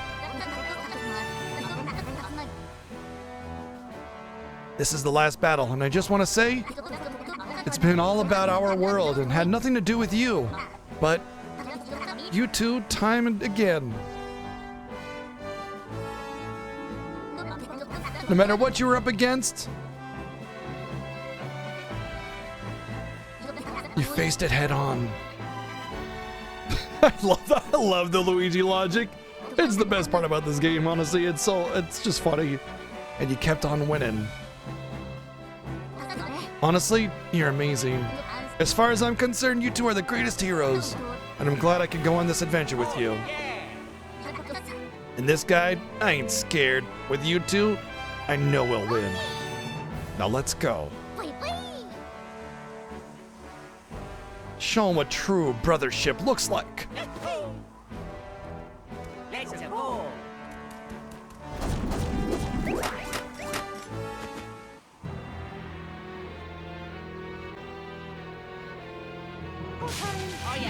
It's better not be a Deathwing situation where you think you're gonna fight giant thing, but instead you just fight tentacles.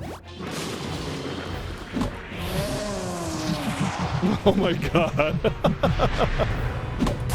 Nope, I missed it.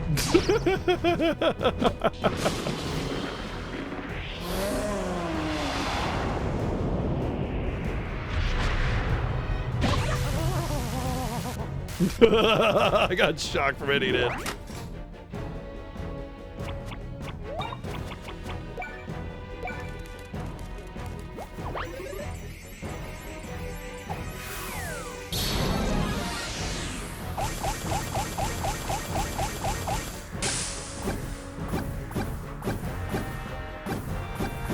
Yeah, that's exactly it. It's not just like an overworld mechanic thing, you know, it's like a whole battle mechanic as well, and it makes the battles so much more interesting too.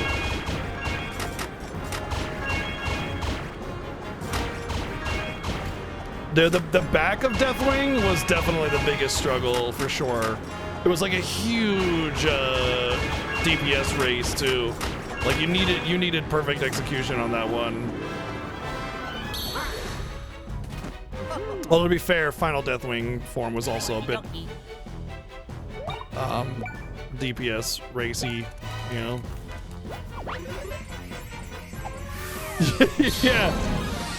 The conductor conduit whatever one is great because you're the one doing the supernova. That's such a great way to say it, you know.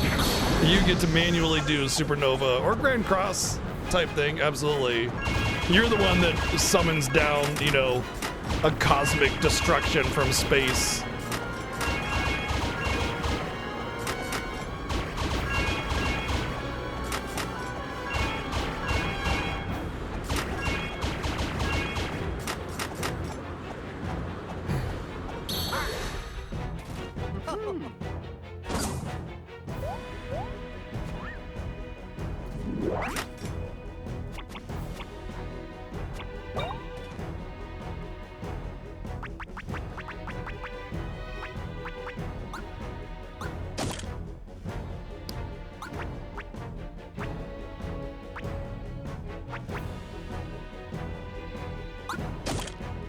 How did charge bank get restored? Oh, all my plugs got fully recharged. That's why. Yo, nice.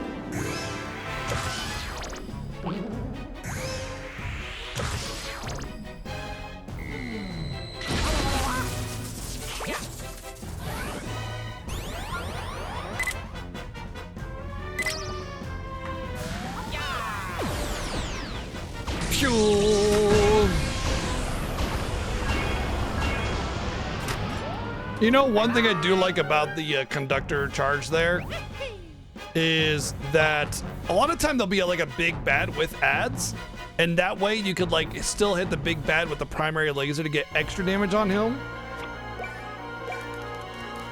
and still do AoE damage. That's not bad, you know?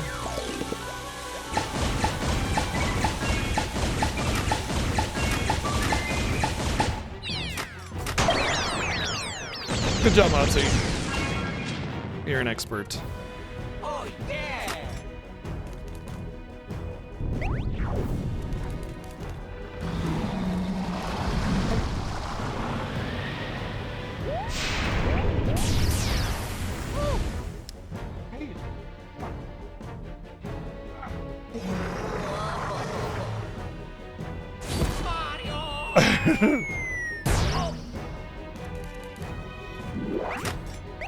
Coconut! Come on. Ow.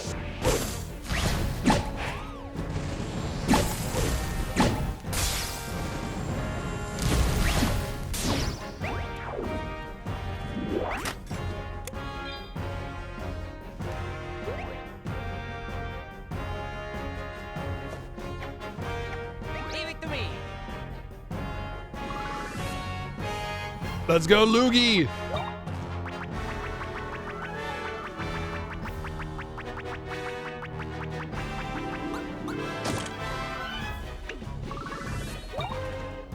Mario.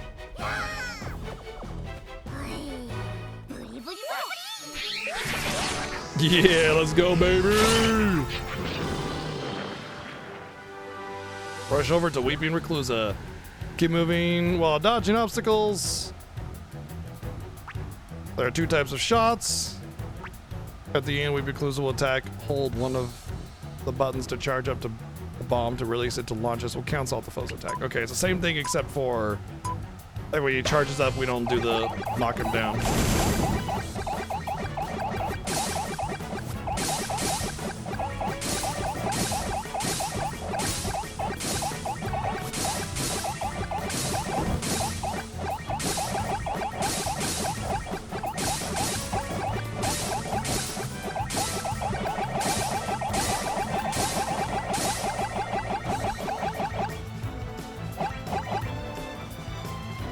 Ha! Oh, into his mouth. We're gonna just punch his little dongle. Stubborn twits. Ah, I have an idea.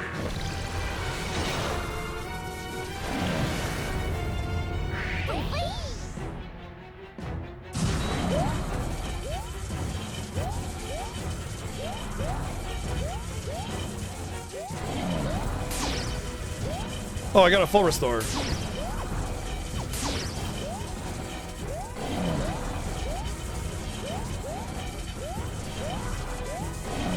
Okay, we got it.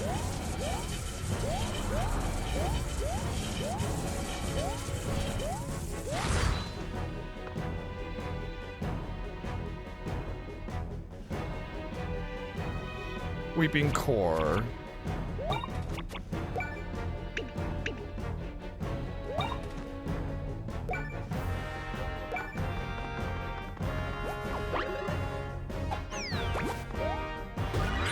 You know, a lot of games do like little inside the big thing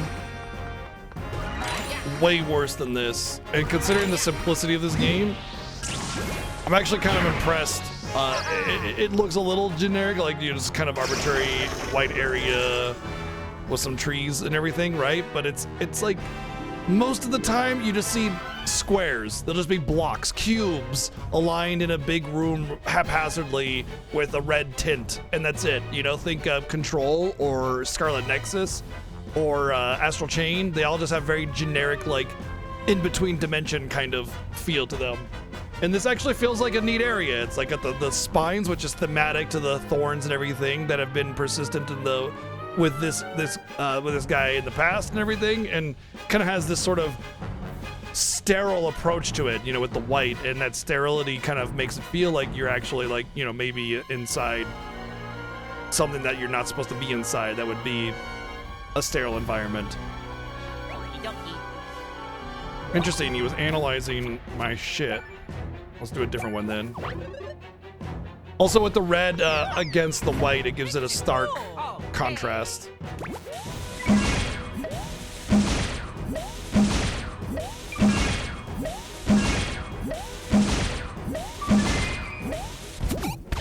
Ah, buttholes.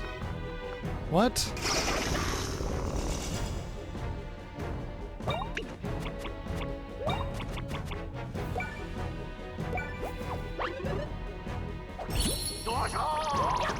I'm guessing the analyze means I can't do that attack ever again, like it'll do 0 damage or something.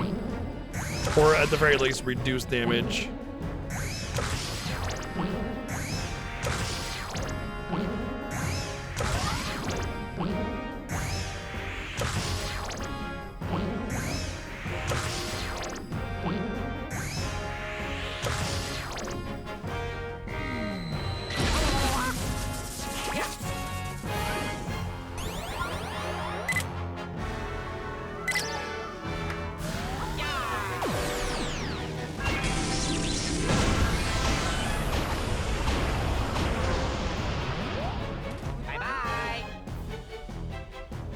Damage.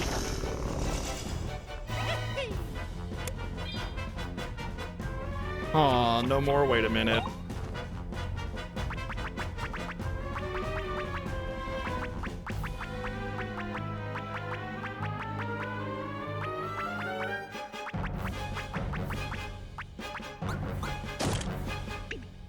Oh.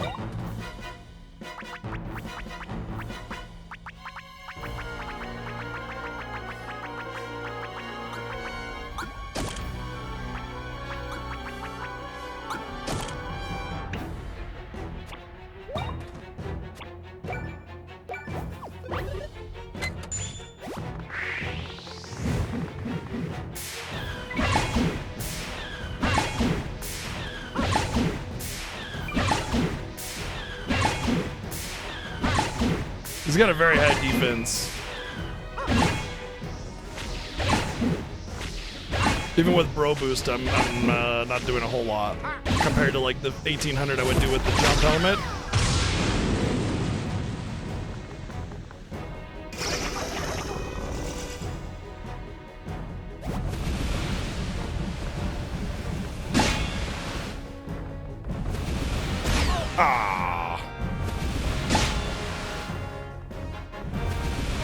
No, Luigi got knocked out. Oh, okay. Not like knocked out.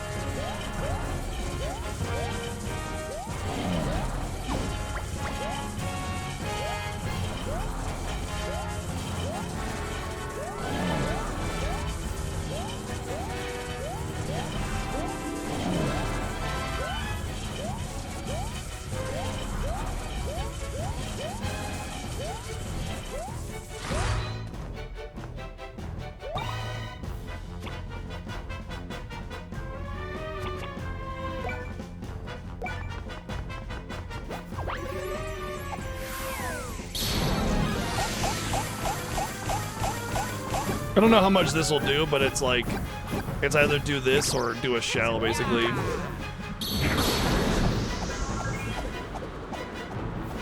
If this doesn't do him in, then Mario's attack will.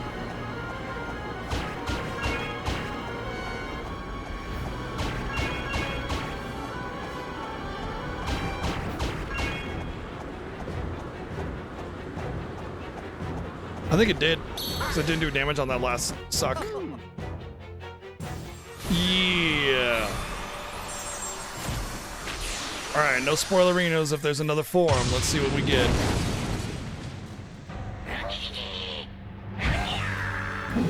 He definitely doesn't seem dead to me.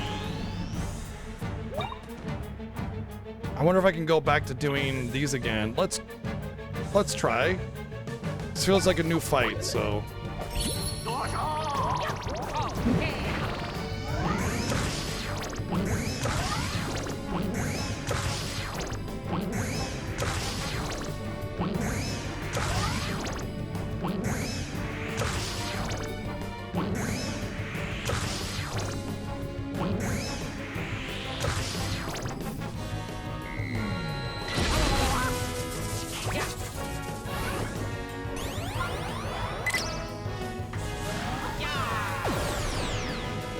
Butt cannon, ho! Bye-bye.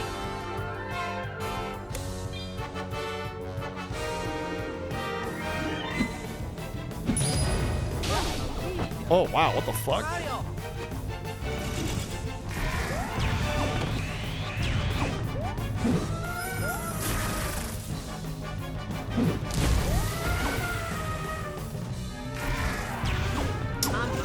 Uh.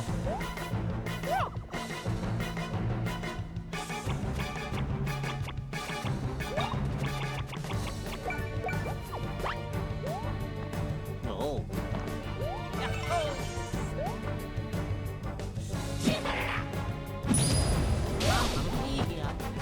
Luigi.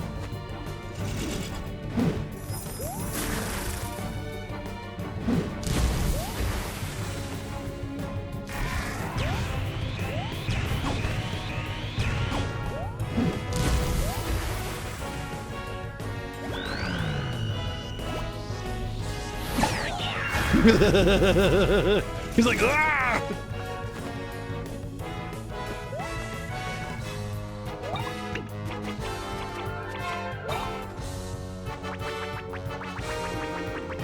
I don't know. I don't think this is gonna work. So let's get Protectus back on.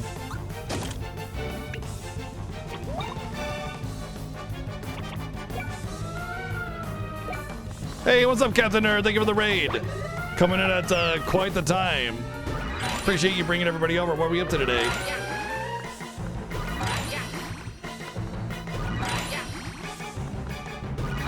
Yes, that's exactly what I was actually going to point out there, Recarai. Oh, nice, 2000. Hell yeah. I was going to point out the slight heaviness that you get when you're carrying your bro.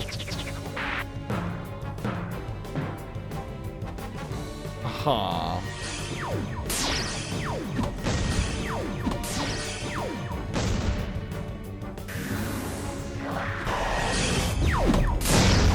I'm really bad at hitting those. 12-hour birthday stream! Happy birthday! Zum Geburtstag, viel Glück. That's awesome. FF2 Pixel Remastered, definitely not a bad time there.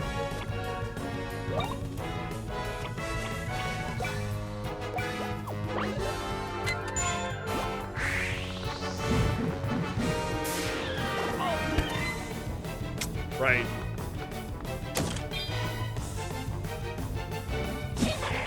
That sucks. Luigi.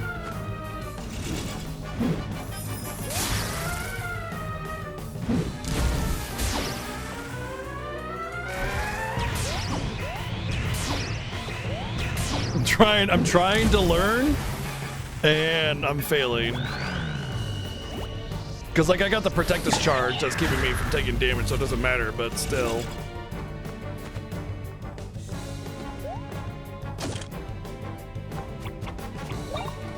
Alright, what can we do here now?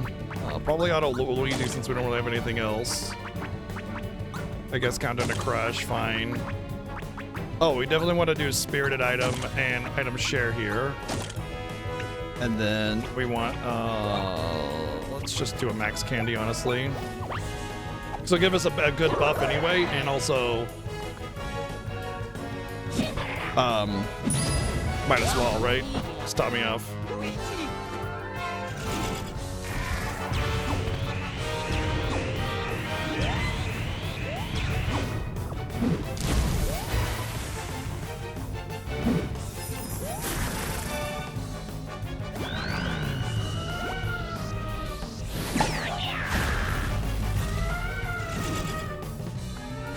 Yeah, if you want the trophy, yeah.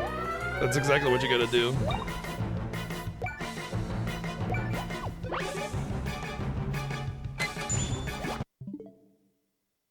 Hey, before you talk in this channel, there's one thing you gotta read. It's really easy. It says, don't backseat me and be chill. And you immediately started backseating, so let's stop that, okay?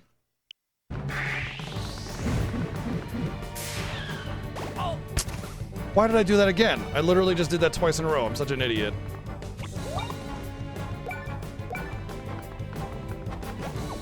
Maybe it's because of people distracting me with stupid backseating. I don't know, maybe. Maybe it's just me, who knows?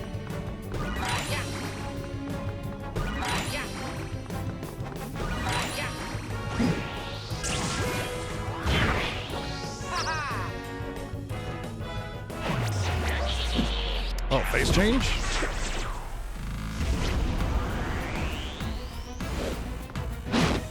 I love this. It's got this like...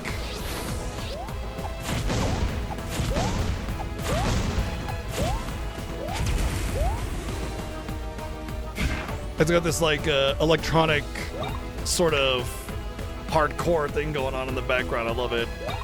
Very thematic.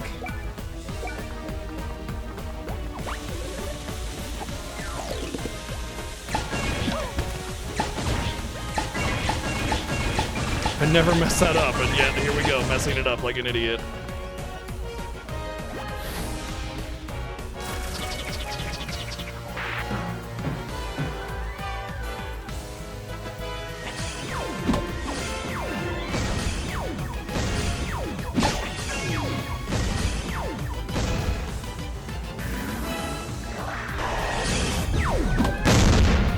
I'm really bad at this.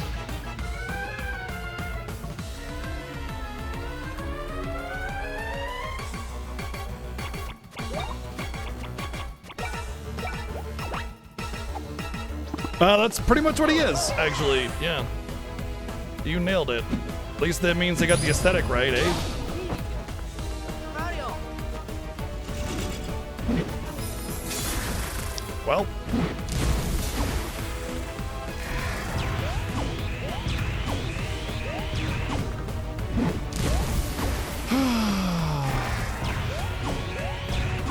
I cannot get the timing on that, man. I just cannot.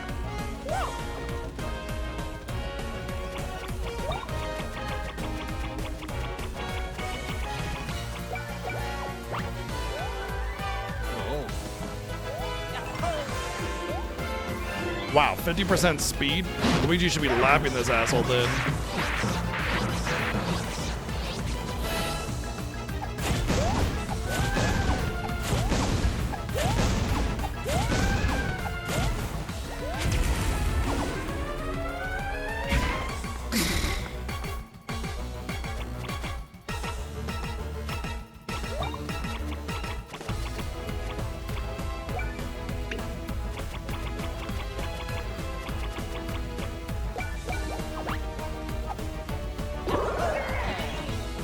I'm doing really poorly and I'm not able to get attacks out because of it. Honestly, there's this like slight delay that makes it hard. It's like Elden Ring.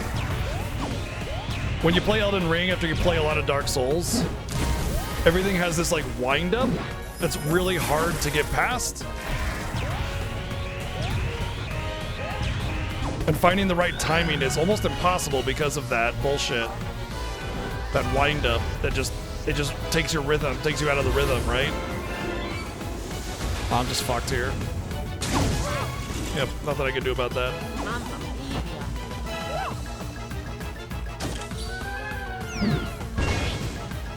Oh.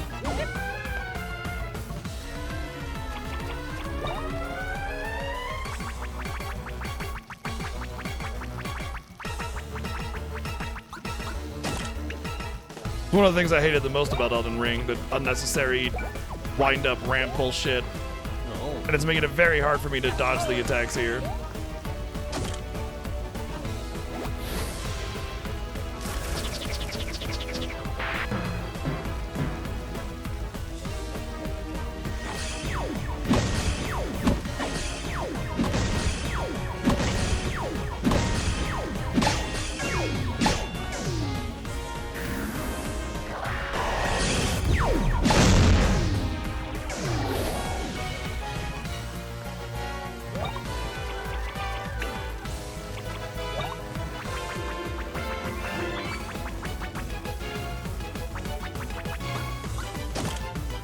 I don't really want to use that, honestly. Not until I have like some better ones to work with it. Let's do that actually.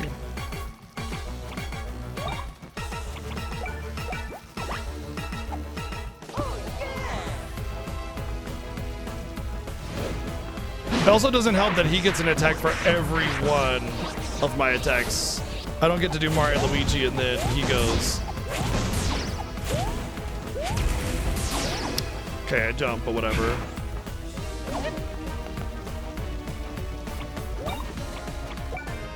He's almost dead too. Ridiculous. I just can't get an attack off on him.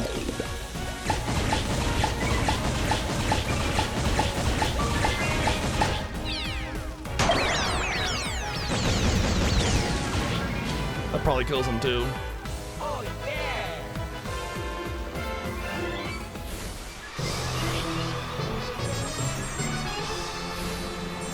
I never doubted that I had it. Just that it was hard for me to keep recovery and get an attack out. Our bond's really so strong. It hurts to say this, but it looks like I've lost. I guess the ideal world I wanted to create was wrong. My plans have hurt so many for that. I'm very sorry. No, you're not. It's not something I'd ever say. This is the end for you. Nice. Oh, X when bond power is charged. Oh, this is cool. There we go. Boom.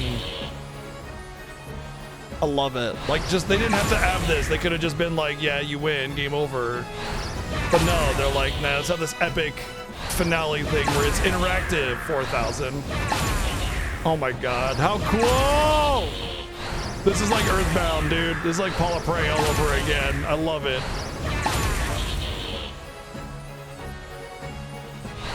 $9,999. People.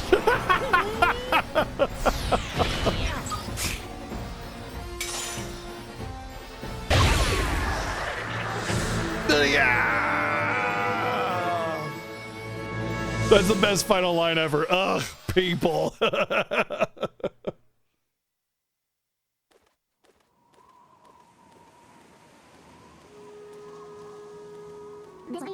Mario, Luigi?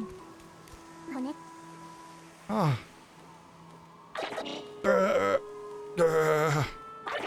Bonds, bonds, bonds, bonds, bonds. This makes me sick. If you aren't connected to someone, if you aren't tied to something, you can't do anything. It makes no sense. Worrying about someone else is just a huge pain. That's not true. I mean, it is. No, it is true. Worrying about somebody else is a huge pain, but that's what you accept when you allow someone to be in your life, you know? Obviously, if they're the wrong kind of pain because they're just shitty people, like, exclude them from your life, you know? But that's the sacrifice you make to create bonds with people, you know? You build romance with someone despite knowing that it's going to be a huge pain. You know that the rest of it is going to be worth it. You know that sometimes your friends are going to be more demanding than you can give them because you're tired or something, but that's okay because when you're not tired, that time with them is amazing. You know, you love your family, but sometimes they can be a pain too. Building relationships and bonds with people is a pain, but it's also amazing.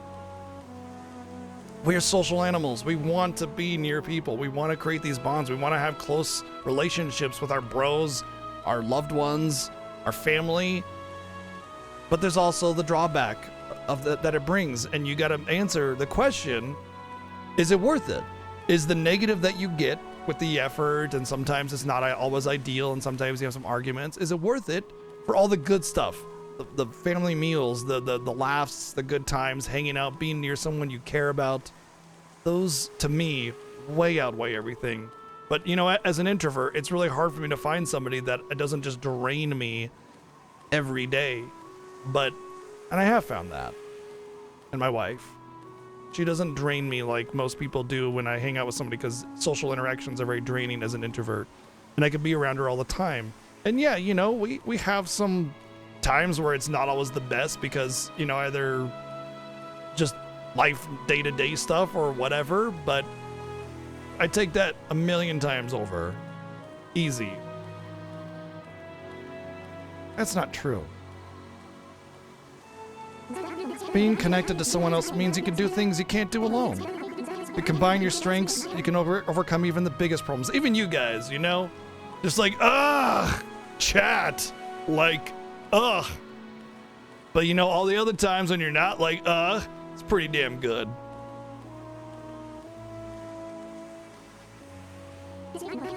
Connections increase the possibilities. Mario and Luigi connected all the islands, all the people, and we've remembered the importance of bonds. There are many things that an individual can do, and sometimes it's good to be alone, but still, forcing solitude on others is beyond selfish. Silence! Curse it all. This is not now. It wasn't supposed to go this way. No, you lost. You lost everyone's bonds. Now it's time for you to disappear. There's no place for you here. But I still.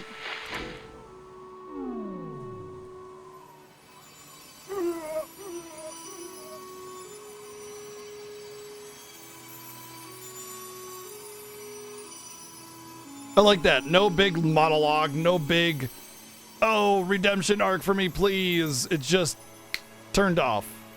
I like that. I hate long-winded monologues and, you know, forced redemption arcs. Hey, Mr. J. It's over, isn't it? Everyone possessed by those nasty flowers will be okay, right? Oh, yeah. The bonds we share won't be ripped apart, right? Oh, yeah. Oh, what's happening? What? The solid tree's gonna collapse. We gotta go, hurry. Oh, but Miss Cosette is still...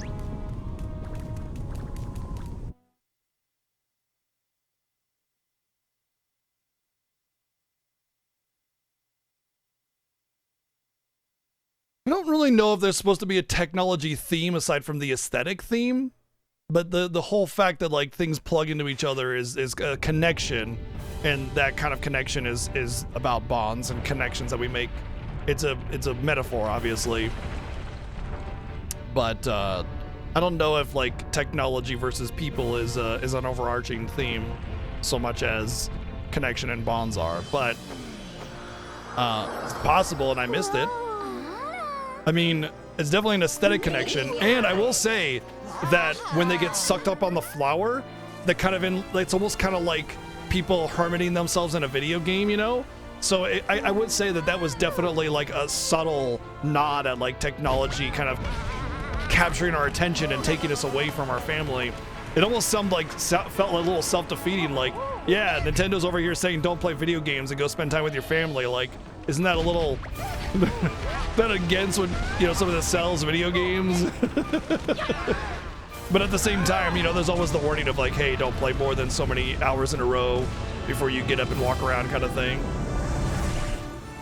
So, I mean, you know, it could be kind of implying that, hey, video games are fun and being alone is great, but let's not hermit ourselves unless you want to.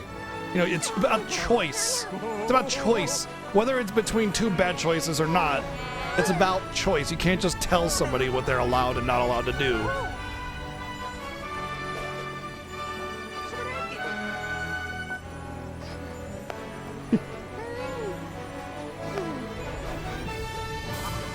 Luigi?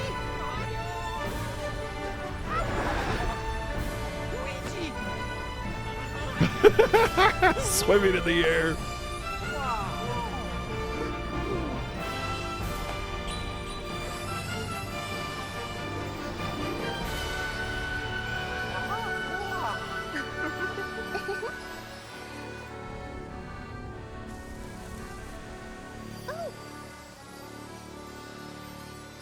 All right, little Lunar Silver Star story, calm down there.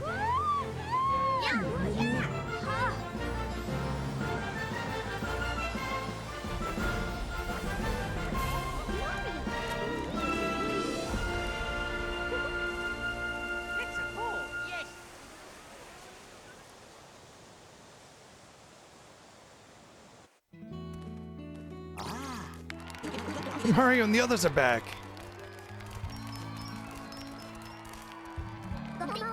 Mario, Luigi, hooray! You're the heroes of Concordia. Now let's head to where the solar tree was. Aim ship-shape toward the center of the world. From there, the Uni tree should be able to restore Concordia. Yep, we're just about done here. Yeah. Concordia's making a comeback.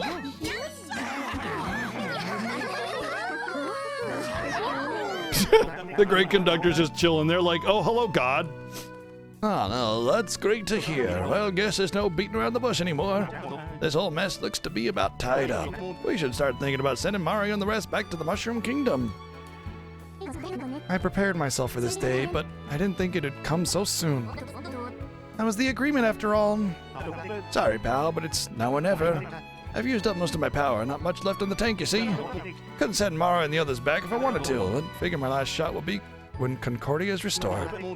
That'll generate a flow of connector I can tap into. Bottom line is, when Concordia is restored, it's time to say goodbye. No, that's not fair. Damn, now we're going full Fushigi Yugi over here. Don't worry about a thing. I'll get him home safe and sound. Well, without the romance anyway.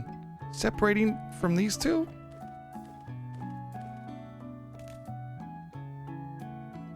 Aw.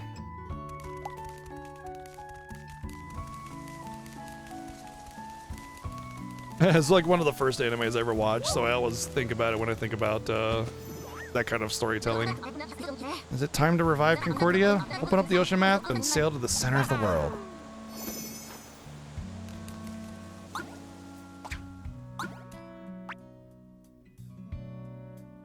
Aw.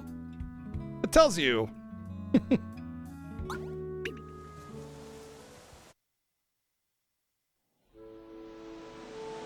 That's cool. You can talk to all the NPCs there if you wanted. I'm sure they have some generic dialogue. Congratulations, Mario. I love you, Mario. Let's have I can't have my babies, Mario. That kind of thing. Also, Luigi, you're right too.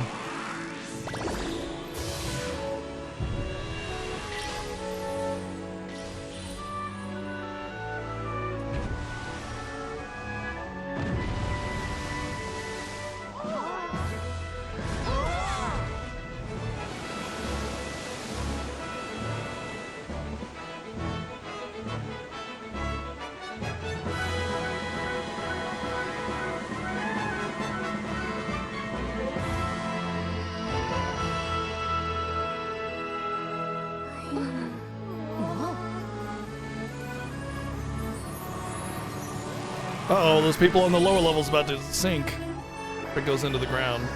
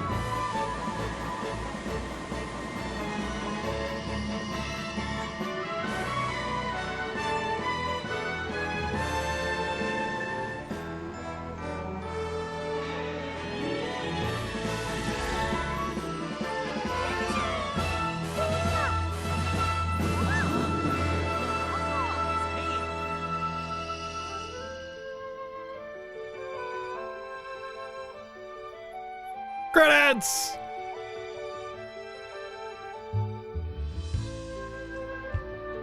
So the Elden Ring tree was restored.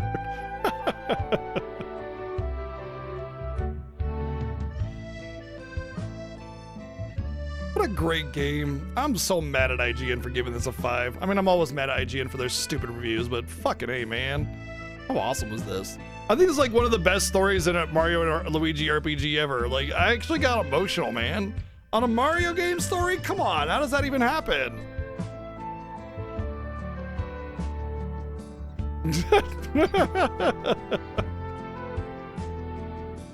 Just goes to show you Just because it's like goofy and silly and lighthearted, it doesn't mean it can't have some good stories, some good moments, you know?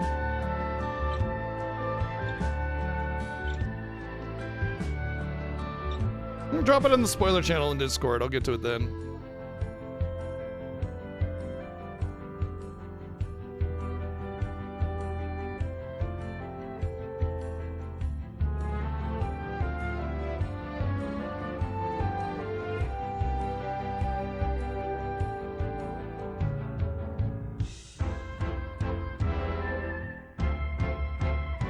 Oh, we're gonna take one of their plants back to our world and we're gonna plant it and it's gonna take over everything.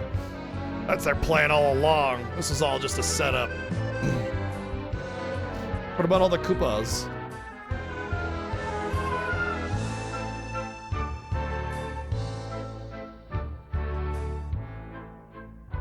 Sakamoto, not Sakimoto. Like Sakimoto, Sakamoto, okay. Wow. Sakimoto is, if I recall correctly, FF12 Tactics Evilise composer. So many Bowser minions got tossed over.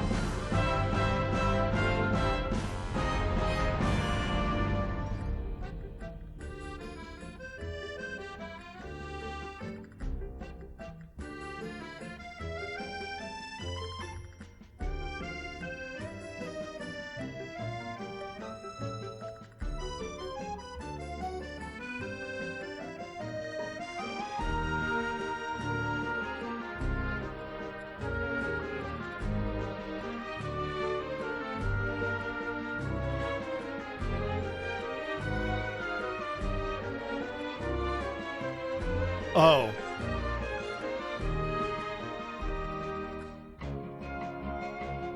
A lot of the minor story characters are really good, yeah.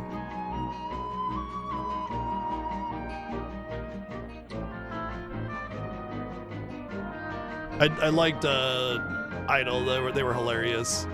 Like some Ginyu Force kids, you know.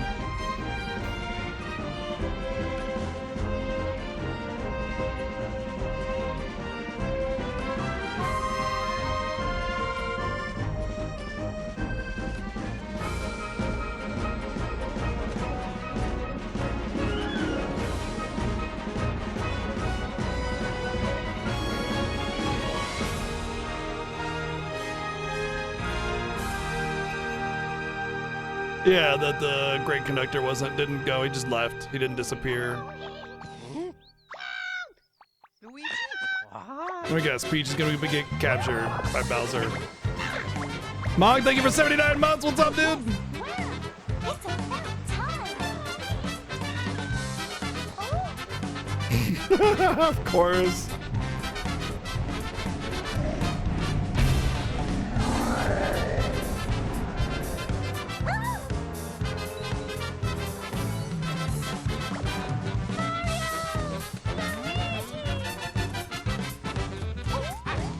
Don't worry, Peach, I'm level 46. He doesn't stand a chance now. Uh-oh. This is why you don't bring different fruits and vegetables across borders.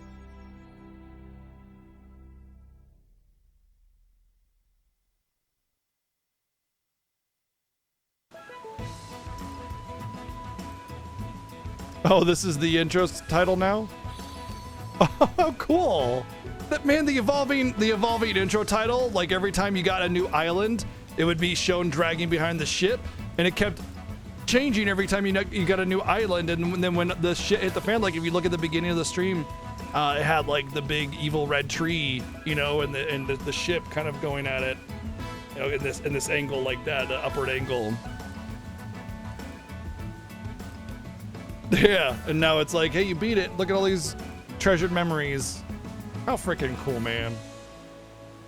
I love stuff like that. I love stuff like that a lot. Ah.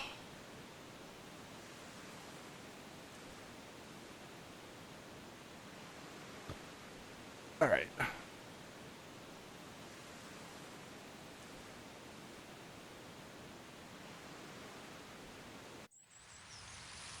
Yeah, I just mentioned it.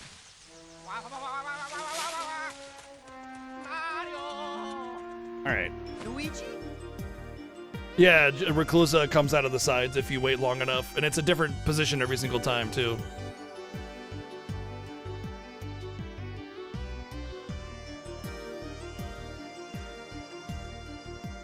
All right, review time, review time. Let's get it going.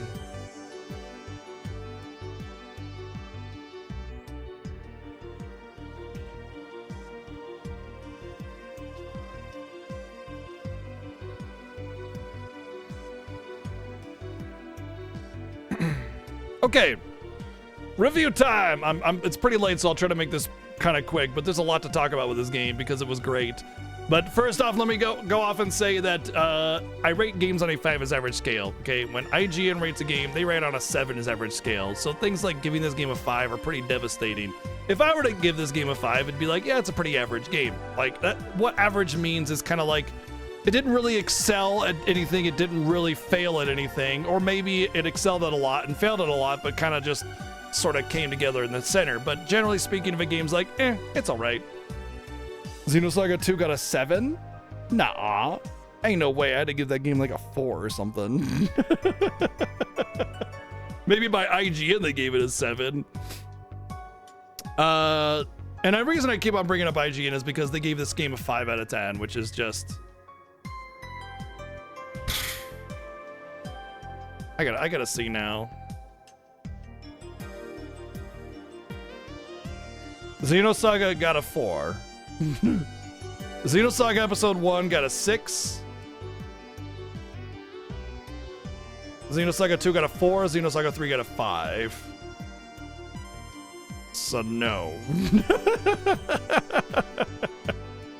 Not for me, it didn't get a 7. All right. Yeah, I rate on a 5 as average scale. So if a game is perfectly competent and it does its job and nothing else, it's a 5. It's like, it's all right. It's okay. It didn't really do anything special. It wasn't really excelling and yeah, you know, 5, right? 5 is kind of this hard thing to find because it's kind of like, how does it really make you feel? And then you got to sort of feel it out. There is a poll in chat. You can rate what you think this game is on a scale of 1 to 10. Based on anything. Doesn't matter how much you've seen of it, how little you've seen of it. What do you think the game is? Go ahead and vote on the chat poll. That score will go into the document. Anyway, the vast majority of games fall into this 4 to 6 category. That's just how data works. And it's very rare to be exceptionally bad and very rare to be exceptionally good. That's just how data works. Edited. Might have been. I have changed some reviews in the past. Honestly, this document needs a real good look over, and I need to adjust some ratings. Anyway, visuals. Visuals, again, it's not just raw fidelity or just like how many polygons every character has or whatever. It's about character animation. It's about general aesthetic, detail, clutter, you know, like how many bushes and blades of grass and how they work together with the aesthetic and how it creates an environment that's enticing or immersive. Or at the very least, interesting. Words, I swear.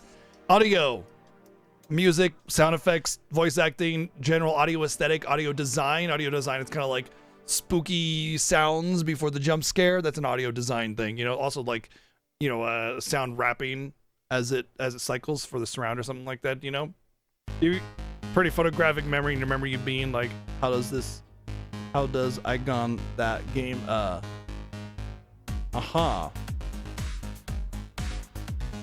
I gave Xenoblade high scores, but I think I would give Xenoblade much more than a 7. I think I would give it like 8 or a 9 kind of thing. Anyway, Gameplay, again, it's not just the combat, but what about the field navigation, the mini games, the side stuff, you know, field movement, menu navigation, all that kind of plays into it. And then story, the micro and the macro, the writing, the character interactions, you know, the main plot, the overarching themes. And of course, sometimes a game doesn't have like this crazy rich story, but it just has really fun humor. And that obviously plays a part in it, because if you'd like to look at Ratchet and Clank, very generic story, cartoon story, but hilarious jokes and writing that give a humor, and you're interested in what words are coming onto the screen next. That's the major factor, right? Drinking before holidays? Hey, you gotta start somewhere, right? You know? It's 5 o'clock on Christmas Day somewhere. Sometime? I don't know. Design is like the bugs and glitches kind of thing, you know? Is the game work together? Frame rate would kind of be in a factor of this, because, you know, if it was a better design in terms of like the structure of the code, it might be able to squeak out more frames, but it's not really that big of a thing. The systems in place that define the game are a big part of the game design. And then enjoyment is my own personal subjective score. I try to be as objective as possible with the rest of the scores, but you know, at the end of the day, it's just my opinion, so whatever. These are all the games that I have reviewed, that I've played over the years. This is not a complete list of all the games that I've streamed.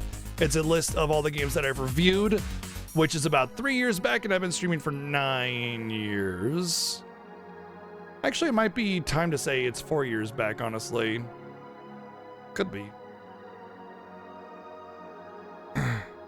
Game 122. Mario. Luigi. Brothership.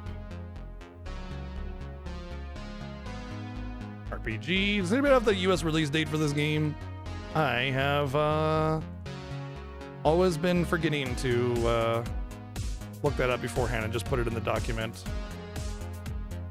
It was just a few weeks ago. All right, chat says 7 to 8. We'll see how that lines up with how I feel about it. All right, so it just came out a few weeks ago. I don't really need it for the review. Normally, I would need the release date for the reviews because, like, you know, for older games that came out, I need to be able to compare it to the time that it came out. Because when I review games, I review based on the era that it came out, against the same genre of game, and against the same, well, same console generation, right? And not against, like, obviously, you know, games like these are all recent games. Jeez, these are all terrible or recent games. Well, I guess there's, yeah. Well, yeah, that's recent. Oh, never mind. Okay, these are all recent games. November 7, 20... I would say Dragon Quest 7, but that game was kind of meh. Obviously, Dragon Quest 7 isn't going to be able to compare it against Alan Wake 2 anyway. Even if it was a good game, which is not. All right.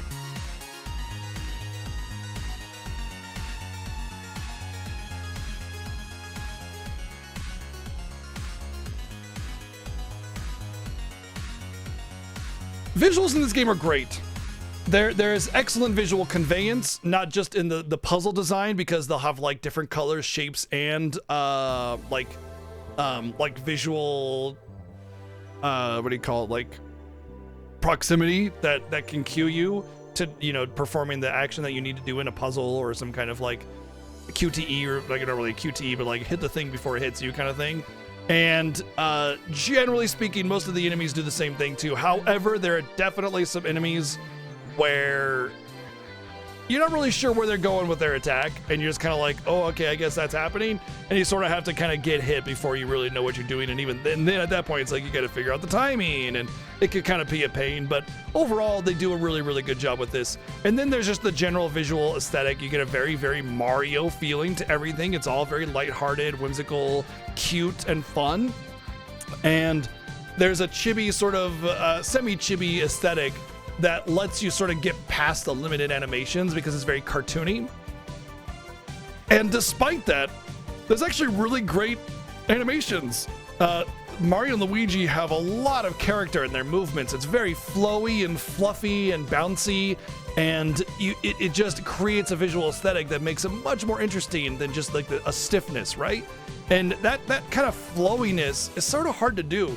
And you even have like little cutscenes and stuff with really good cinematic animations. I mean, honestly, visual quality is pretty damn good in this game, especially considering that it's just a simple Mario and Luigi game. You know, the visual design and the visual fidelity are like totally at ends here, where like the visual design is excellent, like they knew what they were doing when it came to visual like conveyance, and at the same time the fidelity is like super low because it's just a cute Mario and Luigi game. I mean, even if you wanted to have high fidelity, you couldn't because it's on Switch, you know? The only real big hit that this game takes visually is frame rate. Frame rate is just... it's not good. Does it get in the way of gameplay? Not really. Every now and again you'll get like a mini game or one of the bro attacks where the frame rate kind of gets in the way of, you know, having a smooth action with it. And I would love to see if the Nintendo hardware, the new Nintendo hardware that's likely coming out next year, can improve the frame rate of this game. Because of the lateness of this game's release, it's very possible that this will be one of the games advertised as, hey, play this game in 60 FPS, maybe even at a higher resolution, because it was already tooled for that FPS. Otherwise, a game would have to be updated. Like, some games are already designed with a certain FPS in mind and the hardware just can't take it there.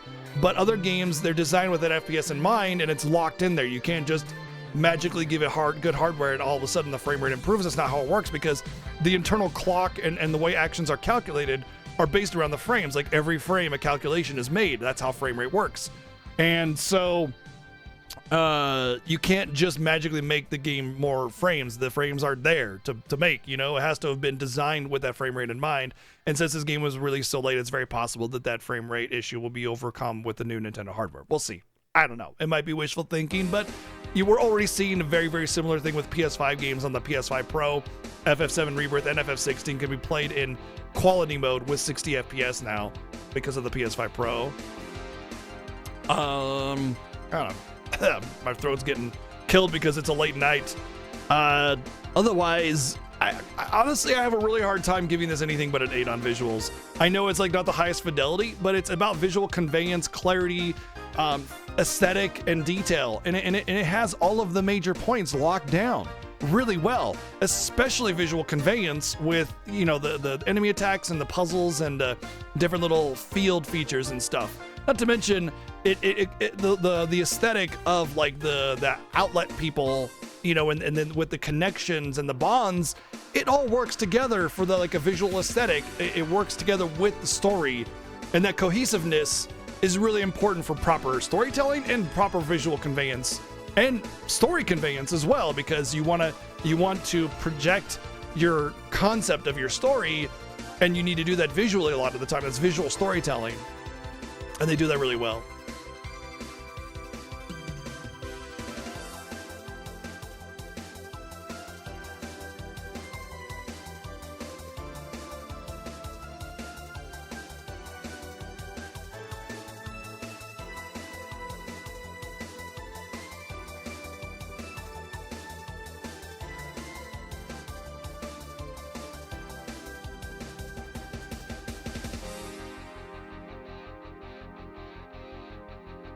Audio. I would say this is probably where the game takes a little bit of a hit, because let's be honest, I mean, there's not really a lot going on with the audio. I think the sound design is A+. The sound design is amazing. That of the hammer just feels really good, that pop, you know?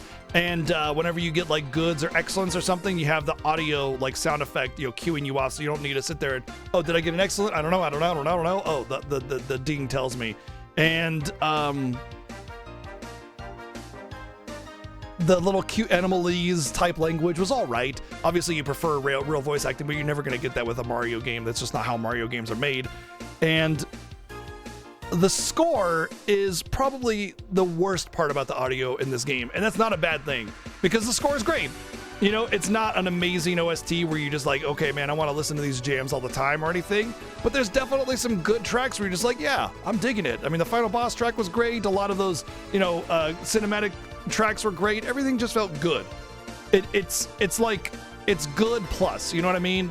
You sit there, you're hearing the jams, the battle theme was great, and you just kind of vibe with it, but it's also, every now and again, you get some good bops. Like, this was a good soundtrack, but it is a great sound design game. Just really good from a sound effect perspective. Absolutely nailed it. I'm gonna say 7.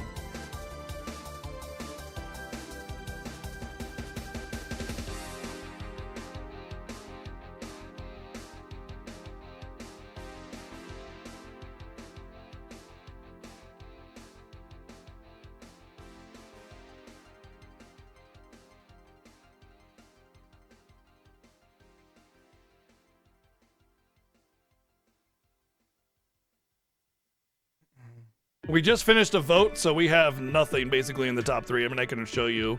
It's just a little bit for Pikmin 3, and that's it. We just finished, what have we finished? Oracle of Ages right here, just yesterday.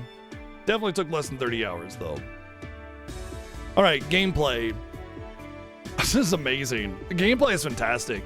This is just great gameplay. I don't know what else you want. Like, what do you want out of your turn-based RPG? Do you just want to sit there, like, elemental weaknesses and heal your opponent and that's it? You know, like, look, there are Atlas RPGs if you want really simple turn-based combat. There's classic RPGs if you want really simple turn-based combat. There's Dragon Quest if you want really simple turn-based combat. If you want something more with your turn-based combat, you want a little bit of depth, you want interactive concepts, this is the game. This is it. It's the #1 game for that. It's great. It takes all of the factors of turn-based combat and gives you something to interact with. Not to mention, like, you have the Luigi logic, adding an extra layer of depth. I can't tell you how many times I'm sitting there going like, oh geez, do I want a Luigi logic and not heal? Like, oh my gosh, you know? Not to mention, you can effectively play this game and take 0 damage. If you're good enough, you can do it. You know, not to mention there's like a good amount of mini games. Most of them aren't really all that deep. The mini game aspect is a very, very small part of it, but the fact that it exists is important. Not to mention there's side quests, and I have to say, I actually love the side quests in this game. Yes, they're all generic from a story perspective, but it's already generic because it's Mario. And the best part about the side questing in this game is, first off, the tracking is good, and they're small, they're quick. Go to this town, maybe fight a couple battles, done. You're in and out in 5 minutes. A couple of them are like maybe 15 minutes, and that's that. Like, you're done. It's so fast, and it gives you good rewards. It's just worth doing just for the extra content. And I think that's a really, really strong case for good side quest design. But the biggest part is the combat, and I can't stress this enough. The combat's just great. It does everything you want from a Mario and Luigi RPG, and it takes it to 11 and gives you all the good stuff. So the only issue here is the frame rate getting in the way of some of the things. There's a lot of really unique, like, special attacks with different inputs, and it's just good, man. It's just great. IGN is insane. This is a 9 on gameplay.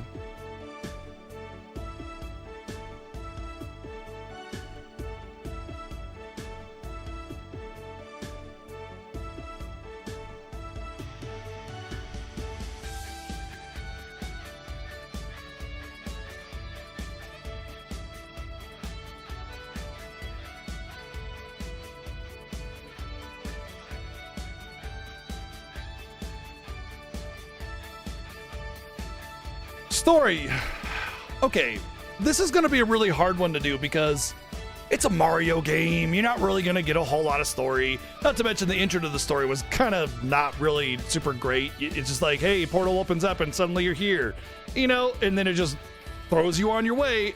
I mean, obviously you're supposed to pair it with this intro cutscene. That's supposed to be the intro, but still, when you start the game, you expect to kind of be sort of drawn into it a little bit, and it just kind of throws you in there. It's fine, not that big of a deal. You don't really care because Mario and Luigi. There was actually people that complained that it was too wordy for a Mario game, and I'm like, it's an RPG. It's a Mario RPG. Have you played Mario RPG? For an SNES game, that game's fucking wordy. And it's great because it's got great humor. Nobody complained about how wordy Mario RPG was because it's a fucking RPG, you twit. Goddamn banana. Fucking hell, man. Like, good lord. Like, what do you want from your RPG? Just silent characters and just to move forward in a generic geometric pattern dungeon and just be done with your HP goes down, HP goes up, yippee, I'm done? Man, it's an RPG. They are vehicles for storytelling. They're gonna have dialogue. Cryony. Just like, shut your fucking face. God, not you guys. People that complain about there being too much dialogue. Anyway, was there too much dialogue? Well, look, okay, if you want to talk about too much dialogue, let's talk about Metaphor or Persona or fucking Dragon Quest VII actually was too much dialogue with not enough substance. A lot of those games have too much dialogue and not enough substance. And there's a lot of RPGs that do it. Hey, like pretty much every anime RPG in existence is too much dialogue and not enough substance. Tales of, especially Berseria, is incredibly guilty of way too much fucking dialogue and no substance. Just generic, tropey garbage, you know? That's like 80% of it. But this wasn't that. It didn't have tropey garbage. Yeah, it had like the typical, hey, we're a G-rated or PG-rated video game, and so we need to make sure it's all happy and go lucky, and you know, we need to make sure that if you're a young kid that you know what you're doing and how to get through the game, so we have to repeat ourselves a lot and be very clear with color-coded dialogue in order to let young kids or maybe parents that aren't very experienced in video games get through the game. And that's called good design, you know? You're making a game for the audience in question, not for like Bill Bro Guy Musclehead 69, you know? Like, this isn't his game. And that's fine. It's not for him. That's cool. But to say like the game has too much dialogue because they're catering to a younger audience or an all ages audience, stupid, brain dead, mindless, you know? And then on top of that, you have an excellent message in the game. Brotherhood and bonds and relationships and the strength of unity versus division. It's fucking great, man. And they do such a great job with the visual conveyance of like having the outlet plug, electronic people and all of that stuff, which is a huge part about connections. Like just the imagine of like, or the concept of connected to the internet. Oh, my light isn't on. Let me connect it really quick. Boom, light, you can see. Ah, clarity. Wow, that's almost like the same thing as like the message that they're trying to send with, you know, the bonds open up our eyes and let us do more than we can do by ourselves. You plug in a light and you can see and you can do more than what you could do without that light. You know, it's just all parallel. And it's amazingly done. For a fucking Mario game, my mind is blown. Like, I got weepy and emotional. I almost choked up. Especially considering the major theme of brothership or brotherhood and, you know, my own failings with my brother in the past. And it's just, man, hits, you know, emotional for a Mario game. Crazy. And I think, you know, yeah, it's very generic and there's not a whole lot of depth in the storytelling, but it has a strong message and it has to have a story conveyance for a broader audience. And to that end, it's damn great. It's fine. Most of the dialogue you don't really care too much about, but after all is said and done, when you have so many interactions, all the people in the game, when it all comes to a head, you're just like, man, this is awesome. This is just great. I have to say, as much as I want to give it a great score because of it, it's still kind of weak because it is still a Mario game, but it's definitely not like average. And I say it's a 7 on story.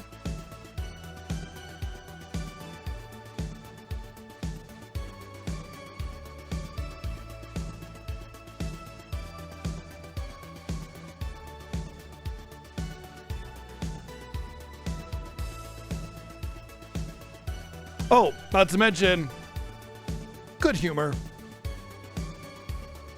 which can't be understated. That alone solidifies my choice for 7 instead of a 6, because that good humor really takes it up a notch and says, you know, even if you don't care for the story and the themes, there's some really good fourth wall breaks and parody and jokes and stuff like that about different kinds of RPG isms or Mario isms or just in general. Very good. Everything's skippable if you don't like it, sure, but we're not rating the story based on how much you can skip. We're rating it based on what it is. So, but yes, if you don't care for story, I've run into people that play RPGs and skip every cutscene and then cry about like not knowing where to go because the game didn't tell you or something, and it's just like, fuck, what? What? You skipped all the cutscenes and you complained that the story was bad, and then you complain about not knowing where to go. The Paper Mario joke was great. That was good. Yeah, they had a really good draw from the history of Mario. I thought that was excellent. Not to mention a lot of the special abilities were basically like Mario games in the past, like Mario Strikers and stuff. Mario Galaxy could even be considered for the last one we got too, because of the little planets that we were getting. Anyway, game design.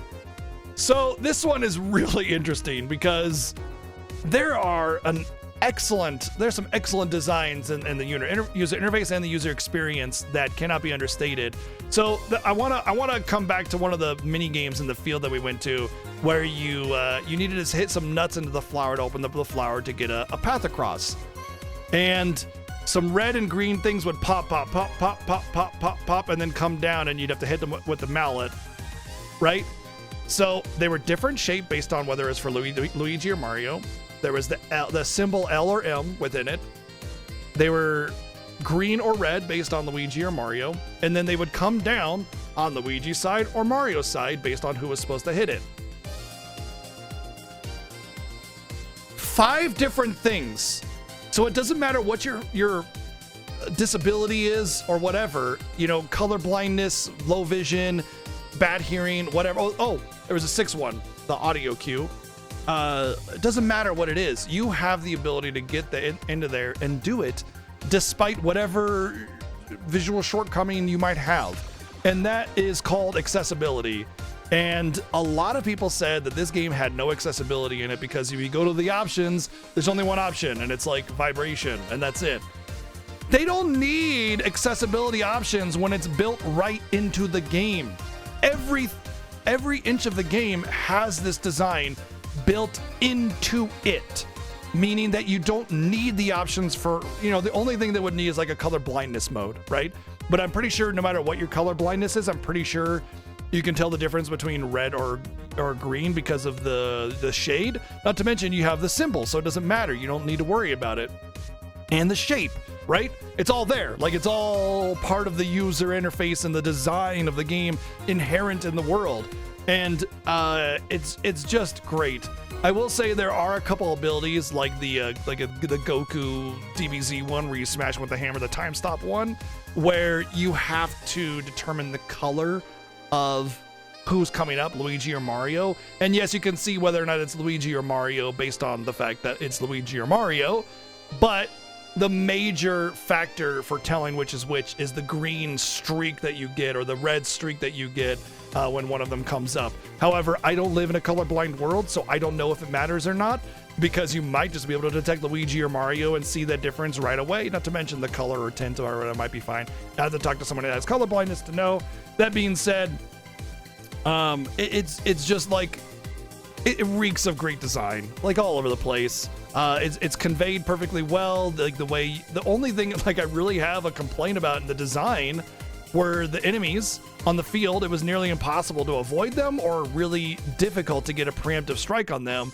And it should be much easier. At the very least, it should be easier to get away from them. I don't want to fight a battle. If you're going to put enemies on the field, it needs to be a choice. Like, yeah, sure, it's a little difficult to get around them. You got to know what you're doing a little bit.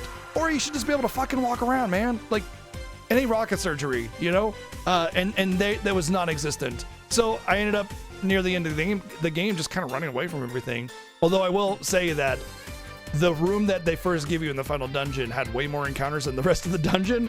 If I had known that, I probably would have just kept fighting everything, because there was maybe like 5 encounters left when I said, okay, fine, I give up on encounters. So, whoopsie doodle, but the combat and the gameplay designs were unique, and they were fun and different. The Luigi logic was great. There were a lot of on-field little dealies to do. You always needed a power to go and get like a hidden item or just to get across or something. It was just great. Yeah, they offer you options of getting the preemptive strike on enemies a little bit more easily with the UFOs suck, but for me, I felt like there should have been options beyond that, before that. But anyway, it's just great. It's a great design. The game is really, really well structured, well built, and well designed.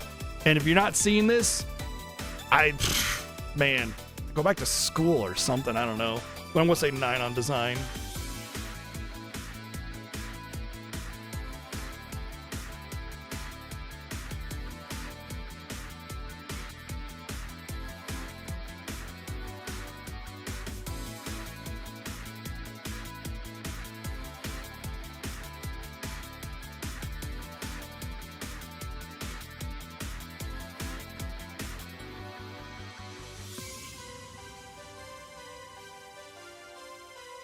Oh yeah, that's not even talking about the plug system, which was revolutionary as far as I'm concerned. That was amazing. The plug system is excellent.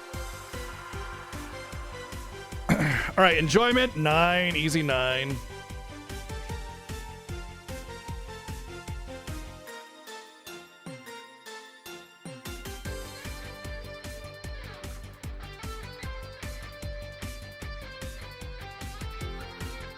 All right, total, what do we got here? We got 15, 24, 30, 34, 31, 41. Wait, God damn it, let's do this again.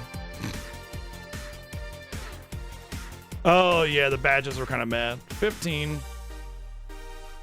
Let's do this backwards, actually. 1, 2, 3, 4, 5, 6, 7, 8, 9, 10, 11. All right, 49 out of 60. 49 is very good, almost excellent.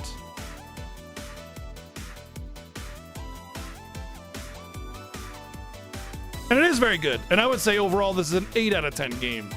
I don't think it's a 9 out of 10 game. Overall, I think like if I were to give it a generic score, it's 8 out of 10. There's a lot to love here, but there are games that go way beyond this. You know, like just because it doesn't have a high visual fidelity doesn't mean that doesn't matter. You know, just because I rate visuals only on that, you know, like the way you can convey a real story with a higher fidelity and better writing, obviously, like that matters a lot. You know, you can get more involved gameplay or more cinematic gameplay like FF7 Remake, you know, where the gameplay is beyond and it's also a cinematic approach to gameplay. You know, you can have stories that are rich, you can have amazing audio design that goes way beyond anything you could expect. I mean, this is a great game, but at the end of the day, it will always fall short of something that is truly AAA just because of the fact that it's not going for that. It's just going for fun and interesting and interactive and enjoyable and whimsical and lighthearted, and it does that perfectly. But there are definitely games that will overtake it every single time. But it's just a great game and I highly recommend it. There we go. And that's that. That is our review. That is our finale of Mario and Luigi Brothership. We did it an hour and a half later than I expected in the night. Good Lord, this game was long. It's like a 60-hour game. Holy crap. No stream tomorrow. The Final Fantasy Fiesta is upon us and I have things I gotta do. So I will be taking tomorrow off and try to keep up on all the work I gotta do and prepare for the Fiesta. I may end up taking Thursday and Friday off. I will let you know. Join my Discord. The link is down in the tabs below, or you can join the Fiesta Discord and keep appraised of the Final Fantasy Fiesta stuff because there's a couple more things we want to talk about. And other than that, thanks for hanging out. Thanks for all the bits and donations and subs and resubs and sub gifts. You guys have been amazing. Thank you so much for supporting the stream, and I really look forward to that Final Fantasy Fiesta coming up right around the corner. Have an amazing night, and if I don't see you until the Fiesta begins, well, take care. Cheers.